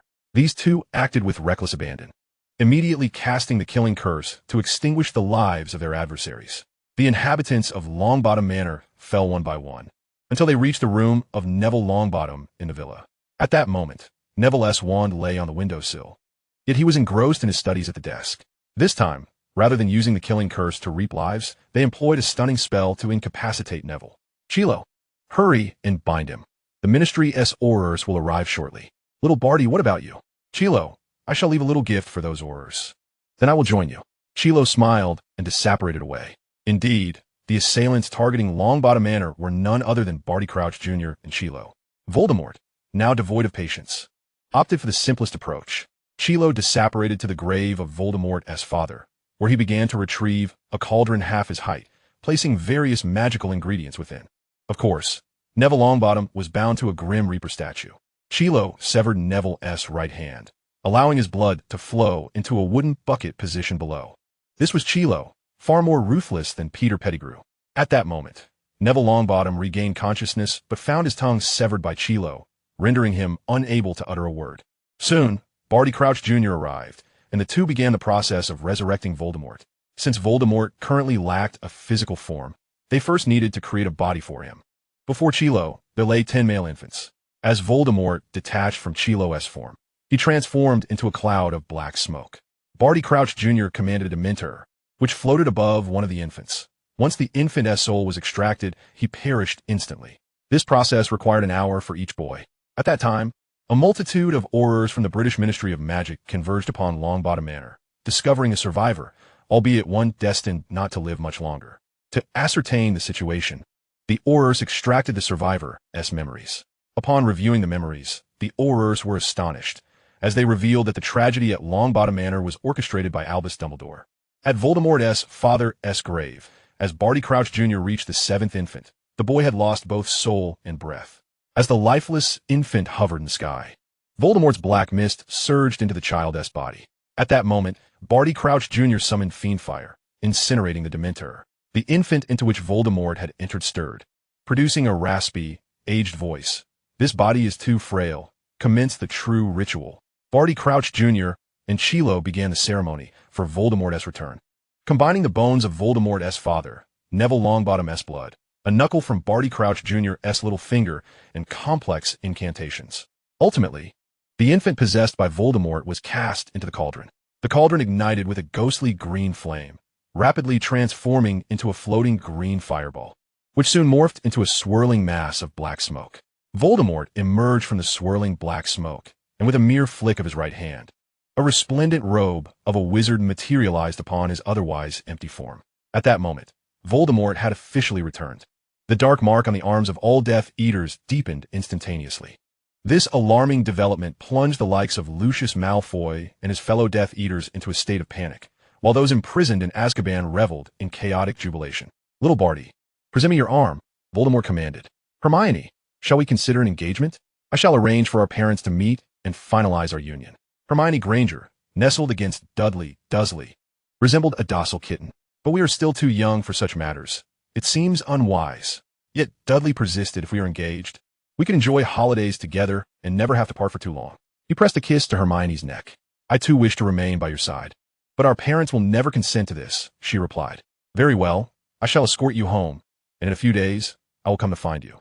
The two rose from the bed and, with a swift wave of magic, donned their garments. Chapter 72. The Disappearance of the Quidditch Cup.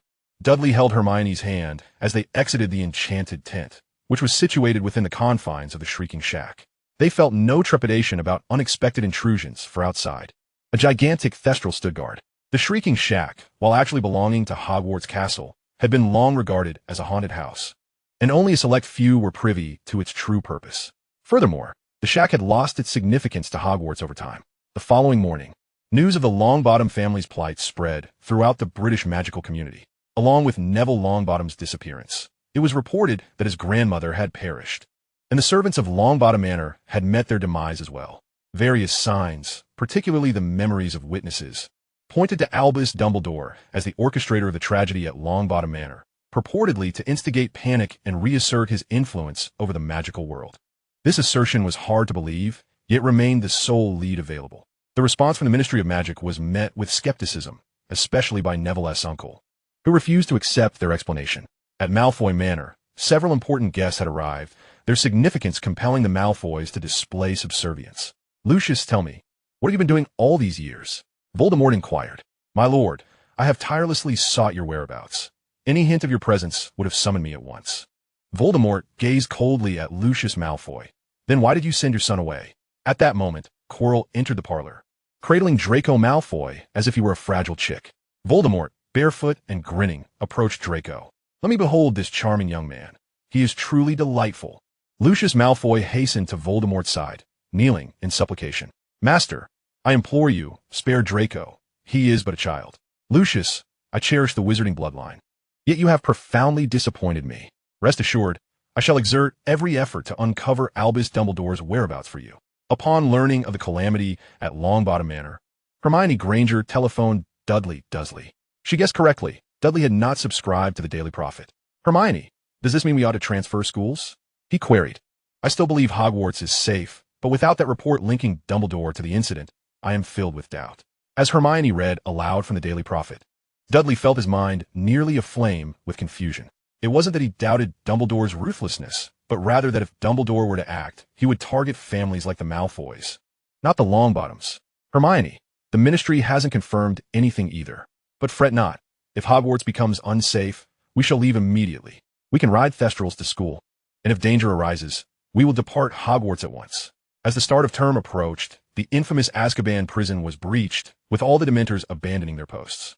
Witnesses provided memories that implicated Dumbledore in the chaos. This situation placed immense pressure on the Ministry of Magic, especially considering the mass defection of the Dementors, which was far more impactful than the release of the Death Eaters from Azkaban.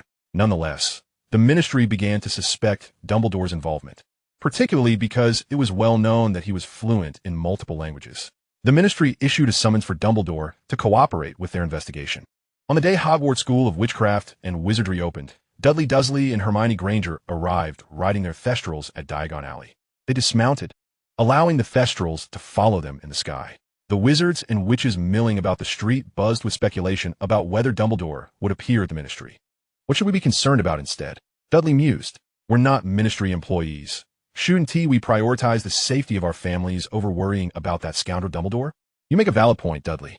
Shall we visit the Leaky Cauldron to browse for second-hand books?" Hermione suggested. "I can manage with used ones. You can buy new." With determination, Hermione met Dudley's gaze. "No, if you can use them, so can I." Thus, they ventured to the Leaky Cauldron, both having discarded their old textbooks. They spent merely 3 galleons on what would have cost dozens, making Hermione reflect on her previous extravagance. Why purchase something new for only a year's use, when cheaper options exist? My grades have never suffered due to the condition of my books. We should find a place in the Forbidden Forest for the Thestrals, then proceed directly to Hogwarts Castle to report in, Dudley suggested. Half an hour later, they found the heavy doors of Hogwarts Castle firmly shut, exchanging glances of dismay. "It seems we arrived too early." Hermione embraced Dudley and kissed him gently. "Shall we head to the Shrieking Shack instead?" During the opening feast, Umbridge was formally appointed as the headmistress of Hogwarts, acknowledging the absence of the Sorting Hat and the prevailing trend towards unified magical education. Umbridge proclaimed the abolition of the house system at Hogwarts. From this point forward, students would no longer be labeled by houses. However, the Quidditch teams for the 4 houses would remain, allowing students to freely choose their preferred teams. The House Cup would be replaced with a Year Cup, awarded to the top achiever from each grade. As for those previously sorted, their dormitories would remain unchanged, but classes would now be conducted as large, combined sessions. This transition, in truth, would not significantly affect students, as many classes had already been amalgamated due to the Defense Against the Dark Arts curriculum. Dudley and Hermione only learned of these changes the following day, as they had registered and immediately ventured to the kitchens for a meal before returning to their respective dormitories. As time passed steadily day by day, the absence of Albus Dumbledore at Hogwarts Castle allowed Dolores Umbridge to focus solely on her vision of enhancing Hogwarts School of Witchcraft and Wizardry. In the announcement area of the school, various magical competitions for underage wizards were advertised, inviting students to enroll freely. Chapter 73, The Threatened Lucius. However, mere registration did not guarantee entry into the competitions. Students had to pass internal assessments conducted by Hogwarts, after which the school would cover their official entry fees. Gazing at the myriad of competitions displayed on the notice board, Hermione Granger found herself entranced. Beside her, Dudley Dursley, too, was engrossed in the various contests, particularly drawn to the prospect of bypassing final exams as a participant. Simultaneously, both Hermione and Dudley turned to each other and exclaimed in unison, "I want to compete." After sharing a smile, they took each other's hands and made their way to class.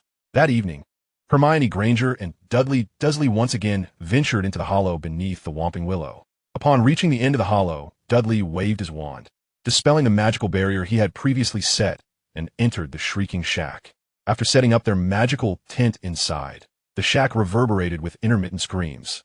"Hermione, I wish to enter the Potions Championship. It seems relatively safe," Dudley remarked. "However, this year's Potions Championship is to be held in Japan, which is quite far. But I can't participate in anything else," Dudley lamented. "But that won't be until next school year. Let's just register for now." Due to the various competitions, discussions regarding events in the British magical community had waned at Hogwarts.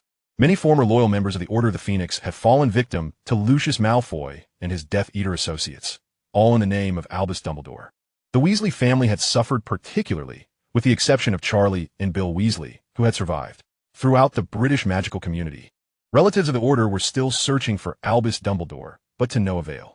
In fact, the Ministry of Magic had even declared Dumbledore a Level 1 fugitive in their quest to locate him. Yet amidst all this, the whereabouts of Albus Dumbledore's younger brother remained shrouded in mystery. In the opulent sitting room of Malfoy Manor, Lucius and Narcissa Malfoy knelt before Voldemort. With Christmas approaching, Draco will return to celebrate, won't he? Narcissa inquired. Children grow up. He should celebrate at Hogwarts.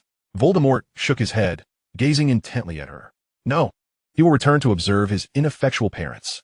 You have used all your resources, but Lucius, what answers do you provide me? Lucius trembled, suddenly struck by an idea. My lord, there is indeed another possibility. Perhaps Dumbledore, being of advanced age, has met his end in an unknown location? Voldemort initially chuckled at Lucius's suggestion, prompting laughter from Bellatrix and the other Death Eaters in the room. However, Voldemort's mirth abruptly ceased as he fixed a serious gaze upon Lucius. Is it conceivable that I have not yet killed him, and he simply perished? My lord, the old man Dumbledore's age makes death a natural occurrence, does it not? Very well, Lucius. If you claim he is dead, where's your evidence? My lord, the proprietor of the Hog's Head is Dumbledore's brother, his blood relative. If we capture him, we will have our answers. Then why not pursue him? Lucius hesitated. Dumbledore's brother possesses power not inferior to that of Dumbledore himself. I previously sent individuals, and they were repelled. A significant event unfolded in Hogsmeade. The Hog's Head Inn, owned by Aberforth Dumbledore, was reduced to ashes overnight. Yet, apart from a few patrons who could not afford drinks at the Three Broomsticks, the incident garnered little attention. Aberforth's temperament had offended many, leading to frequent curses directed at him. Had it not been for the inn's low prices, it would have fallen into disuse long ago. In the dungeons of Malfoy Manor, Aberforth Dumbledore was bound to a cross, his body marred by lash marks and blood. Where's your brother? He was demanded. Despite his predicament, Aberforth wore a smile, blood trickling down his beard. Huh, you will never find him. No one will. It appears you have not yet had enough, Bellatrix remarked, lashing him repeatedly. Lucius observed the scene with trepidation, fearing Bellatrix might inadvertently kill Aberforth. Bellatrix, spare him. We need him alive to locate Dumbledore. Rest assured, I haven't been without mercy. I will administer potions to prolong his life when the time comes. At that moment, Voldemort strode in barefoot. Bellatrix, allow me to interrogate him. Voldemort approached Aberforth, who struggled to open his eyes. Upon seeing Voldemort, he widened his gaze in shock. You're still alive? Voldemort laughed maniacally. I am immortal, though you're Dumbledore's brother. I am magnanimous. If you are willing to submit to me and reveal your brother's whereabouts, I can ensure your survival, a life envied by others. I do not know his whereabouts. No one does. He trusts no one and constantly tests everyone, Aberforth replied. Throughout their exchange, Voldemort employed legilimency to probe Aberforth's mind, ultimately concluding that Aberforth was truthful. He genuinely had no knowledge of Albus Dumbledore's location.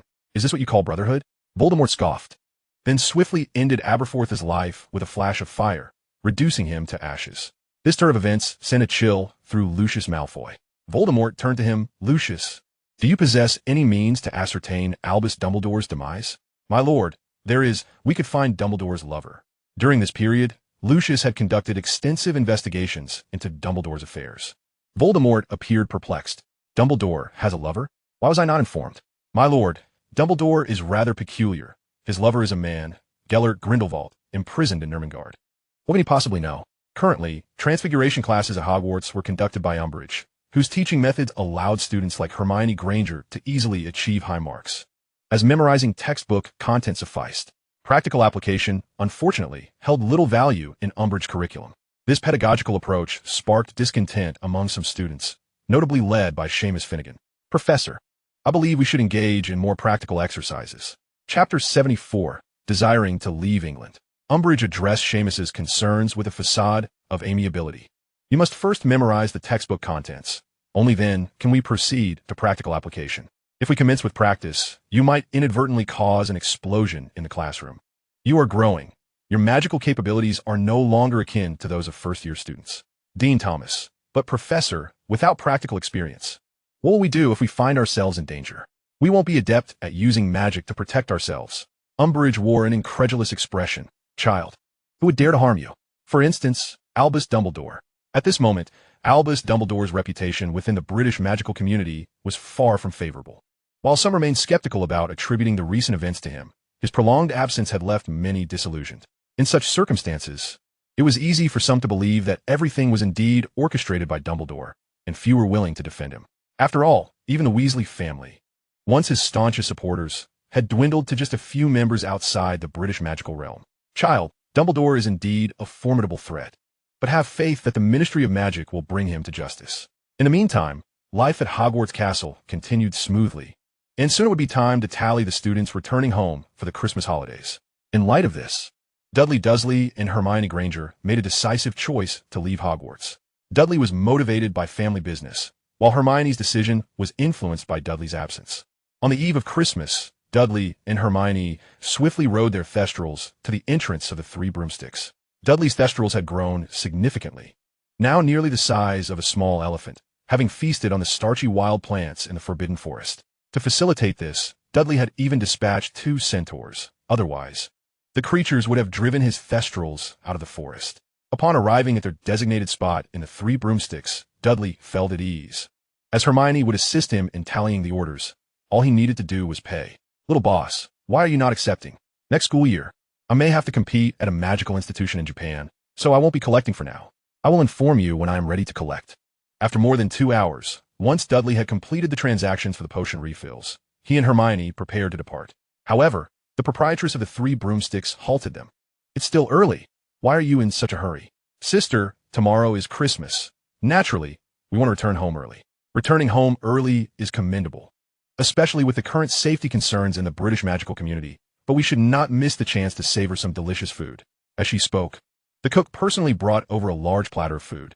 The platter contained nothing less than a whole roasted turkey. We can't possibly eat that. It's truly an enormous portion, especially the roasted turkey, which is tougher than Hagrid's rock cakes. Thank you, but we really have no interest in that. The cook looked at Dudley. Dudley, do you think this turkey can be improved? Dudley shook his head. That would be as challenging as getting a statue to cast a spell. I lack that ability. What a predicament. Dudley nodded. Indeed, it's quite hopeless. Even our family turkey ends up in the bin every year. It merely stands as a good luck charm. As Dudley and Hermione exited the Three Broomsticks, they noticed a crowd gathered around their thestrals, pointing and whispering. They were likely wizards from France, where thestrals were much more affordable. Is that for real?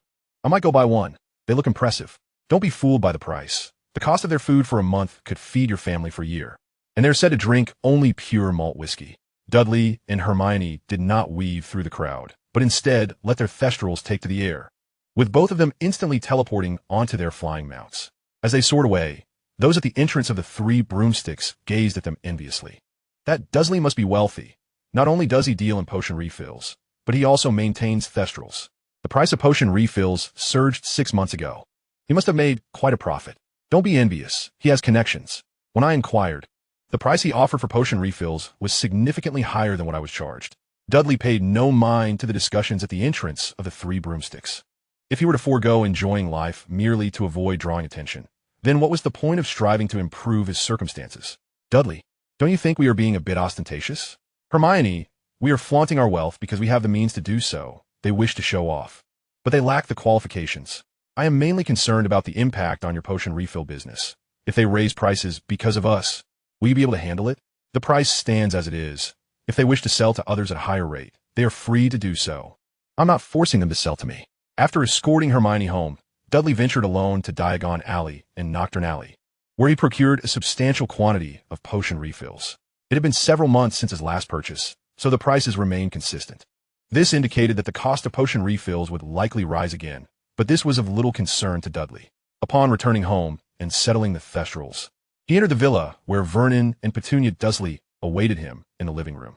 Upon seeing Dudley arrive, the Dursleys exchanged pleasantries before Petunia went to prepare food for her beloved pet, while Dudley retreated to the study with Vernon to commence their magical business endeavors. Father, do you have any friends in Japan? Vernon pondered for a moment and replied, No trustworthy friends come to mind. And even the best of friends in Japan cannot be entirely relied upon. Their loyalty to allies is questionable. Then never mind. I might be competing at a magical institution in Japan next school year. Is it possible to conduct magical business nearby? Vernon sighed. Dudley, our business does not even cover Europe. You should not be concerned with matters in Asia. By the way, is it absolutely necessary to participate in that competition? The British magical community has been rather turbulent lately. I would prefer to leave Europe. You and your mother should consider going to France. Just run the business and return. Chapter 75, Sybil's Prophecy again. Hearing this, Vernon Dursley gazed seriously at Dudley. Will it be serious? It seems the situation is not trivial. Several families in the British magical community have been obliterated, and the ministry has yet to apprehend those responsible. What is causing the turmoil in the British magical community? Dudley, perhaps you should consider transferring schools. There are other magical institutions beyond Hogwarts. Father, rest assured, if the danger becomes real, I will transfer. But now is not the time. The task required Dudley to seize the glory of the protagonist, which prevented him from evading many situations. However, Dudley had no intention of confronting Voldemort just yet. He would wait until Voldemort escalated matters, at which point he would engage him as an adult wizard. Currently, neither the populace nor Dudley himself knew whether the misdeeds were perpetrated by Albus Dumbledore or Voldemort. What could Dudley do? He could only wait for the hidden figure to reveal themselves, so he could confront evil with the stature of a hero. Whether that evil was Voldemort or Albus Dumbledore, Dudley was resolute in his opposition, for this was his mission. Fortunately, Ron Weasley was no longer present. Harry Potter had been rendered ineffectual, and Hermione Granger was Dudley's girlfriend, while Neville Longbottom, who bore the hallmarks of a protagonist, had also vanished without a trace. Thus, for the task at hand, only the final step remains for Dudley Dursley to attain glory on his own. And how can an underage wizard achieve such honor? Certainly not by recklessly seeking out malevolence. After all, Dudley Dursley is not Harry Potter, devoid of the protagonist's halo and the meticulous schemes of Albus Dumbledore orchestrating events for Harry. This is one of the reasons Dudley intends to enter the competition, as becoming the champion is a legitimate means for an ordinary individual to gain accolades. As for the unconventional path of becoming a lone hero, those without a protagonist's aura likely meet a swift and untimely demise without even comprehending their fate. Within the estate, there exists the magical creature known as the Thestral. During Dudley's stay, Vernon Dursley refrained from taking him to visit, instead inviting trusted business associates to the manor. On this occasion, it was not Dudley who showcased the Thestral, but rather Vernon himself, who mounted the creature and soared through the skies with his guests. Subsequently, Dudley personally prepared a meal for the visitors using magic, during which he shared with them the methods of his craft, along with the prevalent phenomenon of wizards' longevity. He did not claim that magic guarantees a longer life, yet it is a fact that wizards tend to live considerably longer, igniting the wealthy guests' keen interest in the arcane arts. Over the course of a few days, the Dursleys amassed several £1,000s. The Christmas holiday was fleeting, so brief that Hermione Granger's absence did not evoke much longing. Today marks the return to Hogwarts after the Christmas break, coinciding with the day Voldemort intends to bestow the Dark Mark upon Draco Malfoy. The Malfoys are reluctant to let Draco become a Death Eater, yet they dare not outright refuse Voldemort's proposal. Especially now, Lucius Malfoy has fallen out of favor with Voldemort, should they decline to allow Draco to join. The Malfoy family risks becoming the next target for Albus Dumbledore's wrath. Soon, a disheveled witch-clad in tattered garments caught Lucius's attention, prompting him to hastily approach Voldemort. My lord, there is a way to ascertain Dumbledore's fate. Voldemort, intrigued, turned his gaze to Lucius, Do you truly wish for Draco to follow in your footsteps as a Death Eater? My lord, Draco is still a child. It is impractical for him to become a Death Eater at this time. Then how do you propose to learn of Albus Dumbledore's fate? Lucius gestured towards the Ragged Witch with confidence. My lord, this is Sybil Trelawney. Upon hearing this, Voldemort's interest peaked. He approached Sybil Trelawney barefoot, wearing a facade of a smile. Let me see what the seer of the Chosen One looks like. Trelawney's head was forcibly lifted, her hair cascading down to reveal a grimy visage. Voldemort, you will not succeed. Now tell me, is there still a Chosen One? The Chosen One is no more. Upon hearing Trelawney's words, Voldemort erupted into laughter. The Death Eaters in the parlor joined in, and Voldemort continued. Tell me, where is Albus Dumbledore? Who knows where he has met his end? Voldemort laughed again. Huh. Albus Dumbledore is dead. Huh. Albus Dumbledore is dead. He laughed, proclaiming Dumbledore's demise as he paced the room. At that moment, he turned to Sybil Trelawney, hastily approaching her with urgency. How do you know that Albus Dumbledore is dead? With all this commotion, if Dumbledore were alive, he would have shown himself. Is there any other explanation? Voldemort nodded, his elation prompting him to jest with Trelawney. Then take a good look at me and prophesy once more. Will you release me? Not necessarily, but you must demonstrate your ability. Sybil Trelawney gazed at Voldemort, aware that her survival was uncertain, yet driven by a fervent desire to prove herself. This inner compulsion caused her magical energy to surge, wild currents of arcane power flooding into her being. Master, should we? Voldemort raised his hand, silencing Bellatrix. This might be the magic of prophecy. Let her be. The two wizards binding Trelawney released her, and she began to tremble, levitating into the air. The furniture in the Malfoy manor quaked as Trelawney floated up to the ceiling, her head striking the beams with a painful thud, causing her to roll her eyes back. Voldemort, you will become a figure of terror, yet you remain merely a stepping stone for another. Voldemort's expression darkened. Who is that person? He is not someone you can fathom. He is not your enemy, yet he will eclipse you in fame. His actions will lead to your disappearance, not out of malice, but as a necessity for him to attain glory. Voldemort's demeanor twisted into a snarl. Tell me how to find that person. He will seek you, not the other way around. The clash between you will determine the future of the wizarding world in Britain. He harbors ambitions and visions that surpass your own. I will kill him. Tell me how to achieve that. You need, at that moment, the previously rolling-eyed Trelawney returned to normalcy, plummeting to the ground with a resounding thud, indicating that her actions were not entirely under her control. What have I done? Chapter 76, The Habits of the Malfoys. Voldemort regarded Sybil Trelawney with a deceptive kindness. You have made a prophecy, but you have not completed it. There is little I can do. My magical energy is considerably less than my contemporaries. How can we ensure that you finish the prophecy? I do not know. Sometimes prophecies are born from feeling. Then find that feeling for me. Whenever you feel ready to deliver the prophecy I seek, I will release you. Thus, Sybil Trelawney found herself imprisoned by Voldemort, while Lucius Malfoy approached Voldemort, adopting a subservient demeanor. My lord, might we allow Draco to wait a few more years before he joins us, so as to avoid any embarrassment? Lucius, I understand your concerns, but remember, he is your son. Even if he does not join the Death Eaters, he remains aligned with you. My lord, I wish for Draco to join us, but he is still just a child. Lucius, send him off to school. Do not allow him to be late. Due to the impending dark mark for Draco Malfoy, he missed the Hogwarts Express. However, this posed little issue for Lucius Malfoy, as a simple disapparition spell would suffice. Lucius transported Draco to Hogsmeade, providing him with a pocket enchanted to hold vast wealth. Draco, within this pocket lies my authorization. You must strive to participate in the competition at the Japanese Wizarding School, until the mysterious 1's outcome is revealed. You shall reside in Japan and refrain from returning to the British wizarding community. Father, can we not resist? Lucius Malfoy gazed sternly at Draco. Draco, do not entertain such perilous thoughts. The Malfoy family has never placed all its eggs in one basket. While I have joined the Death Eaters, you do not need to. Regardless of the outcome, our family will endure. Draco nodded gravely and approached the gates of Hogwarts Castle, frequently glancing back at his father, who waved in response. As Draco Malfoy passed through the grand gates of Hogwarts Castle, his eyes glistened with unshed tears. He understood that this separation from his parents would stretch on for an interminable duration before they would reunite, just a few days after the Christmas holidays. The preliminary list for the Potion Championship at the Magical School was publicly announced, featuring the names of Dudley Dursley, Hermione Granger, and Draco Malfoy. Upon gazing at the list, a thought began to take root in Draco's mind. As the sun dipped below the horizon and the moon ascended, Draco anxiously awaited by the edge of the Black Lake. Soon, he spotted Dudley Dursley and Hermione Granger approaching hand in hand. Their relationship was well known throughout Hogwarts, and while Draco harbored disdain for Dudley's manner of courting, he could not feign surprise. "Mr. Malfoy, is there something you wish to convey directly?" Dudley inquired. Draco remained silent, instead focusing his gaze on Hermione Granger beside Dudley. "Mr. Malfoy, I assure you my girlfriend would never intend to harm you. Feel free to speak your mind," Dudley added. Draco's expression turned grave as he locked eyes with Dudley.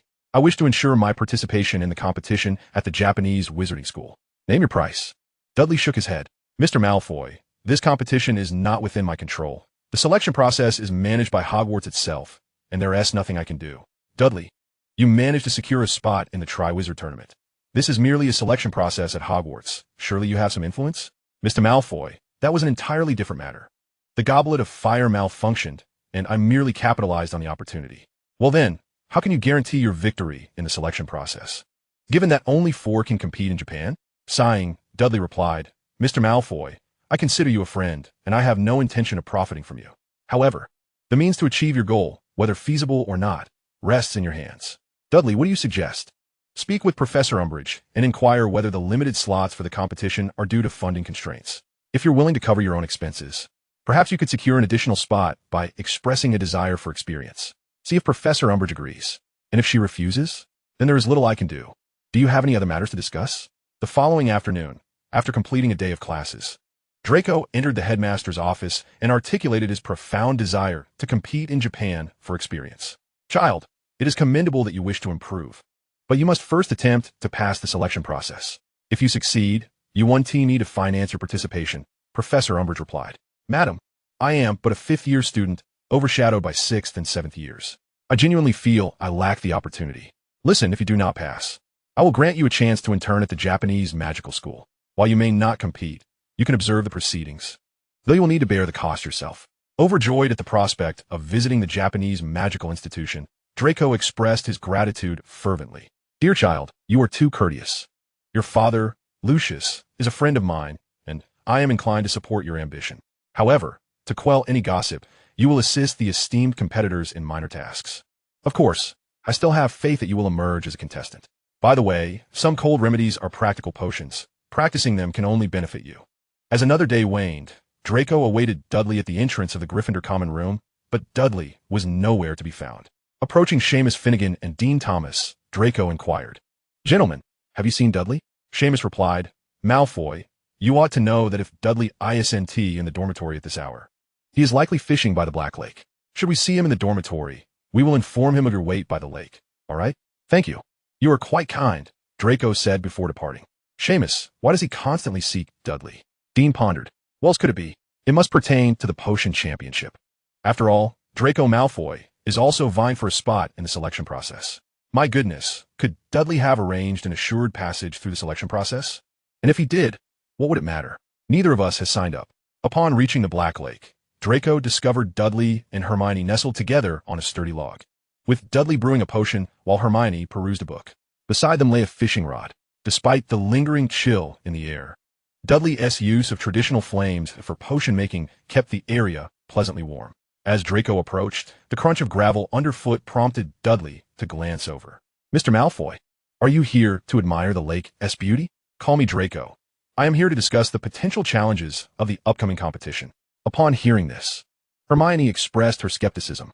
Professor Umbridge is not one to divulge examination content. Draco recounted his conversation with Professor Umbridge to the pair.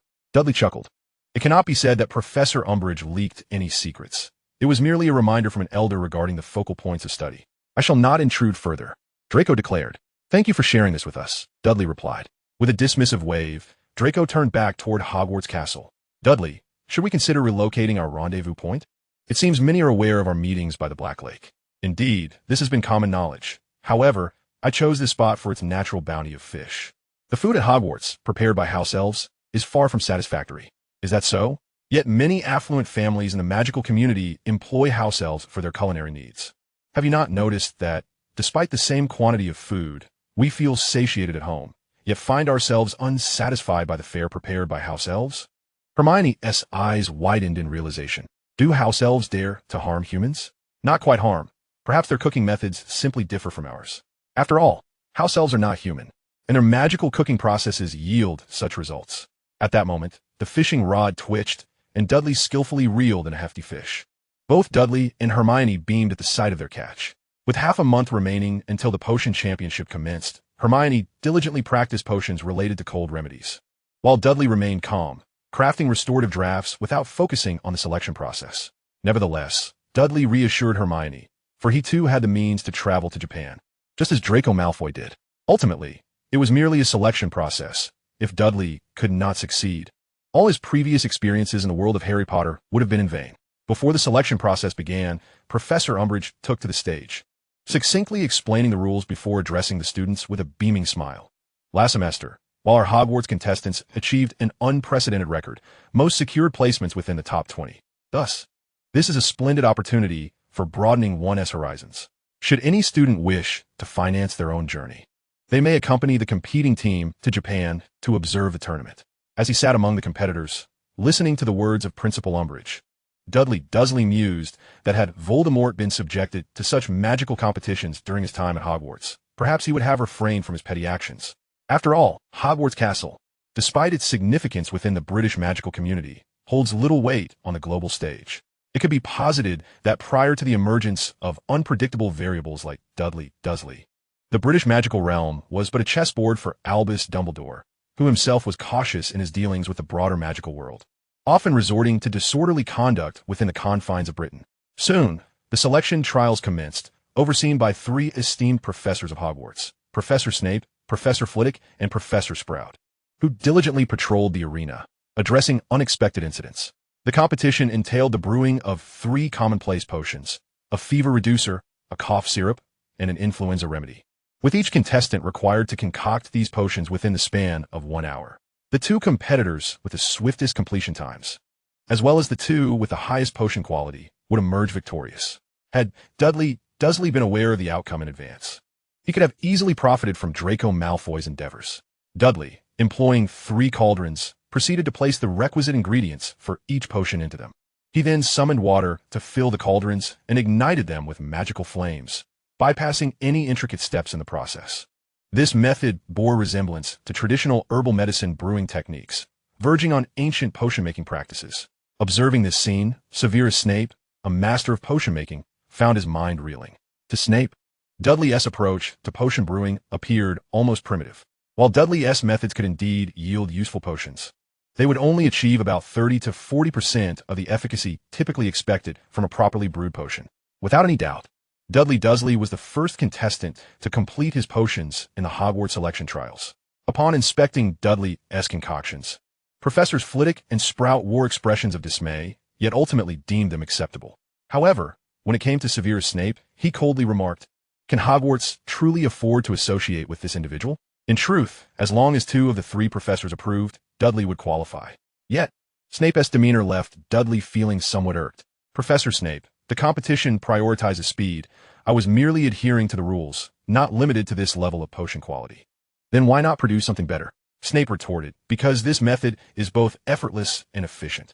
Snape regarded Dudley with a frosty glare. To a master potioneer, wasting potion ingredients was a grave sin, and to Snape, Dudley epitomized such transgression.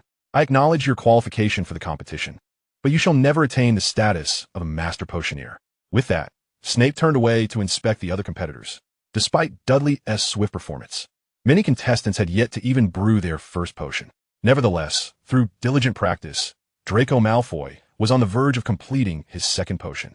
After 3 hours of competition, both Dudley Dursley and Hermione Granger were selected, though Hermione's success was attributed not to her academic prowess, but rather to the quality of her potions. Conversely, during the brewing of the third potion, Draco Malfoy opted to sacrifice quality for speed, intensifying his flames and thereby qualifying for the Japanese Magical Academy. In this context, the 4th contestant was 6th-year student Cho Chang.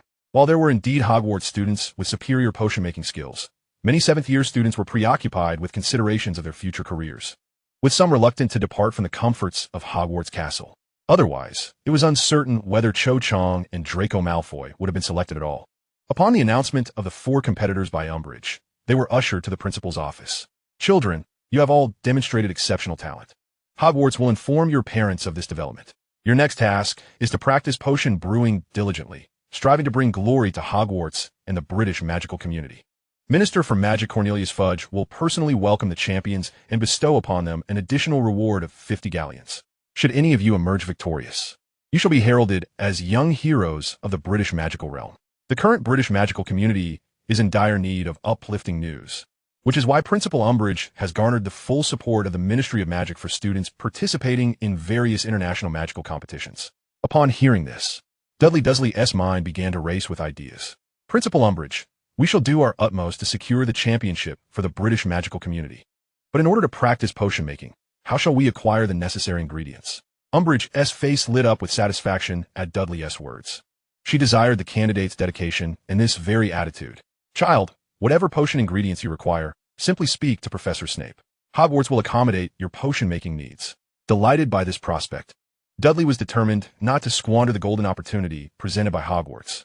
The following day at noon, Dudley and Hermione Granger visited Severus Snape's office, explicitly requesting a substantial quantity of potion ingredients for restorative potions.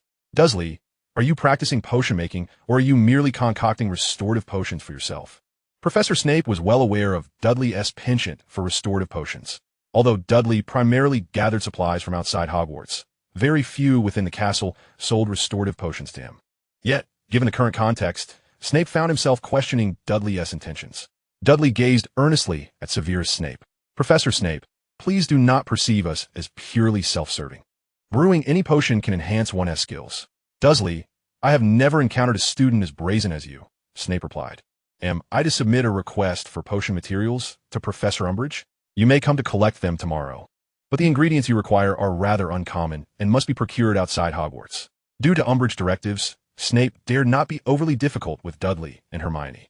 By the following noon, Dudley and Hermione each received materials for 10 restorative potions. Upon seeing the meager allocation of ingredients, Dudley inquired, shall we return in a few days?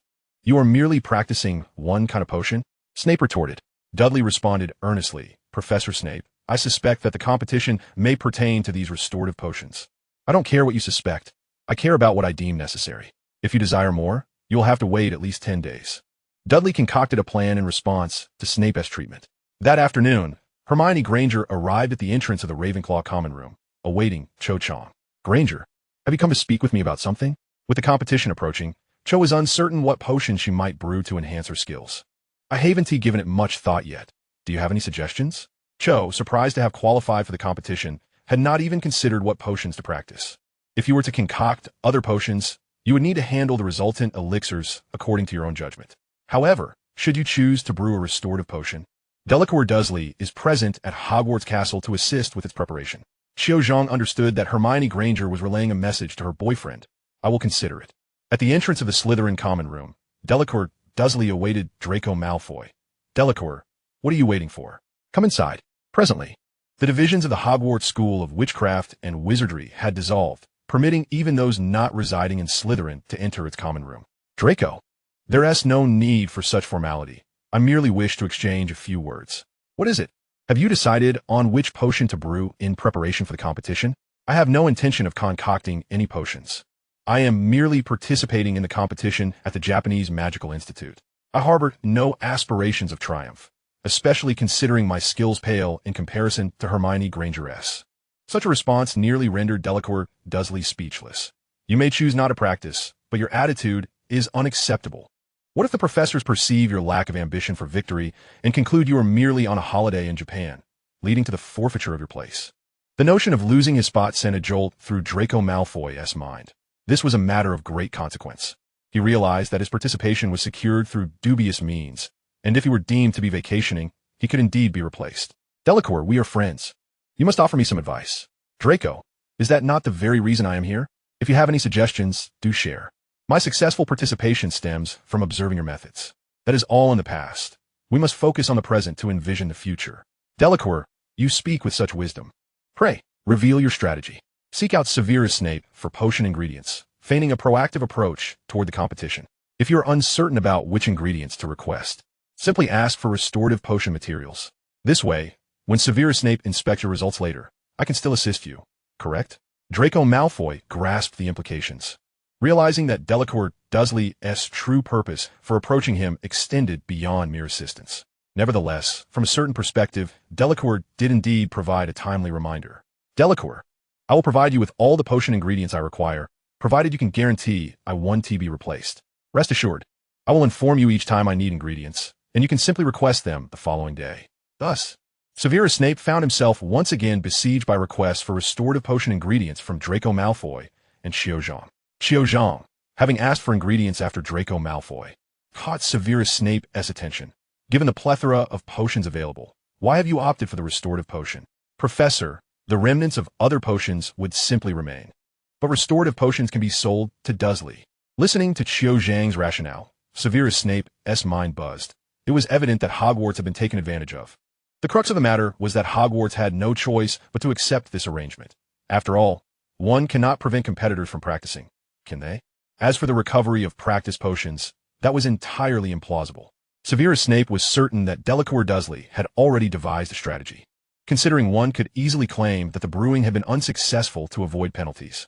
In the days leading up to Dursley and the others' departure for Japan, the four competitors formed a group to procure another batch of restorative potion materials. Chapter 79, Arrival at the Japanese Magical Institute. In the office of the headmaster of Hogwarts, Severus Snape resolutely declined a task assigned by Professor Umbridge. Professor Snape, as the potions master, is it appropriate for you not to lead the team to the Japanese Magical Institute? Umbridge, those children are merely a bunch of money grubbers who do not regard honor in the slightest. What is wrong with being financially motivated? Without such ambition, how could one strive for rewards?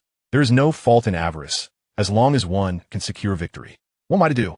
The potions class differs from others. I cannot entrust the children to anyone else.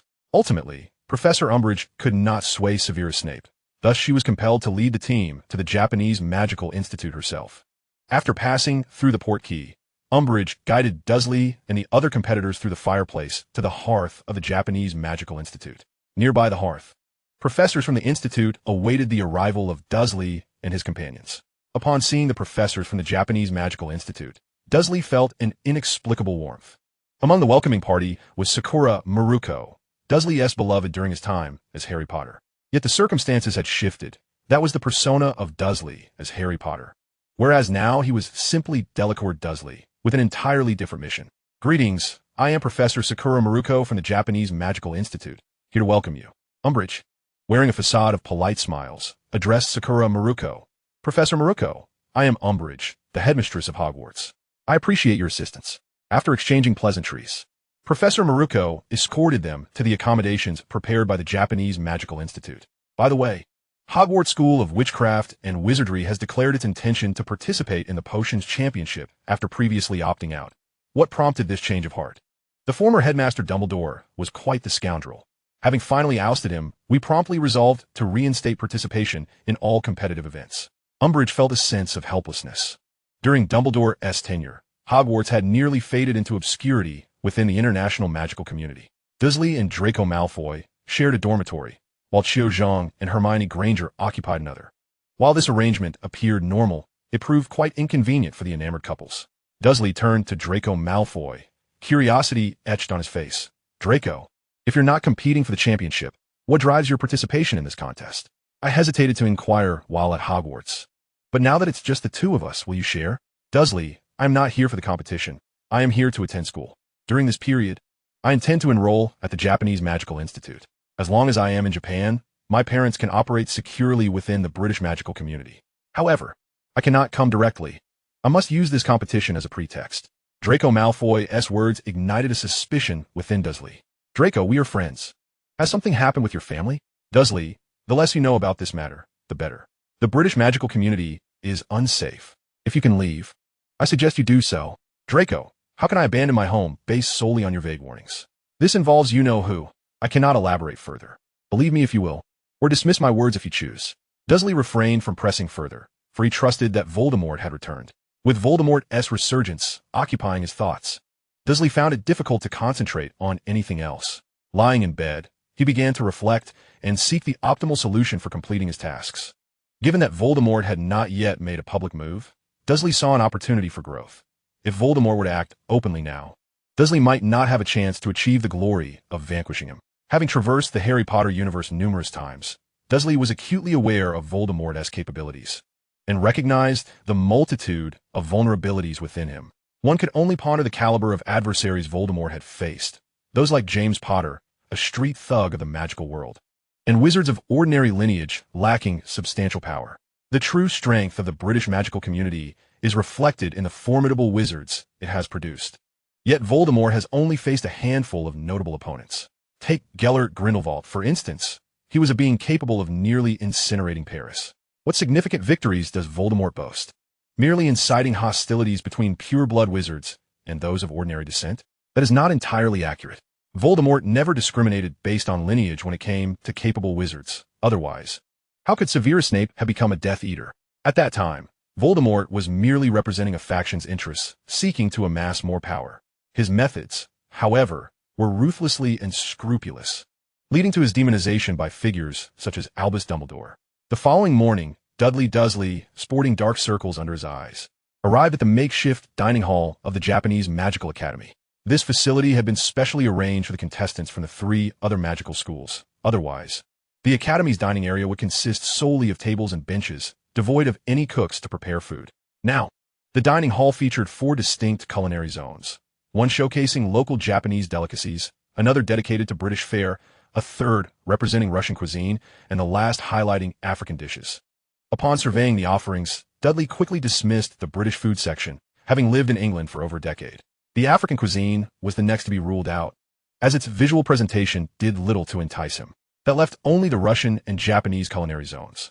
The Japanese food area emphasized lightness and authenticity, while the Russian section was characterized by rich oils and sugars, focusing on high caloric content. This early in the day, Dudley preferred to avoid anything too greasy, fearing it would leave him lethargic throughout the day. As Dudley approached the Japanese culinary zone, he spotted Hermione Granger, who also bore dark circles under her eyes. In unison, they exclaimed, "Did you not sleep well?" Their laughter echoed through the dining hall, instantly dampening the appetites of those around them. "Dudley, are you opting for Japanese cuisine?" Hermione inquired. "Look, we frequently eat British food, and is there even anything else to choose from?" She nodded in agreement, linking arms with Dudley as they made their way to the Japanese food section. Before them lay platters of sashimi, including a single slice of pink salmon atop a bed of white ice. Surrounding the dishes were various condiments, such as soy sauce. Hermione's eyes widened in surprise. "This is raw?" The chef behind the food table responded. "Of course it's raw. Here, we prioritize the finest ingredients, employing the simplest cooking methods to preserve the food's original flavors." As the dining hall had been prepared for contestants from multiple magical schools, the chef was multilingual. Hermione asked, "Eating raw won't upset our stomachs, will it?"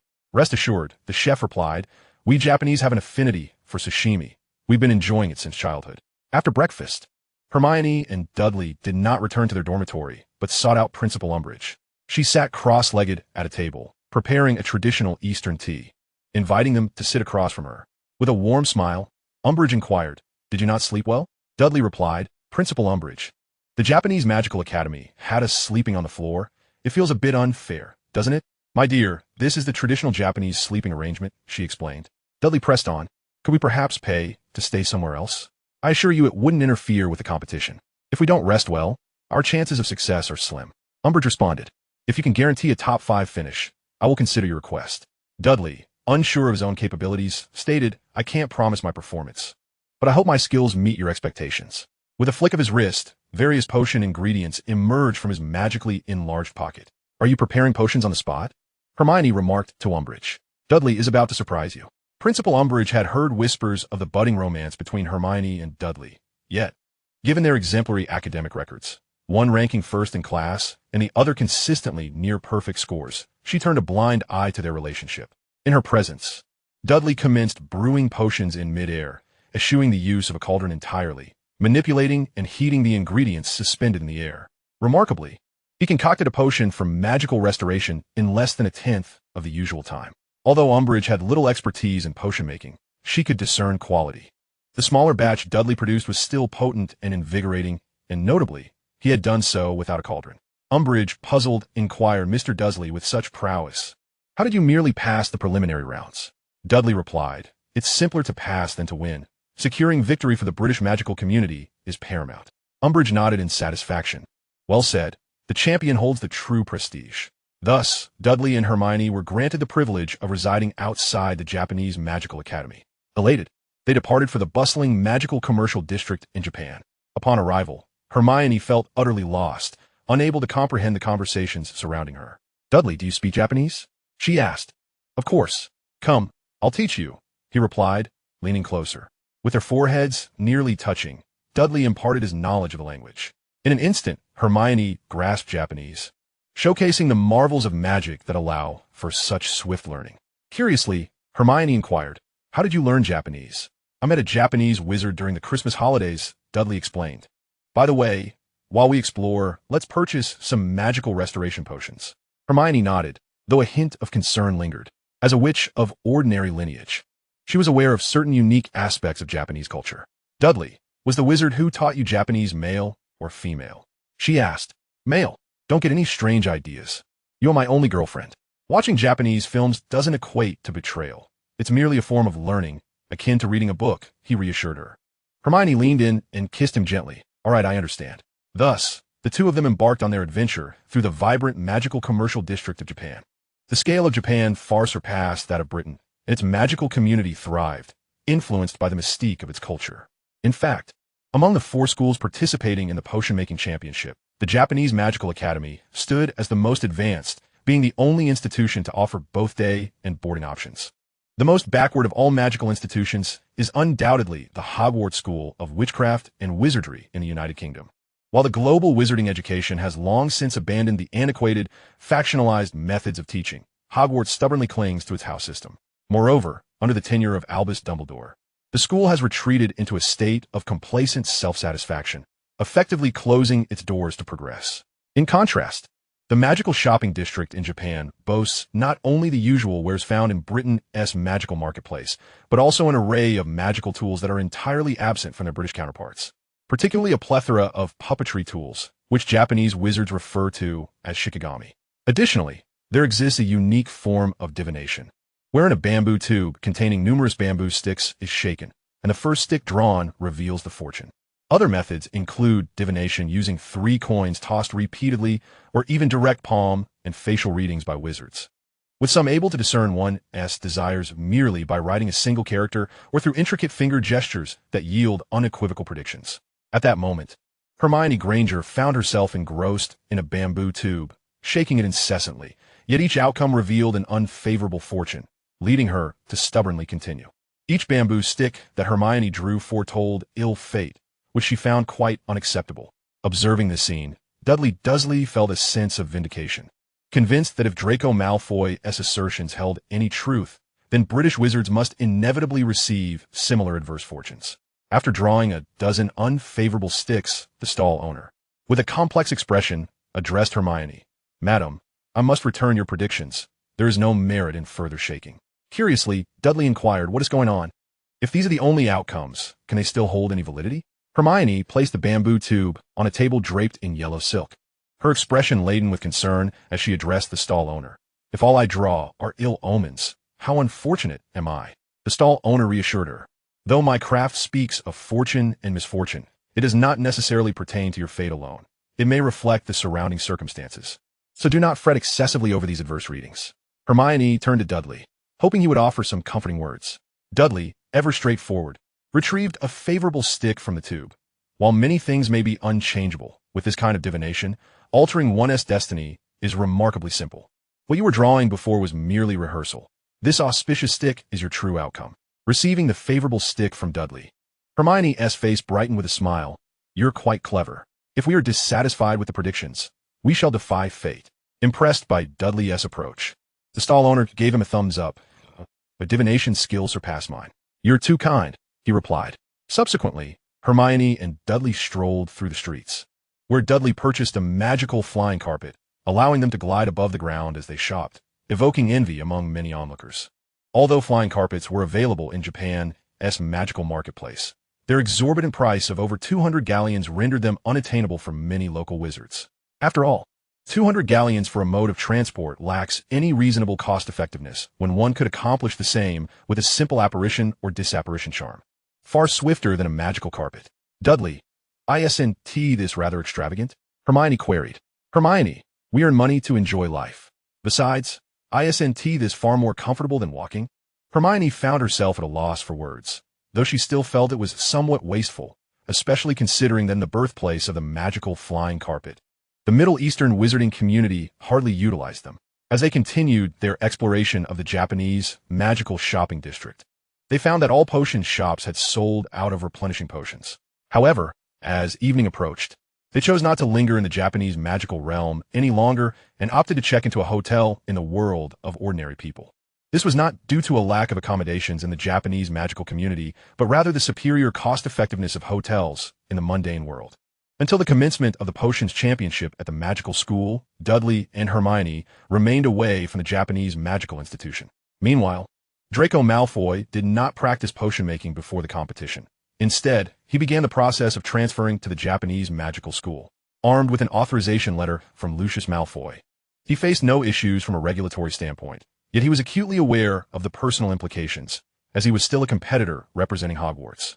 Mr. Malfoy, the Japanese magical institution warmly welcomes self-funded students like yourself, but you are still a representative of Hogwarts. Perhaps we should address this matter after the competition? Local wizarding children in Japan could enroll in the magical institution free of charge, but those like Draco, whose parents were not residing in Japan, were required to pay tuition. This situation was not entirely unacceptable to Draco, as he understood that his safety in Japan would allow his parents to feel at ease.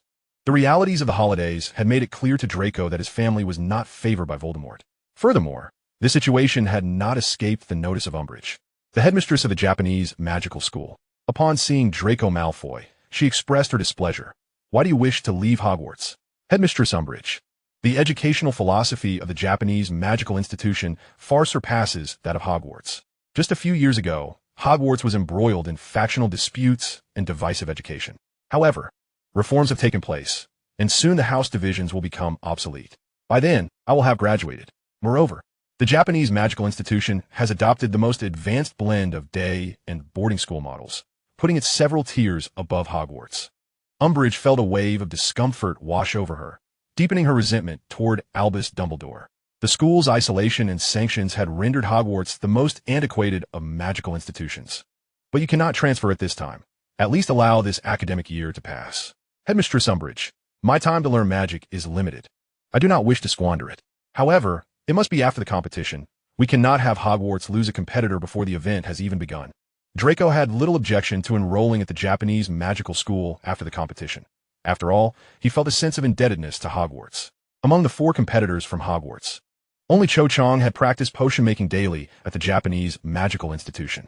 This was not due to her diligence, but rather her need to pass the time. The other competitors from different schools were seen mingling together, while Dudley Dursley and Hermione Granger from Hogwarts remained conspicuously absent, and Draco Malfoy was preoccupied with his transfer, leaving Cho feeling awkward as she wandered alone in the Japanese magical institution. Soon, the day of the Potions Championship arrived. Upon their arrival at the Japanese magical institution, Dudley and Hermione settled onto a magical flying carpet, drawing envious glances from onlookers. Naturally, such a display drew attention. Dudley, the competition is nearly upon us. Perhaps it's time to stow away the magical carpet. Given the circumstances, Dudley and Hermione dismounted the carpet. Once they had tucked the flying carpet away, the gazes of those at the venue softened slightly. However, some still whispered about the wealth of those from Hogwarts. For even affluent families would seldom indulge in such luxuries as magical flying carpets. At that moment, Draco Malfoy also found his perception of Dudley Dursley shifting. Prior to this, the actions of Dudley Dursley had led Draco Malfoy to believe that Dudley was in dire financial straits. Yet now, with the casual purchase of a magical flying carpet, a luxury even Draco himself would never consider indulging in, the situation appeared rather paradoxical. Soon, the esteemed professor from the Japanese Magical Institute elucidated the rules of the competition. This contest was refreshingly straightforward. The champion would be determined by who could concoct the highest quality restorative potion within the allotted time frame. Should the quality fail to surpass expectations, the victor would be ascertained based on the quantity produced. The selection of restorative potions as the focus of this magical school potion championship was not arbitrary. It was a decision grounded in the recent 3-month market analysis of the Japanese Wizarding World. In fact, the restorative potions had been in short supply lately, rendering this championship particularly timely. Ultimately, all potions created during the competition would belong to the organizing body, the Japanese Magical Institute, thus providing them with an additional source of revenue. Upon hearing that the competition's focus was on restorative potions, Xiao Zhang, who had initially approached the event with a sense of indifference, suddenly felt a surge of hope for victory.